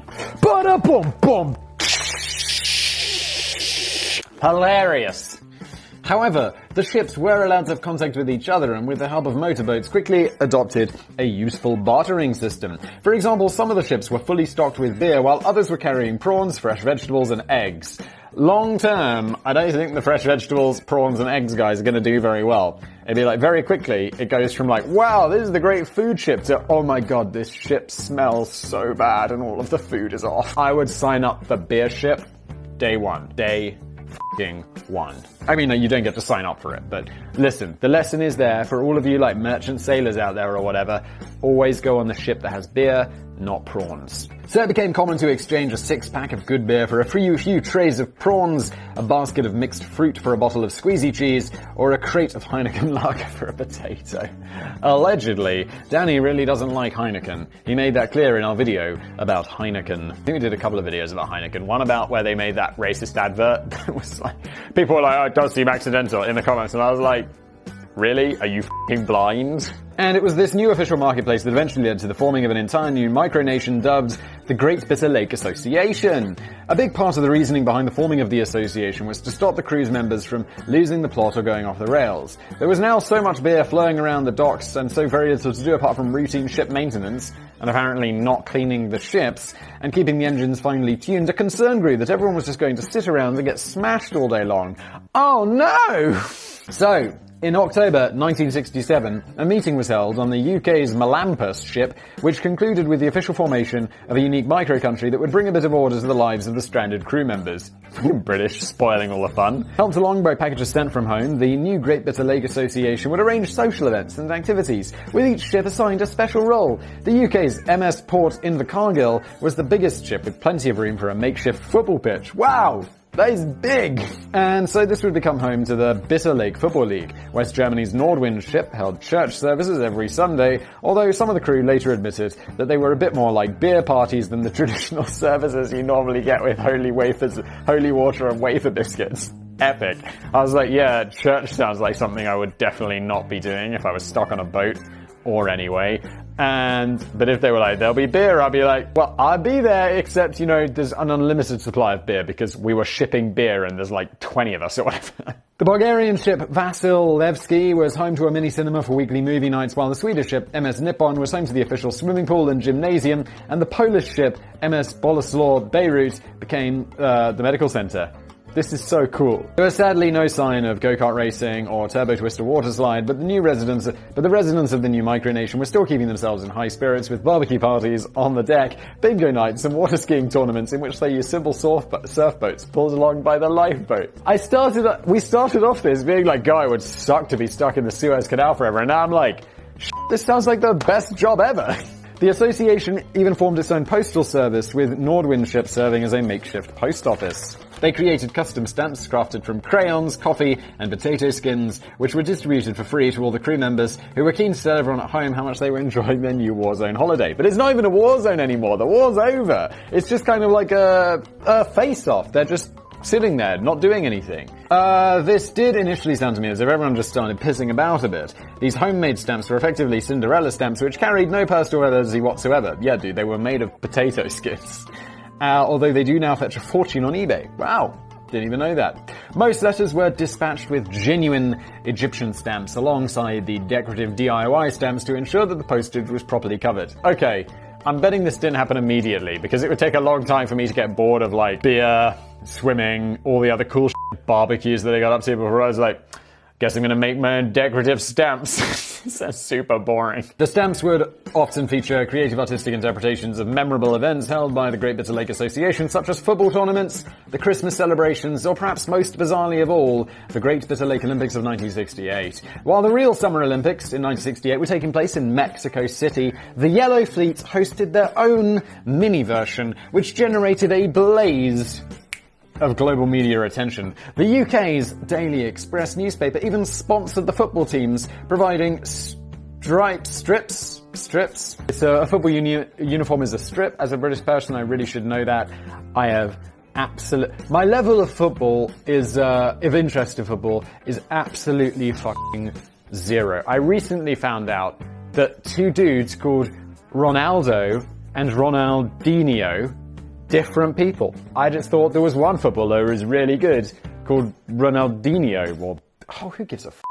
Equipment and a silver trophy. The Great Bitter Lake Olympics featured 8 nations competing in 14 different disciplines, including sailing, diving, water polo, high jump, and archery. In fact, pretty much everything you'd expect from a full-scale Olympics, except for these silly events with the horses. And although the USA came on top of the medal table at the end of the real deal in Mexico, they sadly didn't make the top 3 in this far more important version, which saw Great Britain taking 3rd place, West Germany taking 2nd, and Poland taking the gold. The captain of one of the Polish ships would later describe the whole experience in the Yellow Fleet as like being in a very comfortable prison. The stranded crew members were very rarely in any immediate danger from the Israeli or Egyptian armies, although sometimes raiding parties from both sides would sneak across the Suez Canal on intelligence gathering missions. I thought they were going to say, yeah, sometimes they raided our ships for all of our awesome supplies, like beer. And there were some unfortunate occasions when the Egyptian military would feel inclined to take pot shots at the crew members if one of their water skiing competitions ventured a bit too close to the Egyptian side of the canal. See, I would just describe that as making it slightly more exciting. It's like, woo, oh shit, be pretty great. But on the whole, it is often looked from the outside as if they were all enjoying an extended summer camp. You bet it was, because it sounds like that's exactly what they were enjoying, Denny. Although the original forming of the association had meant to curb excessive consumption of alcohol, a lot of drinking still went on, thanks largely to the deliveries of Norwegian and Bulgarian beer that were regularly arriving on deck. So they drank all the beer they were shipping? That's epic. Oh my god, it's estimated that over 1.5 million bottles of beer were drunk and then tossed overboard during the days of the Yellow Fleet. That is so epic. One British ship captain joked that the 40-foot deep waters of the Great Bitter Lake were technically 35 feet of water and 5 feet of beer bottles. One wonders what archaeologists in a few thousand years will think of this. That'd be awesome. And as I made a joke in a previous video, like, if you're littering, it's just like, you're not littering, you're just leaving behind evidence for future archaeologists. Don't litter. Don't be a dick. As the years rolled on, the crew were usually rotated every 3 or 4 months, although many of them were happy to volunteer to make return trips to help with the general maintenance and upkeep of the ships. It'd be like, you go back home and you're not getting paid, and you're like, yeah, you're just waiting for your next rotation. It's like, yeah, I want to go back. The weather's great. We barbecue all the time. There is a shitload of free beer. It's believed over 3,000 men and just 1 woman served for the Yellow Fleet during this 8-year period. Oh yeah, that's a bit of a blow. Also, Who is that one woman? However, the glory days of the Great Bitter Lake Association would start to fade through the early 1970s. The crew numbers gradually dwindled until the ongoing maintenance of each ship was handled by a skeleton crew before everything was eventually outsourced to a Norwegian company. By this time, yeah, the companies who own these ships are probably getting a bit pissed off with paying all these dudes to just be on holiday and consume all of the products that they were shipping. By this time, one of the US ships, the African Glen, had been sunk by a stray missile during the 1973 Yom Kippur War, but thankfully nobody was hurt. That would suck. It'd be like, no! That was the one with the beer! Eventually, in 1975, 5 years after the death of Egyptian President Gamal Abdel Nasser from a heart attack and over 8 years since the Yellow Fleet had become stuck, the convoy was free to leave. A deal had been brokered between Israel and Egypt 1 year earlier to reopen the Suez Canal. Israel would pull its forces away from the canal zone under the disengagement agreement, while Egypt pledged to rebuild the canal cities. Following a comprehensive 12-month clear-up, the area has now been declared 99% mine-free. There were loads... Oh, okay. Yeah, they were mining the area so they couldn't get in. 99% mine-free, though, is still not 100% mine-free. I wouldn't go in there. I went to Laos once, which is this country next to Vietnam, that I believe is the most bombed country in the world. And they were like, yeah, just don't go walking in the forest, because there are mines. It's like, oh, okay. Don't go in the forest. Sadly, only 2 of those ships, the West German ships which received that epic welcome home in Hamburg, were capable of leaving under their own steam. The other surviving sand-stained ships were towed home and would never sail again. Which does make you wonder when anyone bothered maintaining them for 8 years, but never mind. The comfortable prison, or the Yellow Fleet, may have proved to be an enduring challenge in many ways, but it's also an uplifting story of how thousands of stranded crew members from 8 different nations work together to build a strong community, and Micronation, which even came up with its own tie and badge and everything. Micronations. This is the thing, it's like, this is Micronation. Except if you're not recognized by the UN, who gives a shit? It's not like, oh yeah, this is Simon's Micronation, and I've issued my own passport. If I go to the UK, or like, wherever, if I go to the US, and I'm like, yeah, here's Simon Land's passport, they're gonna be like, get the f*** out of here. What are you talking about?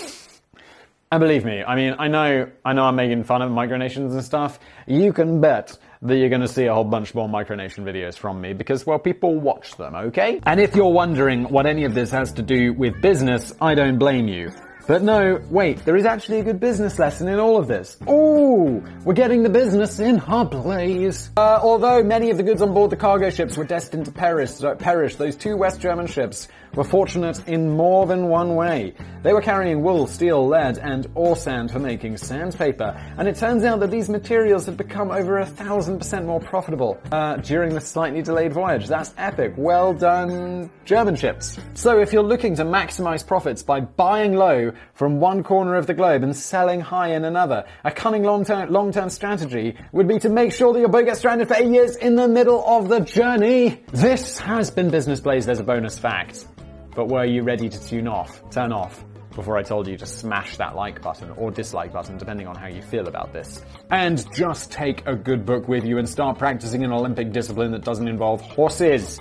People ride horses in the Olympics? Why is horse activities in the Olympics? Bonus fact. On the 1st of June 2017, over 100 crew members of the Yellow Fleet attended a 50th anniversary reunion at the Merseyside Maritime Museum of Seafarers in Liverpool, England. The majority of the attendees were British, but several other seafarers came in from Germany, the Canary Islands, Panama, and Thailand. Most of the attendees had not met each other since they last worked together on the ships, and the emotional reunion was a chance to share old stories, photographs, and memorabilia, maybe like those weird potato stamps. And even though I imagine they were all getting on a bit by this point, I'd like to imagine they all were completely hammered on cheap Bulgarian beer and then had an Olympic arm wrestling competition. I hope so, Danny.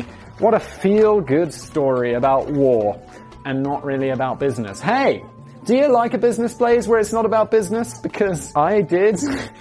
Smash that like button if you did. Let me know in the comments, suggestions, whatever, all of that good stuff. Oh, buy my merch, by the way.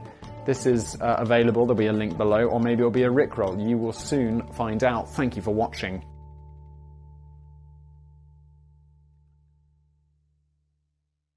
Careful, British man, careful.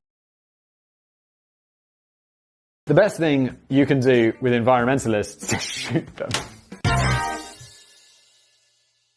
Hello everybody, welcome back to another episode of Business Blaze. This one, I can feel from the weight of the script that it is a long one, so we're just going to jump in. If you're new here, what happens is Danny writes me a script, I read it and react to it and share my thoughts, and then Sam, the video editor, he adds in some memes afterwards and some music and some cuts, so it looks a little bit more professional than the shambles that it would otherwise be. But it's long, let's jump in. Oh, it's vaguely about business. This one is about epic PR disasters. Let's do it. One of the most infamous and most spectacular public relations gaffes ever to hit the UK headlines concerned Mr. Gerald Ratner back in 1991. This is the dude who ran a jewelry shop and he said that his stuff was basically... He was like, it's terrible. I don't know why people buy it. It's a complete rip-off. It didn't go well for him.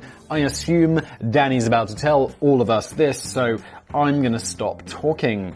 One of the most interesting things about it is it was just so utterly unnecessary, and it came right out of the aquamarine. Oh, right out of the blue! Ba-da-bum-bum! Occasionally that happens. This is Business Blaze. If you're new, as I always say, at this point, you're probably wondering, what the f*** is going on? This is Business Blaze. We blaze the business. Gerald Ford had taken on the reins of Ratner's. It doesn't say Gerald Ford, it just says Gerald. I think I recently recorded a video about Gerald Ford. So, yeah. Gerald had taken the reins of Ratner's family business in 1984, transforming a small, low-end jewelry business with just 130 UK stores into a small jewelry business. Danny, it's got 130 stores. It's like, how would you describe my business? F***ing microscopic, Simon. It barely exists. Shifting cheap or high-value jewelry across 2,500 stores and generating annual sales of £1.2 billion. Having earned himself the title, the Sultan of Bling, Gerald himself admits that things were going so amazingly well that when a business analyst asked him what could potentially go wrong, he couldn't think of a single feasible response. What a legend. He was wrong. His confidence was misplaced. Spoiler alert. Maybe the question was playing on his mind for a while because just a year or two later, he'd managed to cook up the perfect disastrous scenario. During a private business dinner for the Institute of Directors held at the Royal Albert Hall, fancy, Gerald made a speech to 4,000 attendees, which started off with him boasting about how he'd turned around the fortunes of his family business and was now raking in record profits. But then he threw in a bit of a surprise, self-effacing humour to keep the crowd interested. Dangerous territory. It's like, Business Blaze, I feel, is a bit of effacing humour in it. But it's like, if I was running a major corporation, I wouldn't do this. Unless I was Elon Musk, then apparently totally okay. He talked about how Ratner's now sell cut glass sherry decanters, complete with 6 glasses on a silver-plated tray, all for under a fiver. £5. That's insanely cheap. He mentions that people often ask him, how can you sell this for such a low price, Gerald? To which he replied that his usual response was, because it's total crap. Gerald also commented how one of Ratner's high-value earrings was cheaper than a Marks & Spencer's prawn sandwich, but probably wouldn't last as long. Well, at least it's Marks & Spencer's, Gerald. I mean, you could have been like, it's an Asda sandwich. Then it would be Asda prawn sandwiches. Sounds risky, to be honest. The speech went down a storm with the crowd, but his quotes didn't quite have the same chord when they appeared on the first page of a UK newspaper the next day, alongside the headline as crapners and you 22 karat gold mugs. Very good, newspapers. You can't help feeling just a bit sorry for the Sultan of Bling. He was just trying to raise a chuckle at what he assumed was a private dinner, and it didn't help that tomorrow would be a very slow news day. On a busier day, the newspaper editors wouldn't have been so desperate to inflate a story, and his misguided attempts at humour would probably have just remained buried forever. And then we wouldn't have the joy for this episode, would we, Danny? And everyone at home who is, the level of joy you must be having right now is just high. As it pans out, Ratner's lost £500 million in value overnight, and Gerald was eventually fired from his own family business the following year, after which Ratner's was rebranded as Signet. The phrase, doing a Ratner, has since become shorthand for a mighty slip of the tongue which quickly smashes the public perception of your company into tiny cheap glass shards. I'm recording this just after Elon Musk was like, Tesla's stock seems overpriced, doesn't it? On Twitter, it's like, Elon, no, you got fined like $50 million or something a couple of years ago for saying some like that on Twitter. Don't you learn? I know you're mega rich, but 50 million is a lot, right? But there are plenty of other examples of respectable-ish corporations going wildly off script with their PR or seizing control of a potentially damaging situation and somehow making it about 1 billion times worse. Oh my god, I know it's bad, and like, we should all thrive off positivity and joy, but these business places are more enjoyable when we're absolutely ripping into someone, right? At least I find them more enjoyable. Torches of freedom. Cigarettes. Must be cigarettes, right? The father of public relations is a title often attributed to Austrian-American press agent Edward Bernays, who launched his own public relations business in New York in 1923. Of course, public relations has been around in one form or another since ancient times. The building of the Egyptian pyramids can largely be seen as an early exercise in political public relations, hammering the point home that the current leader was top dog. Alright then, but Edward was one of the first pioneers to help define today's understanding of modern public relations practice. Can you imagine if business plays had to go through a PR department? People would be like, Simon, we've had a look at the latest business plays and it makes you look stupid and your entire brand is built on being smart. I'd be like, smash that publish button, PR. You're all fired. Simon, that's not going to look good. You're fired! Ho! In the same year that he launched his new business, he also wrote the world's first book on public relations called Crystallizing Public Opinion, which outlined his profession for the first time, and he taught lessons on the subject at New York University. Edward was born in Vienna, but his family moved to the States in the 1890s. He's actually a double nephew of the founder of psychoanalysis, Sigmund Freud. What the is a double nephew? Ooh, is that where they were so incestuous back in the day that you can be a nephew somehow on both sides? Oh my. I'm not going to think about that too much or try and work it out because it's all a weird headache, isn't it? Like, I did a video about ancient Egypt recently. It was like, yeah, somehow it's her husband and she's his wife and mother at the same time and sister or something. And I was like, I'm not even going to try. But you know, it's not right. It took me a while to work out the meaning of a double FU. Oh, okay, here we go. And whether it, God, Danny and I, same page. And whether it involved incest, somewhere along the line, but I think we're on safe ground. Sigmund Freud was the brother of Edward's mum, and the husband of Edward's dad's sister. Danny, this is as clear as f***ing mud, to be honest. Let's move on. After working as a journalist and press agent, but what we can take away from this is that Sigmund Freud was an incestuous spy. After working as a journalist and press agent, Edward struck major success with his innovative new public relations company in the 1920s, and one of his early notable triumphs was convincing America to eat bacon and eggs for breakfast. Oh, I vaguely know this story. His attention turned to tobacco in 1927 when he was hired by the makers of Chesterfield cigarettes, which are still around today. These companies, it's in 1927, they were killing people, allegedly. Wait, you could definitely say this about tobacco, right? Like, Chesterfield, I'm going to be like, Simon, it doesn't cause cancer, and we're suing you for saying it does. No, cigarettes in general, definitely not Chesterfield cigarettes. Those things are probably extremely healthy. So cigarette companies have been killing people since 1927. It's nearly 100 years later, and that is still being sold. They wanted to craft a campaign which poked fun at their arch rival Lucky Strike cigarettes. Their campaign worked so well that the makers of Lucky Strike promptly poached Edward and got him to work for their side instead. The problem facing tobacco companies in the 1920s is that they were only really targeting half of the population, the men. It's the men. It's definitely the men. It's not the women. Or, yeah. Sales of cigarettes amongst males had soared after the First World War. I haven't researched this bit properly. Come on, Danny. What am I paying you for? But I would guess that that's because after the fighting had stopped for the day, usually about 7 p.m, I would imagine, all the opposing military forces got together down at the nearest pub for a chat over a pint and a cigarette and a pie and peas supper. Alright. Okay, after a bit more digging into the trenches, it turns out that US soldiers were given cigarettes in their ration packs, so the ones that came back alive were all addicted to nicotine. It's like, thanks for going off to war, here's some free cigarettes. You know, the war didn't kill you, so, well, these might. Eventually, slowly, painfully, uncomfortably. Also, expensive, and they make you smell. Cigarettes.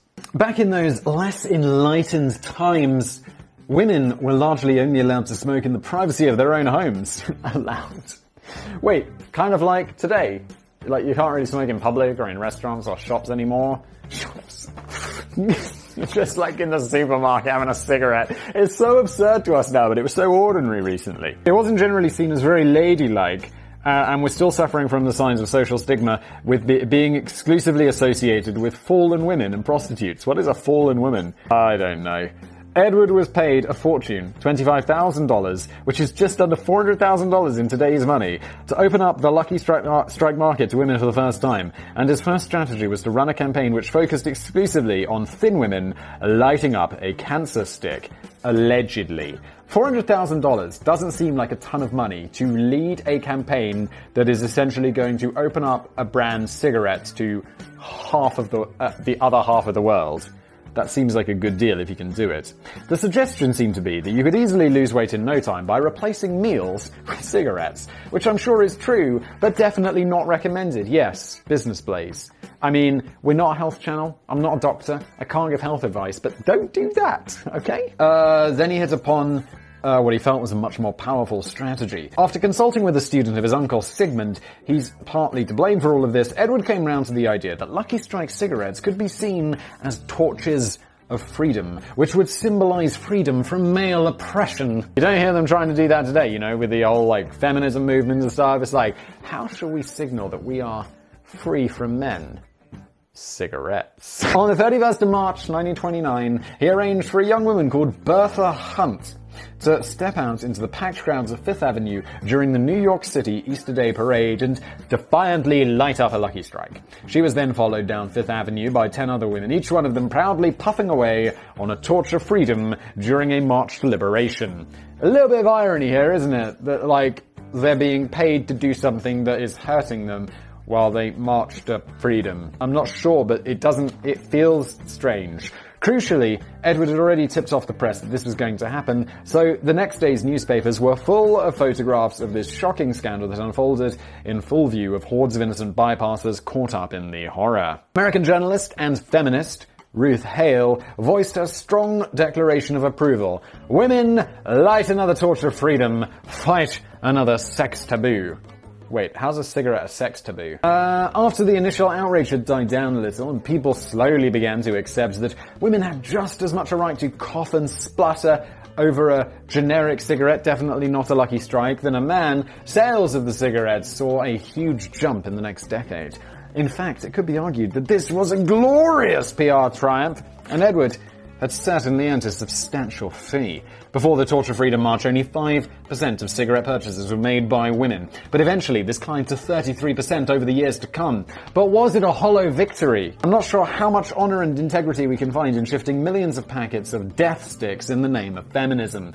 Agreed. It would seem even that Edward Bernays himself regretted his actions after the harmful effects of smoking became more widely known. Following his retirement, he devoted much of his time to campaigning on behalf of the anti-smoking lobby.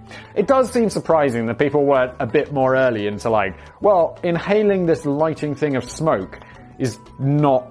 I don't understand, like, that seems like it's just so obviously bad. I guess they didn't know how bad, but it can't be good, right? And although he's now recognized as one of the most influential Americans of the 20th century, Edward didn't seem too keen on how the PR industry evolved over the years, an industry that he helped to define. On his 100th birthday, good for him, I guess he didn't get too many free cigarettes from generic cigarette company. In 1991, just 4 years before his death, he commented that public relations today is horrible. Any dope, any nitwit, any idiot can call himself a public relations practitioner. Still, at least he lived to be a ripe old age. I bet he didn't smoke generic death sticks. Danny and I, same page. Next up, Top Man customers are all hooligans. I don't know if you know, but Top Man is like a relatively Top Man is a low-end clothing store in the UK. I'm not sure if it even exists. It's been a long time since I've been to one. Here's an entry which could have potentially reached Ratner's level of wreckage, but long-term damage was swiftly curtailed by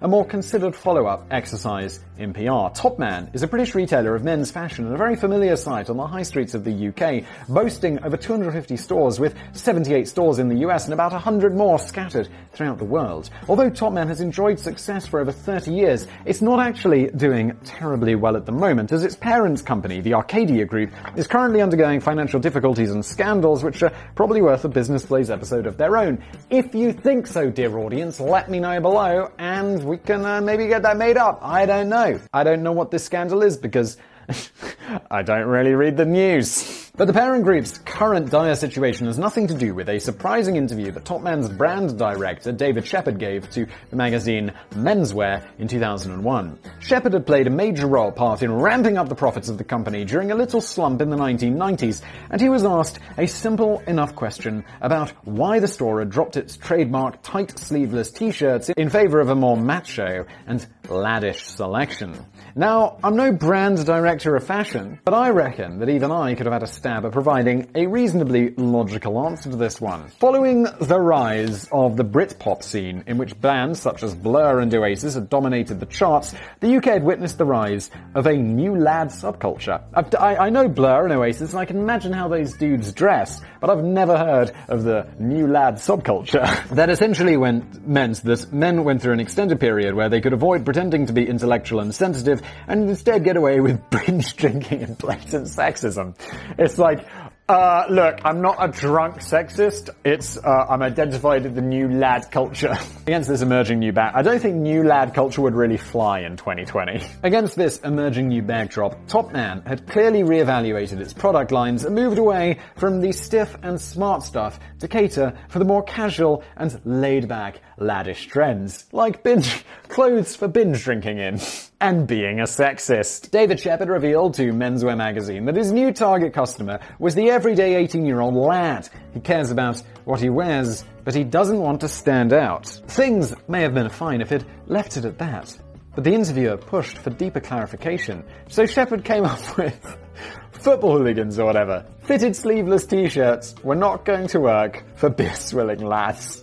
Oh yeah, the brand director and you admitted you'll make... Football hooligans don't identify as football hooligans. I assume. It's not going to surprise any of you to learn that I don't really know any. After apparently conceding that his core customers were football hooligans, Shepard went on to explain that Topman no longer gave much floor space to suits. Very few of our customers have to wear suits to work, he said. They'll be for his first interview or court case. Oh, dude, you can't say that anyway. You definitely can't say that if you're the guy selling them the suits, dude. Or the not suits. In the aftermath of the car crash interview, the share price of Topman dropped 1.5%. That's it. I'd sell that so hard. And industry experts noted that the Topman brand would do well to survive this exercise in retail suicide, in which the company was appearing to insult their own customers. Although people do comment that business...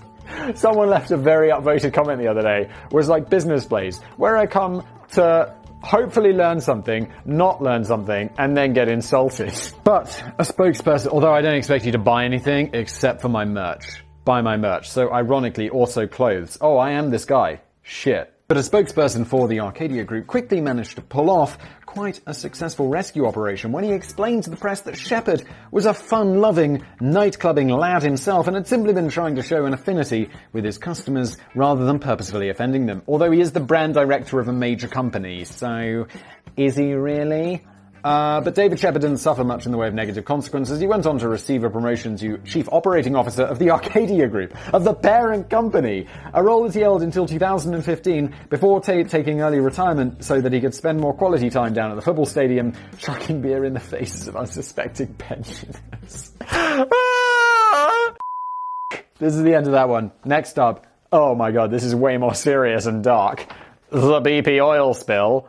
Some PR exercises are probably a little more straightforward to deal with than others. In the case of the 2010 oil spill disaster at Deepwater Horizon in the Gulf of Mexico, it's fair to say that the operators BP, British Petroleum, had their work cut out to try and clean up both the figurative and very literal mess. Yes, it was a disaster. I just made an actually serious video about Deepwater Horizon on my other channel, Geographics. Why am I pointing over there? Because that over there, on the other side of the studio, is where I film Geographics. I might link to it below, it might be a rickroll. That's the risk you take when you watch business blaze. It wasn't just a case of a mildly embarrassing corporate slip-up in which everyone got a bit of egg on their faces. This was the biggest environmental disaster of all time. It's like, yeah, the previous guy was like, yeah, our customers are kind of hooligans. This is the greatest environmental disaster ever. Feel like we took it up a notch, Danny. The massive explosion at Deepwater Horizon was the resultant spillage of 134 million gallons of oil into the Gulf of Mexico killed 11 workers, thousands of marine animals and protected species, closed down fishing and tourism, and destroyed over 12,000 jobs. At least the cleanup created some jobs? Oh, I'm a PR wizard. It'd be like, Simon, as the chief of PR for BP, what do you think of this disaster? Well, obviously, it's very unfortunate that the BP oil disaster has happened and that we have killed thousands of marine animals. But on the plus side, a lot of them are just covered in oil. And we're creating jobs, you know. There are thousands of people out there using toothbrushes on weird birds that we can't identify because they're covered in our oil. It's good for the economy. It's difficult to see where BP could possibly even begin to try and put a positive spin on this one. Obviously it's not, Danny. Job creation. And the truth is they shouldn't even have tried. Probably not. Like, what I just said there was sarcastic. I wouldn't recommend it. This was surely a time for holding up your hands, admitting a disastrous failure, and clearly demonstrating to the world that you're going to try and do everything within your power to fix this. But BP decided to adopt an initial strategy of playing down the severity of the crisis and deflecting the blame. The company claimed to reporters that the oil rig was leaking 1,000 barrels of oil a day, but it was later estimated that the figure was closer to 5,000 barrels of oil a day. Even when this new estimation had been revealed to the public, the best BP could do was revise their original figure to somewhere between 1,000 and 5,000. It's not a lie, is it? It's just 5,000. In fact, it's somewhere between none, there is no disaster, and 5,000 barrels a day leaking into the ocean. Well, you're not lying. In fact, later still it was revealed that the true figure was closer to 62,000 a day. Well, it turns out you were lying, just accidentally. If you lie accidentally, is that still a lie? Allegedly? I don't know.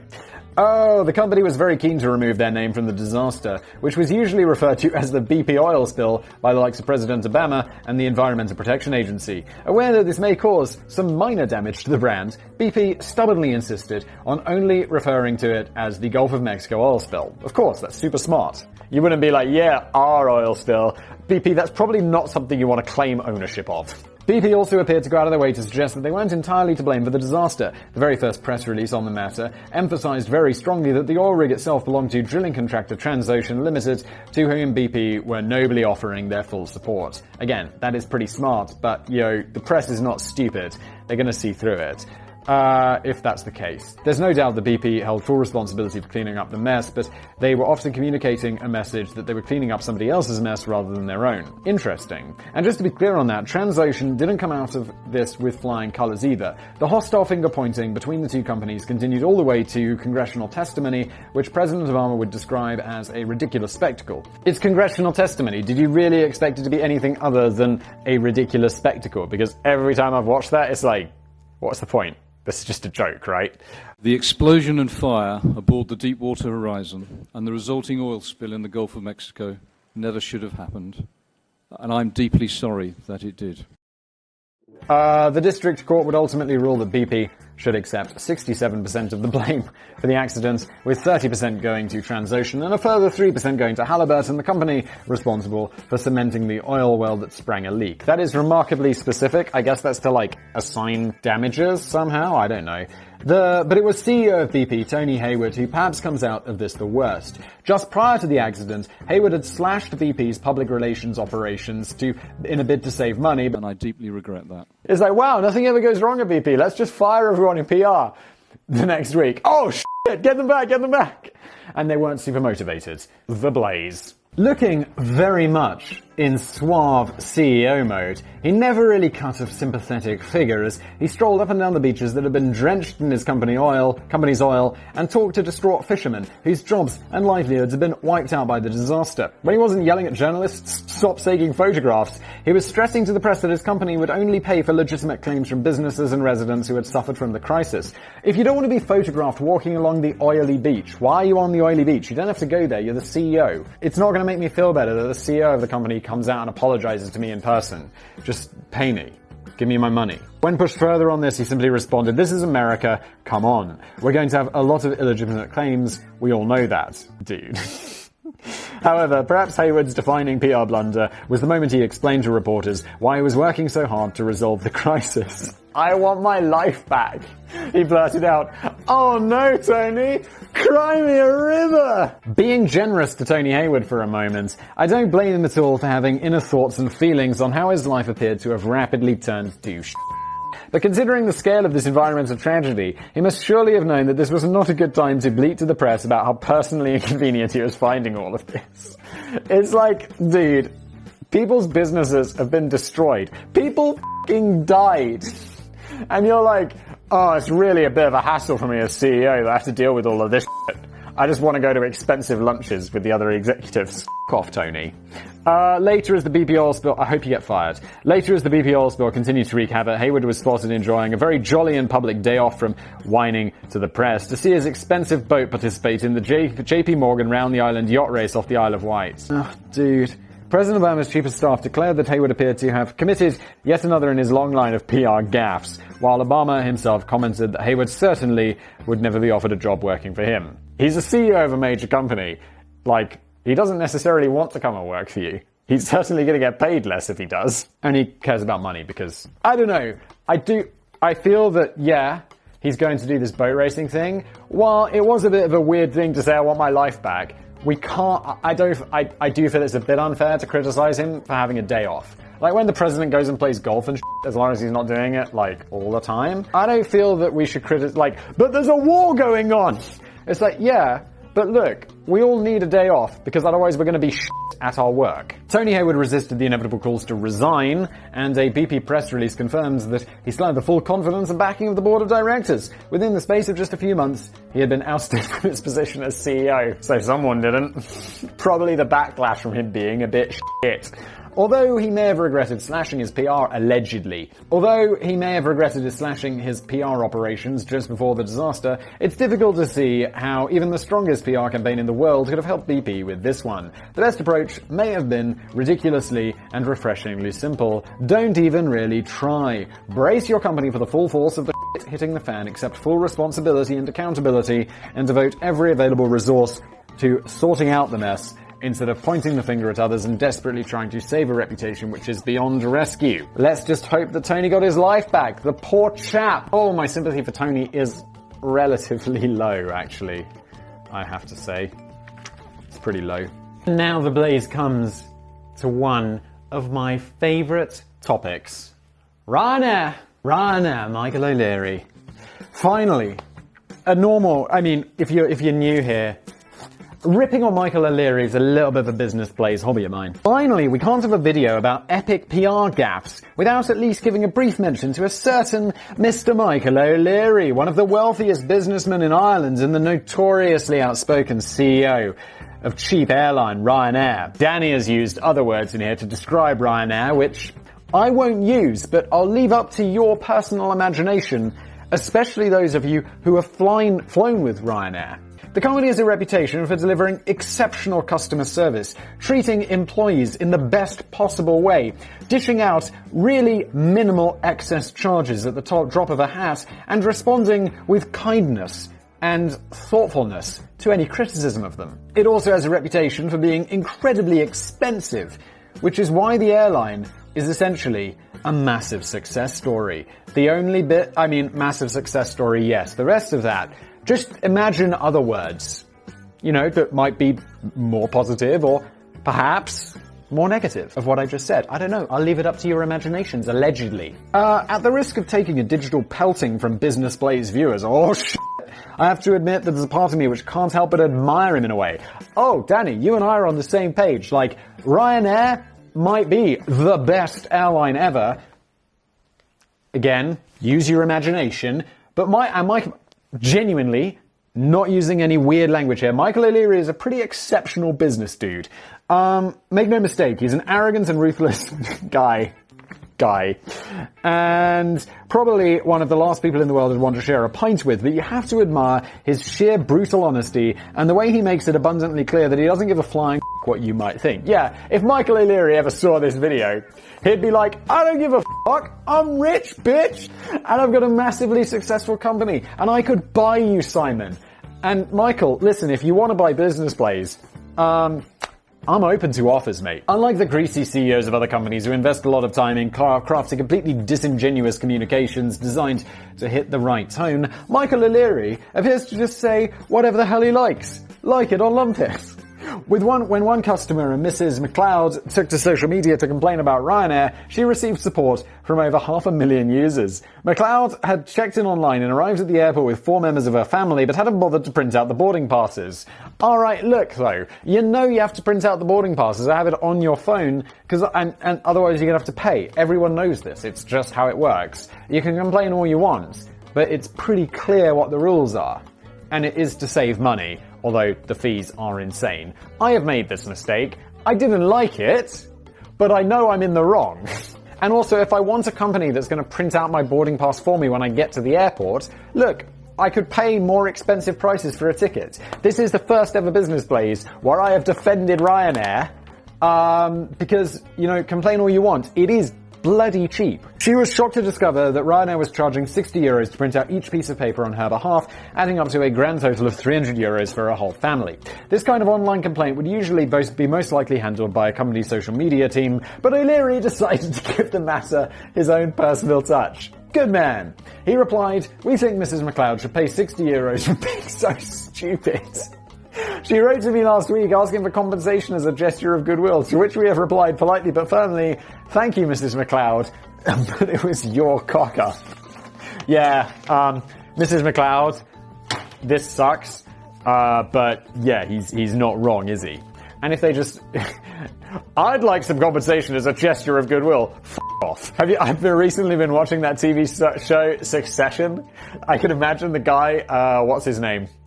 The patriarch of the family. He'd just be like, F*** off. He went on to claim that 99.98% of Ryanair passengers managed to print out their boarding passes in advance. To those who don't, we say quite politely, fuck you. Time. After Iceland's... Oh, fuck. So that volcano that erupted that no one can pronounce in 2010 and briefly disrupted European air travel, some customers were seeking a refund for their cancelled Ryanair flights. I'm sure there's something in the conditions which is like, act of God. And also, get travel insurance. This isn't Ryanair's fault. Also, I've got a Ryanair flight coming up to Morocco in like a week. I'm not going to be getting that flight because now there's coronavirus everywhere and I can't leave the country.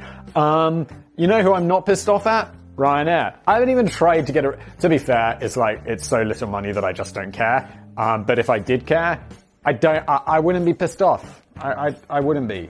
It is what it is. And I have an insurance policy. I'm not going to claim on it because it's a pain in the arse. And it's like, I don't know. I don't even remember how expensive it is. O'Leary made his feelings clear on the idea of giving out refunds for a situation beyond his airline's control.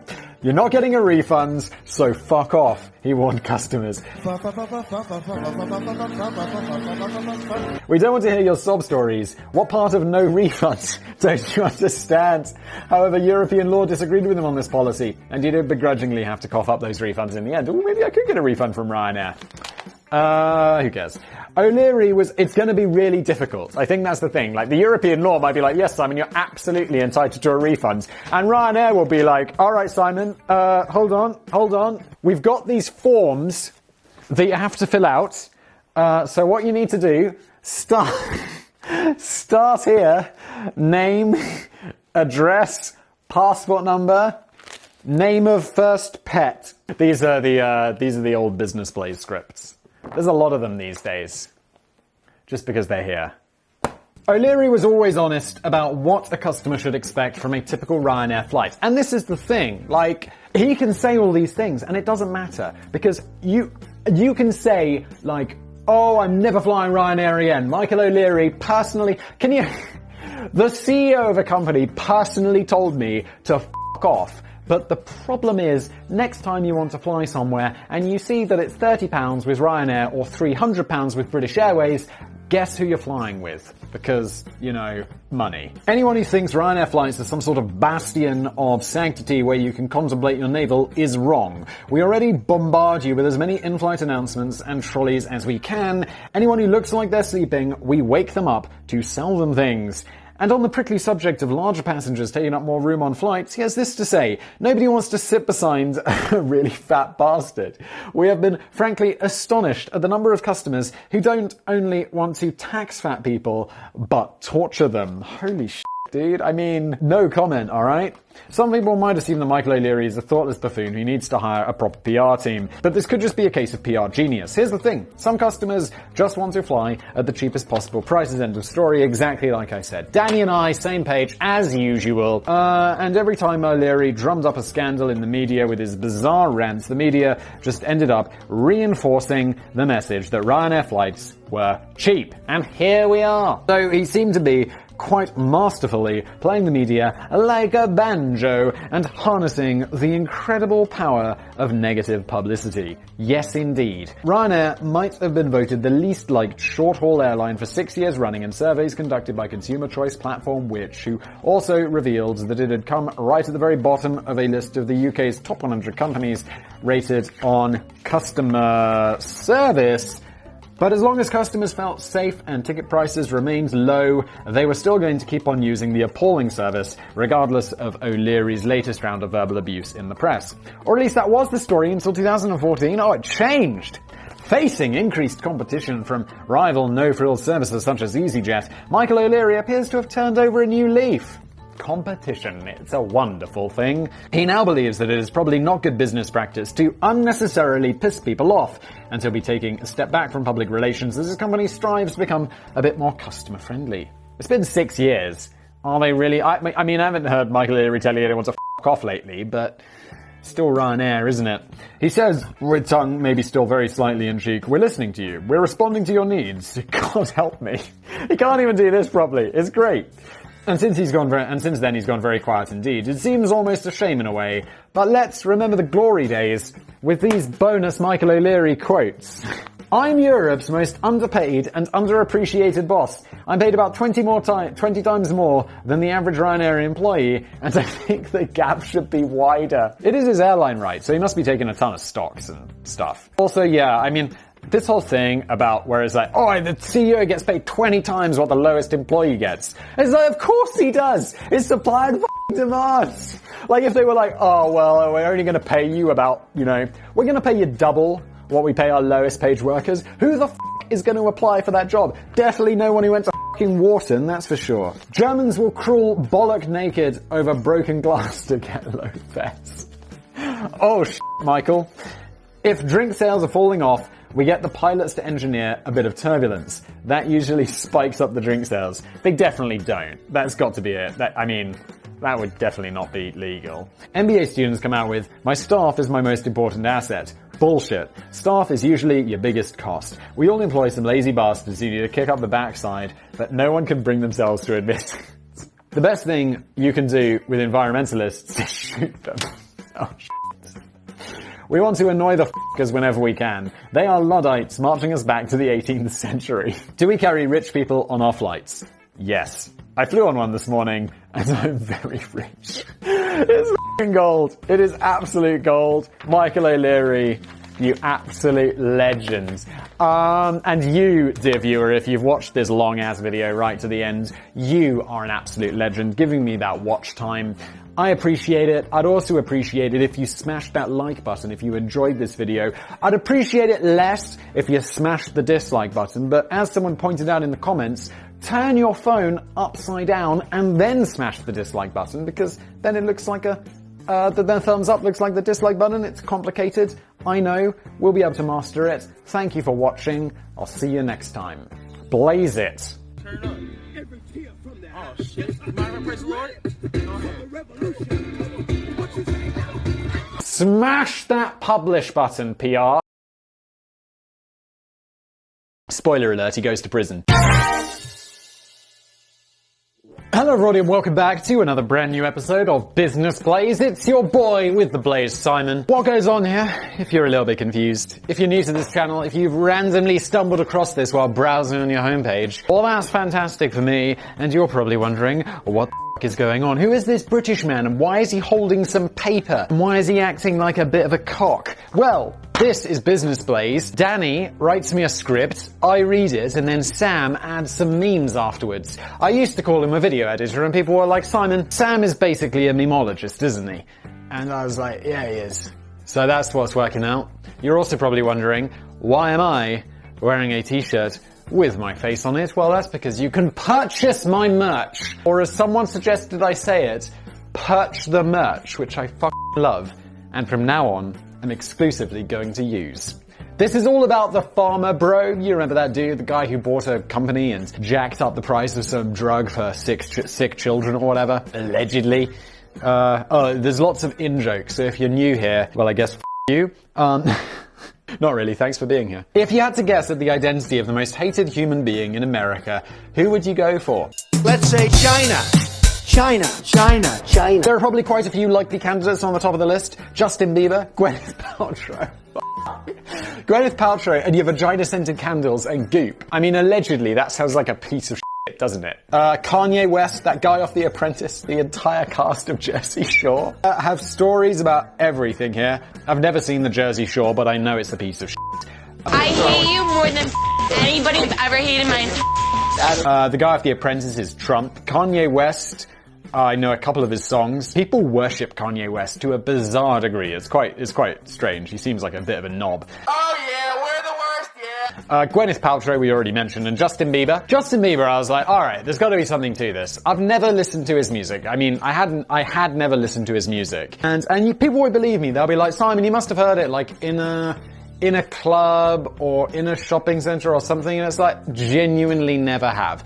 One, do I look like I go to f***ing clubs? Oh yeah, positivity, yeah! 2, whenever I'm anywhere, I have earbuds in with noise-cancelling technology so I don't have to put up with, you know, other people and the music that they want to listen to or they think we want to listen to. So, long story short, I was like, I'm gonna get on Spotify and I'm gonna listen to some Justin Bieber. It was f***ing shite.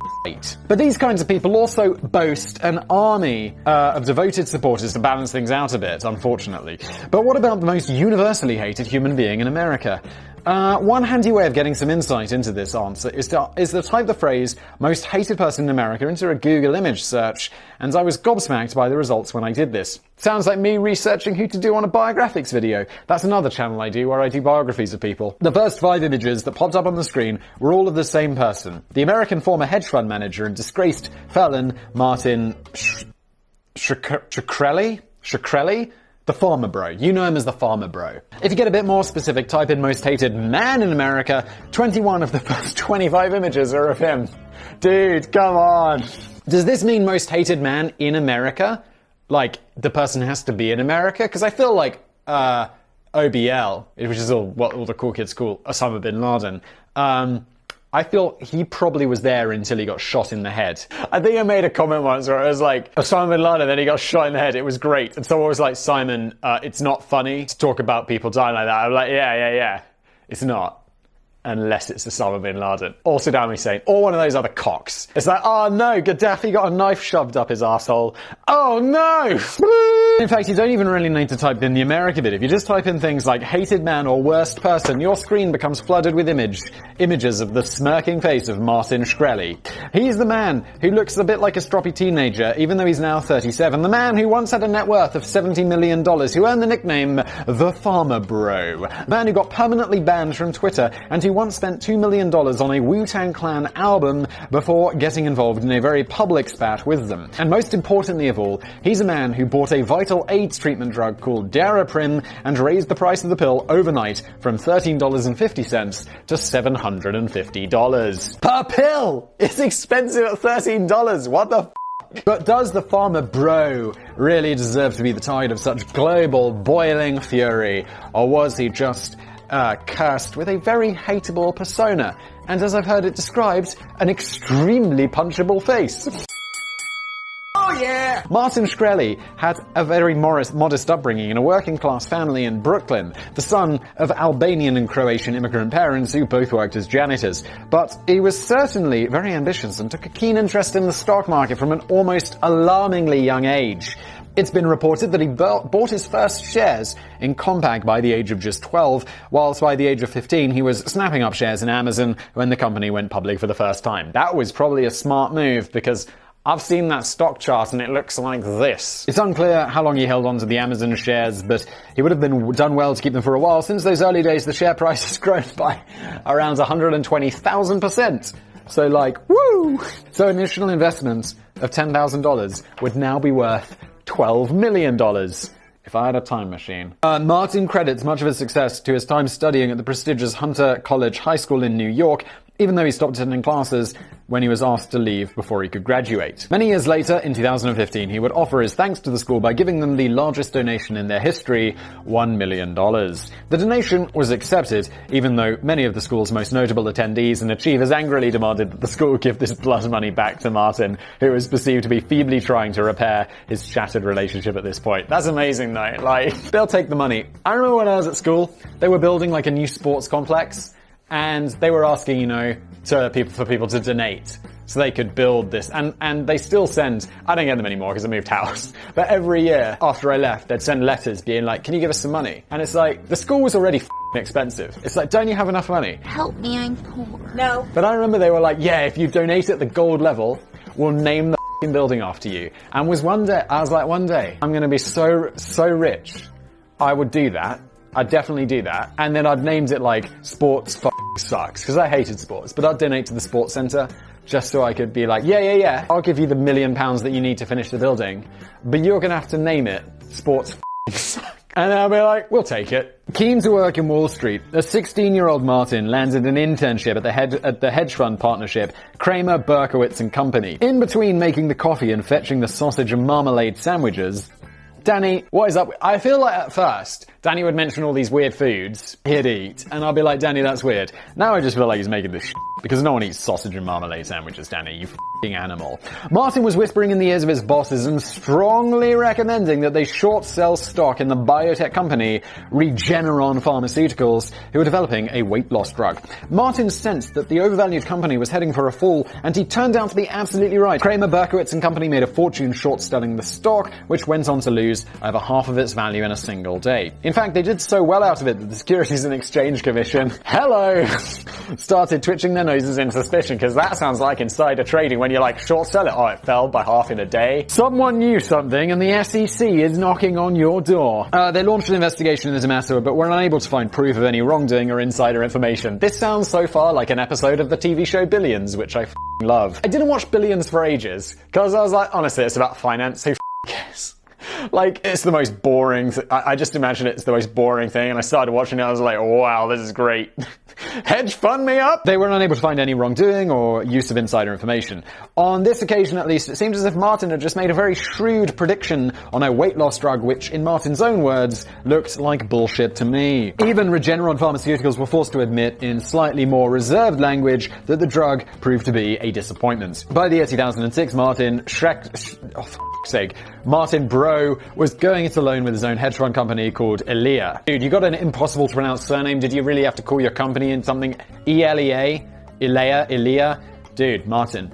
I just call it Bro Bro Hedges. However, his knack for making uncannily accurate predictions had started to elude him a little in 2007 when he placed a huge bet on an imminent stock market crash. Wait, that sounds totally right, though. Of course, he was ultimately right. Yes. By the end of the year, the world had entered the Great Recession, which we covered in a recent Business Blaze episode. We did. But sadly for Martin, this severe economic downturn didn't come quite as early as he'd expected, and he ended up losing his $2.6 million wager when the stock market actually started to rise following his bet. Well, it'd be a bit weird if he timed it absolutely perfectly. Then the SEC were like, yo, Martin, we're gonna need a word with you again? Because what the dude, you're too good at this. I wonder how many times Warren Buffett's been looked into by the SEC, and then they just give up because they're like, no, he's some sort of genius. He's got a time machine or some shit. It's not insider information. He's just that good. Or at least he would have lost $2.6 million if it even had it to begin with, okay? Because the problem was that Martin had been so confident of success that he had never pondered to reflect how he might pay up if the bet went pear-shaped. He now owed money to the US investment bank Lehman Brothers, who successfully sued Martin and his company Alia for $2.3 million. So at least he got $300,000 for free. But Martin's prediction of the Great Recession did ultimately throw a little bit of good fortune his way when it eventually took hold of the economy. The Lehman Brothers collapsed before they could collect their money. Martin's like, "F*** yeah, they all lost their jobs." A friend of mine worked at Lehman Brothers and lost his job. He wasn't an investment banker, he worked in technology, so don't be like that. He deserves it. He didn't. He was a really nice guy who worked with computers. There was now history, but Martin bravely ploughed on with the formation of a new hedge fund business called MSMB Capital Management, which again seemed largely focused on shorting companies. This is the thing, it's like, oh no, I can't pay back my huge debt and Lehman Brothers went out of business. Bankrupt that motherfucker. Start again. His winning strategy was to short sell stocks in biotech companies and then spend a great deal of time in stock trading chat rooms pointing out all the flaws in the company that he had just shorted. Is that legal? So in other words, it placed large amounts of money on the imminent decline of a company, badmouth the company all over the internet, and then cash in the next day when the stocks fell. I think I made a joke previously on a business blaze that I should definitely buy stocks in like a company and then talk the shit out of them on Business Blaze. When Business Blaze is at, when Business Blaze gets like 100 million views, which is completely unrealistic. Let's say 5 million views an episode, which is still like future dreams. And then just be like, yeah, short sell that shit. Not lie, just point out its flaws. I'm going to prison, aren't I? Like our bro here. Spoiler alert, he goes to prison. To be fair, he wasn't doing anything illegal here, he was just pointing out the facts as he saw them to fellow traders on the stock market. It just seemed a very dubious way of going about his business. He's a bit of a dick, but it's pretty smart, isn't it? And I just came up with the same strategy, so what can I say? I'm a genius. Sometimes he went a bit further than just shouting his mouth off in chat rooms. After short-selling stocks in Mankind Corporation and Navidia Biopharmaceuticals, he actually filed requests with the FDA, the Food and Drug Administration, urging them to reject the latest products from both companies on grounds of clinical inadequacy. This guy's shady. Although the products were ultimately approved by the FDA, this was only after the stocks of both companies had taken a nosedive following Martin's interventions, which of course allowed him to cash in again. And that's the thing, because the media will love a rumor and they'll just be like, oh my god, the FDA is launching an investigation. Yeah, because one dude was like, look into it. The non-profit Citizens for Responsibility and Ethics in Washington, that's a thing. Success! Accused Martin of manipulating the FDA for financial gain and called for an inquiry, but the Justice Department and the SEC disagreed, and no formal probe was ever launched into the matter. So yeah, Citizens for Responsibility and Ethics in Washington. Oh! However, he was soon to come unstuck again following another monster bet which went the wrong way. His company, MSMB, sold short 32 million stocks of Orexogen Therapeutics, although perhaps a little strangely, they did this the day after the share price had already plummeted. When the shares bounced back upwards, this left MSMB with a debt of $7 million, which they were struggling to cover. We'll come back to that a bit later, though. Oh my god, I can't wait. I actually can't. This is quite an exciting, like last video I recorded, it was about how McDonald's makes hamburgers. And I was like, who the f*** is this shit? This is really entertaining. Well done, Danny. In 2011, Martin founded the pharmaceutical company Retrofin, making a transition from hedge funder to proper corporate leader, even though he still looked, and some say behaved, like he was 14 years old. This is where we first see evidence of Martin snapping up the rights to rare drugs and then raising the price significantly. For example, he bought the rights to the Thiola drug, which is used to help prevent kidney stones from forming in patients suffering from the very rare cystinuria disease. Never heard of it, probably because it's very rare. Retrofin raised the price of each pill from $1.50 to $30, which was bad news for patients who typically have to take between 10 and 15 of these pills every day. Holy shit, so your bill's going from $15 to $300? Because you. This seemed somewhat at odds with Martin's claim that his life mission was to cure many diseases and save children's life. It does seem like this guy is the guy that character of Bobby Axelrod's based off. Although the Retrofin company made a stack of money, it too would eventually run into trouble, and Martin would later be fired from his own company after the board became suspicious of his business behavior. Yeah, because he's like, dude, I'm friends with everybody in this office. You might not be breaking the law, but you are a shady operator, bro. And that's also something we'll come back to later. How exciting! For now, let's turn our attention to the biggest and most infamous chapter in the life story of the farmer bro. My legs are going to sleep, so I'm just roam around a little. Like I say, we roam while we blaze. Oh, after being shown the door at Retrofin, Martin went and formed another new pharmaceutical company with the same sort of idea, although not before he'd taken to Twitter to brand the directors of his former company insane. Turing Pharmaceuticals was launched in 2015, and one of the company's first moves was to acquire the rights to a drug called Daraprim, which had already been on the market since 1953. This treatment for toxoplasmosis, a word that I feel I only know how to pronounce because of the TV show House, now being used by AIDS patients, was the only one of its kind, and the patent was about to expire. In the months leading up to Turing's acquisition of the drug, Martin negotiated a deal with the current owners, Impax, which involved the treatment being removed from standard wholesalers and pharmacies. By the time it fell under his control, distribution of the drug had already become very tightly controlled. It was at this point that he raised the price from $13.50 per pill to $750. This was a 5,000% price increase, which took the price of a typical patient's monthly course from $1,350 to $75,000. So, I feel $1,350 is incredibly expensive as is, and $75,000 is just like, oh, so it's for billionaires. Martin had the cheek to say that in hindsight he probably should have raised the price even further. Dude, that doesn't look good, does it, bro? You cheated, bro. It's no surprise that pretty much the whole world went apeshit over this staggering price hike of a life-saving drug which had no cheaper alternative. I watched, I think it was a Vice documentary about unaffordable drugs, and it was like, they just followed someone who went to China. She was like, yeah, I have this terrible cancer and I need this drug to survive. If I stop taking it, the cancer will kill me.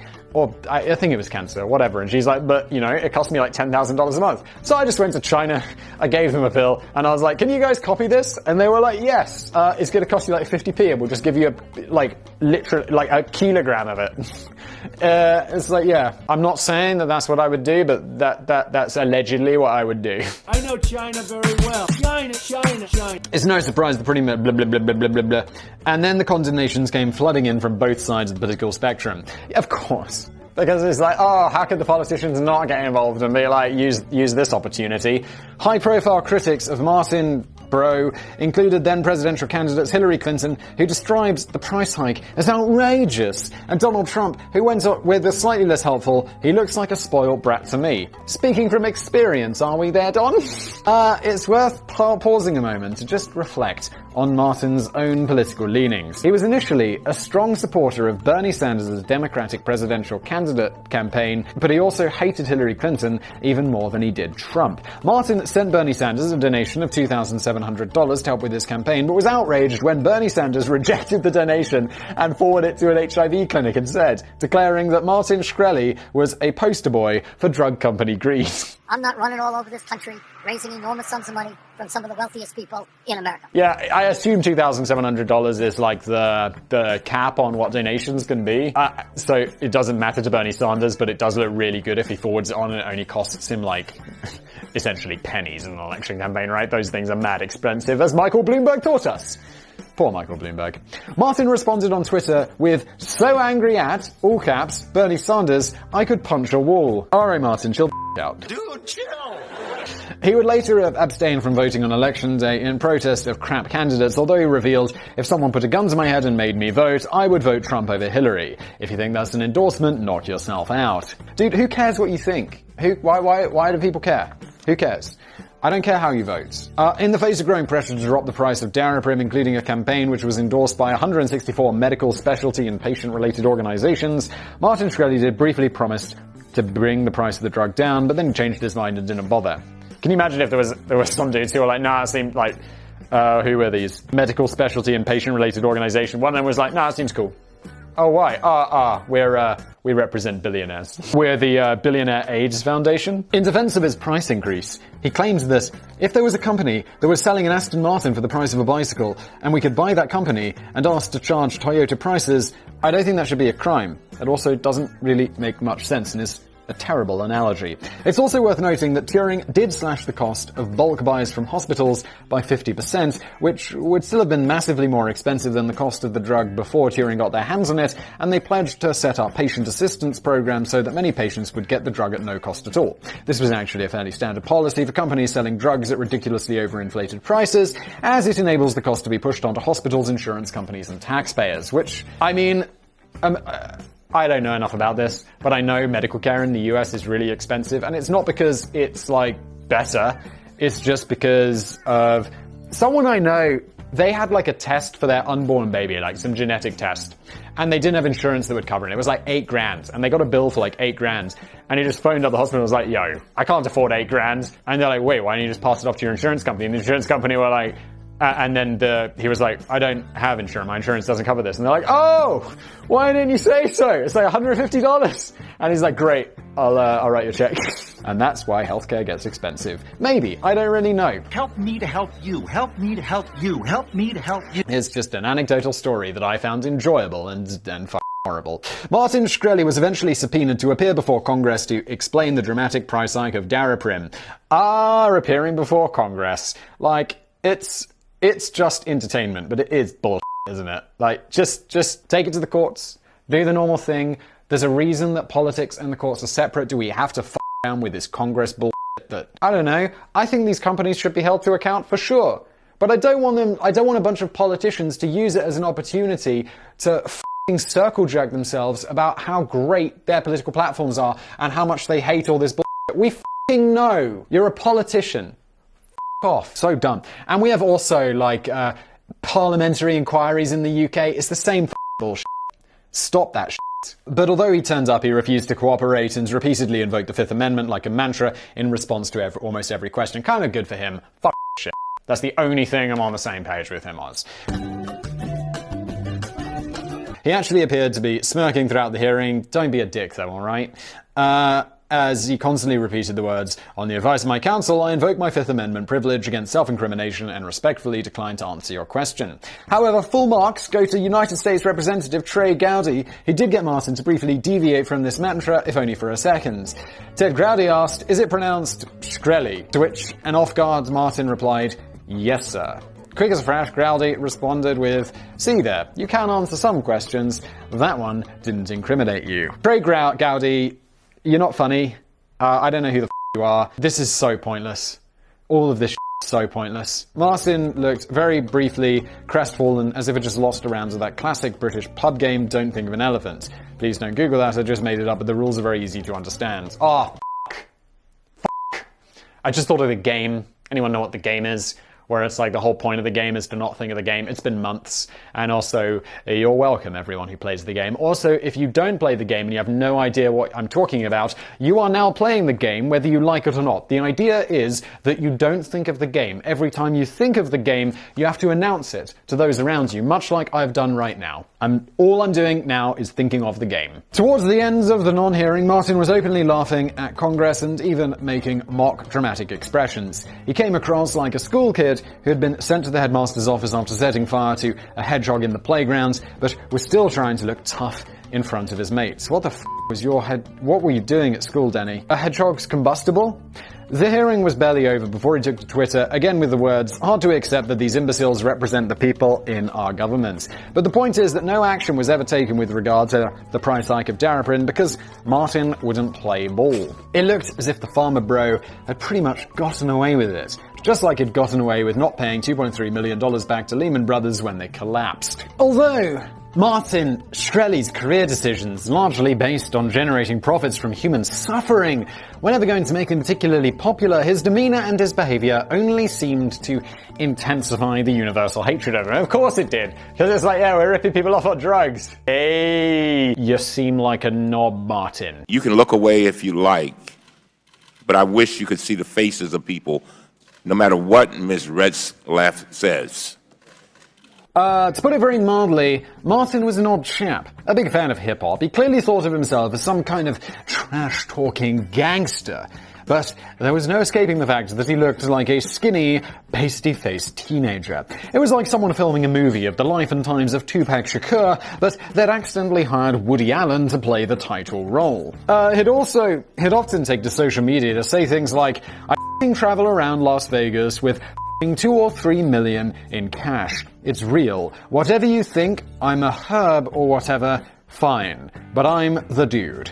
I'm the guy. I'm not made up. You also sound like a massive tool. A big fan of New York hip-hop collective Wu-Tang Clan, he splashed out a cool $2 million to become the owner of the only copy in the world of the band's 7th album, Once Upon a Time in Shaolin. But his relationship with the band quickly turned sour. The band had taken the unusual marketing strategy of making just one copy of the album and then putting it up for auction to the highest bidder on the agreement that the winning bidder wouldn't be able to commercially exploit it until 88 years later. This was Wu-Tang Clan's response to a music industry in crisis. And they apparently were trying to get back into the idea of music being fine art rather than something that was streamed everywhere for free. Martin paid $2 million for the album, making it the most expensive individual album ever sold in history, way out in front of a signed copy of David Hasselhoff's 1985 album, Night Rocker. In a recent Business Blaze video, I discovered that David Hasselhoff was a musician as well. All I knew him before from his music-wise, was that weird song where he asks people to get into his car, which, I mean, hashtag me too. $2 million might seem expensive, but it did come in a silver jewel-encrusted box rather than a standard plastic case. However, wait, it was a CD? Surely it was just the rights to an album. When was this? This was not long ago. What's going on? However, the deal was finalized before Martin Shkreli became a household name for the wrong reasons, and Wu-Tang Clan weren't happy when they realized that their prize album had ended up in the hands of a complete knob. One of the members of the band, Ghost-Faced Killer, really? Real name, Dennis, posted a video in which he launched a verbal tirade against the farmer bro and his price hiking tactic. I wish I had a nickname that was that cool. Ghostface Killer. And by the way, killer is it's Ghostface. Ghostface, not ghost-faced. It's also tricky to pronounce. Ghostface Killer. K-L-L-A-H. Not E-R, because, you know, I'm sure that's got legal implications. What's your name? Murdering boy. B-O-I. In response, the farmer bro posted his own bizarre video in which he taunts Ghost-Faced Killer, or Dennis if you prefer it, as he stands up in front of 3 masked individuals. In the video, Martin holds up the album and threatens, if you ever say dumb again, I'm going to erase all your from this album, I'm going to erase you from the record books of rap. He concludes with, don't ever mention my name again, or there'll be more of a price to pay than this video. It's just over 2 minutes of the most cringe-worthy material you're ever likely to watch on the internet. And we've seen some cringe-worthy material on the internet. But Martin's social media storms often went way beyond embarrassment, and into the realms of more sinister behavior. He once tweeted that he would let Taylor Swift have a listen to his Wu-Tang Clan album in return for a sexual favor. Dude. Not appropriate. And launched various harassment campaigns against the likes of journalist Taylor Lorenz and Lauren Durker. Also, Taylor Swift, bro, is way richer than you. And she's an artist. She accidentally made money. Your whole goal in life was ripping people off to make money, and you made way less money than her. So f*** you. That's gonna make you feel bad. In the case of Lauren Durker, Martin had sent her a proposition via direct message, to which the journalist politely responded with, I would rather eat my own organs. Call the burn unit. Martin persisted and was later reported by Durker for cyberstalking. He was ultimately kicked off Twitter in 2017. Good. The farmer bro may have been riding good fortune for a while and getting away with some very dodgy deeds, but justice did eventually catch up to him. And we all know this because I'm pretty sure he's still in prison. Going back to the financial troubles he was experiencing at MSNB Capital Management when that $7 million bet went the wrong way, he was accused of getting around the problem by misleading investors in both MSNB and his subsequent company Retrofin to try and paint a picture that everything in the garden was rosy. He was charged on multiple counts of securities fraud and faced a trial at the U.S. District Court for the Eastern District of New York, although it proved difficult for the court to select an unbiased jury. Yeah, because he did. Is anyone here heard of this guy? Yeah, he's a piece of shit. Okay. Sorry, juror number 5, you're gonna have to go. Anyone else? Everyone just puts their hand up. They can't find a single person who doesn't think this guy's a piece of shit. It'd be good if Taylor Swift was on the jury. Oh, do famous people have to do jury duty? What happens if Taylor Swift gets called for jury duty? Surely you can get out of it, right? In screening potential jurors, many of the candidates were coming out with such statements as, "I'm aware of the defendant and I hate him. He disrespected the Wu-Tang Clan. He kinda looks like a d-." However, on August the 4th, 2017, Martin Shkreli was ultimately found guilty of 2 counts of securities fraud and 1 count of conspiracy to commit securities fraud. His crimes included lying to investigators about the performance of the 2 companies, withdrawing more money from the funds than he was legally entitled to, and defrauding investors in Retrofin by hiding his ownership of some of its stock. Yeah, all of this sounds like some pretty illegal shit there, Martin. Upon leaving court on bail, Martin hailed the result as a glorious triumphant victory, as he had been found not guilty on 5 other charges. But his bail was revoked when he published a bizarre Facebook post, which seemed to encourage his 70,000 followers to try and acquire a strand of his outspoken critic Hillary Clinton's hair in return for a $5,000 bounty. Dude, what's going on in your head, man? It's not entirely clear if the joke was implying that Martin wanted to clone Hillary Clinton, or whether he was planning to make a voodoo doll of the former presidential candidate. Or he's just a f***ing weirdo. But either way, the joke fell flat. The judge perceived the post as solicitation to assault, and Martin was sent to the Metropolitan Detention Center in Brooklyn to await sentencing. That's not going to be a good time, is it? Martin Shkreli was sentenced to 7 years in prison. Oh, America. I feel like you gotta murder someone to get 7 years in prison in the UK, in order to forfeit more than $7.3 million in assets. Good. Take all his money. I mean, I don't know what he was I guess he wasn't found guilty of the price hike and all of that, but some other stuff. But, I mean, he should go to jail, because he seems like a complete But 7 years does seem a bit harsh. Does he get to go to Bernie Madoff prison, or does he get to go to rape prison? Martin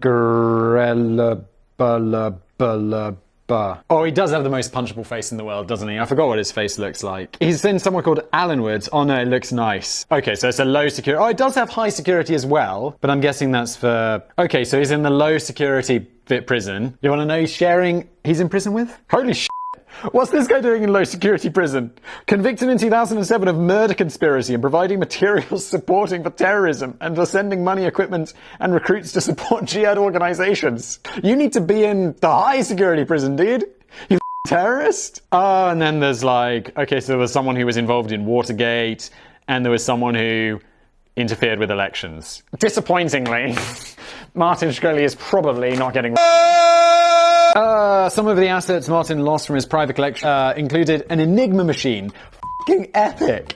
A manuscript signed by Isaac Newton, a letter from Charles Darwin, and of course, that $2 million album by Wu-Tang Clan. Alright, Martin, you might have the most punchable face in the world, but some of your toys are very cool. So it turns out that the most hated man in America did eventually get his comeuppance, just not necessarily for the thing he became hated for.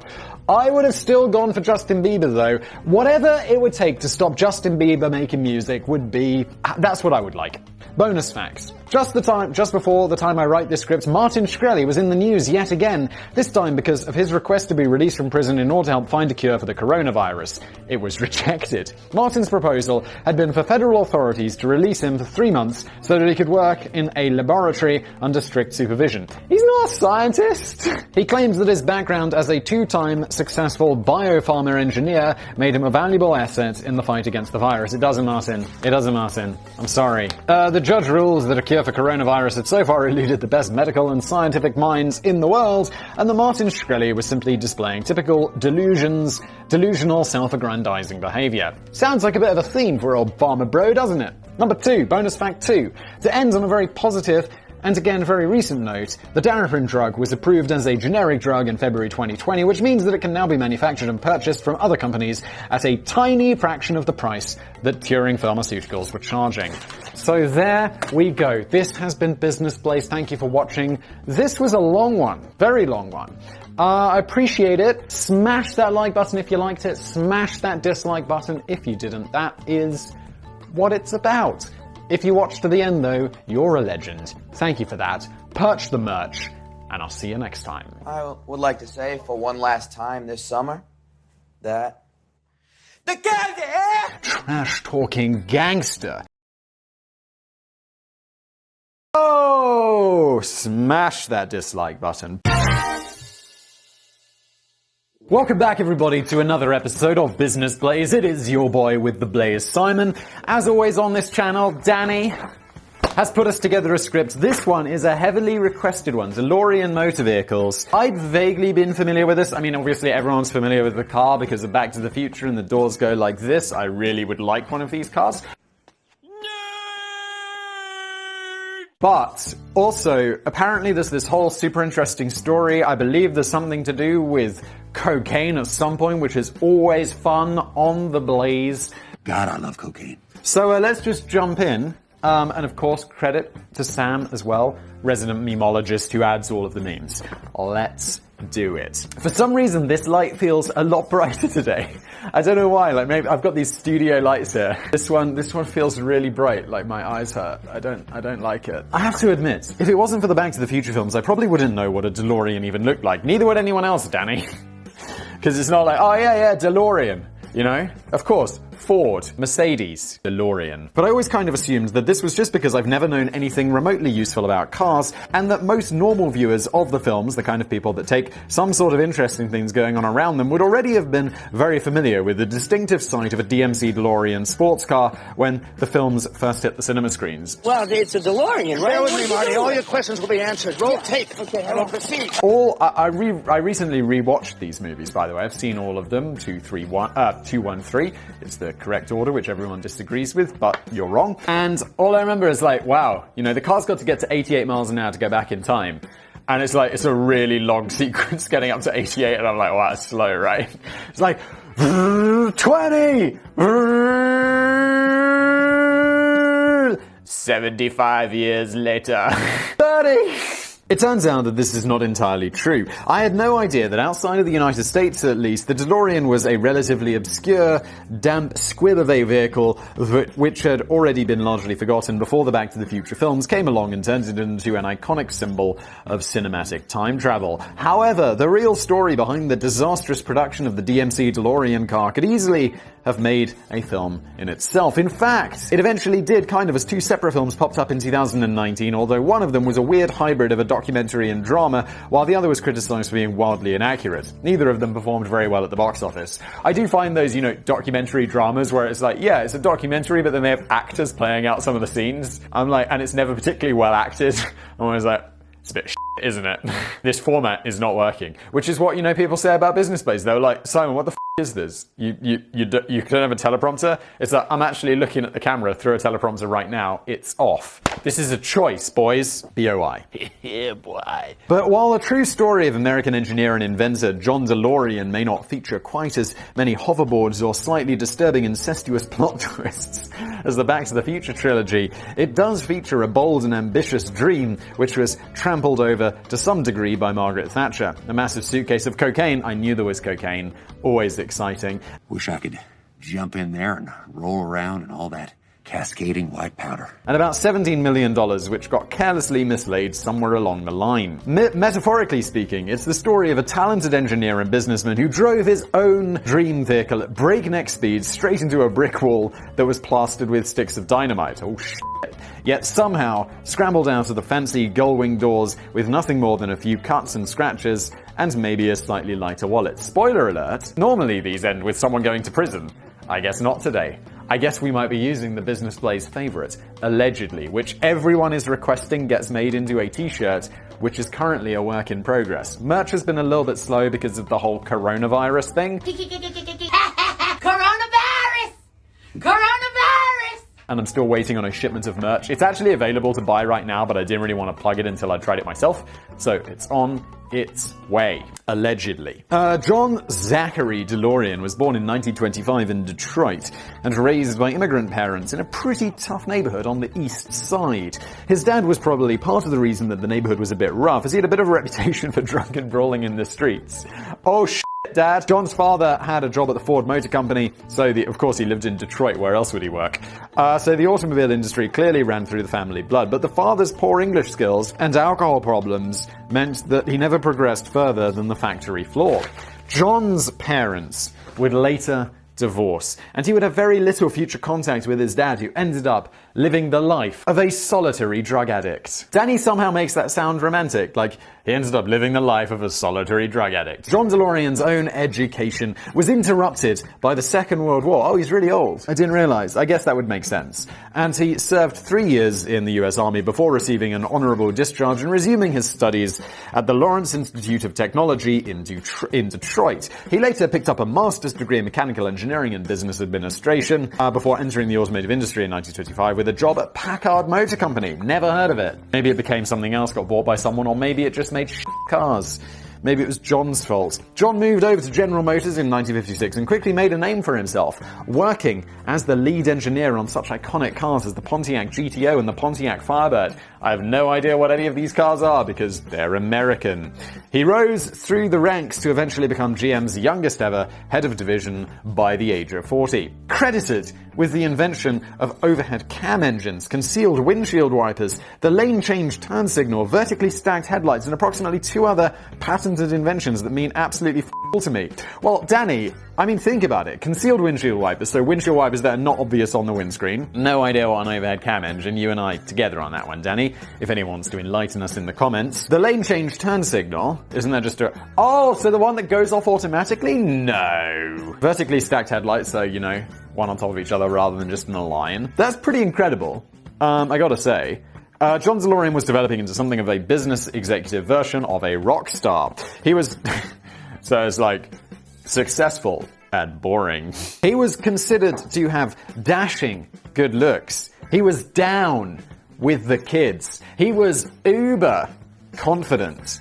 And he was generating acclaim for introducing sports car sexiness to the previously stiff and stuffy automotive industry, except for all of the sports cars. In his own words, he often saw the older executives around him as just sitting behind a desk wearing a pair of those old high-top leather shoes and packing a big wad of cigars into their shirt pockets. It's very 1950s, isn't it? John DeLorean saw his role as shaking up an industry with rock and roll. Weirdly, he claims that his strategic formula to gauge the developing trends of younger consumers was to listen to rock and roll music on the stereo. Oh my lord. What a cutting-edge mofo. It's difficult to see exactly how John could have drawn up comprehensive business proposals based on the lyrics of Bill Haley and his Comets, but something was clearly working for him. Never heard of Bill Haley and his Comets. Probably because this is set in the 1950s and I've not heard of anything before 1996. As he was becoming a minor, except for Back to the Future. And he was becoming a minor celebrity in his own right. He dated film stars and showgirls and regularly popped up on the social pages of the press. It also appeared as if he may have been just a little bit in love with himself. Well, he does sound pretty f***ing awesome. One of his many glamorous girlfriends revealed that she was disappointed with her Christmas gift from John. It was a lavish, leather-bound portfolio heaving with lots of lovely photographs of himself. No. Really? No photographs of them together as a couple, just him. So he got a book made with photographs of himself in it. That is, like, narcissism to the max. It reminds me of the special birthday gift that Simon thoughtfully sent me this last year. It was the Simon Whistler shrugging sticker for me to slap on the radiator. Currently available for just $4.99. The sticker, not the radiator. I do know we sell some stickers. Is there really a sticker of me shrugging? I think there might be one like this. You're welcome, Danny, by the way. That $4.99 is quite expensive for a sticker. I don't set the prices on these things. I feel like the t-shirt's pretty good at like 20-something bucks. Like, get the t-shirt, even though that's more, so I get more money. But don't buy I don't know, maybe you're rich. $4.99 seems expensive for a sticker to me. Stop. Thief. Stop right there, criminal scum. The merch company, I hope they don't watch this. Or maybe they do and we'll lower the prices.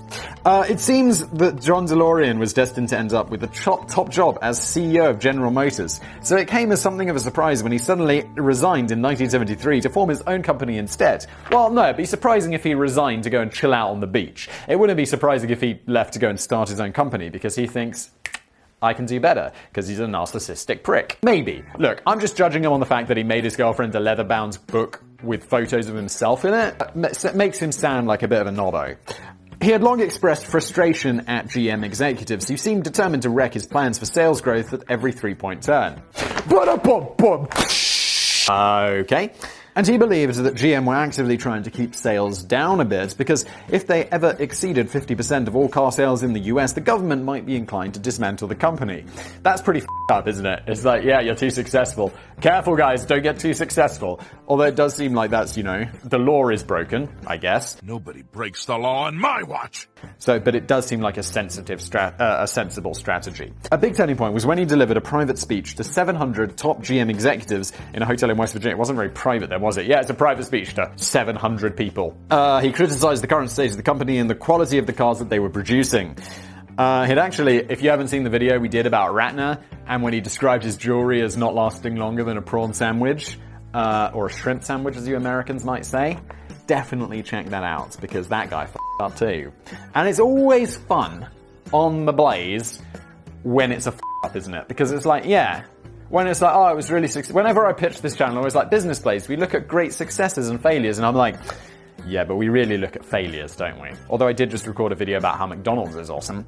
Anyway, he actually toned down the script quite a bit before he delivered it, just like we did at Business Blaze when we're making a video about Donald Trump. Oh, smash that dislike button. But when the original uncut version of his script was leaked, again, not super private, is it? His detractors and even his former supporters at GM turned on him. It was time to order a taxi home. But free from the shackles of the stifling oldies at GM, John DeLorean could now pursue his new dream, cocaine. When is the cocaine coming into this story? I'm already excited. God, I miss cocaine. He wanted to build a new ethical safety sports car, a fuel-efficient car that had minimal environmental impact and the very best safety features, while both being distinctively stylish and very affordable. John, it sounds like you don't know what a sports car is. Like, yeah, it's incredibly efficient.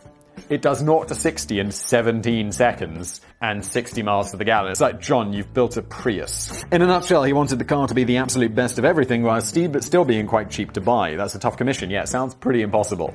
The DeLorean Motor Company, or DCM... No, Danny, DMC. I'm not misreading that. Come on, Danny! DeLorean Company Motor. That doesn't sound right, does it, Danny? DeLorean Motor Company, DMC, was founded in 1975 and quickly got to work on designing the new vehicle, which originally went under the name DMC-12. So called because the idea was to sell the luxurious car for just $12,000, which is, I don't know how many dollars in today's money, but more. 1975, let's assume, when was Mad Men set? Because I remember working out how much something cost on there once, and it was like 10 times as much, or like 8 times as much. So let's just assume 5 times as much. So let's say that it was $60,000 today. That didn't quite work out. Italian designer Giorgio was brought in to create the look of the proposed new vehicle. Although he was largely unknown at the time, he would go on to design a fleet of famous supercars, including the Lotus Spirit, great-looking car, during a long career which saw him named Car Designer of the Century in 1999. That's an accolade. An ambitious prototype of the DMC-12 was developed in 1976 from largely untested new innovative materials, featuring a fiberglass chassis and an engine stuck in the middle, which was very much in keeping with the spirit of high-end racing cars. However, many of the more ambitious elements were ultimately ditched in favor of more traditional design. At this point I'm wondering, how bored must Danny be? Because he's already said, I have no interest in cars. Don't understand them. Danny, write me a script about cars. Coming next week, more cars. However, many of the more ambitious elements were ultimately ditched in favor of a much more traditional design. The chassis technology was abandoned and the V6 fuel-injected engine was moved to the back of the car, which significantly reduced the handling power. At least, it still looked pretty stylish though, especially with those incredible gull-wing doors. Yeah, it would be cool. I'd like one of these and then just swap out the engine with something that isn't a piece of shit. That would be cool. The final design of the DMC-12 only came in one color, which was plain stainless steel. John DeLorean was keen to save a few dollars where possible and didn't fancy chucking away good money on paint, so every vehicle was finished with brushed stainless steel and left completely unpainted. It looks insanely cool though. The stainless steel look, I think looks epic. It's like a Cybertruck, which I don't know how I feel about that. In some ways, I'm like, that's pretty cool. And in other ways, I'm like, there's no way that's getting on the street, is it, Elon? It doesn't even have wing mirrors. Maybe it's different in America where you can just drive whatever the you want, but there are so many laws in Europe. It's like, if you buy a trailer, right? you know, the thing that goes behind your car that you attach with a tow bar and it sits at the back? The wheels of that thing, you know, they have to have coverings on them. If you have your wheels sticking out from the car too much, they always have to have a covering, so you get these like weird like things covering, and there's so many laws, and I'm like, dude, that Tesla thing, if that hits like a cyclist, they're going to be turned into like, you know, just a mist of bones. It just doesn't seem very real. It's gonna, I mean, yes, they'll make a Cybertruck, I'm sure, but it ends up looking like a Prius. Although it is Elon Musk, so, you know, prove me wrong. I'd like that. It looked pretty awesome. Investment money had been flooding into DMC from all kinds of unexpected places, including from the pockets of musician and comedian Sammy Davis Jr., the host of the Tonight Show with Johnny Carson, and some guy called Roy Clark. The only Roy Clark that I know of is the writer of a very gentle British comedy series called Last of the Summer Wine. I remember Last of the Summer Wine. I saw this as a kid and I was like, this is I think my parents might have watched it or some shit like that. Or, you know, back when there were only 4 channels and you were like, well, I guess I'm just watching whatever's on. It's like the news or Last of the Summer Wine. And I remember it being particularly shite, in which a trio of mischievous pensioners get into comical mishaps around the English countryside and usually end up hurtling down a country lane in a bath on wheels. Yeah, it does sound bad, doesn't it? Even the pitch for that is just like, what is this? What is this shit? Amazingly, they got away with doing it every week for about 37 years. Doing what? I'm so lost. Oh, the TV show. Okay, it's desperately specific, Danny. 37 years for that. It really was. They really never finished that f***ing summer wine, did they? However, I think this particular Roy Clark was an American singer and country musician. Who gives a shit? Talking about cars. Danny's like, oh yeah, I like music, so I'm going to talk about music for 5 minutes. Eventually we'll get back to cars. Come on, Danny! The big question now was where exactly on the world's map would John DeLorean's now super vehicle enter production? Original potential venues included Spain, Canada, Ohio, and John's hometown of Detroit. Well, that would make sense. It's like, yeah, where are you gonna produce the car? Spain. You live in Detroit! Like, that's where, if I think of a place that makes cars, well, obviously I think of China, and then I think of Detroit. Which, you know, China is a massive-ass country. Detroit is a specific city. I'm like, Detroit's not a state, right? No, it is a city. Detroit, Illinois? Chicago? Oh, who cares? Detroit, Illinois sounds right. That sounds correct. Chicago is a city. Chicago, Ohio? I don't know. I don't fucking know. Who cares?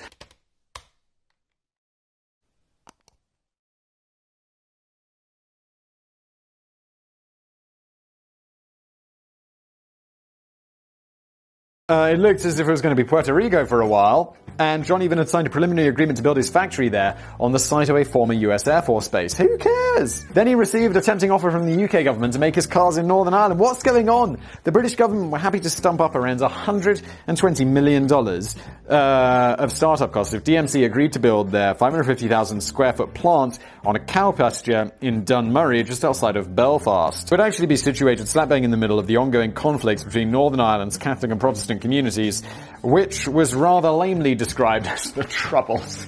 So, f***ing understatement of the century. It'd be like 9/11, yeah, plain whoopsie doodle.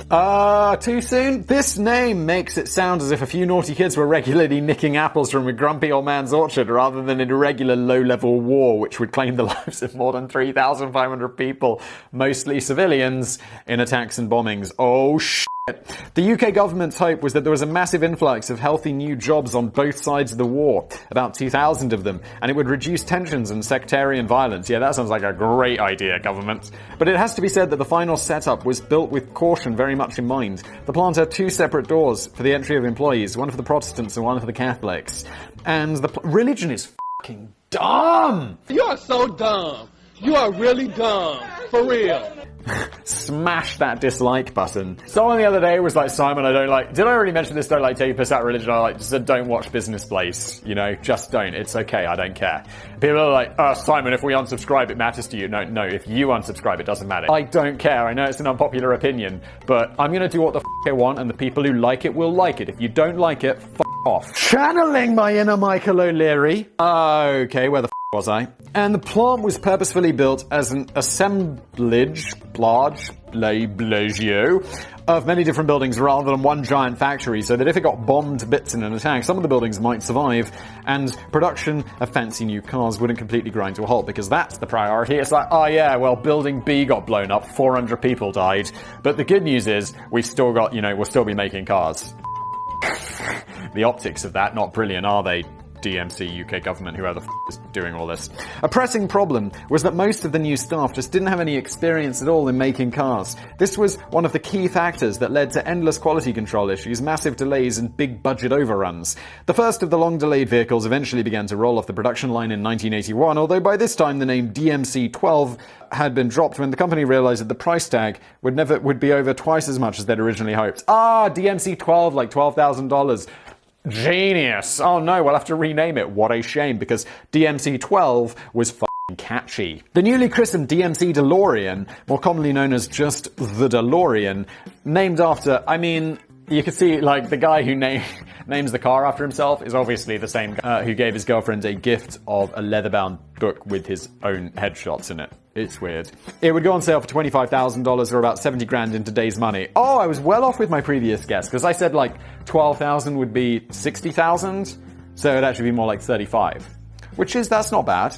That's not bad. Like, that Tesla, that Model 3, for 35 grand, I feel is quite a good deal. That's quite a car. It has to be said that a reception to the new DeLorean was less than overwhelming. The first wave of cars was still plagued with technical issues, which eventually got ironed out in later models when the staff of the factory in Belfast started to figure out what they all were meant to be doing. But the critics were still far from impressed. It was generally felt that whilst the DeLorean looked amazing, its performance was very disappointing. The car was equipped with relatively feeble horsepower. It was like 100 and something, wasn't it? In comparison to, say, Chevrolet's Corvette, which was about 10 grand cheaper to buy at the time. This is one thing about American cars. Like, the American, like, sports cars, I guess, like, the Chevrolet Corvette is one of these with all the swoopy lines and stuff. They are very cheap for what they are. Like, you look at an equivalent, like, McLaren or something, and it's like, yeah, it's 3 times the price. They're much less cool. I get the appeal, like the muscle car and stuff, but it ain't a Ferrari, is it? It was also criticized, smash that dislike button. It was also criticized for its relatively poor handling, which can be largely attributed to the earlier decision to shift the engine to the back of the car. And sales were slow, not helped along by the fact that the US economy had just entered a recession. Oh, bad timing. I have to say that I'm rushing through this business place a little bit because I really needed to get one recorded because we're so behind the times. With all of behind schedule. But finally, coronavirus lockdown is over as of yesterday. The boiler man is coming to install me a new boiler today, and I'm very excited because it's f***ing cold. Actually, it's not so cold because it's like May now, but yeah, I'm still excited. It's still a little chilly. I'm excited to get a new boiler, it must be said. For those of you who are wondering what the fuck I'm talking about, my boiler stopped working like 3 months ago, just as Corona started. And yeah, it's been chilly in my office. DMC estimated that it would need to shift about 10 to 12,000 new vehicles in order to break even, although exact figures were never published. It's reported that less than 6,000 DeLoreans were ever sold, but John DeLorean still felt that the situation could be rescued with a little bit of help. By the way, I would like... getting a DeLorean is on my life goals. I feel like the... Back to the Future movies are some of my favorite films. I would like to own a DeLorean. One of my favorite YouTubers, I watch a lot of car YouTube because I'm like Danny, I find cars interesting. Hoovie's Garage, he bought like a DeLorean. It was insanely cheap because it was like a piece of shit automatic one that no one wants. But it is a great looking car and he has a lot of fun with it. But John DeLorean still felt that the situation could be rescued with a little bit of help. He was hoping for some more financial assistance from the UK government, but the bad news here was that the Labour government, which had first signed the deal to build the new factory, had now been booted out of power. And in comes Conservative Prime Minister Maggie Thatcher. And she wasn't so keen on DeLorean cars. All she cared about was scoop ice cream. OG Business Blaze legend joke there. If you're wondering what I'm talking about, well, you haven't watched enough past Business Blaze, so I'd recommend you go back and watch them all. Click on all of the adverts as well, because Simon likes his money. DMC proposed a restructuring of the company, which would take it public, but the problem with this plan is that it would have personally enriched John DeLorean while leaving other investors, such as the UK government, with crumbs. John DeLorean's like, yeah, do it! Government money! Thatcher wasn't having any of that. She immediately cut off all future investment to the company, placing the Northern Ireland factory into receivership. A furious John DeLorean later claimed that Thatcher only closed down the Belfast plant because she believed that Catholic employees were tithing or contributing 10% of their wages towards the organisation the Irish Republican Army. I have no idea, no comment. Things were about to get even worse for John DeLorean, though. In 1982, he was sat down in a Los Angeles hotel with a guy called James Hoffman and a very big suitcase of cocaine. Here we go! Or at least something that looked a lot like cocaine. John DeLorean was unaware that this shady encounter was being filmed by the FBI. James Hoffman, a previously convicted drug smuggler himself, alleged that DeLorean had approached him with the idea of bankrolling a cocaine smuggling operation to help provide DMC with a handy injection of cash. It's like, look, John, if your business is only going to work by you doing some massively illegal activity, it's not going to work. Just let it go. It's okay. But narcissism shall prevail. Hoffman had brought the suitcase to show DeLorean the quality of the goods, supposedly about 27 kilograms or $6.5 million worth of it. Well, I only need a little to sample it. A jolly John DeLorean was captured on camera saying that the white stuff was better than gold, and the videotaped conversation turned to the possibility of organizing a bigger $24 million deal. In fact, the stuff in the suitcase was fake, as the whole thing had been carefully orchestrated by the FBI to ensnare DeLorean. Is that legal? I thought that's like entrapment. Is indeed a trap. He was immediately arrested for drug trafficking and would face trial 2 years later. Just a week after his arrest, DMC filed for bankruptcy, and the Belfast plant closed its separate doors for good. The Ohio-based company, Big Lots, acquired what was left and ended up completing and selling the last 100 remaining DeLorean vehicles. I believe there's a company that sells like modern refurbished DeLoreans, like they take the original or like original ones that were never completed, all the parts and stuff, and they actually assemble them. I think they're really expensive because, you know, they're actually doing a good job and they're not now. God, I'd love one of those, but I think they're like 100 grand or something. It's pretty pricey. So, and also for 100 grand, I think there are cars that I'd rather get before I bought a DeLorean. Oh, so things weren't looking particularly peachy for John DeLorean in the mid-1980s. On the plus side, the Back to the Future films were just about to transform the vehicle into a cinematic legend. But on the downside, this was during a period where John DeLorean's car and his entire career were now very much considered things of the past. Yeah, you also could be going to prison for a long time, dude. Like, I know that, like, you can go, I feel like in America, I've brought this up a bunch, like, because it's always like, yeah, they stole some investor money and now they're in prison for like 78 years. It's like, oh shit. And I know that it's like, yeah, they found like one joint on me and now I'm in prison for life without parole. It's like, dude, if you're smuggling like 24 kilograms of cocaine or whatever, I'm gonna bet it's not gonna be a great time. His vehicle would be hitting the silver screen in genius works of fiction against the painfully real backdrop of failure, a bankrupt company, and drug trafficking charges. And just to rub salt in the wounds, we can throw another 15 federal charges of racketeering, fraud, and tax evasion into the pretty lousy decade he was having. Oh, John, it's not gonna go well. It's alleged that around $17 million of investor money had been rather absent-mindedly mislaid. A Swiss company called General Product Development had been set up to engineer the original DMC-12 vehicle, and this company had been responsible for subcontracting Lotus to lend their expertise to the development. I'm already lost. But while this $17 million flowed from DMC to General Product Management, development, none of it seemed to end up in the coffers of Lotus. Or at least that's what Lotus co-founder and chairman Colin Chapman originally claimed. It was later alleged that John DeLorean had actually conspired with Chapman to secretly funnel this money away for personal purposes. John, this isn't going to do well for you. I have a feeling he didn't go to prison.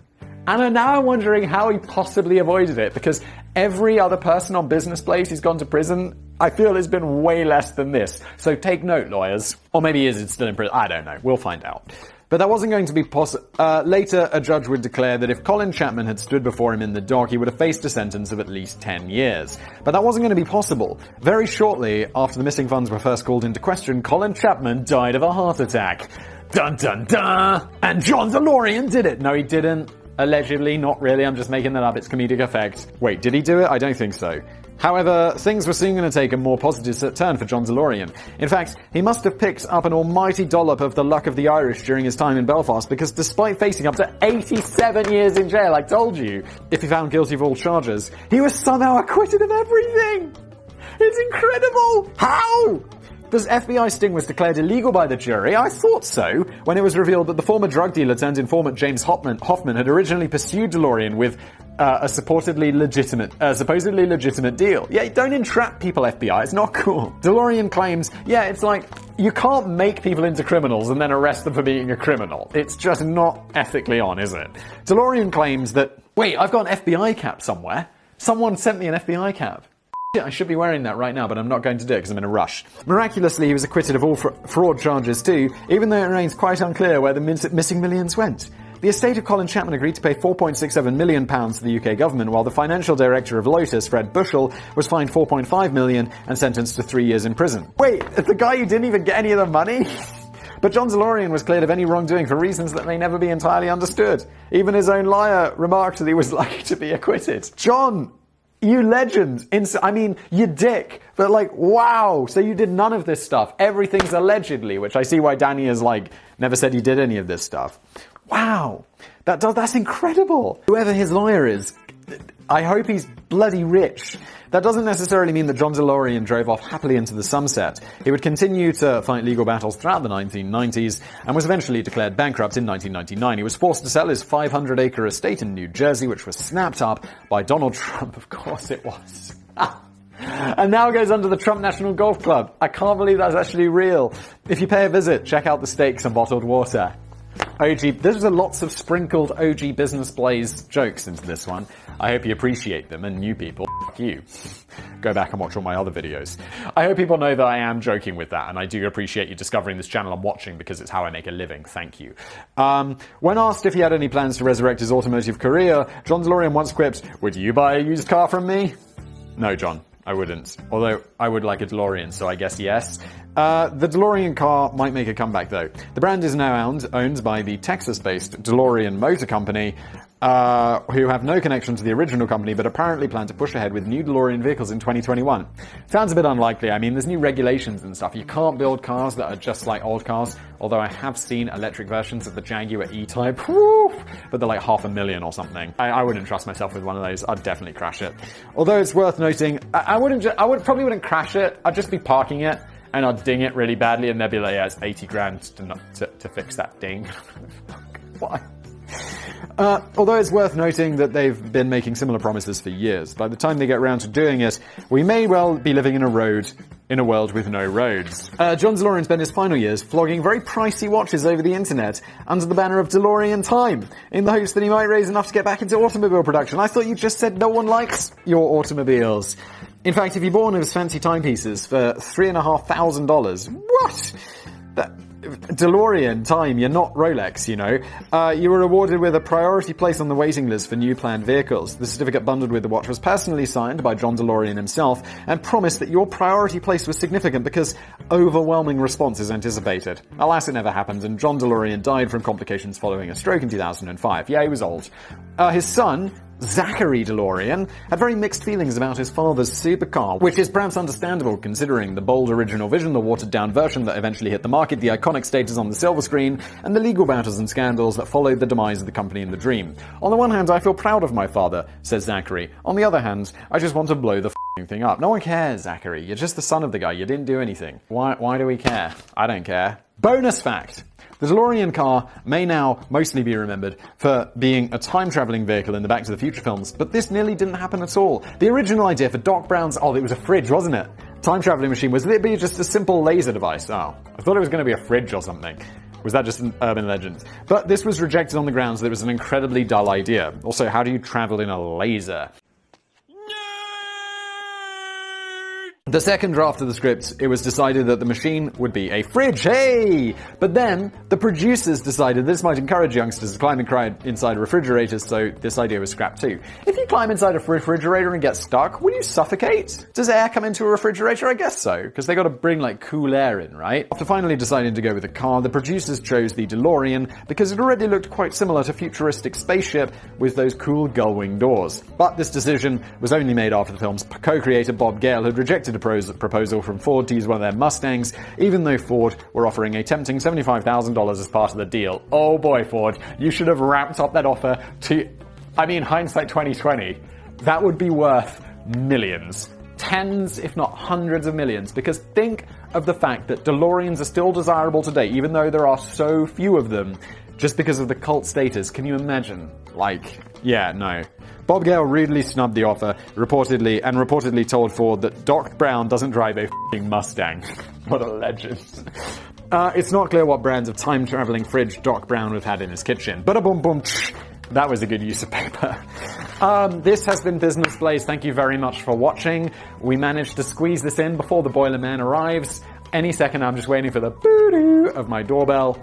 But again, thank you for watching. Smash that like button or dislike button. I feel like I said lots of shit in this video that you might dislike. So do that. Thank you for watching. I'll see you next time. Oh, and if people are wondering, like, Simon, why don't you just record when the Boiler Man is here? And that is because I don't want him to think that I'm fucking crazy. Thank you for watching.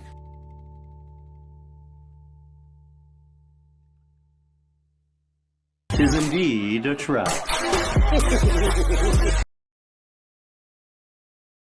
You need to remove your head from your asshole. Hello everybody, welcome back to another episode of Business Blaze. What is with this single page script? Well, first of all, I need to hold it the right way. Because good news, I mean not for you, but for me, because I like money. This video, I mean it is good news. Support our sponsors, like Surfshark. Safety and security online are super important, and you can protect yourself with Surfshark. Get 85% off and 3 months for free through the description below. Let's come back to that later. What are we doing today? I've actually got two choices in front of me, and I've decided to start with the more boring one.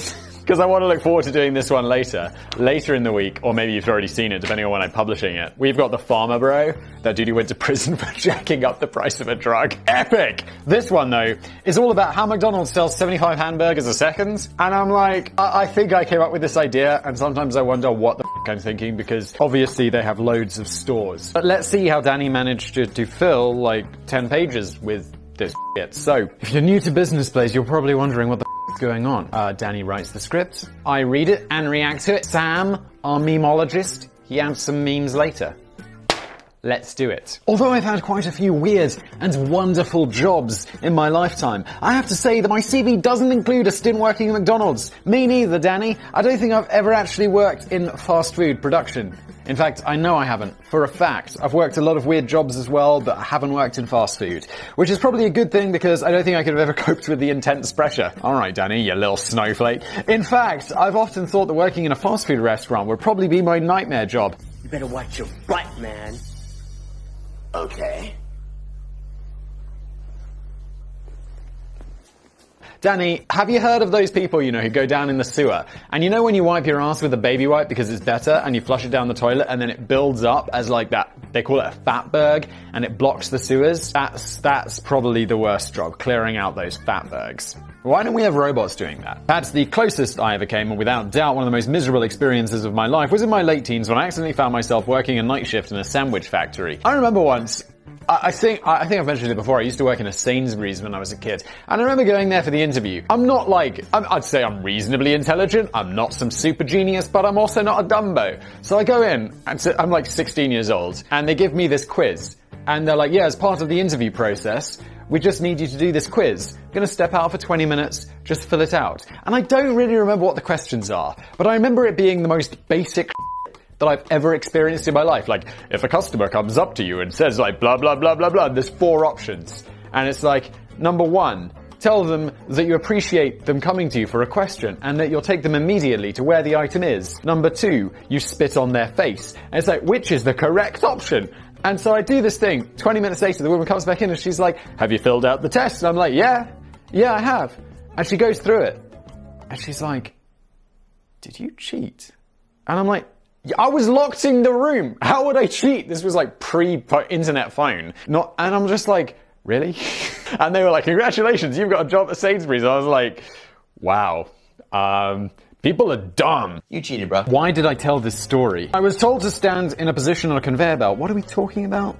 Oh, Danny's working at a sandwich factory. Jesus, that sounds boring. I'd just be like picking all the like, ooh, chicken.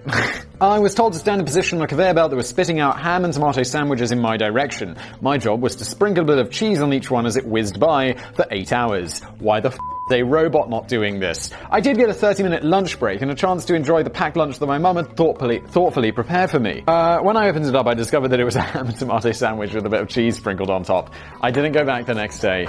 Good for you, Danny. I'm trying to think if I've had jobs where I've gone for a day and then be like, this. Yeah, I think I picked raspberries when I was like 15 over the summer, and it was like they paid you per amount of raspberries you picked. I picked raspberries like the whole day, and I got paid like £4. I was like, yeah, I was just there with a bunch of random immigrants and like other 15-year-olds. It was weird and felt a little bit like, what's that thing that's not slavery but close to slavery? Doesn't matter. Semi-slavery.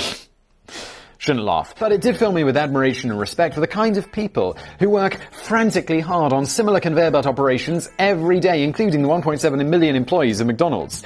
Jesus, that is a lot of people. I'm sure that most American viewers will think of McDonald's as something that's been around all their lives, but I'm just about old enough to remember a time when we didn't have them in the UK. Seriously, I thought they must have been around forever in the UK. As a child, we used to have to make do with Wimpy bars. Oh my god, I remember Wimpy. I didn't even know it was called Wimpy Bar. Wimpy is like a McDonald's where they serve worst food on like bad cutlery. Like there's plates and but it kind of sucks. I'm pretty sure they're not in business anymore. McDonald's launched in the north of England in the late 1980s. Oh, okay. I guess I was born in the late 1980s, so I'm guessing we had it in the south before the north because, you know, we're better. And I still can vividly remember tasting my very first, that was a joke, Northerners, relax. And I can say this as my gran, she's from Yorkshire. And I can still vividly remember tasting my very first Big Mac while watching the bewildered looks of the grown-ups at my table who had spent good money on food that came in cardboard boxes with no knife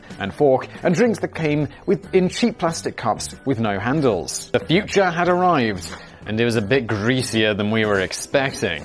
Ba-da-bum-bum! Oh, what is this sponsor gonna think is going on? These days, McDonald's serves around 70 million customers every day, which makes up a whole 1% of the world's entire population. The other 99% go to Burger King. I just did but just, I'm gonna cut and paste it. Ba-da-bum-bum! There we go. Boom. Well, I say these days. Right now, during the great virus time, most branches are shut. That's not true. They still do takeaway. Like, there's little windows, at least where I am. You can go up and you can order food. And, like, right where I live, there's, like, the holy trinity of KFC, Burger King, McDonald's, like, actually in a triangle around each other, like 5 minutes from my house. And, yeah, you can go up or you could just Uber Eats it. And to be honest, I Uber Eats it most of the time, even though it's 5 minutes away, because I'm a lazy It's particularly annoying just because before the lockdown, the UK branches were on the brink of launching a limited edition Big Mac with 4 patties. Holy really, Danny? Danny, you gotta follow up with email about that because I might need to plan a trip to the UK. They better not forget about that when they open again. But in normal, non-virus time, the 38,000 global branches of McDonald's are serving 75 burgers per second. That's 270,000 burgers an hour, or 2.36 billion burgers every year. Me. So, just how does the world's largest restaurant chain, by revenue, manage to serve up such a glorious slice of beef heaven within about 90 seconds of you confirming your order without messing up all the 6.48 million burgers of the day? I don't know, Danny, because they've got... I'm blaming Danny here, but I'm the one who came up with this dumb topic. Well, they have, like, a really efficient production system. They also have loads of restaurants. And didn't we just say they had, like, a million staff? That's how. This has been Business Space. I gotta continue, because apparently there's another 6 pages of filler. Of course, it's worth remembering from the start that McDonald's never had any intention of serving you with the finest burgers in the world. No one thought that, Danny. If I went into a fancy restaurant and ordered a meal that arrived on my table in 90 seconds of me opening my mouth to order, I'd probably raise at least a quizzical eyebrow. You absolutely would, because they're like, someone ordered that and then sent it back, didn't they? There's a little bite taken out of one of the potatoes. When Dick and Mac McDonald first launched McDonald's in the 1940s, they were far more interested in quantity rather than quality. Their revolutionary Speedy service system, named after the company's originally slightly crap chief mascot, Speedy, was an assembly line workflow procedure which practically invented today's concept of fast food and was designed to get hot patties in the hands of customers in less than a couple of minutes. It is cool. If you've not seen the movie The Founder, which I've previously mentioned on this channel, definitely worth a watch. Michael Keaton plays Ray Kroc, who buys McDonald's or something. It's a good movie, just check it out. But bearing in mind how quickly food is produced and served, it's a modern day miracle that McDonald's food isn't absolutely disgusting. And yes, I know plenty of people will be jumping up and down in rage right now, claiming that McDonald's food is completely disgusting, and that it's all made up of mashed cow's eyeballs and pink slime and wood shavings and insect droppings and plastic cheese, along with fries that have been dipped in bubbling hot toilet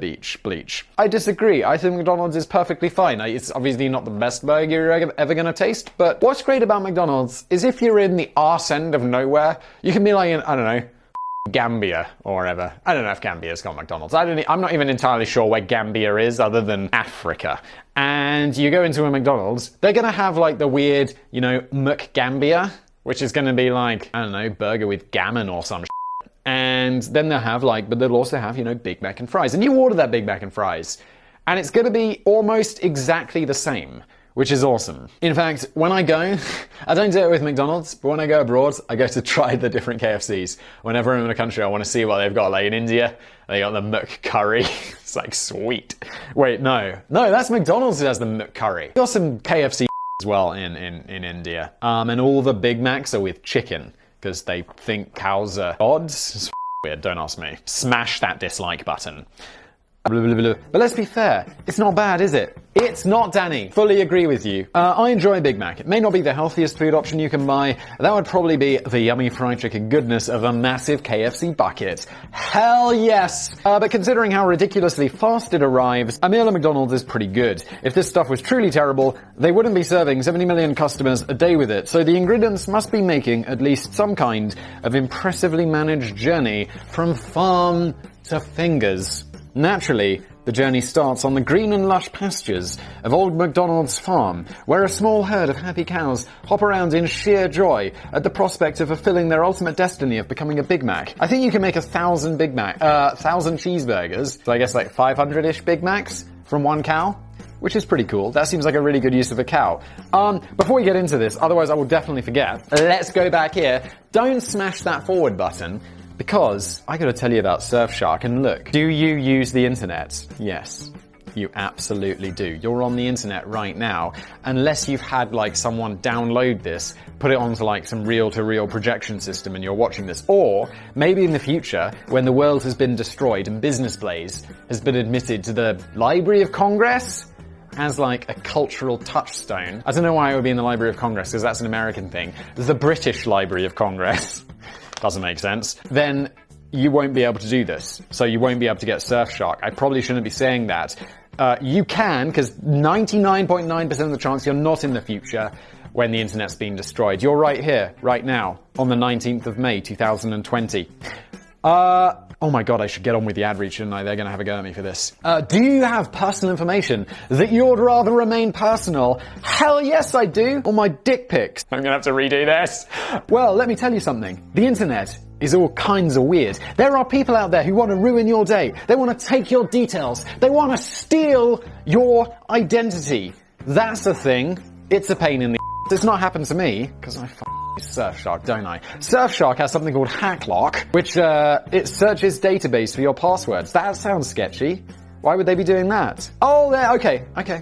I got it. They search these databases. They're for sale on the dark web and shit for your password to make sure, and your email, I guess. They match it up together and they're like, dude, someone's trying to sell your password and username on the dark web. You might want to change your other passwords because, look, unlike everyone else, all my passwords are the same. They're not. They're definitely not. My passwords are not all the same. If that happens, you just change your password and boom, you're back to the warm comfort of Surfshark safety. And while you're in that comfort of safety, maybe you want to watch some Netflix. You're like, oh, shit, I want to watch The Hobbit. Sweet. I mean, I'd never watch The Hobbit. That's the example here. I hate Lord of the Rings and all of that shit. But let's say you're a normal person and you love James Cameron's bullshit.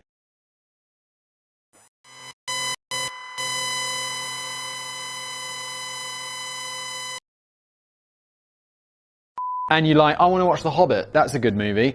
And you watch it on Netflix, right? Turns out it's only available in the UK. So if you're in the UK, you're alright. But if you're in the US, get on Surfshark, flip that VPN, flip that right over to the UK, tune in and watch The Hobbit. And look, I don't have examples here, but I absolutely bet that if you're in the UK, there's tons of US shows you can't get. Because whenever I go to the US, I'm like, oh my god, they have the whole of Mad Men. This was like 2 years ago, I'm not sure what it's like now. And I'm like, download that on Netflix so I can watch it later. And then I get back home and it's like all your downloaded content you can't watch because it's region restricted. If only back then I had Surfshark and I'd just be like, guess where I am now?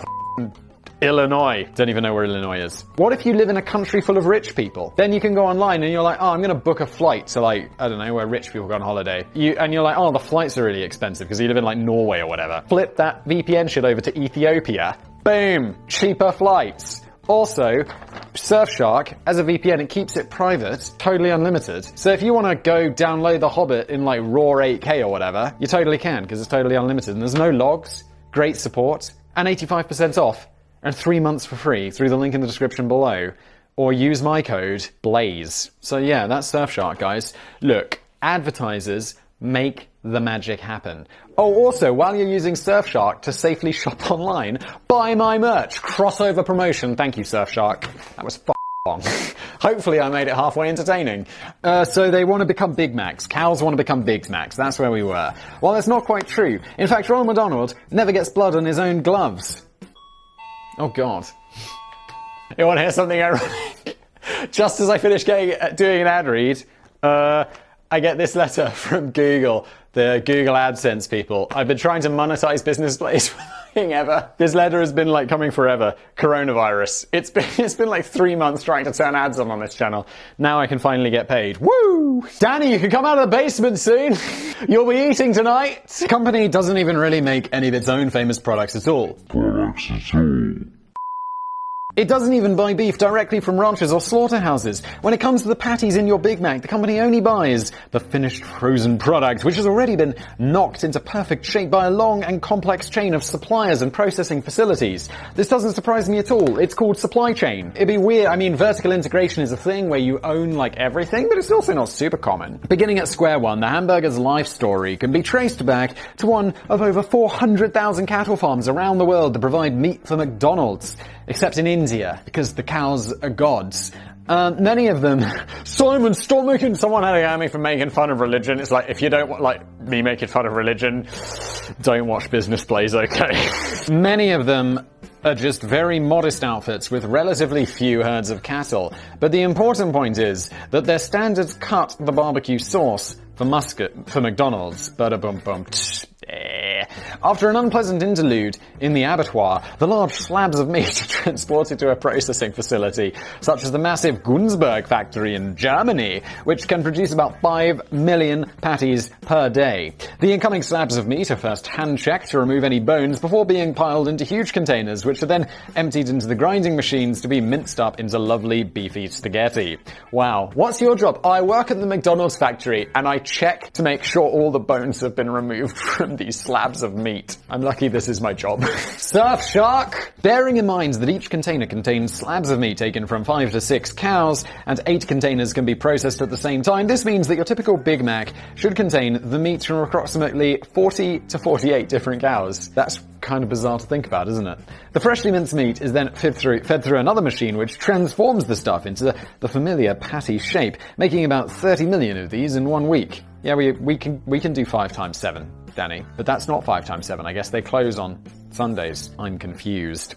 The patties are then frozen, placed into plastic bags, and put into boxes which are surprisingly accurately labeled with the origin of the meat inside. Why is that surprisingly accurate? I'd be like, I feel like there's certainly laws.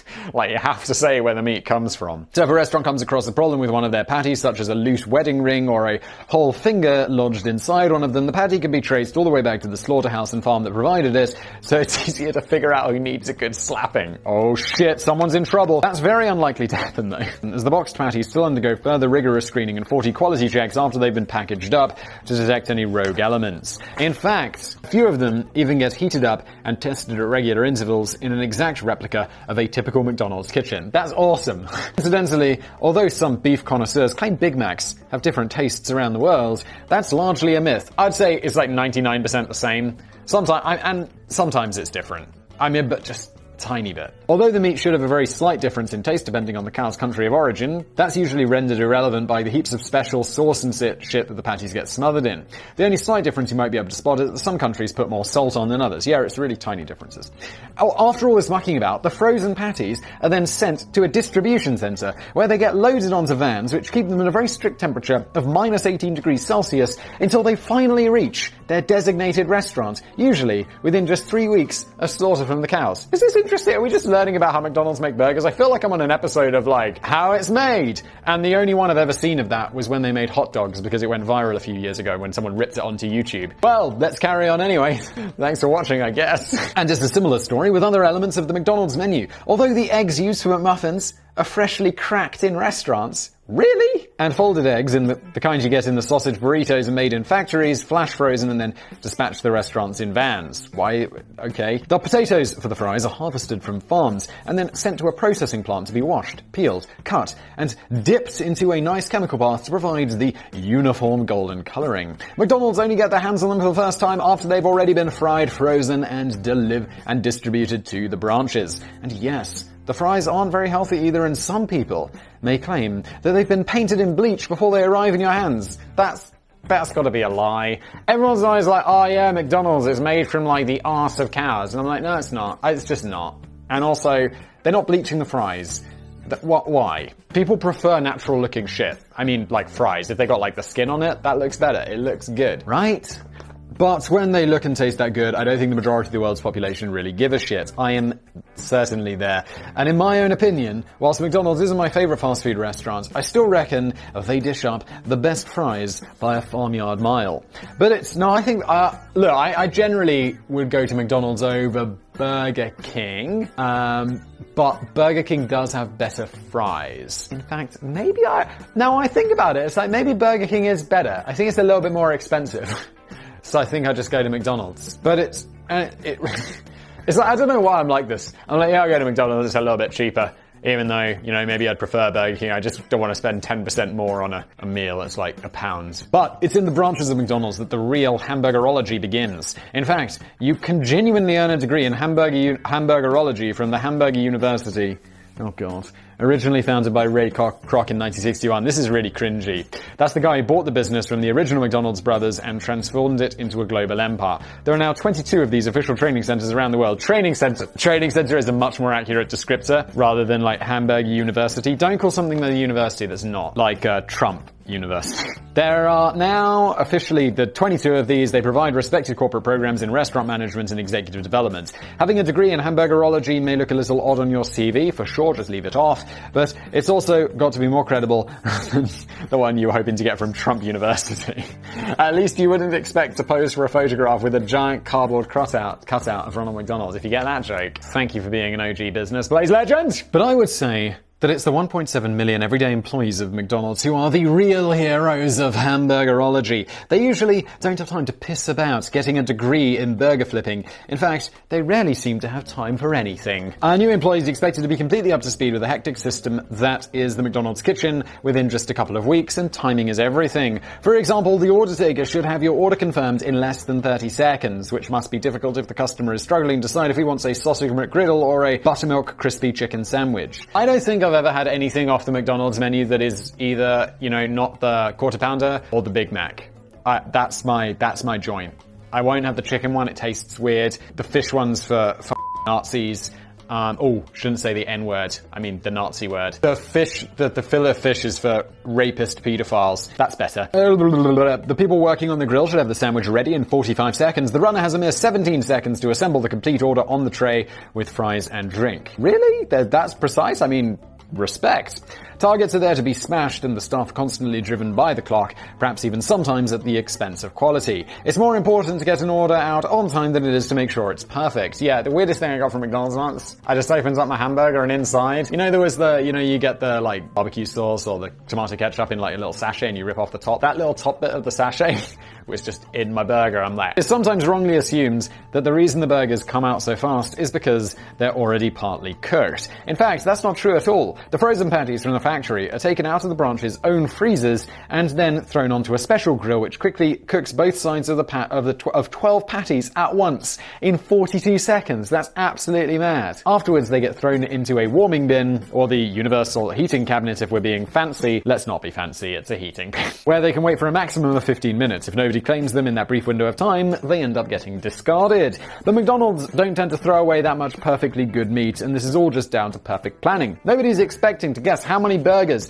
they might need to cook, or just keep tossing them onto the grill even when the branch is deserted. High-tech screens scattered around each restaurant can monitor the number of customers wandering in and out, really, and then feed the information back to staff on how much food they need to be preparing. That's pretty cool. The original speedy service system may have come a long way since the 1940s, but the process is still a perfectly polished masterclass in how to make lots of different moving parts come together to form a wholesome-ish picture. Everyone has a clear role to play, just as I did, just as Danny did, in his role as cheese sprinkler on that terrible dark night. I just hope McDonald's staff have a lot more fun and social interaction than I did. On the McDonald's assembly line, there's someone taking the order, someone else grilling the patties, someone else toasting the bun, someone else sorting the fries and adding on the extra ingredients, someone else adding seasoning and squirting the sauce. Really? I swear, like, you go to McDonald's, there's not that many people back there. It seems to be just one dude assembling a burger. And then someone assembling the complete order and taking it to the customer. There's also usually someone else wandering around with a mop and looking a bit lost.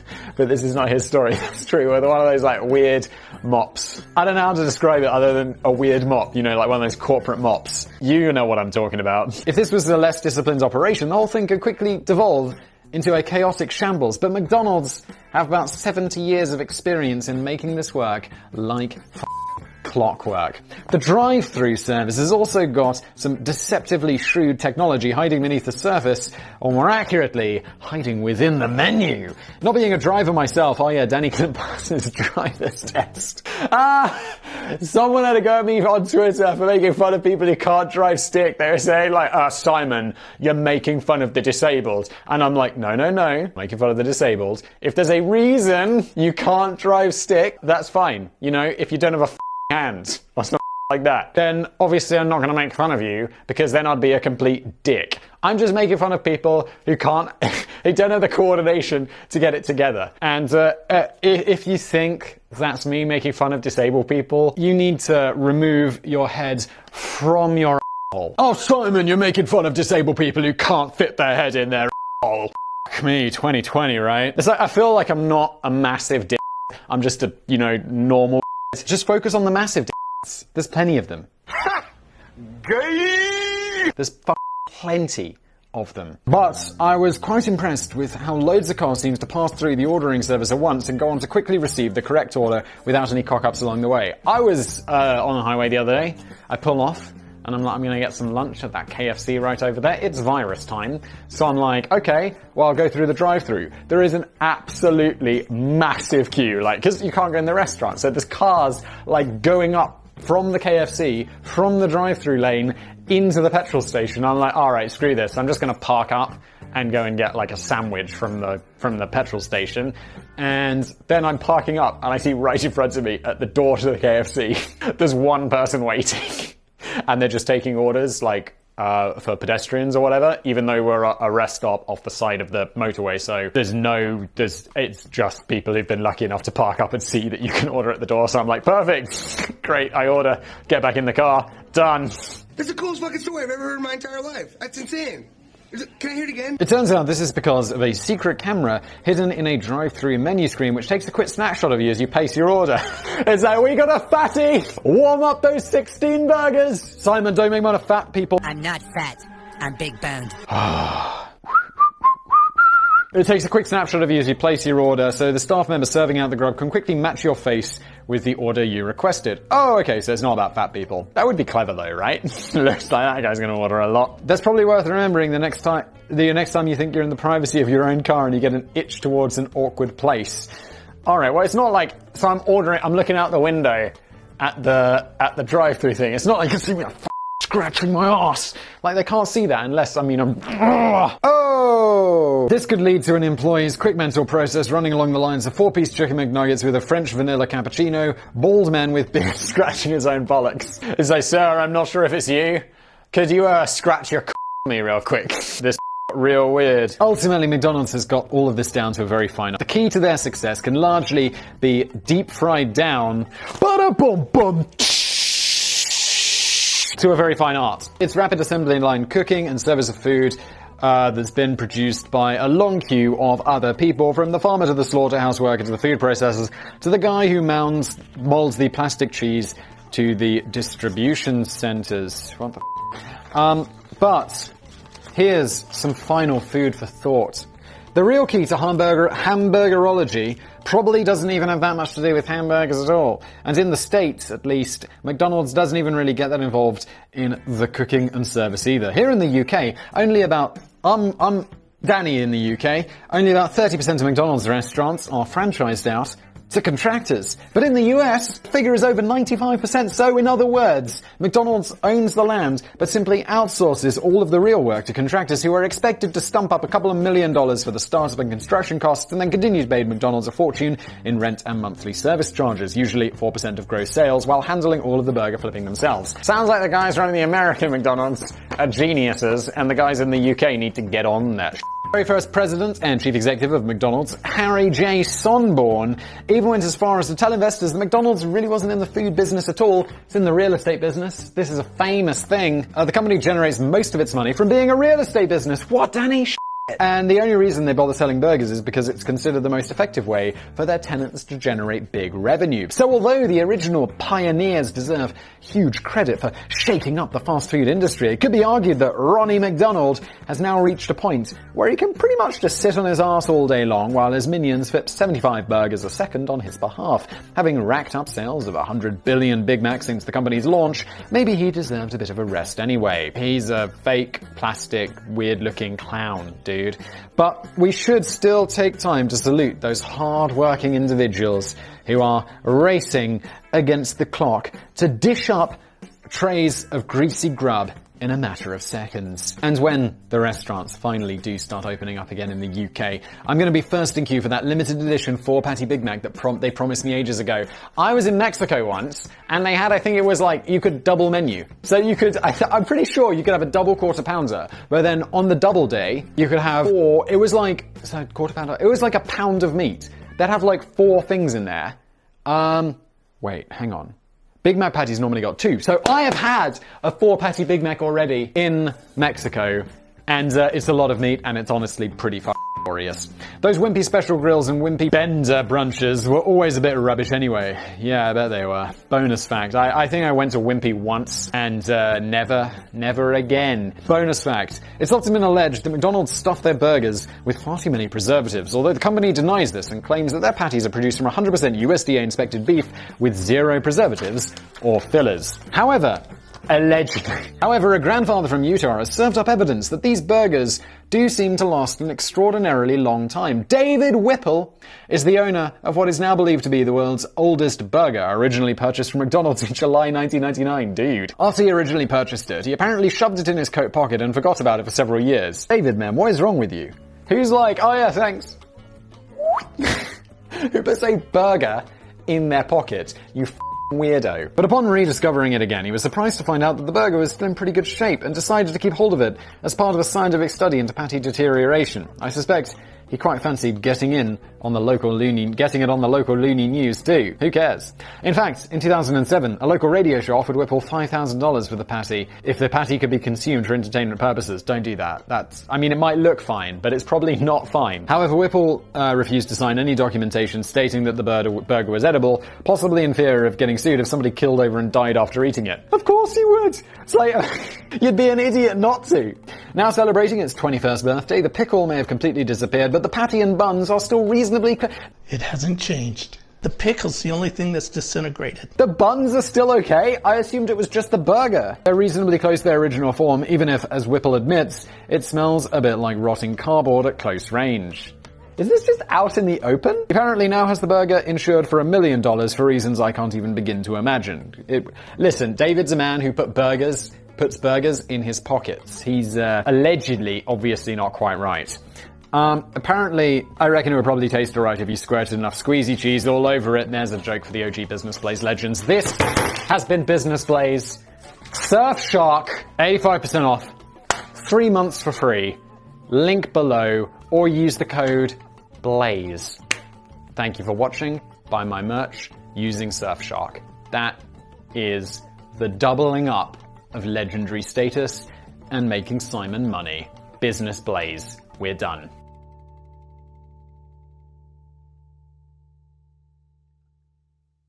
At the drive-thru thing, it's not like you can see me scratching my ass. Like, they can't see that unless, I'm only a bit of a loser. I'm not a massive loser.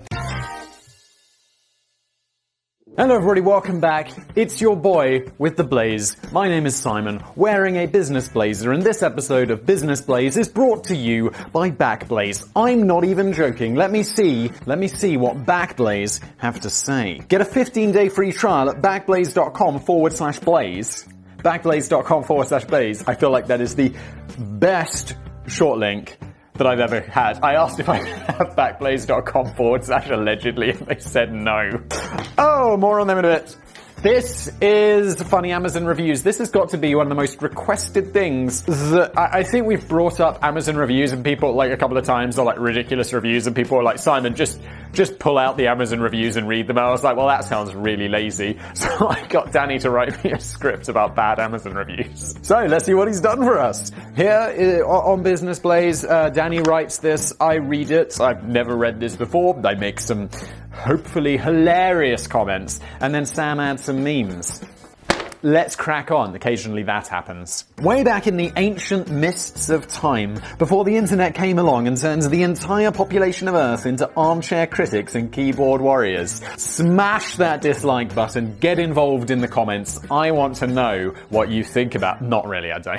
It could be quite tricky to get an informed opinion of a product that had tickled your interest. Outside, unless that product is Backblaze, outside of your close circle of friends and family, you usually had to flick through your newspaper columns and specialist magazines to check out if the latest album from, oh my god, Kajagoogoo? What the f*** is that? Danny, what is this? Kajagoogoo was good or not, the newfangled fax machine was really going to be worth the $20,000 price tag. Spoiler alert. I mean, if you're a lawyer and back in the day, you're probably like, oh my god, yes, it's a revolution. Everyone else is like, no. Oh, I should also point out that this is actually part 1. Danny made this script 20 pages long. So I split it into 2 parts because reasons. But even the professional critics were often close to bloody useless. In 1969 in the UK, the newspaper Melody Maker published a front-page review of the new record from John Lennon and Yoko Ono. Oh no. That's actually my cover of Yoko Ono's music. Let me show you another track she did. It's good, right? It's just brilliant music. It was called The Wedding Album.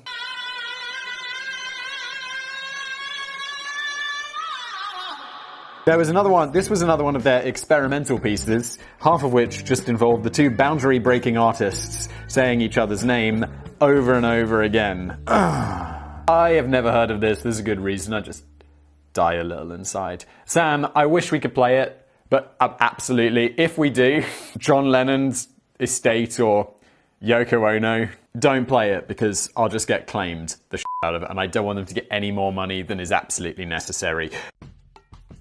Richard Williams was the Melody Maker critic who'd been assigned the challenging task of reviewing this deeply odd album. It's not challenging, Richard. Just say, I just had the opportunity to listen to the wedding album from John and Yoko.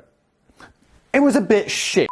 There you go, Richard. Do I have to do everyone's job for them? For some odd reason, the promotional copy that he received contained 2 single-sided vinyl records. One side of each disc was effectively blank, featuring nothing more than the engineer's test signal. I can see where this is going. But poor Richard Williams assumed that he was reviewing a double album and ended up reviewing the whole thing in glorious detail. And just to make matters worse, he seemed more impressed with the engineer's test signal than he did with anything that John and Yoko had bothered to record. That's because their music is shit. Imagine all the people. Stop imagining and start, like, organizing some peace conference or something, for fuck's sake, John. Jesus Christ. We're not even halfway through page 1. I'm already ranting pretty f***ing hard. Hippies. They're everywhere. They want to save the earth, but all they do is smoke pot and smell bad. He wrote, sides 2 and 4 consist entirely of single tones maintained throughout, presumably produced electronically. This might sound arid, to say the least, but in fact, constant listening reveals a curious point. The pitch of the tones alter frequently, but only by microtones, or at most, a semitone. This oscillation produces an almost subliminal, uneven beat, which maintains interest. Oh no, it's like the wine critics who's been served like some super cheap wine and told it's expensive, and he's like, oh yes, I can really taste the oakiness. It's the constant listening bit that worries me. Just how many times did he sit through the test signal to form this opinion? John Lennon saw the funny side, even though Richard Williams had largely slagged off the real parts of the album. The former Beatle sent a telegram to Williams, which read, "We both feel that this is the first time a critic topped the artist. We are not joking. Love and peace, John and Yoko." It's just a bit shit, isn't it? Fortunately, we no longer have to rely on just the scribblings of professional journalists reviewing the wrong half of the product. Nowadays, a typical online shopping trip to Amazon will throw up dozens of insightful and considered evaluations on absolutely any old shit. Whether you're checking out a pickle-flavored lip balm, I don't know how I feel about that, an inflatable unicorn horn for cats, a bacon-scented fake mustache, or a Godzilla garden gnome. I know Danny, he's not making these up. These are products. You can usually pull up a long list of reviews which convey the heartiest opinions of the people that really matter, the everyday man or woman on the street. Yeah, people, like, if anyone else listened to John and Yoko's wedding album, they'd just be like, it's a bit shit, isn't it? People like me and Simon. Who? Oh, everyday people on the street. Well, me anyway. Of course, some reviews are slightly more helpful than others. And you can't help but notice that not every reviewer seems to be taking their civic duty entirely seriously. And I think that's what this video is all about. If you're watching this and you're like 7 minutes in, you're like, get to the f***ing point, Englishman. In fact, some of them are downright taking the piss. As I've now been spending several weeks in virus lockdown in the UK, and all the pubs are still not bloody open. Oh, the pubs opened on Monday here. It's the 27th of May. 2 days ago they opened. It's glorious. Oh, I go to the pub after work today for the second time this week. And it's Wednesday. I've been having to constantly find new and exciting ways to occupy my time indoors and avoid writing the next Business Blaze script. Yeah, Danny, I can tell. We're behind schedule. I'm sorry, Simon! I mean, master! So I've been placing a fair amount of Amazon orders on books and games and things that might help keep my mind busy during lockdown. And thank goodness for those Amazon reviews that often helped me to avoid wasting good money on products that don't live up to the description. I've recently finished plowing my way through the entire published works of Donald Trump. Lucky you, Danny. He didn't write any of it, as we've discussed previously. Allegedly. And I decided it might be time to buy a new book that was along the same sort of lines. So, my attention was immediately drawn to the Lift the Flat book for kids, called Where is Baby's Belly Button by Karen Katz. I'll give you a clue, Karen. Okay, I've got a picture here. Sam, do the honors. Well, the first most obvious thing is it's clearly visible on the cover. Thankfully, I spotted a review by a guy called Pac-Man, who was quick to point out the major flaw in this piece of work. You can see the ending right on the cover. It's right there. The book is completely misleading. The entire plot revolves around finding baby's belly button, and the title makes this much clear from the beginning. However, there is no mystery. There is no twist. Baby's belly button is right where it's supposed to be, on baby's stomach. Right where it clearly shows you on the cover of the book. Oh, books for kids are so shit. Like, I've got a kid who's like 6 months old. The kids' books are so shit. Like, one of them is just black and white pictures of animals. And I'm so bored with this. I've started rating their levels of danger. So it's like, it's a book for kids, but you know, there's a picture of like a fox, and I'm like, well, as a baby, I'd say a fox presents a level of danger 8 to you. But as an adult man, a fox is a level of danger 1. And then there's like a fucking wolf, and I'm like, that's a fucking 10. Like, why are you showing this baby? It's like, and then there's a brown bear. I mean, I'm assuming it's brown because it, I don't know, it looks like it would be brown, but it's black and white because apparently babies can only see black and white. Anyway, so I've just started rating the danger of the animals because I'm so bored. There is no conflict. There is no character development. And there is scarcely any plot. Whoever wrote this book must have made a serious error in judgment because you would have to be an infant not to immediately understand where baby's belly button is. This is one of the worst pieces of literature I've ever read. I agree, Pac-Man. I mean, it's right shit. An alternative literary opinion that I had ultimately found far more appealing was crafting with cat hair. Cute handicrafts to make with your cat. Kaori Tsutaya. Okay, wait, is this actually made with, you're making things with the hair of cats? Because then it says things to make with your cat, which implies that you're doing the making. Sorry, there's an image there. It says craft handicrafts, cute handicrafts to make with your cat. If it was made with hair, wouldn't it be with your cat's hair? Because, I mean, the cat's probably not doing fuck all. Cats are lazy and they don't have opposable thumbs. I don't actually have a cat, but I figured that I could check out this book first and see if it was worth getting one on the strength of the crafting projects that I could potentially put together with lumps of shedding cat hair. Oh, so you really are making things with cat hair? That strikes me as a bit weird. Like, let's not do that. Let's just not do that as people. The official press review sounded faintly positive. It caught our attention, claims the Huffington Post. It caught our attention sounds like one of those things that, you know, is neither good or bad. The Holocaust caught our attention. Also can be positive, like the delicious ice cream caught our attention. It's neutral, if anything. But the reviews that... Also, why the f*** is the Huffington Post reviewing this book? But the review that sealed the deal for me turned out to be quite topical in a way, even though it was written a few years ago, long before the dawn of the virus. Useful information there. Rico said, I purchased this book when I was... Oh, I see why he's mentioned this. I purchased this book as I was tired of people sitting too close to me on public transport. It worked like a charm. You can imagine the person who has this book, right? It's like some weird old lady with 17 cats and no life. Simon, don't discriminate against weird old ladies with 17 cats and no life. I figured I might also need a little something more highbrow, so I was delighted when I came across a book called 1,000,000 Random Digits with 100,000 normal deviates. I don't know what a deviate is. Normal deviate is. It's because I didn't pay attention in maths class. Originally published. Also, you know all that shit you learn in math? I know this is not the time to bring this up, and I really should talk about today's sponsor, Backblaze, at some point. You know when they tell you, like in maths at school, you're like, yeah, you really have to learn this trigonometry stuff so you can work out the height of buildings. And I'm like, and as a kid, I was like, yeah, I guess so. And then there was the other one, you won't have a calculator in your pocket. Well, you obviously will. That joke's been made 1,000,000 times. But also other ones, like, what's that thing called where you have like two equations and then you have to like combine them into one equation? That's complicated, and I have no idea why I had to learn that. It's like actual times that I've brought two equations together after learning how to do that is absolutely f***ing zero. The only time that has ever served me until this point, since 20 years ago when I learned that, is making an anecdote in a Business Blaze episode and getting paid for it. So, fuck you, science!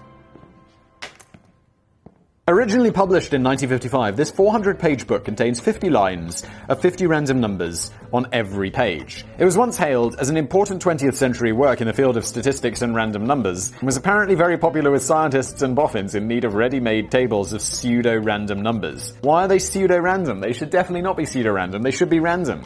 Also, I do think this is a thing because... Oh, I'm sure they're going to get to this. Because you do need, it's very hard to come up with random before computers, obviously. With truly random stuff. The 2001 reissue of the book didn't seem entirely necessary, though, because, computers and shit. So true! D. Ringer had issues with the title of the book. 1,000,000 Random Digits? Ha! They only use 10, and just kept repeating them in different combinations. Don't be fooled. Another customer dropped a big spoiler alert.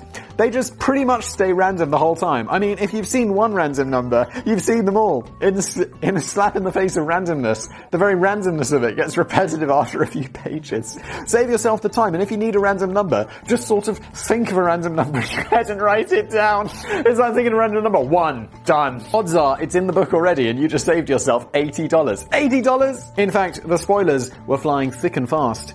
Another more positive reviewer wrote, it ends on 41998.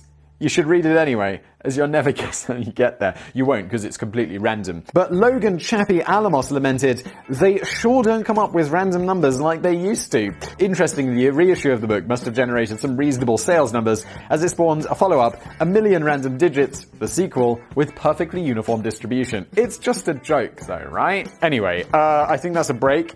Let's use this opportunity to talk about the absolute legends that are Backblaze. And honestly, any company that's like, yeah, I'll sponsor Business Blaze, is either brave or has never watched my videos. But that's why we have Backblaze. I'm just gonna actually just read these and riff on them. The best way to back up all of your files is with Backblaze. As you guys know, I like to try all the sponsors I have on the show. I'm not even joking about, I do pretty much try all the sponsors. I couldn't try the wine one. We have a wine sponsor, and to my great disappointment, they couldn't ship to me because I live in Europe, and there are like laws. I'm like, oh, lame. But I used Backblaze long before actually they sponsored this. I have lots of data. In fact, I mentioned how much I back up with Backblaze once, and they were like, please don't mention that exact number because it's really large, because their backup is unlimited, and I really take advantage of that. So right now, what happens is, like, as this video is being recorded, it's going to my computer, and that file is being synced securely with a military-grade encryption or whatever. It's not going to happen. No one's going to unencrypt that shit, except for me. And then that's going off to Backblaze's servers, where all of that data is backed up. I don't have backups, that I have to bother with. There's no extra hard disks, there's no extra copies, there's no, Blu-ray discs burned with, old files, which would be insane because I'd be burning, 2 a day. It's all just synced to Backblaze's servers. I never even worry about it. Sometimes I'm just gonna check that shit working, and I open up the Backblaze control panel, and it's like, hey, yeah, you've got all your data backed up. Don't even worry about it. I'm like, okay, cool, thanks, Backblaze. Cool. And I'm really not on these talking points, am I? I'm sure there's things I'm supposed to be saying. Secure?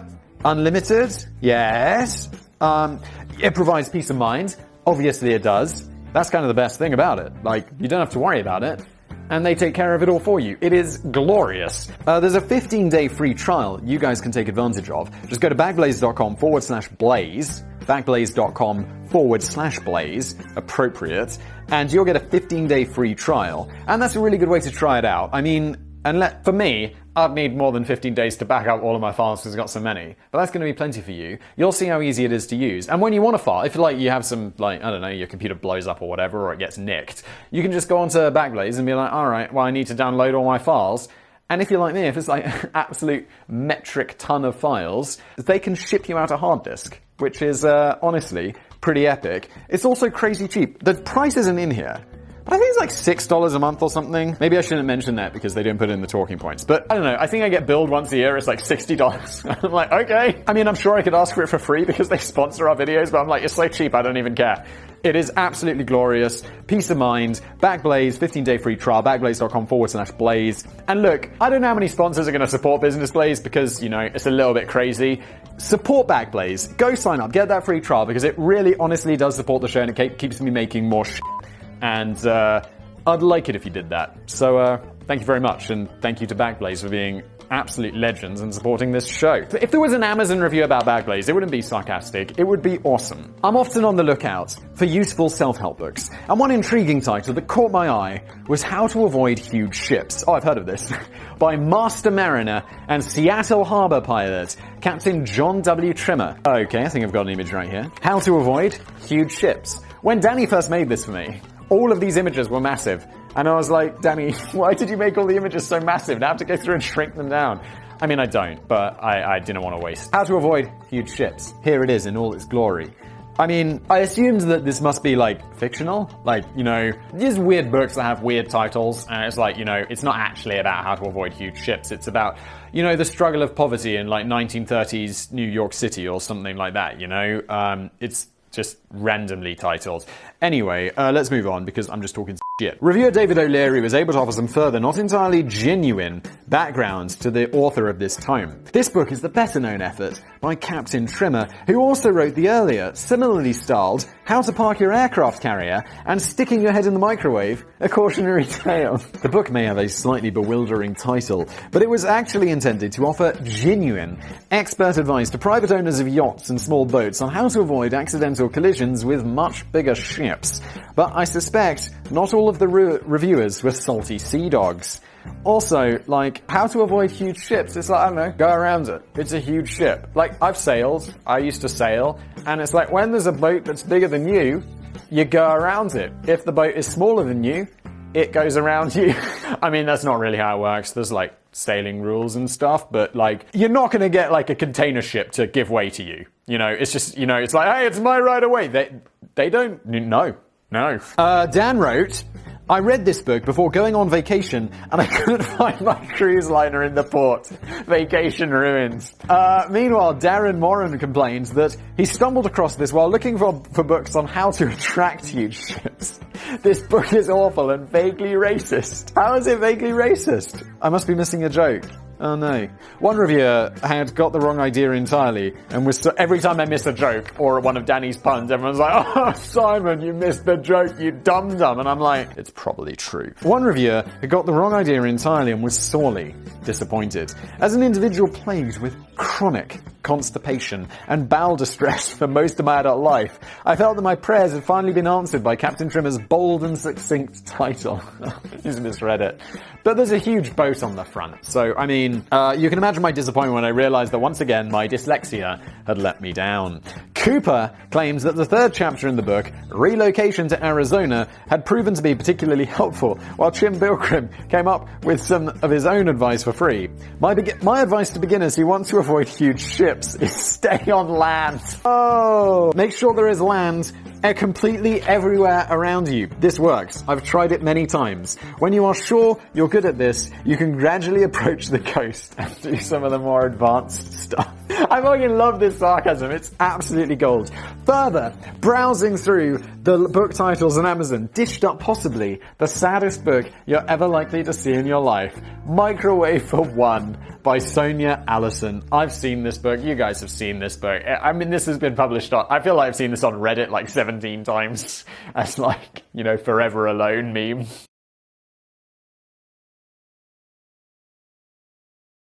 You wonder how the author managed to fill up 144 pages with Microwave for One recipes, but to be fair, it was first published back in 1987 when microwaves were still a relatively new appliance in the average kitchen. I have to say, like, I don't know, you know, as a student or whatever, when I just lived with my friends, we didn't cook together, like, every day. I didn't want to cook every day. I couldn't afford to have takeout every day, so I'd be like, yeah, I'm just gonna microwave some...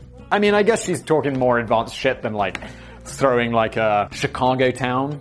Is that what they are? One of those little mini pizzas that cost, like, you could get 2 for 99p from Iceland. Chicago Town, something like that?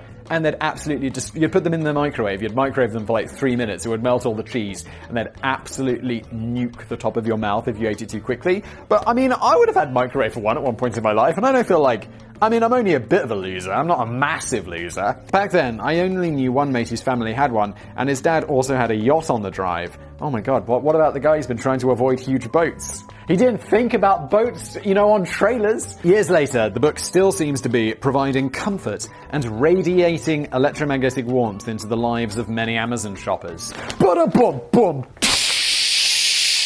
Michael Pamulis wrote, it used to be that I got home from work and the only thing I'd want to put in my mouth was the cold barrel of my grandfather's shotgun. Oh, that's the best one so far. Then I discovered Sonia Allison's chicken tetrazzini, and now there are 2 things, you sad bastards. And I love how descriptive he is. Just like how it's his grandfather's and it's cold. Oh! Christopher Brandon Sheik revealed that before he bought the book, preparing food was a long and tedious task. Now I prepare delicious meals for myself in no time at all. So far, it sounds like a genuine review. Then I take my grandfather's shotgun out.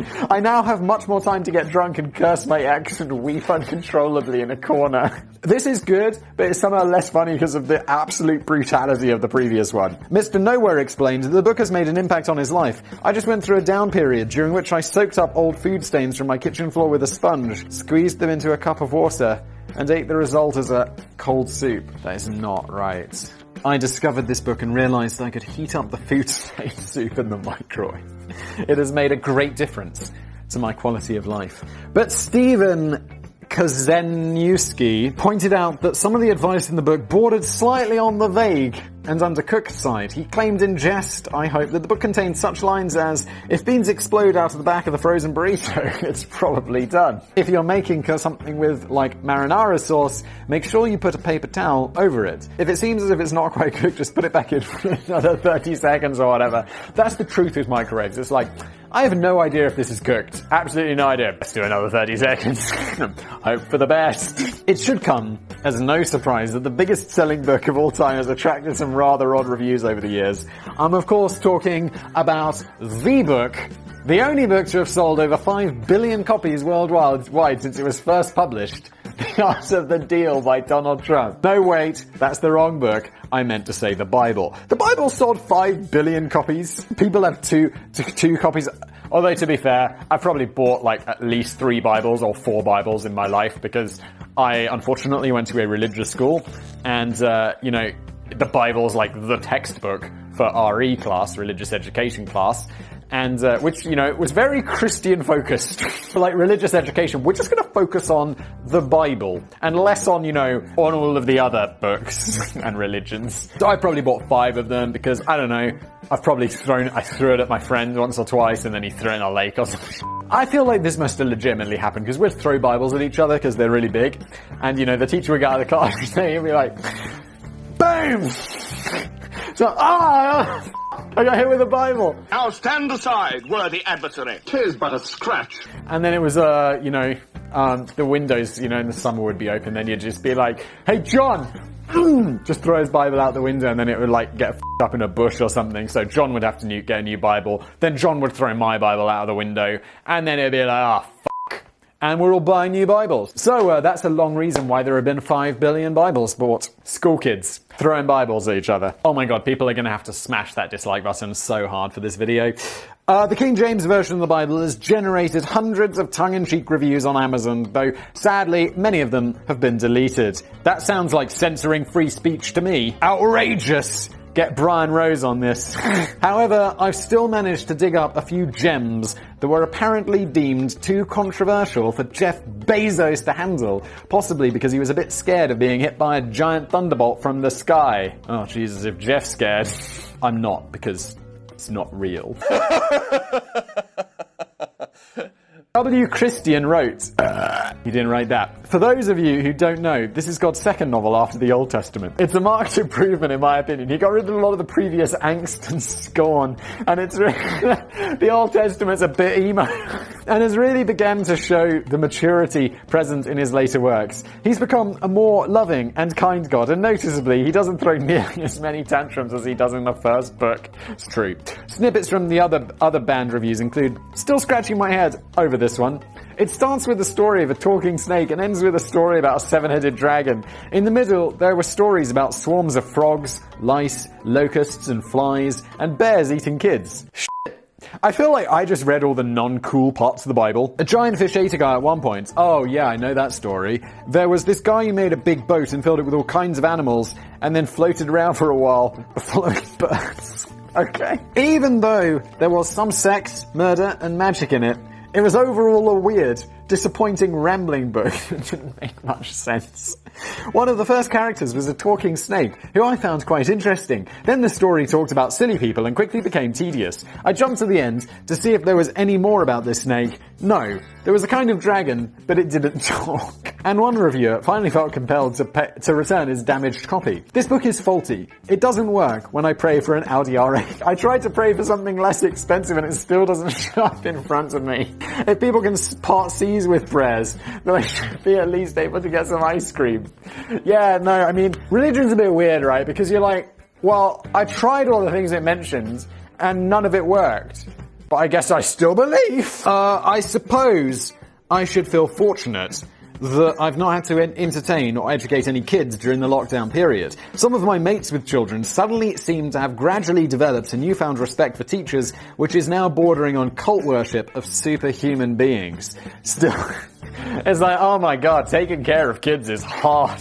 I'm glad someone else does that for me. Still, it shouldn't have been too difficult to find something on Amazon that might have kept them quiet whenever I was busy rearranging my novelty paperclip collection. Important things, Danny. I'm not sure if Yellies would have been the answer though. These cute, furry spider toys are voice activated. That sounds creepy as fuck. So the idea is that the louder you scream at them, the faster they scuttle towards you. Who invented this? It's scary. I'm not even scared of spiders and that shit sounds scary. Not all parents were impressed by the concept. Tish wrote, I've been looking for something to make my kids play louder. Said no parent ever. So my 6-month-old kid is like, oh yeah, I'd really like it if you could cry louder, please. That would be perfect. I'm so glad they have a toy that you now have to yell at. My kids are so well behaved, they definitely won't decide to play with these at 3 a.m. Great invention, guys. Larry Lacey Elmuth had 8 handy words of advice. Buy this if you hate someone with kids. Incidentally, if you were thinking of buying one of these for your own kids, it's probably best to check out that they're not shit scared of spiders first. One troubled parent recalled on Facebook how she bought one for her son Leo, who screamed in terror at the sight of the furry spider and tried desperately to run away from it. The problem is that the toy is designed to feed off the screams of his terror. It's true. It's like, why you scream at it and it comes towards you? What the fuck? So the louder he yelled, the faster the toy spider chased him all around the house. Poor Leo may have been better off with one of those Cabbage Patch snack time dolls that just eat your hair and fingers. Oh yeah, that's an OG Business Blaze legend joke. This is where we're taking a break on Amazon reviews because it's 20 pages long. Guys, smash that like button, smash that dislike button because I'm sure I've upset some people. Cool. In the meantime, I don't care about any of that. Look, support business, oh my god, this is tricky because they have almost the same name. Please don't sue me, allegedly. If you want to support Business Blaze, which makes you an absolute legend, backblaze.com/blaze. Get yourself that 15-day free trial. I think you'll just like it a lot. It'll make your life easier and better and more glorious and... well, it's better than praying that your shit's gonna be okay because that's not gonna work. Thank you for watching. See you next time.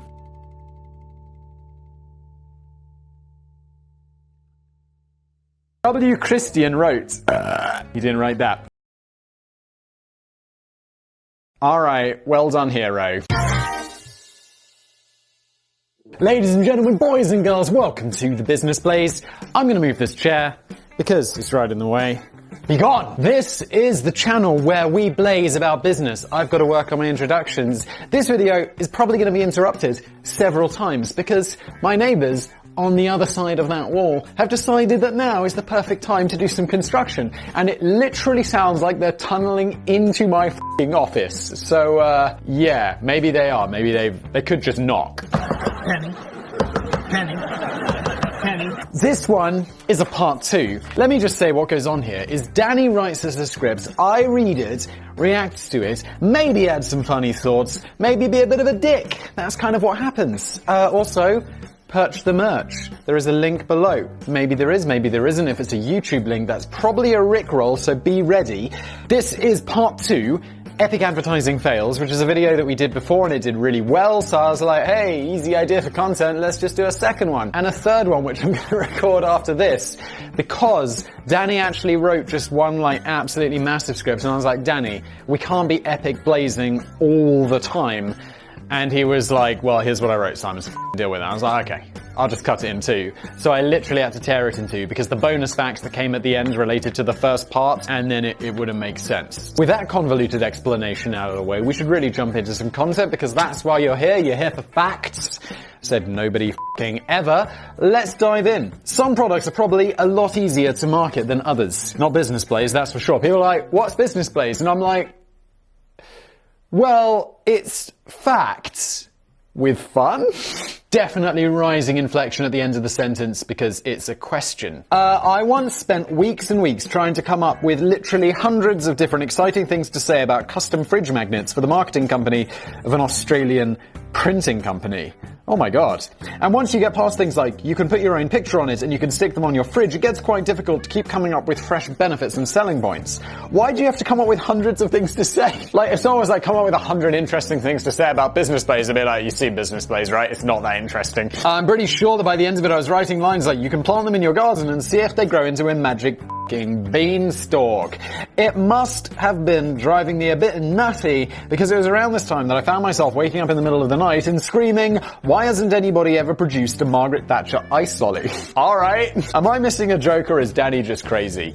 I'm probably missing a joke. Let me know how dumb I am in the comments below. Like normal, thank you very much. Let's crack on. I think I must have been subconsciously craving something a bit easier to market. An ice lolly in the shape of Margaret Thatcher could have been a respectful and relevant tribute to the former UK Prime Minister and the inventor of soft scoop ice cream. Well, a couple of things there. Soft scoop ice cream is a very different thing from an ice lolly, Danny. Also, Margaret Thatcher, despite what the urban rumour says, did not invent did not invent soft scoop ice cream. She was part of a team that developed it. I think she was just like a lab assistant or some shit. So, you know, we can give her credit for what she did to the UK economy, although that's a very contentious point, but she did not invent soft scoop ice cream. Admittedly, you could only market to half of the population because the other half absolutely despise her. Yeah, it's like in the UK there are people who like Maggie Thatcher and there are people who want to fucking destroy her grave. I guess I am like, well, it's good she did it, but I understand at the time it was probably f***ing miserable for a lot of people.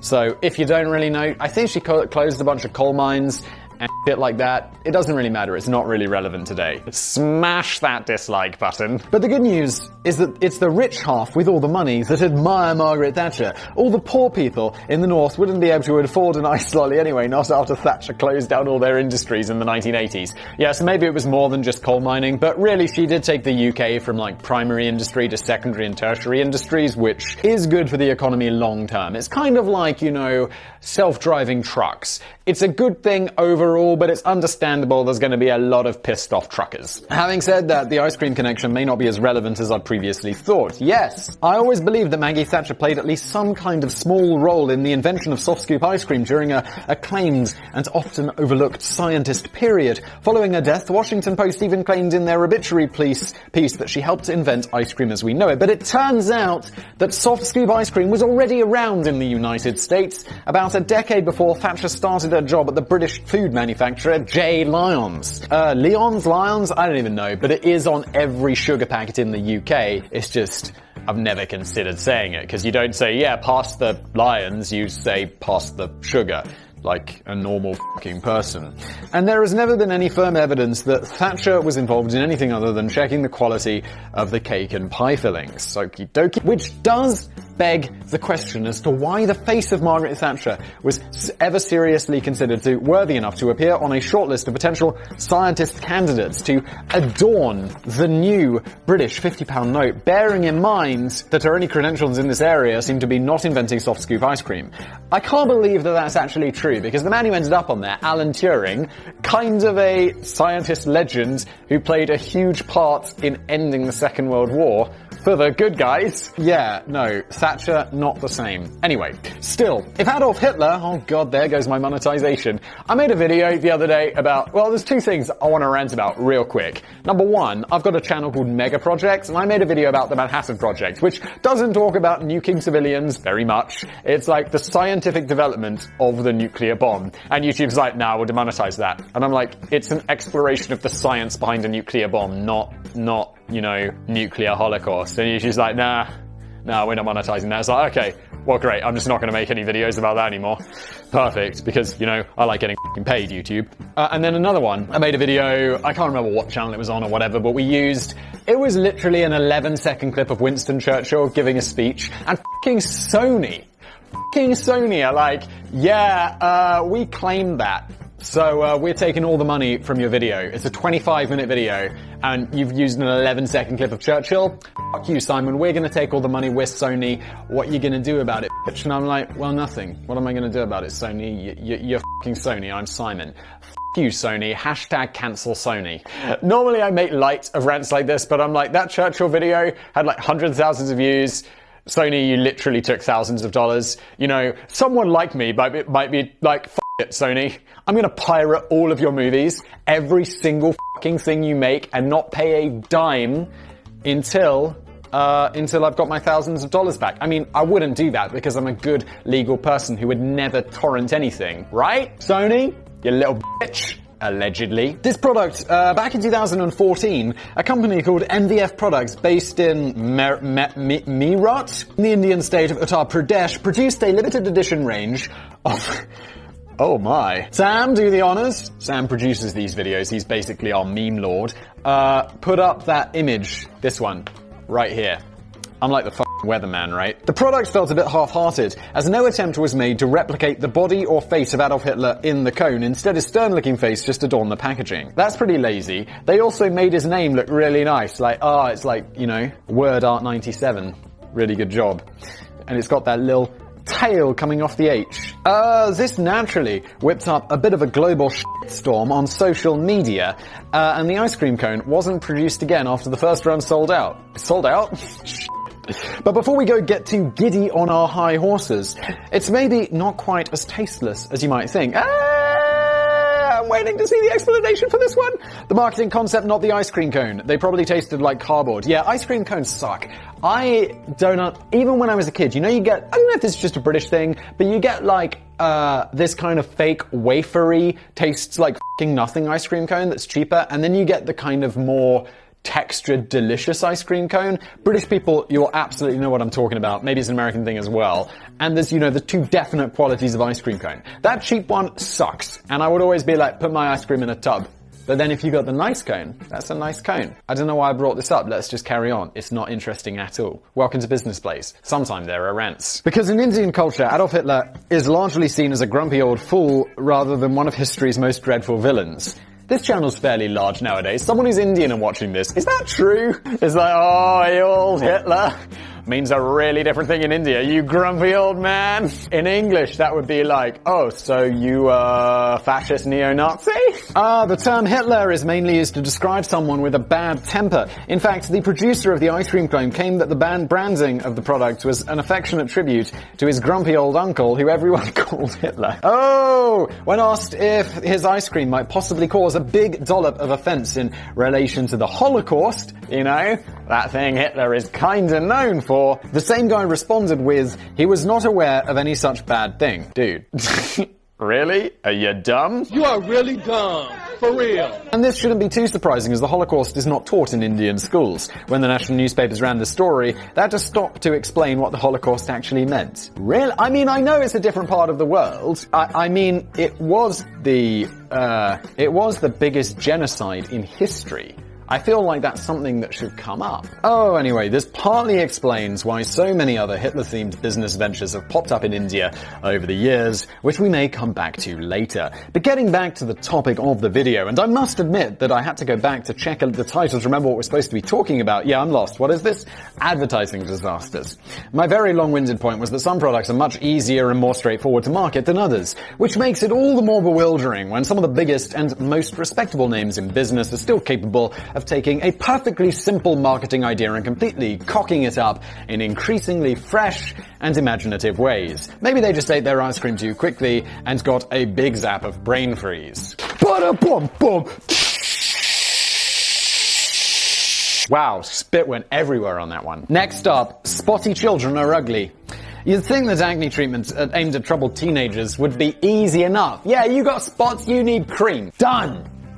I could even sell it. This video brought to you by Acne Cream. I can remember watching commercials for this kind of thing back when I was younger, and they often followed the same sort of formula. I remember this. There was something called Clearasil, and it would be like, you know, some spotty teenager, and then it would be like, whoosh, 2 weeks later, and it'd be like, wow, it looks good. Although, you know, obviously it was fake, because they'd shoot the ad in one day, so they put some fake spots on the kid. And you know it's fake. So, I mean, I don't really understand how that works. Glum teenager sits alone in darkened bedroom staring woefully at the mirror, his or her spotty face, while listening to Morrissey in the background. Glum teenager meets up with friend who recommends Magic Zip Buster lotion. I don't know if that's real or not. Maybe Danny's working on it. Danny, we can, you know, once you've made your Magic Zip Buster lotion, you can advertise it on Business Place for free.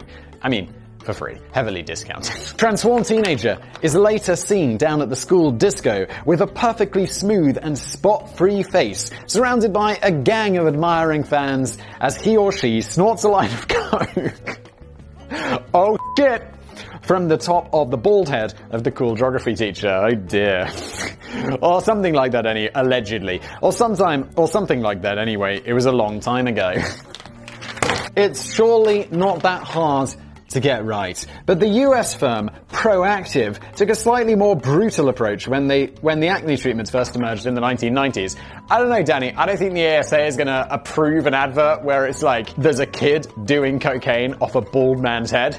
I mean, I know it's a joke, but they're not going to approve that. Unsurprisingly, this stuff wasn't sold in the chemist. It was more kind of a subscription program. And it wasn't cheap either, with tiny bottles of the stuff setting you back about $70. Woo, in the 90s as well. That is expensive. So maybe Proactive felt that the marketing had to be a bit more urgent and aggressive. One particular ad which ran in... One particular ad which ran in... One particular ad which ran in 90s teen magazines contained nothing more than this startling slogan. Got acne? Just ask your boyfriend what to do. Oh, that's right. You don't have a boyfriend. It's fucking savage! I should quickly stress that Proactive was not being remotely sexist here. They were simultaneously running a similar ad in a magazine aimed at boys with the roles reversed. But it does seem a pretty cruel way to get their marketing message across to ultra-sensitive teenagers of any gender. I don't know, as a teenager I'd be like, oh whatever, who cares? It's probably not the spots. Weirdly, the ad won acclaim in some quarters for cutting through the crap and addressing the heart of the problem faced by thousands of young acne sufferers every day. Way to go. It's like, yeah, congratulations, your ad absolutely destroyed the self-esteem of many young teenagers. And although a petition was set up in protest at the ad, it appears as if there weren't really any negative consequences, and the company just shrugged their shoulders and decided not to run it again. Well, there were consequences then, because it's like, okay, people complained, so they didn't run it again. And believe me, coming up with that ad copy probably cost them a ton of money because, you know, Don Draper ain't cheap. It wouldn't be the only time that Proactive got into a spot of bother with their marketing, though. Some of their UK TV commercials were banned by the Advertising Standards Authority for implying that children were likely to be ridiculed at school if they didn't. What did I buy just because it was cool? It's like, wow, I was ridiculed at school if you didn't have a cool pair of Vans that you could wear on Own Clothes Day. I never wore Vans. I didn't think they were cool. What did I buy just because it was cool? Trousers with pockets here. Trousers with pockets here were definitely cool when I was a teenager, and every combat pants, combat trousers as we'd call them in the UK. I bought those. I didn't really like them. But everyone wore them. So, you know, peer pressure. Meanwhile, another big marketing campaign fronted by Katy Perry and Canadian not American Justin Bieber was banned in the UK in 2012 when it revealed that they were endorsing the US version of the cream, which had very different active ingredients to the formula that the British were being fobbed off with. And the controversies continue to rumble on. Just very recently, in 2019, the Twitter sphere went into meltdown when it was announced that American media personality Kendall Jenner had something very big and very personal to say. Kendall Jenner is Bruce/Caitlyn Jenner's wife, daughter?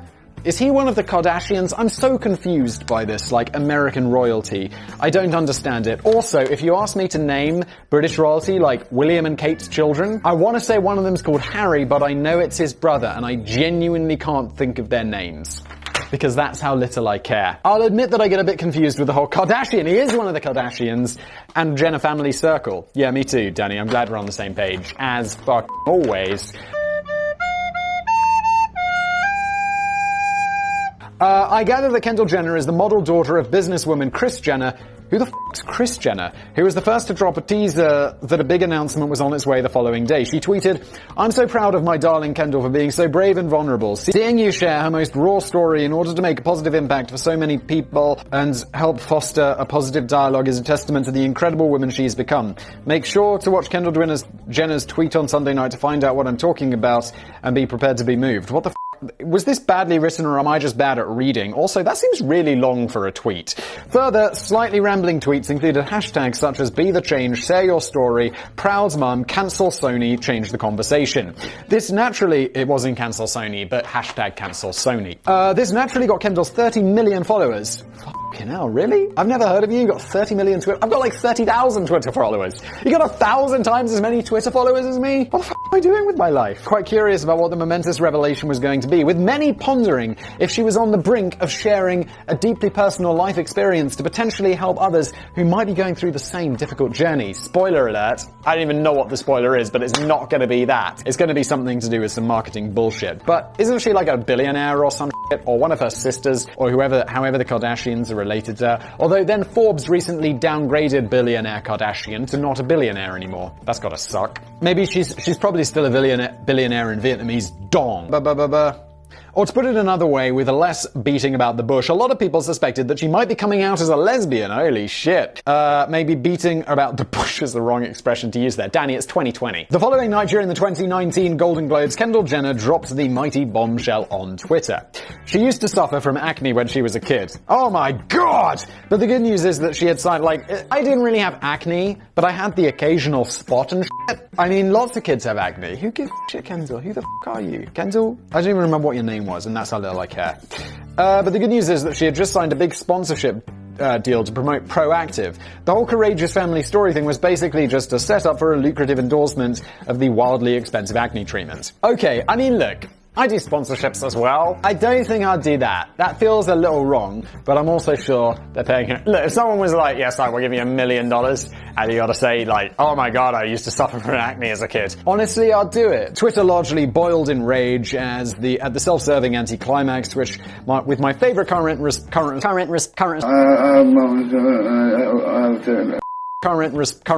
being, be moved, it's freaking acne, not the border crisis. Alright, well done, hero. Still, let's hope that Kendall's promotions are a little more sensitive than the 90s ad. Incidentally, if you're thinking of buying Proactive for yourself or a teenager you know who might be sitting alone in a darkened room, just be warned, despite being one of the most expensive treatments on the market, a 2011 study revealed that Proactive was no more effective than more low-profile alternatives you can pick up from the chemist for just a couple of dollars. Yeah, it's all about the marketing, you know? It's like often things like ibuprofen is the biggest classic example. Just a regular painkiller you can buy at the chemist, and it's like, yeah, you can get Nurofen Turbo Mega Ultimate Plus, and it's like, oh, it's like €4 or whatever, and you'll be like, yeah, sweet, €4 is gonna be good. Or you can buy the one for like 40 euro cents, so it's like 10 times cheaper, and you're like, well, that's probably a bit shit, isn't it? Exactly the same thing. They both contain like 200 milligrams of ibuprofen. Just buy the cheap one. Don't be an idiot. If you ever see expensive ibuprofen publishing this advertising on this channel, know that someone paid me $1 million. Bonus Indian Hitler brand facts on my little tear off here, because I couldn't find my scissors. After you've polished off your Hitler ice cream cone, you might fancy checking out some of the local shops and facilities. If you're feeling a bit peckish, you can find a bite to eat at Hitler's Cafe in Mumbai. It's easy to spot as there's a giant portrait of Adolf over the entrance, and the staff wear brightly coloured swastika themed. You know they don't. No, they don't. When I search Hitler Cafe M, it comes up with suggestions of Hitler Cafe Munich. Guessing they don't have one of those in Munich, but after we're done here, I'm definitely gonna Google that. Oh, okay, they have little t-shirts with swastikas on them. Oh my god, though. Wait, no, this is something else. There's a place called Hitler's Cross that looks like this. I can't find Hitler Cafe. Oh my god, there's so much Hitler stuff. Wow, this is really not appropriate. Oh yeah, oh my. There's a picture of Hitler wearing a chef's hat. This is not good times, although I guess it's just a little bit lost in translation? Not lost in translation, just culturally. Oh, it's called Hitler Cross Cafe. Danny must have wrote it, I think he just wrote it as Hitler Cafe, that's where I'm getting wrong, but it's Hitler Cross Cafe, big swastika on the front. Hitler Cafe. Oh, come on, why are you not giving me my search terms? But let's just look up Munich. Oh, okay, it's just places where Hitler might have drank. So, yeah, now my Google's gonna think I'm a neo-Nazi. He's going to Munich to go to where Hitler had coffee. If you're anywhere near Nagpur and you fancy shooting some pool, you could pop into Hitler's Den to rack the balls up. Or at least you could have done those things in recent years, following opposition from Jewish groups and a little slice of negative press. And I'm glad to be adding to that because that's a bad idea. Both venues thankfully decided to change their name, but if you shop around, you may still be able to pick up Hitler-branded coffee mugs, drink coasters, t-shirts, iPhone covers, lampstands, jewelry boxes, cardigans, and motorcycle helmets. Okie dokie, let's not do that, shall we? One home furnishing company in Mumbai launched a line of bedsheets and pillowcases which went under the name The Nazi Collection. But they defended their branding by pointing out the Nazi simply stood for new arrival. Yeah, but let's not do that, okay? Let's be aware. Anyway, this has been Business Place. Thank you so much for watching. Epic advertising disasters. Perch the merch. It's not an advertising disaster so far. Thank you for watching. Right, Sony? You little bitch. Allegedly. You and me both, Danny. It's a good look. Hello everybody, welcome back to another episode of Business Plays. It's your boy with the blaze, My name is Simon. Here on this channel, what happens is Danny writes us a script. This is actually a part 2 of our Amazon reviews, funny Amazon reviews, creative title. I read it, I make some comments, Sam adds some memes, and let's just jump into it, shall we? I know, like, Danny wrote us, like, a clever introduction, but he didn't write this in 2 parts. I was just like, Danny, 20 pages is too much, so I'm just doing it in 2 videos. So, part 2. Let's do it. A more peaceful choice of toy may have been the Playmobil security checkpoint set. Well, we're really jumping in. I guess that references the previous video where, if you haven't seen the previous one, definitely watch it first. There was this toy with spiders that the louder you shout, the spider would run towards you, which for many reasons was a terrible idea. But let's move on to the Playmobil security checkpoint set. Who what sort of kid is like, yeah, I want to do airport security, I'll throw it up here. I want to do airport security.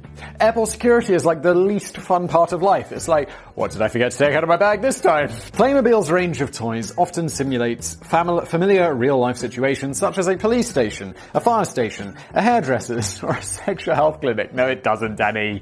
But the security checkpoints set was a slightly unusual addition to the range, depicting the exciting scenario of going through a typical airport security procedure, complete with metal detector, x-ray screening machine, and armed guards. Okay, no, hang on. I'm beginning to see why this might appeal to a kid, because x-rays are cool, some body scanning machine is cool, guns are cool.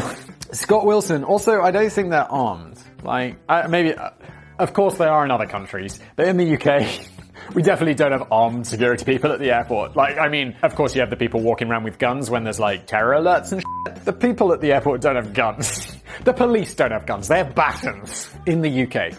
Every other country, they have fucking guns. Scott Wilson was unimpressed with the quality of the product. Unfortunately, the plastic is lower grade than it should be. When my daughter was unable to make one of the terrorist passengers go to theirs, and she applied a heated piece of coat hanger wire to the terrorist traveller's face, instead of divulging the lies he was withholding, his face melted. Oh, Scott, you gotta worry about your daughter. Silence! I kill you! Very disappointing given the strength of other plastics on the market. If we're going to use this as a teaching tool, we need to think in terms of the future here. You're goddamn right. Reviewer Mark wrote, I purchased the UK spec of this toy. It's identical to the USA version, but the border agents carry limp celery sticks instead of guns. I was sadly disappointed to find that the first time I combined it with the Calais illegal immigrant set, the scanner failed and I have 8,000 unregistered aliens in my child's toy box claiming asylum. Please rectify. Michael Trapp seemed to be on the hunt for replacement parts. Had this item 3 or 4 days now, and things were going fine until some of the passengers began complaining of missing items from their luggage. I found the items in a Playmobil security manager's office, which I hadn't realized I ordered. I'm thinking of complaining to the Playmobil shop steward, but I'm not sure I'll get anywhere. Meanwhile, one reviewer made an uncanny prediction very shortly before the product was permanently discontinued on Playmobil. Oh no, it's not available. I would get this for my kid. I have a 6-month-old kid. They wouldn't enjoy this. They enjoy chewing their hands. Like, that's way too advanced for them. Get it soon, as it will no longer be available. TSA has requested that this product be removed from the market. It was deemed a security risk and is virtually identical to the actual training material used by TSA agents. Oh no. God damn it. Maybe what the lockdown family really needs is a good old-fashioned board game to bring everyone together around the dining room table and fuel intense arguments and bickering over whose turn it was to throw the dice. And when you're shopping for a board game, you don't just want to settle on any old tat. I already know what's coming up because I can see a picture of it. Oh, you want a tremendous board game. A perfect board game. So what better than Trump the game? And it says on here, I'm back. And you're fired. Shouldn't there be a comma after I'm back? I'm not an English expert, but it should be like, I'm back, comma, and you're fired. Originally released in 1989 to very poor sales and re-released in 2004 on the back of the success of The Apprentice, the game was meant to be a more sophisticated and complex version of Monopoly. Look, if it's not broken, don't fix it. Monopoly's pretty fun. Trump revealed at the original launch that he didn't want to produce a game based solely on chance and the roll of a dice. Monopoly's not just based on chance and the roll of a dice. Of course there's a chance element, but it's also skill and strategy and all that stuff. He wanted a game based on skill and talent and raw business instinct, in which the smartest player wins every time. So Trump would, I guess, lose to all of the more successful business people. I'm the most successful business person. You're not Trump. You know, we have ways of measuring that. It's green and it's called money. However, he later chickens out on a bet from Vegas World casino owner called Bob Stupak, who ran full-page ads in the New York Post, challenging Trump to a round of his own game with a $1 million wager. Trump declined, saying that it's always possible to lose, even for someone who's used to winning. What a knob. Smash that dislike button. I suspect he'd not even read the rulebook, and you can't blame him. It was 12 pages long. That is quite long for a game, a rulebook. I enjoy board games. One of my favorite board games is Pandemic. The rulebook, that's a fairly complex game, and the rulebook is, I don't think it's that long. And then there are games that are like, it's just too complex. It's too much. But was the game any good? Also, it's usually because like when I play board games, it's like, yeah, let's open a bottle of wine, shall we? It's like, this better not be too confusing. Let's dip into some of the mini Amazon reviews to try and figure out. This game has everything that Trump's economic policy for America does. Written in 1989, 12 pages long, probably made in China, and the most clever bits are about how to survive bankruptcy. That's very good. When I'm not playing Trump the game, I'm thinking about playing Trump the game, and I just lost the game. So did you. If you get this joke, great, a joke. If you know what I'm talking about. If you don't, someone's going to explain it to you in the comments below. Sometimes during playing Trump the game, I'm also thinking about playing Trump the game, but this is rare as the excitement is usually too much. Another review. Look, I gotta tell you, I've played this game and it's beyond just good. It's very, very good. And I mean that in the most biggest way. Not like the small games you see in the toy store that say, buy me, and they're nowhere. I mean, those games are just small losers, and I've played these games and they talk about how great they are on the covers, and they just lie. Just liars, all of them, especially the people who designed them. It's really hard to read. Like, this is exactly how Trump speaks, and it's really hard to read because it just sounds insane. You can use this game as a centerpiece in your living room with Donald Trump's face beaming down on you, like the father you never had. You know it's a game. You know when a game is good when the best card in the game is one of Donald Trump's face. Oh no, it wasn't. I bet it was, actually, wasn't it? We should get this game. Would you like me to buy this game for business plays? If I can get this game, or if someone has this game and doesn't want it and wants to send it to me, let me know in the comment. I don't know what we could do business plays around it, but I'm sure we could make some fun out of it. I think this is the kids version. All the pieces are too small for regular people. It's like they designed the game for someone with incredibly small fingers or something. Please create a version of the game that can be played by normal people with non-dwarf hands. The game was obviously great. We used to play it every night until Dad died. Oh god, this got dark. Unfortunately, he insisted we use the box to hold his ashes, and we haven't been able to play since. In this respect, I'm very disappointed with the game. Well, I mean, if your dad liked it that much. Despite some of these rave reviews, the reissue of the game was a disappointing flop too, falling short of the projected $20 million sales figure. And although Trump originally pledged to donate his undisclosed revenues from the game to charity, the Huffington Post have reported that the donation could not be substantiated. The Trump organization and the producers of the game declined to comment. Yeah, that money allegedly didn't go to charity, did it, Don? On the subject of indoor games, I just wanted to give a quick mention to a very brief but quite brilliant review of the PlayStation 4 game Star Wars Battlefront. The subject of, oh god, anytime we talk about Star Wars, I'm like, smash that dislike button. The subject of in-game purchase is something we've discussed in a recent Business Plays episode, and the publishers of this game, EA, are known to be one of the worst offenders. I know nothing about this, but I do know about that. But Joseph B. managed to give EA a taste of their own digital medicine with his 1-star review. Congratulations, EA, you earned 1 star. Additional stars can be purchased for $5.49 each. Pretty solid. Anyway, my eyes couldn't avoid flitting over to some of the outdoor games and accessories that have probably taken a huge slump in sales over the last few months. This is made during the virus time. I can't imagine that sales of beach balls or sandcastle building kits have been particularly good recently. To help prepare for the momentous day when we're finally allowed out to play again, I wouldn't mind investing in a proper beach ball. Okie dokie. Not just any old beach ball, an absolutely f***ing giant inflatable beach ball, as pictured here. Thank you, Sam. I have it printed out in my notes for, so for obvious reasons. The Sol Giant Behemoth looks like just the thing, measuring 12 feet from pole to pole. Holy shit, if that's 12 feet from pole to pole, that guy's a fucking giant. The product listing claims it's just like a classic beach ball, only gianter. Is that a word? However, the customer reviews contain some stark words of warning. Reed Hamlin wrote, A fun way to ruin a weekend and blow $100. We took this ball to the beach after it took almost 2 hours to pump it up. Oh yeah, it's going to take forever. We get to push it around for about 10 fun-filled minutes, and that's when the wind picked up and sent it hurtling down the beach at about 40 knots. It destroyed everything in its path. Children screamed in terror at the giant inflatable monster that crushed their sandcastles. Grown men were knocked down trying to save their families. The faster we chased it, the faster it rolled. It was like it was mocking us. Eventually, we had to stop running after it because its path of injury and destruction was going to cost us a fortune in legal fees. Rumour has it that it can still be seen stalking innocent families on the Florida Panhandle. We lost it in South Carolina, so there is something to be said about its durability. This is funny, but serious point, it would take a really long time to blow something like that. Up, right? You could use don't they use the exhaust from cars to blow up those big balloons that help you get out if you're stuck in the sand or something? Maybe you could get something like that and fill it up with carbon monoxide. Other reviews included some handy snippets of advice. For example, do not inflate in your living room or anywhere that has a door between you and where you want the ball to be. Great point.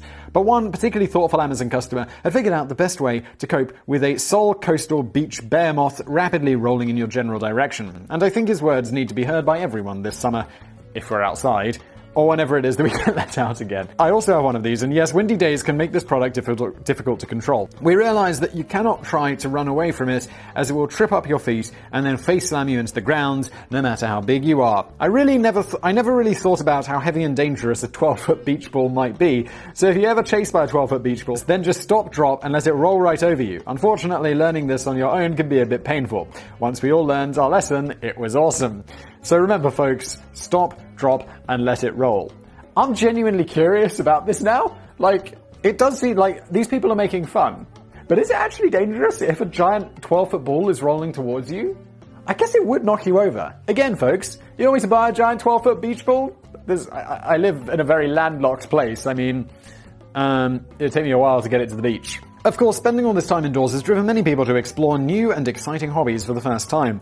A lot of my housebound friends have suddenly discovered the joys of painting, or knitting, or baking, or potato printing. What the f*** is potato printing? Look, I'm Picasso! Oh, is that where you get a potato and then you carve a thing into it? That's definitely for kids. Or maybe Danny's friends are... You uncultured swine! They all sound a bit boring to me though, so I went with UFO detecting. This is our maximum level bullshit. I came across a popular UFO detector kit, which claims to sense unusual magnetic and electromagnetic disturbances of the surrounding area. Okay, so it detects UFOs and speakers. It also has cool flashing blue lights when it's in scanning mode and makes a dramatic beeping noise when it detects a flying saucer in your back garden. So it sounded ideal, really, especially as it was only priced at $40. $40 that you're never getting back, Danny. What does this say? The device detects the moving magnet as a magnetic anomaly and potential UFO sighting. No, it doesn't. Allegedly. Some of the customers seemed quite impressed by it. How many found UFOs? I'm betting it's absolutely zero. Ryan Pesser writes, my friend told me that I should buy a gullibility detector. And he sent me a link to this page. I don't know what a gullibility detector is, but it looks like he sent me the wrong link or something. Either way, this product rocks. Bartok Kinski, Kinks, oh god, says, the product has largely given him peace of mind with just a few small reservations. Having been captured by aliens for medical exploration recently. Exploration. I can now rest at ease during the night during those howling storms and maelstroms in the air. Does not work to detect all alien engines though, especially the quieter ones. Also, if you have a metal plate in your head, it can affect the outcome since the magnetometer bounces off a lot of magnetic filaments. Bartok, it sounds like you might be in need of a psychiatrist. But other reviews were less positive. It didn't give me any warning at all. The range is extremely limited. I woke up on the ship as I was being probed. Only later did I see the disclaimer. For best results, hold directly under the saucer. Another puzzled reviewer said that he was not sure if the beeping noise comes from my head or the UFO detector. Another person in need of psychiatric help. While Chris Ribisky provided my favourite bit of feedback on the kit. Seriously, after 2 times, it breaks. The first time upon encountering the UFO, the device started to shudder and shake really bad and then lost all power. The second time, well, that was mostly okay. But the third time, it didn't work out at all. I had to get out of bed with a flashlight, and when I finally got the UFO to come over, the device just sat there, like it was a toaster or something. Seriously, if you're looking for a good UFO detector, look elsewhere. Maybe I'm just better off expanding my existing hobbies and unusual collections. I already have a huge collection of zebra face masks for pretty much every occasion. You know, christenings, weddings, funerals, that kind of thing. You and me both, Danny. It's a good look. It's definitely a good look. Where's my script? Ooh. They made this mask so you can barely see out of it. The zebra mask that I gave Simon was one of the ones that I used for night gardening. Oh no. Well, for one, I'm a little bit concerned that, I don't know what night gardening is, but I'm a little bit concerned that it's a sexual thing. Am I really going to Google this? I feel like this is that time, like that time my friend told me I should check out meatspin.com. That was a mistake. There's a book called Night Gardening. Can you garden at night? Wait, this just seems to be like something Danny's into. I assumed night gardening was some sort of weird thing. But when I dared to look beyond the zebra, I realized that I'd barely scratched the surface of cool and hip headwear. The King Penguin mask looks particularly cool, for example. That does look pretty great. And it looks easier to see out of than the zebra one, which you can't see out of. Seems like an error. Andy Elizabeth writes, when I wear this mask to sing lullabies to my children. Whenever they protest about their bedtime or ask for too many sweets, I whip on the mask, and they soon know it's King Penguin. I should get one for that as well. Could be useful. Moving back to the idea of a zebra, but the slightly less striped variety, I was quite intrigued by the possibility of a horsehead mask. John Neal revealed, when I turned state witness, and they didn't have enough money to put me in witness protection, so they just bought me this mask and gave me a list of suggested places to move. Since then, I've lived my life in peace and safety, knowing that my old identity is forever obscured by this life-saving item. And that's how he got the role of BoJack Horseman. Customer Jacob B was, Danny, did you choose all the people with the most difficult to pronounce names? Was happy to illustrate another of the mask's many uses. Unfortunately, my home is too small for a real horse, and this poses a massive problem as I love LOVE, all caps, horses. This solution saved my life. By using this mask, I was able to convert my dog into a horse. Life is great again. That's how biology works. Oh, there's even a picture. Wow, that's actually pretty realistic. But the gold medal for best horsehead mask review goes to Byronic Hero. God damn it, really? I'm just going to call him James Smith. My transformation is complete. It is day 87, and the horses have accepted me as one of their own. Forget it, man. This horse is whack. It's got poo brain. I have grown to understand and respect their gentle ways. Now I question everything I thought I once knew, and fear I am no longer capable of following through on my primary objective. I know that those who sent me will not relent. They will send others in my place. If you're more interested in keeping your face exposed while enjoying the full benefits of a novelty hat, you can't go far wrong than this very fetching milk carton hat, in which you get to take on the role of the missing child on the side of the carton. This is a fascinatingly American thing. We definitely don't do this in the UK. Milk cartons have ingredients on them. We don't have our missing kids on the side of them because you're having your breakfast. You don't want to be like, oh yeah, it's tough. This concept of putting photographs of missing children on the side of milk cartons must have definitely been an American thing. Danny's also British. We're always on the same page. In the UK, we just stuck to pictures of cows and fields and things. Siddharth was definitely impressed. What the fuck? With the product. I was pretty close to ending my life when I came across this. Oh no. For the last 20 years, women have simply refused to leave me alone, always begging me for sex. Constantly. I mean, I walk down the street in my Amazon Wolf Moon t-shirt. I never wear anything else. Minding my business, listening to my David Hasselhoff CD. I never listen to anything else. Song number 6 is particularly good. I don't know what that is. Someone enlighten me in the comments below. And within a few moments, I can't move. Supermodels, cheerleaders, hot mums next door, college girls, hobos, all begging for my attention. Life just wasn't worth it. And then I came across this. Now life is good. In fact, even if I try talking to a woman, any woman, I'm met with abuse and ridicule. Thanks, Amazon. But Zachariah's review of the mask was a little more sour. I think this could be fun, if there was milk in it, that is. Another drawback on this, everywhere I went, people were screaming, "I found him" at me, and trying to drag me away to the police station. If you wore this thing, that is something that would happen. Like the V-sub Joker would be like, "Oh, I found him!" And you'd be like, "I'm just going to a Halloween party, mate. Calm down." Finally, when you're browsing through novelty masks and hats, you inevitably stumble across the almost infinite collection of cheap, tatty Santa hats. Even when it's the middle of May. It's true, you do. Some of these festive hats are clearly of much better quality than others, but one Santa hat in particular appears to have a very peculiar design flaw. Reviewer Graham noticed, oh god, where's the face go? Reviewer Graham noted that the beard is sewn directly to the hem of the hat, which means that the eye hole is positioned directly over the forehead. This is fantastic if you're aiming to dress as Santa Claus with locked-in syndrome. You can only communicate by the wiggling of eyebrows. Holy shit, Graham! But most will probably describe this as more depressing than festive. What are you going as? Oh yeah, I'm locked-in Santa this year. Shit. On the plus side, the beard is quite fluffy. Naturally, there are millions more mirthful Amazon reviews lurking in the darkest corners of cyberspace, and it's a topic on which we can possibly make several return trips in the future. Just let me know, dear audience, did you enjoy this? But right now, I need to go, as I'm pretty sure I can hear the distant buzzing of my UFO detector in the back garden. Ba-da-bum-bum. Either that, or Sam has put on side 4 of that damn John Lennon and Yoko Ono record again. If you didn't get that John Lennon and Yoko Ono joke, that's because you didn't watch the first part of this epic 2-part series, possibly expanding into more parts, depending on how you folks like it. Smash that like button, smash that dislike button if I said something you didn't like. Subscribe to this channel, why not, and thank you for watching.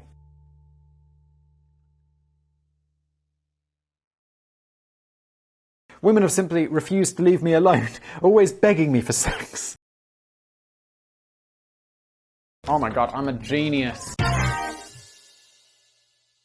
Hello everybody, welcome back to another episode of Business Blaze. This one is possibly one of the most requested things that you guys have asked for. It's all about the Pepsi Navy. I know absolutely nothing about this other than people in the comments were like, were you aware, Simon, that Pepsi once had the biggest navy, or like one of the biggest navies in the world? And I was like, wow, I don't care.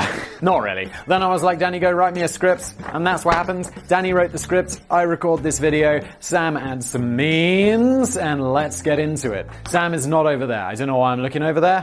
I like to pretend he is. For the longest time when this channel first started, people were like, is Danny there with you? Why doesn't he ever say anything? I'm like, Danny is not there with me. France, the UK, Japan, China, Russia, the United States. I'm gonna guess we're talking about the world's biggest navies.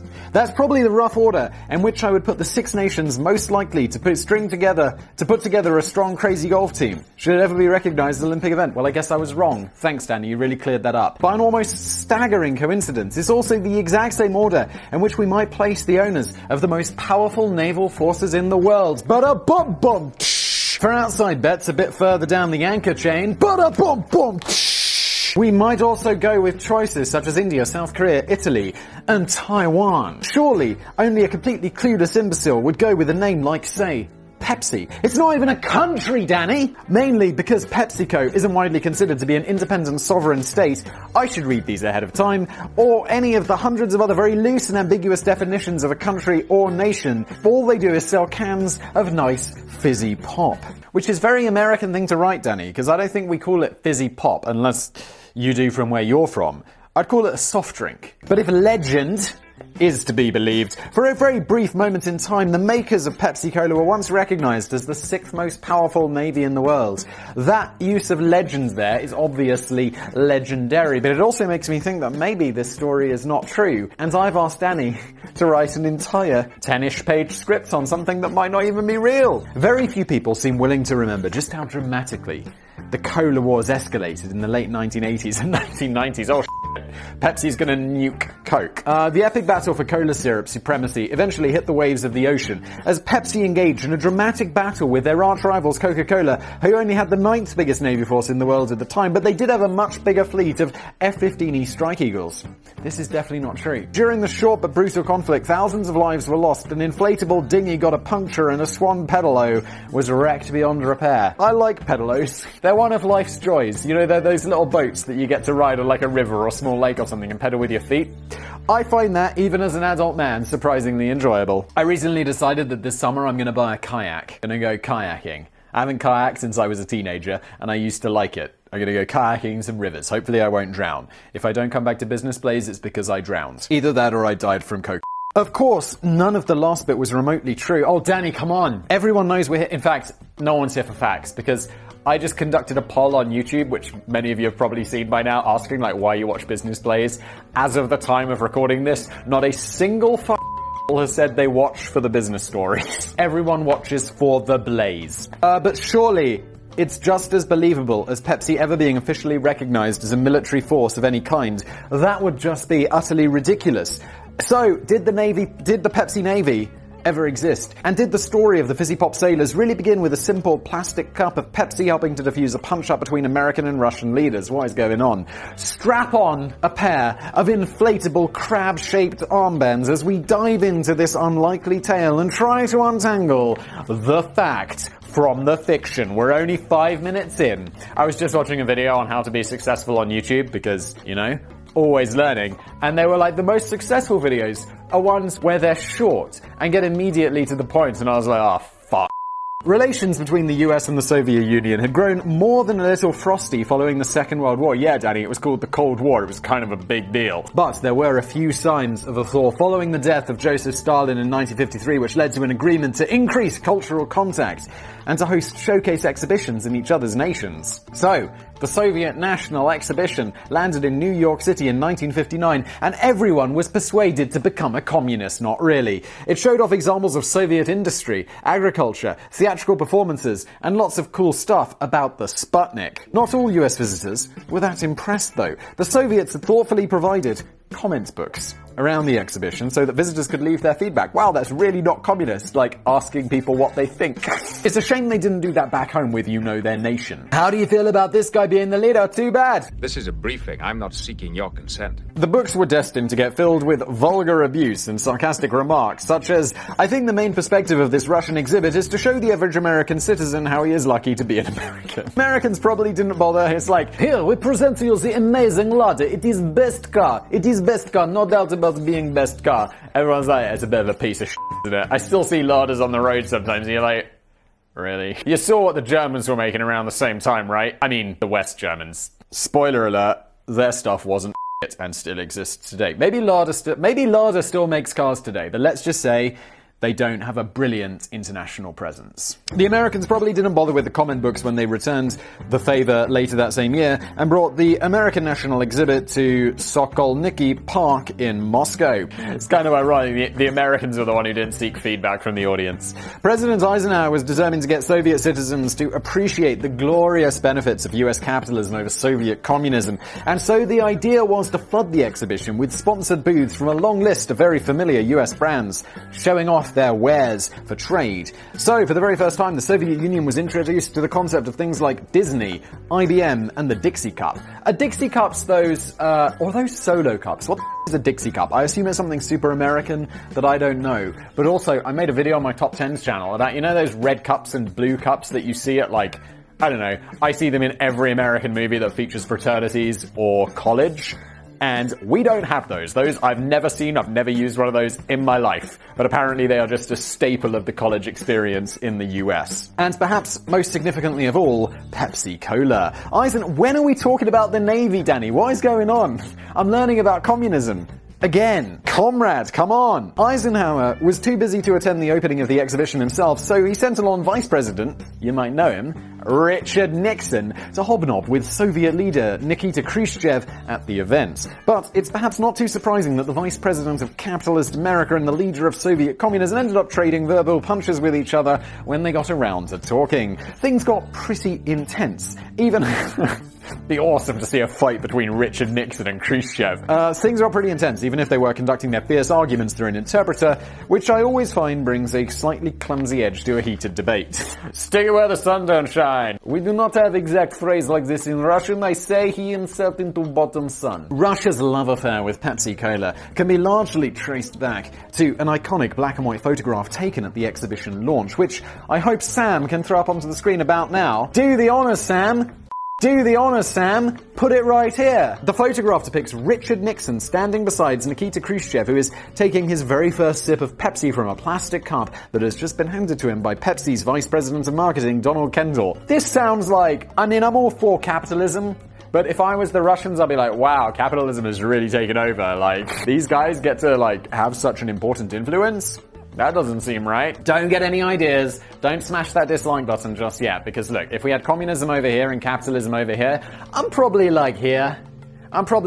Let's, like I say, let's just be capitalists, but not be pieces of shit. Because, well, I mean, communism just doesn't work and sucks.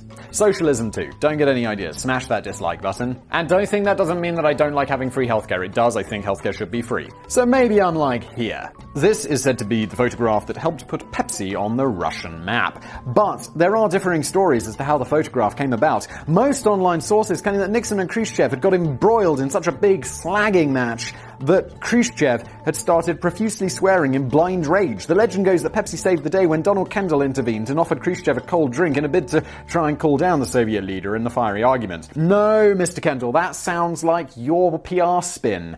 Or, something that you'd literally make into an advert with actors playing Nixon and Khrushchev, because that didn't happen, did it? However, like certain other parts of the Pepsi Navy story, the truth had probably got a little more distorted and mashed up with other related incidents. It's true that Nixon and Khrushchev did get involved in some blazing debates at the exhibition. These were actually televised in both countries and became known as the kitchen debates because a lot of the verbal sparring took place in the model kitchen of a suburban display home on show at the exhibition. But I feel like I've heard of this. But the Pepsi moment didn't really have anything to do with this, and it was in fact a stunt that had been cunningly planned by Donald Kendall all along. What a surprise. Anyone who didn't see through this is an idiot. Pepsi's vice president of marketing had actually defied the wishes of his superiors by sponsoring a booth and attending the exhibition, where he just sneaked off to Russia during the Cold War. So that sounds easy. The company had felt that there was little realistic chance of turning the Soviets onto fizzy cola. Determined to fizzy cola is good, like communist or no, it tastes pretty good. And I know Coca-Cola is like the ultimate sign of capitalism. When you drink Coca-Cola, you're from fucking America. Determined to prove to his superiors that he had made the right call, he met up with Nixon the night before the launch and told him that it was his mission to get a Pepsi in Khrushchev's hands. They conspired together to ensure that a photographer would be waiting in perfect position to capture the meticulously rehearsed moment of Kendall spontaneously handing Khrushchev his very first taste of the drink. It'd be funny if Khrushchev was like, 9! Wait, that's German. Niet! And it worked like a charm. The snapshot went viral, like Cold War viral, or at least as viral as you could get in 1959. Yeah, it wasn't a TikTok sensation, was it, Danny? Having said all that, Russia had to wait. I realize I'm roaming a lot while I blaze today, and when I get further back, it gets pretty dark. So I apologize for that ahead of time. I can go really it is bright and hot. I gotta replace these lights with LED lights because they're less bright and horrible. Hot and horrible. Having said that, Russia had to wait a long time before glass bottles of Pepsi finally hit the shelves. Also, why is it that Coke and also Pepsi, but mostly Coke, taste so good out of a glass bottle, compared to a can? Everyone knows that I feel like, unlike the Back to the Future movies, where people disagree that the second one is best, incorrectly, but everyone knows that the rankings of Coca-Cola is large plastic bottle is the worst, small plastic bottle is slightly better, can is better than that, and then glass bottle is just the superior way of consuming it. And then SodaStream Coca-Cola, out of the whatever you call it, when you and it, like in McDonald's or whatever, is somewhere over here because it depends on my mood. By the time we get to the 1970s, Nikita Khrushchev had long been removed from power before his death from a heart attack in 1971. In contrast, two of the other key players had risen to the top in a rush of fizzy bubbles. Richard Nixon was now president of the US, but far more importantly than that, Donald Kendall had become CEO of Pepsi. That's what's more important. Donald Kendall. The Soviet Union was now crying out for Pepsi, but a deal was going to be tricky to negotiate. We're sick of these larders and whatever communist Pepsi is. You're from fucking America. The problem was the Soviet ruble had no international worth whatsoever, as its value was determined by the Kremlin, and Soviet law prohibited taking the currency abroad. That's going to be tricky for international trade. So Pepsi and the Soviet Union had to resort to a bit of bartering. And it's no surprise that gallons and gallons of lovely Russian vodka entered the equation at this point as an alternative form of universal currency. That's pretty clever. Most brands of vodka were owned by the Soviet state, including a brand first established in 1901 called Stolichnaya, which just happened to be very popular in the US too. Never heard of it. Don't really drink vodka. So a deal was struck in which Pepsi would ship its soft drink syrup to the Soviet Union, where it would be made into Coca-Cola, where it would be made into cola and bottled locally. In return, large supplies of this vodka would be sent to Pepsi to distribute in the US, making the company's first venture into the alcoholic beverages market. Oh, and there was also a side order of tomato paste. A few years later, PepsiCo would acquire the Pizza Hut chain, and so they were happy to get their hands on some Soviet tomato paste for spreading across the pizzas in Western Europe. Is that true? That's bizarre. I guess that's how international trade works. It's weird. It was a pretty historic agreement, I guess. Pepsi had now become the very first Western product to be sold in the Soviet Union, or as... Jesus Christ, scare the out of me. We're back. Apparently I decided to set my phone to the terrifyingly loud setting. Pepsi had now become the very first Western product to be sold in the Soviet Union, or as the New York Times phrased it, the first capitalist product to be sold in the USSR. Fascinating. Kendall had negotiated a cola monopoly which locked out Coca-Cola from the Soviet Union until 1985. When you drink Coca-Cola, you're from fucking America. And Pepsi quickly became the dominant soft drink in the Soviet Union, shifting over 1 billion units every year. That's a lot of Coca-Cola. Although, let's say 100 million people lived in Russia at the time. I have no idea. Maybe it's 200 million, 100 million, whatever. They're only buying 10 Cokes a year, or 10 Pepsis a year. It's not that many. As we roll into the 1980s, it seems that the Soviet Union's thirst for Pepsi just couldn't be quenched. A plan was formed to double the number of Pepsi plants in the Soviet Union and begin distributing the drink in aluminium cans and plastic bottles for the first time, rather than the cumbersome glass bottles which had been exclusively used up until this point. But this was going to be very expensive and would require a bit more from the Soviet Union than just vodka and tomato paste. Which, by the way, makes a great cocktail when you find yourself short on ginger beer. Vodka and tomato juice. Yeah, like a Bloody Mary. Although tomato paste and vodka sounds like a bit of a, desperate Bloody Mary. It's like, oh yeah, we didn't have tomato juice, so I used tomato ketchup. You homeless motherfucker. No, we don't discriminate against homeless people. However, the Soviet Union, I'm not discriminating against homeless people, I'm discriminating against people who drink vodka and tomato ketchup. However, the Soviet Union had a cunning idea. They still had loads of old naval vessels left over from the Cold War. We're 5 pages in, and we're finally getting to the trade. Or whatever, how they got the vessels. 75 years later. And so they made an unusual proposal to Pepsi. In return for about $3 billion worth of Pepsi Cola, the Soviet Union would hand over a fleet of warships, which was considered to be the 6th largest naval force in the world at the time. The juicy package included 17 submarines, a frigate, a cruiser, and a destroyer, but sadly, no sign of a Swan Pedalo. Danny and I are on the same page about Pedalos. What a glorious experience. Also, at one point, I think Pepsi gave away a Harrier jump jet. I made a video about it, or they didn't really, because then the lawyers got involved and they were like, nah, it was a puff. We've talked about puffs before. If you know what a puff is, well, you OG business plays legend. Now, Pepsi was initially a little bit bewildered about this proposed deal, largely because they weren't sure what the they were expected to do with this crazy Russian naval shit. They sold fizzy drinks. Becoming the 6th most powerful naval force in the world was never really a part of the business plan. Take over some countries and force them to sell Pepsi. It's like the only way you can beat Coke. But when they discovered the value of the fleet, they apparently grew more interested in the idea of becoming the middleman in a deal which would ultimately involve selling off the vessels to a third party who might be able to find something useful to do with them. It'd be funny, yeah, we sold them to Gaddafi. So legend has it that for a very brief time in 1989, the Pepsi Navy sailed into the history books. US national security were reportedly a little unhappy with the idea of the cola manufacturer becoming a powerful naval force, but I'd imagine they'd just be happy to get the vessels out of the hands of the Soviets. But Donald Kendall was quick to defend the trade. He responded with, I'm dismantling the Soviet Union faster than you are. That is brilliant. Don and I on the same page. And that is quite the line. His line is way better than mine. However, it seems that Pepsi was never really tempted to unleash the monstrous power of their warships on Coca-Cola. Well, of course they weren't, because that would be massively illegal. It's reported that it would... What happened to Coca-Cola? Pepsi wiped him out. Literally destroyed them. It's like that. What's that museum in Atlanta? They just nuked Atlanta. It's reported that within just a few days, the vessels had been sold onto a company in Sweden for scrap. Just as quickly as the Pepsi Navy had sailed onto the scene, the vessels had embarked upon their final voyage to the junkyard over the horizon. What horizon, Danny? Everyone knows that the world is flat. How do the people who think the world is flat reconcile that with the horizon? I don't understand. You just look at the horizon and you're like, oh yeah, well I guess the world is round. Who they say it'd be like, what?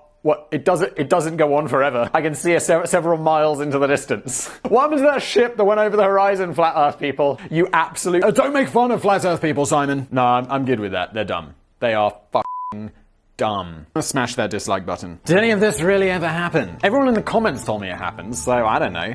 Despite the story of the Pepsi Navy getting widely reported as fact by usually faintly reliable sources such as Wikipedia, the BBC, the New York Times, and the Jolly Fisherman's wacky naval blog, I have to cast some doubt on whether this actually happened in the way it's often described. What? The media were wrong? Who would have thought it? Any time that I've ever read the media on myself, like... my favorite recent one was like when that Top 10 channel got hacked. It was like, yeah, we reached out. I read some article on some cryptocurrency blog. It was like, we didn't get a comment from top 10s. I'm like, you didn't ask! It's as if I'm like keeping my lips sealed about something. It makes it look negative. And I'm like, yeah, they didn't comment. And I'm like, you didn't ask me for comment. I got no email from you. I don't know who you are. I also don't care. But don't make me look like a dick. What did I do to you? It certainly looks as if the deal was proposed in 1989, hence Kendall's genuine quote on the matter about dismantling the Soviet Union. But there doesn't appear to be any official record of any trades of naval equipment between the Soviet Union, Pepsi, or the mysterious unnamed Swedish scrap company. Here's the thing. 1 year later in 1990, Pepsi did indeed broker a deal of $3 billion with the Soviet Union to double the production of cola syrup in the USSR. Okay, so the deal is the same value, but that's a completely different deal. But this complicated deal involved the trading of non-naval freighters and tankers from the Soviet Union alongside the usual mix of vodka and tomato paste. What is going on? Very little of this was reported in the media at the time. What? The media didn't pick up on the actual story and instead reported something else that they found more interesting but factually incorrect? Weird. But what appears to have happened is that many years later, journalists and media outlets and bloggers have looked back at mashed these two stories together, coming to the misjudged conclusion the original 1989 proposal was the one that went ahead in the 1990s. It's more accurate to say that Pepsi did buy some ships from the Soviet Union at one point, but they very probably weren't naval ships, and in any far-fetched scenario, Pepsi could never truly be considered to have been the owner of the sixth biggest naval force in the world anyway. Sadly, it seems as if the Pepsi Navy may never have really existed at all. In fact, now what am I going to title this video, Danny? Now I can't do the clickbait, can I? Because people are clickbait, Pepsi didn't have a Navy.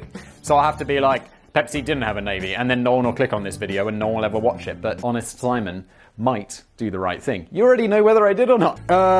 In fairness, I did say the right thing at the beginning, as such an idea would have been utterly ridiculous. Still, at least we've learned the story of how Pepsi conquered Russia, and you've hopefully learned that Business Blaze digs a little deeper than Wikipedia, the BBC, and the New York Times put together. That's right. Business Blaze on the bleeding edge. Although no one would mistake this for journalism. So, we shouldn't be too disheartened that the Pepsi Navy was largely just made up of ghost pirates. I bet the uniforms would have been rubbish anyway. Bada-bum-bum. Someone told me an amazing story in the comments that they were in a meeting, a Zoom meeting because it's still the virus time, with their boss, and like other employees, and they actually made like the extended rim shot. Because I know it's I didn't know it at first, but now I do. And they went ba-da-bum-bum, like to someone's joke in this meeting. And someone responded, that's not how you do that. To which his boss replied, allegedly. And I'm like, how does that work? Business Blaze has like 100,000 subscribers, but it has cultural penetration. That was epic and possibly the coolest thing I've ever read. Bonus fact. I'm sure many of us will remember the Pepsi Challenge marketing campaigns, which have been running in one form or another since the 1970s. In the commercials I used to watch on TV as a kid, a blind taste test was usually set up in a shopping mall or somewhere similar. Ordinary members of the public were invited to take a single sip from two plain white cups, one containing Pepsi and one containing Coca-Cola, and then encouraged to reveal what drink they preferred. The results were always heavily in favor of Pepsi, which is a good job really, otherwise it would have been a truly terrible marketing campaign. Yeah, they'd just never have published it. But it also sounds like a very odd result, because the truth is that while the cola wars had battled on over the decades, Coca-Cola was usually way out in front. So why are more people buying Coke when they seem to prefer Pepsi? I believe, because I think I've done a video about this before, all of this knowledge is just loosely in my mind somewhere. One day I think I'm going to have to go on Who Wants to Be a Millionaire and get rich. Although then they'll ask me a question about sports and I'll be like, shit, I just like, whenever I'm doing a Today I Found Out video about baseball, I'm like, I don't know what I read. I'll be like reading the teleprompter just absolutely phased out. Like, I couldn't tell you what that was about. Like, somehow I manage. Skills. You could obviously... so my point was, I think it had something to do with them only being small portions, and Pepsi was sweeter, so in a smaller portion, people prefer the sweetness, but then as they have more Pepsi, it's like, it's too sweet. I prefer Coca-Cola. Also, Coca-Cola is already goddamn sweet. The answer is more likely to boil down to a question of sweetness. God damn it, I was Right. Pepsi is a little sweeter than Coke, and research has shown that most people tend to prefer a sweeter taste on their first sip of two different beverages. But the same research also shows that more people generally prefer a less sweet taste over the whole can. Oh my god, I'm a genius. Also because I read that in the past and remembered it. So I'm not a genius, I've just got an okay memory. So we can conclude from this that Coke is the favoured choice for thirsty consumers who fancy finishing off the whole can, but if you're just after a tiny sip, Pepsi all the way. But no one is, and that's why Coca-Cola is king. Allegedly. Thank you for watching this episode of Business Blaze, you legends, if you watched to the end. Even if you hate watched, which was another option that I included on my poll, well, thank you very much. I appreciate it. It's all about the sweet watch time. Thanks again. See you next time. We do not have exact phrase like this in Russian. I say he insert into bottom sun. In your face, you sack of shit. In your face, you sack of shit! Hello everybody, welcome back. It's your boy with the Blaze. This is Business Blaze. What am I doing? This is the channel where Danny writes us a script. I will read it and react to it. Slap the shit with it if I feel like it. If not, I don't. Sam will add some memes. And that's pretty much what happens here, if you're wondering. It's a bit silly. 5 more inventions that nobody needed. Often, I know this channel is called Business Blaze. People will come here being like, ooh, gonna get me some business education. Business Blaze sounds as good as Harvard. And then they come here and they discover this. For those people, I'm sorry, you're welcome to leave. Smash that dislike button on your way out. Anyway, for those of you who are thinking, this is exactly what I need in my life, let's continue.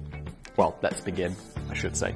I've always suspected that somewhere deep in the heart of leafy suburbia, there lies a peculiar chap with a name like Gerald Onions, who loves to get involved in consumer focus groups, customer focus groups. What's going on? Gerald! I know you. Is the man of tomorrow. He's got lots of cool ideas and opinions about the kinds of thrilling new...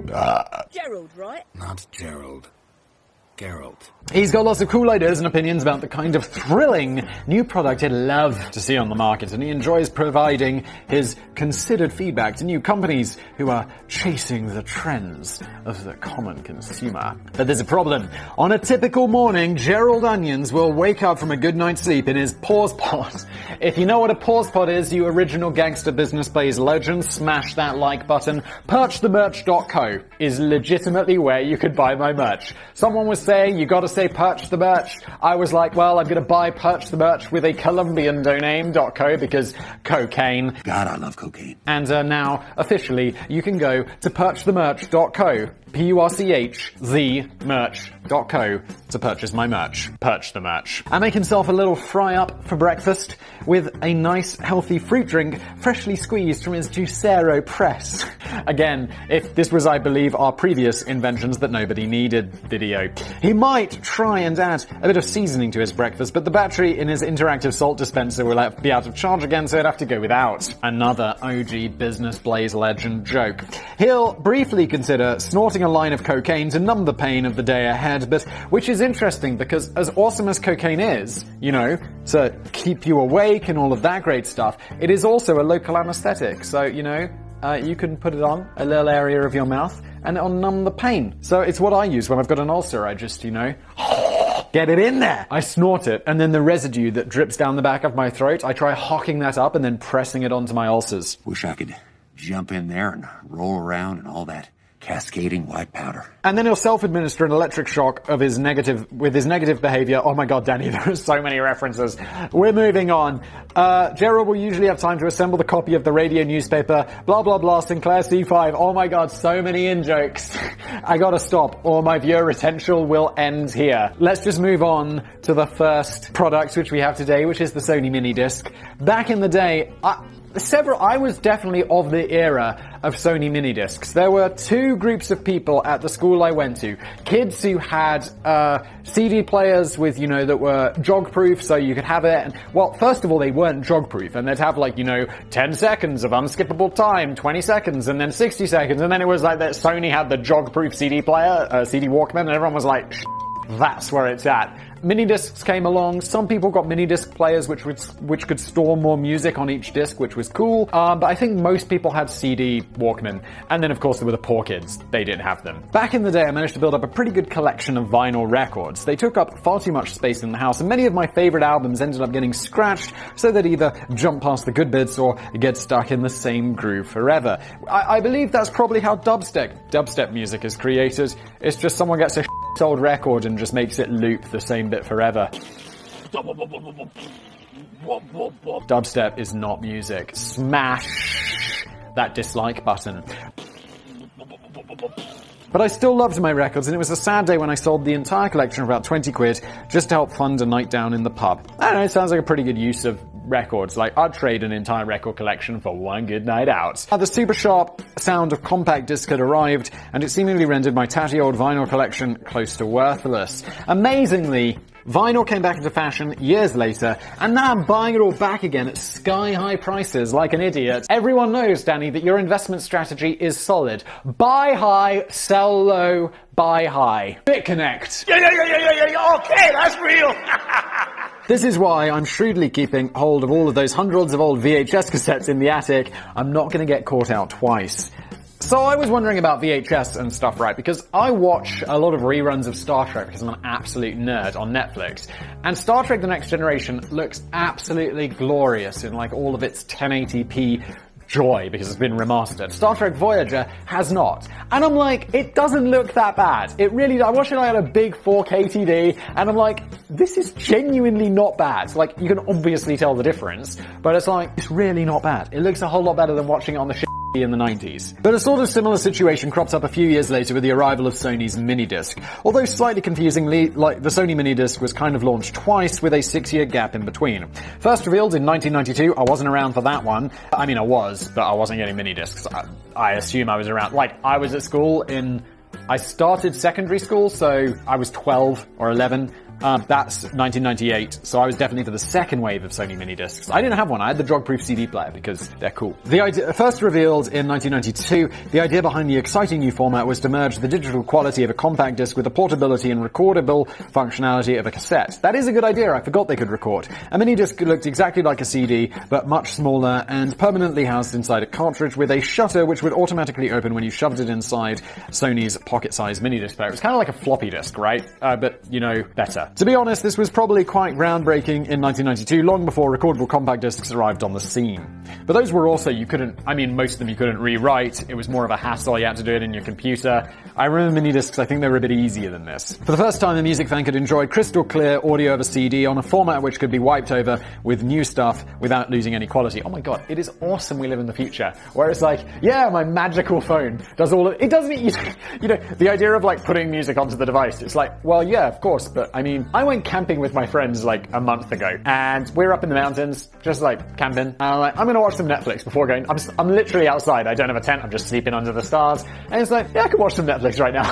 And to be fair, it gets even better, because for some reason my network, I'm with Vodafone maybe, or T-Mobile, and my friend's with O2, and I didn't have good enough reception. And I was like, hey Grant, can you just do me a Wi-Fi hotspot? And he was like, yeah, of course. So I was streaming Netflix on my phone off his phone's Wi-Fi from his tent. It was epic. Simon, why can't you just enjoy nature? I don't know, because nature's really boring sometimes.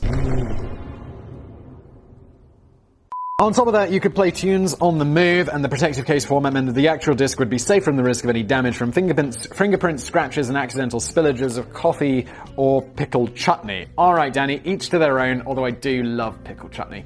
So why didn't it take off the first time round? It was largely down to the fact that the price tag, what a surprise, didn't fit the target audience.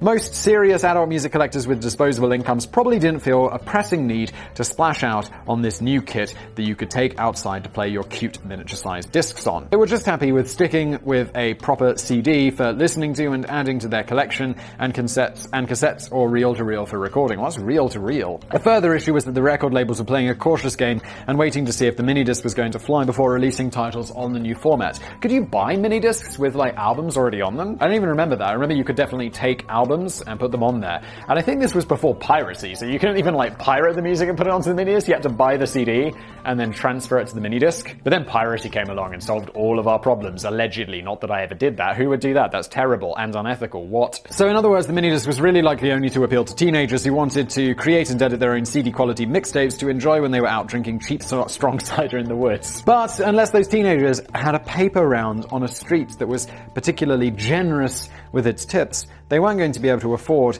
the massive £500 price tag that the player came with in the UK, which is around $1,500 in today's money, give or take a few notes. Yeah, that's a lot. I think I remember the CD players were like 100, 200 quid or something, and I remember that was like, don't lose that. Only 50,000 units were sold in 1992, far below the numbers Sony had been expecting, and the idea was quietly dropped and allowed to gather specks of dust for 6 years. But then, in 1998, Sony suddenly decided to have another go with a more affordable model priced around $250. Following market research into the failure of the original model, they had discovered that over 75% of American consumers had never even heard of minidisc. So, this time, it was backed up by a $30 million marketing campaign in which Sony predicted that 1998 was going to be the year of the minidisc. Spoiler alert! They were wrong. I mean, maybe it was, but then it all went to shit. But Sony appear, we'll find out. That's why Danny writes these and I read them, you know? I learn as well. I learn with you guys.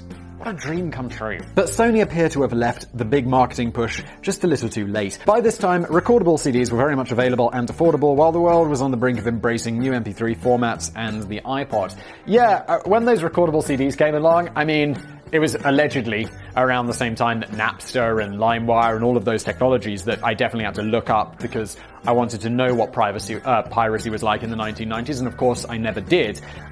Because of course you just download the song and then you burn them onto a CD using Windows Media Player, and boom. And you could fit like 20 tracks on that. It was awesome. Allegedly. I mean, I heard it was awesome from people I watched on the internet. While the world was on the brink of embracing the new MP3 format as well as the iPod, the record labels and consumers showed even less interest in the minidisc than the first time around. The format was practically dead and buried by 2002, although weirdly, Sony left it until 2013 before officially discontinuing the product. And I remember I had an MP3 player, I must have been like 16, and this was pre-iPod MP3 players, so they were like those little thumb drive things you could plug in, or mine was a little blue thing, and you'd flip open the top case and there was a little screen in there, and you could put in an SD card, like might have just been a regular sized SD card back in the day, don't really remember, in the side. And I also remember paying I saved up and I bought like a 64 megabyte SD card for like £100. How much would it be? 64, I guess. Maybe it was 128. But it was like megabytes. I was like, wow, I could store so many songs on this! The record labels and consumers showed even less interest in the minidisc than the first time around. The format was practically dead and buried by 2002, although weirdly, Sony left it until 2013. Jesus, really? Before officially discontinuing the product. To be fair, the original idea of minidisc wasn't too bad and proved to be reasonably popular for a short time in Japan and parts of Europe, although it remained practically unheard of in the States. Yeah, people had these in the UK. Hey, Americans, were you familiar with minidiscs before I made this video? I'm curious. People definitely had these. They don't anymore, of course. Maybe in Japan. The main issue was that Sony had messed up the original launch in 1992 when the minidisc was at its most useful and relevant by vastly overpricing the tech way beyond the budget of its target audience. And by the time they got around to lowering the price and putting some marketing clout behind it, nobody really cared anymore. One unfortunate side effect of all of this is that the 1993 US action film Demolition Man had now been made to look very silly. The Sylvester Stallone movie is set in the year 2032 and depicts the widespread use of minidiscs in this fictional future, so it seems quite odd when you watch it today. Having said that, maybe minidiscs still have to make an unexpected comeback over the next decade or so. Stranger things have happened. It is excellent, that minidisc would become a thing, but everyone knows the most important thing about Demolition Man is that he doesn't know how to use the 3 seashells. The original sat-nav. This is incredibly lengthy. Imagine the scene. You're driving through the strange and bewildering streets of Sheffield in the UK in search of the nearest McDonald's. You've heard they're currently offering a limited edition 4-patty Big Mac. That sounds good. And you're keen to get your hands on one before a virus comes and closes all of the branches down. If you're wondering what the Danny is talking about, that's because Danny previously mentioned that Big Macs are coming with the double thing, and then virus time came. previously mentioned it, and we shared our sadness at this together because I would absolutely have that so hard right now. But you're not familiar with the streets of Sheffield, and you're starting to lose your bearings as you drive deeper into a thickening fog of charity shops and wheelbarrows and quizzical northern faces. Oh my god, sometimes I've been to the north like once or twice. I try not to. And sometimes I remember once I went into a shop and I bought some beer, and the guy behind the counter said something to me. And I just didn't understand what he was saying. And I thought he was speaking a foreign language. I was like, what? And he says it slowly, and I'm like, you're just talking with an extremely strong northern accent. The obvious thing to do here would be to start tapping away into the sat-nav to help you get back on the right track to McDonald's. Just use your phone like a normal human being. But there's a problem. It's 1926. Well, the bigger problem is, Danny, that there's not going to be a McDonald's in Sheffield, is there? And secondly, I'm pretty sure there's not. I don't know when McDonald's was founded, but I get the feeling it was the 1950s, and we did a video about it, so I should know. And I also saw that movie, The Founder, with Ray Kroc. It's like 50s or 60s, I think. It feels very 50s. I forgot to mention that, but actually you might put a dampener on the whole McDonald's thing, and you might have to make do with a wimpy bar instead. Original Business Blaze legend joke there. If you're not getting all of these, well, I'm not going to apologize. You have to just go back and watch all of the past videos. You'll love them. Not a guarantee, allegedly. But even though you've unfortunately been born far too early to enjoy anything half decent in life, you might at least be able to get your bearings with the Route Finder device. This was a curious contraption from the UK that could be worn like a wristwatch. I've got a picture of it here. Sam, put the picture up here. Just use this half of the screen. Bosh. To put this thing up. You inserted your choice of tiny paper scroll into the device, which would display, I'm going to be like a weatherman, although I can't because I'll be behind the image if I point to it because it's not green screen. If I was like, Sam, can you do that? He'd be like, Simon, it's not how it works. I'm not going to cut your hand for every single frame on the way down. I'd be here for weeks and I'd be like, Sam, just do it! Do you smell crack? And then he'd be like, Simon, I quit. And I'm like, you can't quit. Don't make me do what I did to Danny. You inserted your choice of tiny paper map scroll into the device, which would display a very small portion of an area at a time. But as long as your drive continues, you manually scroll the map forward to reflect your progress and get a rough idea of where you might end up next. Dude, just use a map. Like, why would you need... If you're manually scrolling, you could be like, well, how fast am I going? Is it tied into the car's odometer? Speedometer? It's 1926. Like, do they even have speedometer? Do they even have cars? My knowledge of history is absolutely poor. I suspect that I know they had cars. Smash that dislike button. I suspect that the choice of map was entirely limited to the south of England, and the rest of the UK didn't really make it onto maps until the 1960s. I don't know if that's true, but I could believe it, because the south is the best. By the way, if anyone's watching this not from the UK, this is generally just me joking. I have been to the north many times. I have friends who are not... No, I don't. I'm better for it. And it looks like Route Finder was only very briefly available as... Route Finder does seem very modern as a name, doesn't it? Feel like it could be in the 1990s. It was only very briefly available as little documentation exists about the device. But it still seems like quite a sweet, if largely useless invention, which was maybe about 80 years ahead of its time. That is me pushing the image away. Sam, if you can make that happen, great. If you can't, do not worry about it, because we're moving on to the Sega Activator. Although I've never taken much interest in 21st century game consoles, I did make an exception for the Nintendo Wii in about 2008. I've never really been bothered about the thought of spending hours wandering around virtual 3D environments with a gun, but I did quite fancy the idea of thrashing my arms about wildly while taking on my mates in short bursts of tennis, bowling, frisbee dog, ski jump, and milk bottle throw. What the milk bottle throw? Can't you just do that for real? Just go out into the garden with some milk bottles and be like, I disagree. I like wandering around in like 3D environment and shooting people, apparently. I mean, Jesus. Based on what some politicians say, it's like, wow, Simon's going to become like a mass shooter because he loves shooting. As well as buying the console itself, I even splashed out on the silly plastic accessories for a truly authentic motion-sensitive experience. If you don't have the accessories, though, it doesn't work, right? There's nothing quite like triumphantly waving around a plastic tennis racket or golf club while turning to your opponent and screaming in your face, "You sack of shit." Oh, I'm sorry, I need to, that's in all caps. In your face, you sack of shit! My neighbors are gonna think that I'm some meth-smoking motherfucker.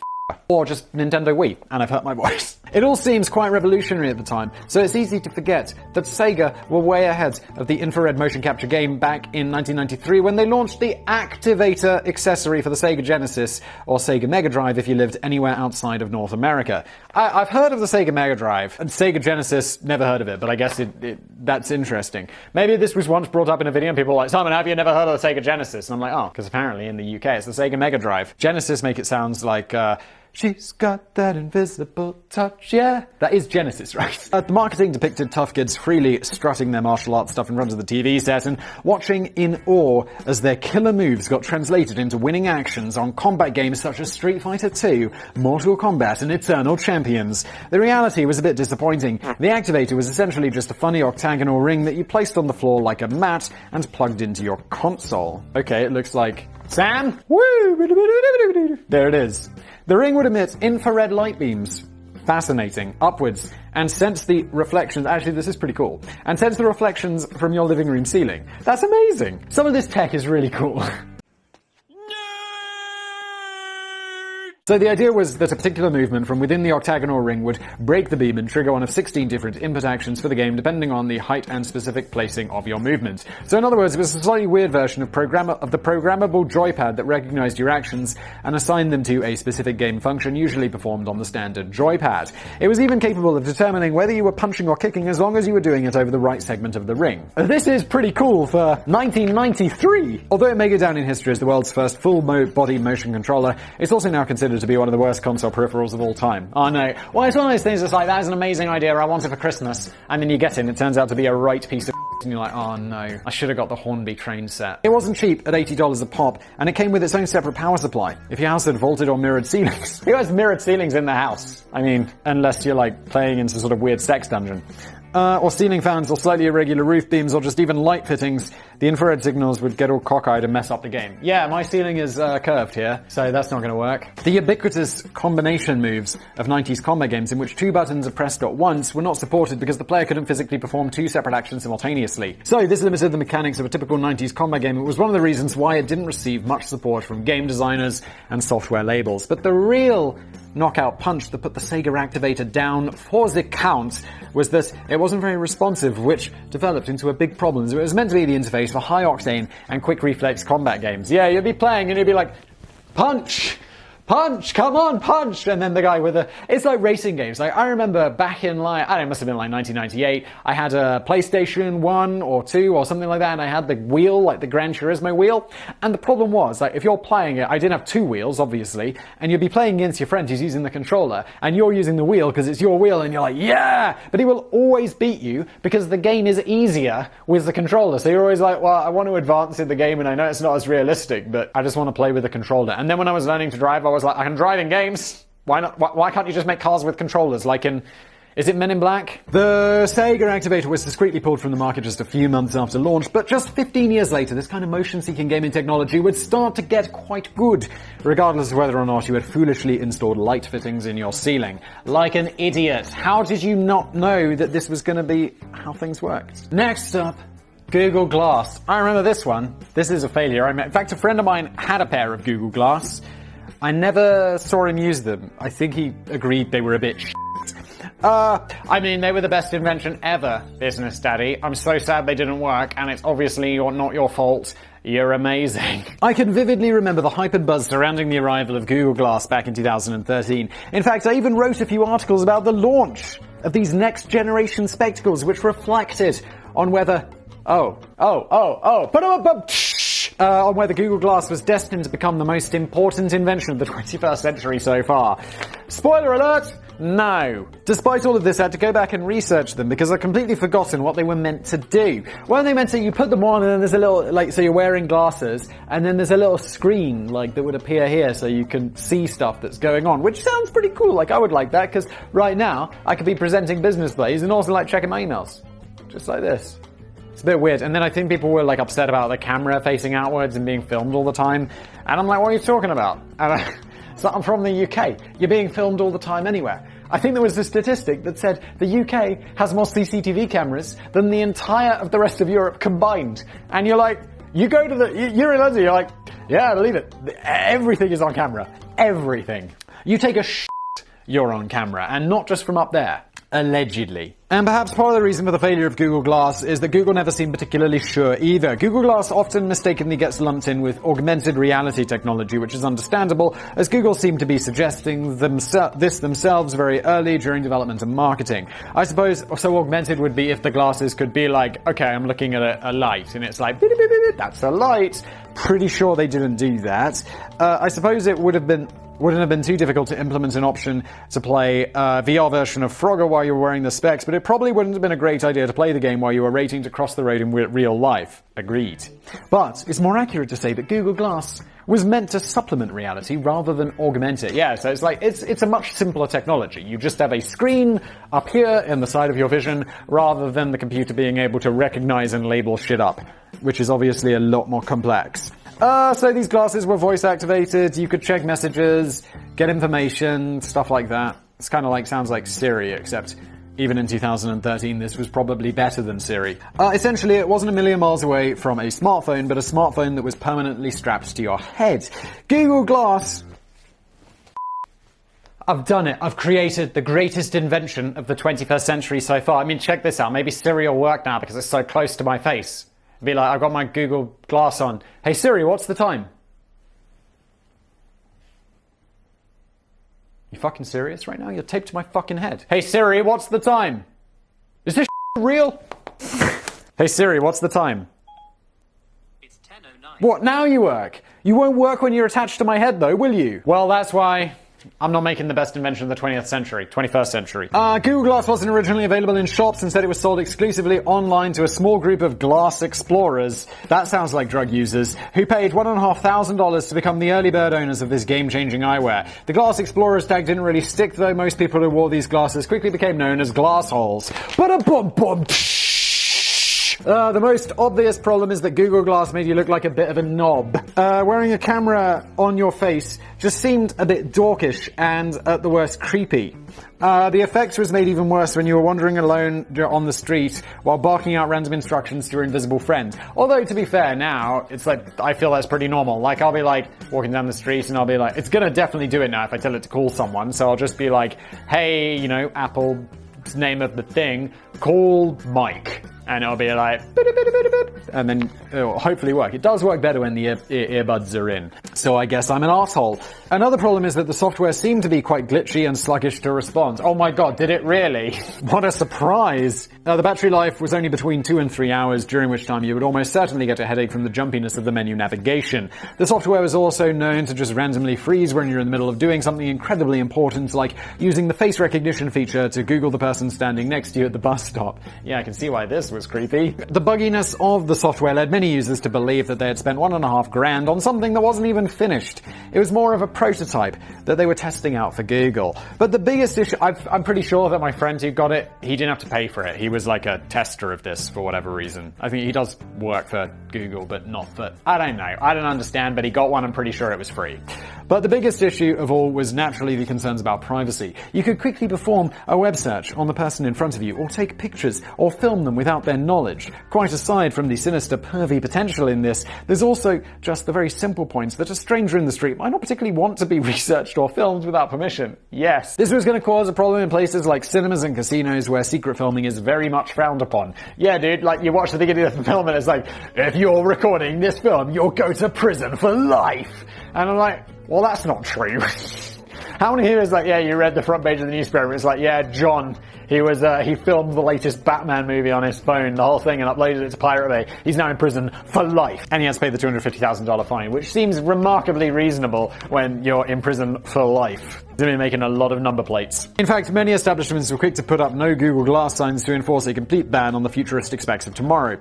Ultimately, Google had created a product which made others feel deeply uncomfortable around you, and it's not quite clear what they were even trying to achieve. Even the original engineers couldn't decide whether Google Glass was meant to be worn all the time, or you were supposed to just whip out the specs for a specific task. It might have proved faintly useful for peeping Toms. Great. Stalkers and people with no hands who are keen to find out more detailed information on the packet of Honey Nut Cheerios that they're eyeing up on the supermarket aisle. It's very niche use though, isn't it, Danny? But on the whole, if you want to access internet or take pictures, it's generally far less creepy to just use your phone and save yourself $1,500. Tim Badgerin, the president of Creative Studios Inc., summed up the mood of his fellow glassholes when he said, "It was the worst $1,500 I've ever spent in my life. On the other hand, as a researcher, it was a great tool to help me understand what not to do when creating a product for the consumer." Wow, Tim, look on the bright side of life. Whenever I buy something I'm like, oh man, this sucks. Whereas really I should be like, wow, this mop sucks. Well, at least I know how not to make a mop. Is that great? Although the original models have long been withdrawn from sale, Google is still bravely plowing ahead with glass technology, and it's quite plausible that it could one day prove to be very useful in hospital and the medical industry. We will see about that. For the future, it might work out better if Google decides why exactly they're launching a new product before they design it and try to flog it. The cigarette umbrella. Alright, sounds a bit weird, but let's carry on. I'm guessing this is something from before the 1970s. Finally, here's an invention which I might actually be interested in buying if I was a smoker in 1931. I knew it. Trying to light and smoke a cigarette in the pissing rain is always a bit of a challenge. I live in the Cornish village of Tintagel, pronounced Tintagel. Tintagel. Is it really? Alright, and I heartily recommend a visit here in the summer. Alright, Danny lives there, I don't. I live in my basement. With Danny. Gay! But for God's sake, don't ever come in the winter, because the Cornish winter is about 6 months of non-stop rain and blizzards and mudslides and trees falling down and cows getting tossed around in the air. Bloody hell, that sounds real. Yeah, okay, that's real. Yeah, like Cornwall, I believe a lot of people, like, they have homes down there, but they only go there in the summer because of the cows. But I still have to walk my dog Poppy, every day under these demanding conditions. About halfway through the walk, I always stop for a cigarette to try and derive just a couple of minutes of pleasure from the whole draining ordeal. And it's always a waste of time. After just a couple of puffs at most, my torch of freedom, OG Business Blaze reference there. We're not encouraging you to smoke, kids. Don't smoke. It's bad for you, but so good. Allegedly.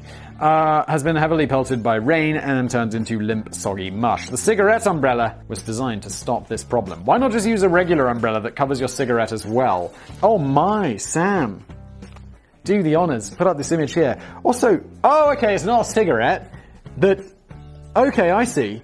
So it's like a pipe with a cigarette in it that goes... This looks awesome! I'm gonna read the ad. No more rain-smoked cigarettes. Many are the inventions... What? Does that make sense? Many are the inventions devised. It's like old school.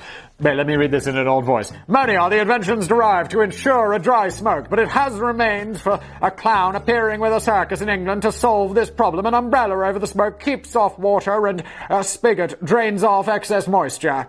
I realized that was the terrible impression of someone from the past, but here we have it. Apparently invented by an English clown, this device was a metal tube that looked a bit like a pipe. It looks fucking cool. You stuck your cigarette vertically into the hole near the end of the tube and lit up with complete peace of mind that it would get dry in all adverse weather conditions by the mini umbrella hanging over the tube and sheltering your precious smoke. As an extra bonus, there was even a little spigot at the bottom which drained off your spit and dribble from the intense sucking. Lovely. Very little is known about the product, other than it appears to have been a very short-lived business venture. An advert for the cigarette umbrella appeared just once in a 1931 issue of Modern Mechanics magazine. Not very modern though, was it? I mean, modern for the day. After which the contraption seemed to disappear without trace. But all of this has made me realize that I should invest in a proper umbrella so that I can keep both myself and the cigarette dry in future. Or I could just stop smoking. No, I'll get an umbrella. Yeah, this is a point. Like, just use a full-size umbrella. Just get one of those big golf umbrellas. Problem solved. Why are we overcomplicating things? I mean, although, look at it. Beautiful. This has been Business Blaze. I do hope you enjoyed this video. If you did, smash that like button. If you didn't, smash that dislike button. But you watched to the end, so maybe 7% of people statistically hate watch this channel, according to a recent poll. So there's that. Smash that dislike button, mofos, and I'll see you next time.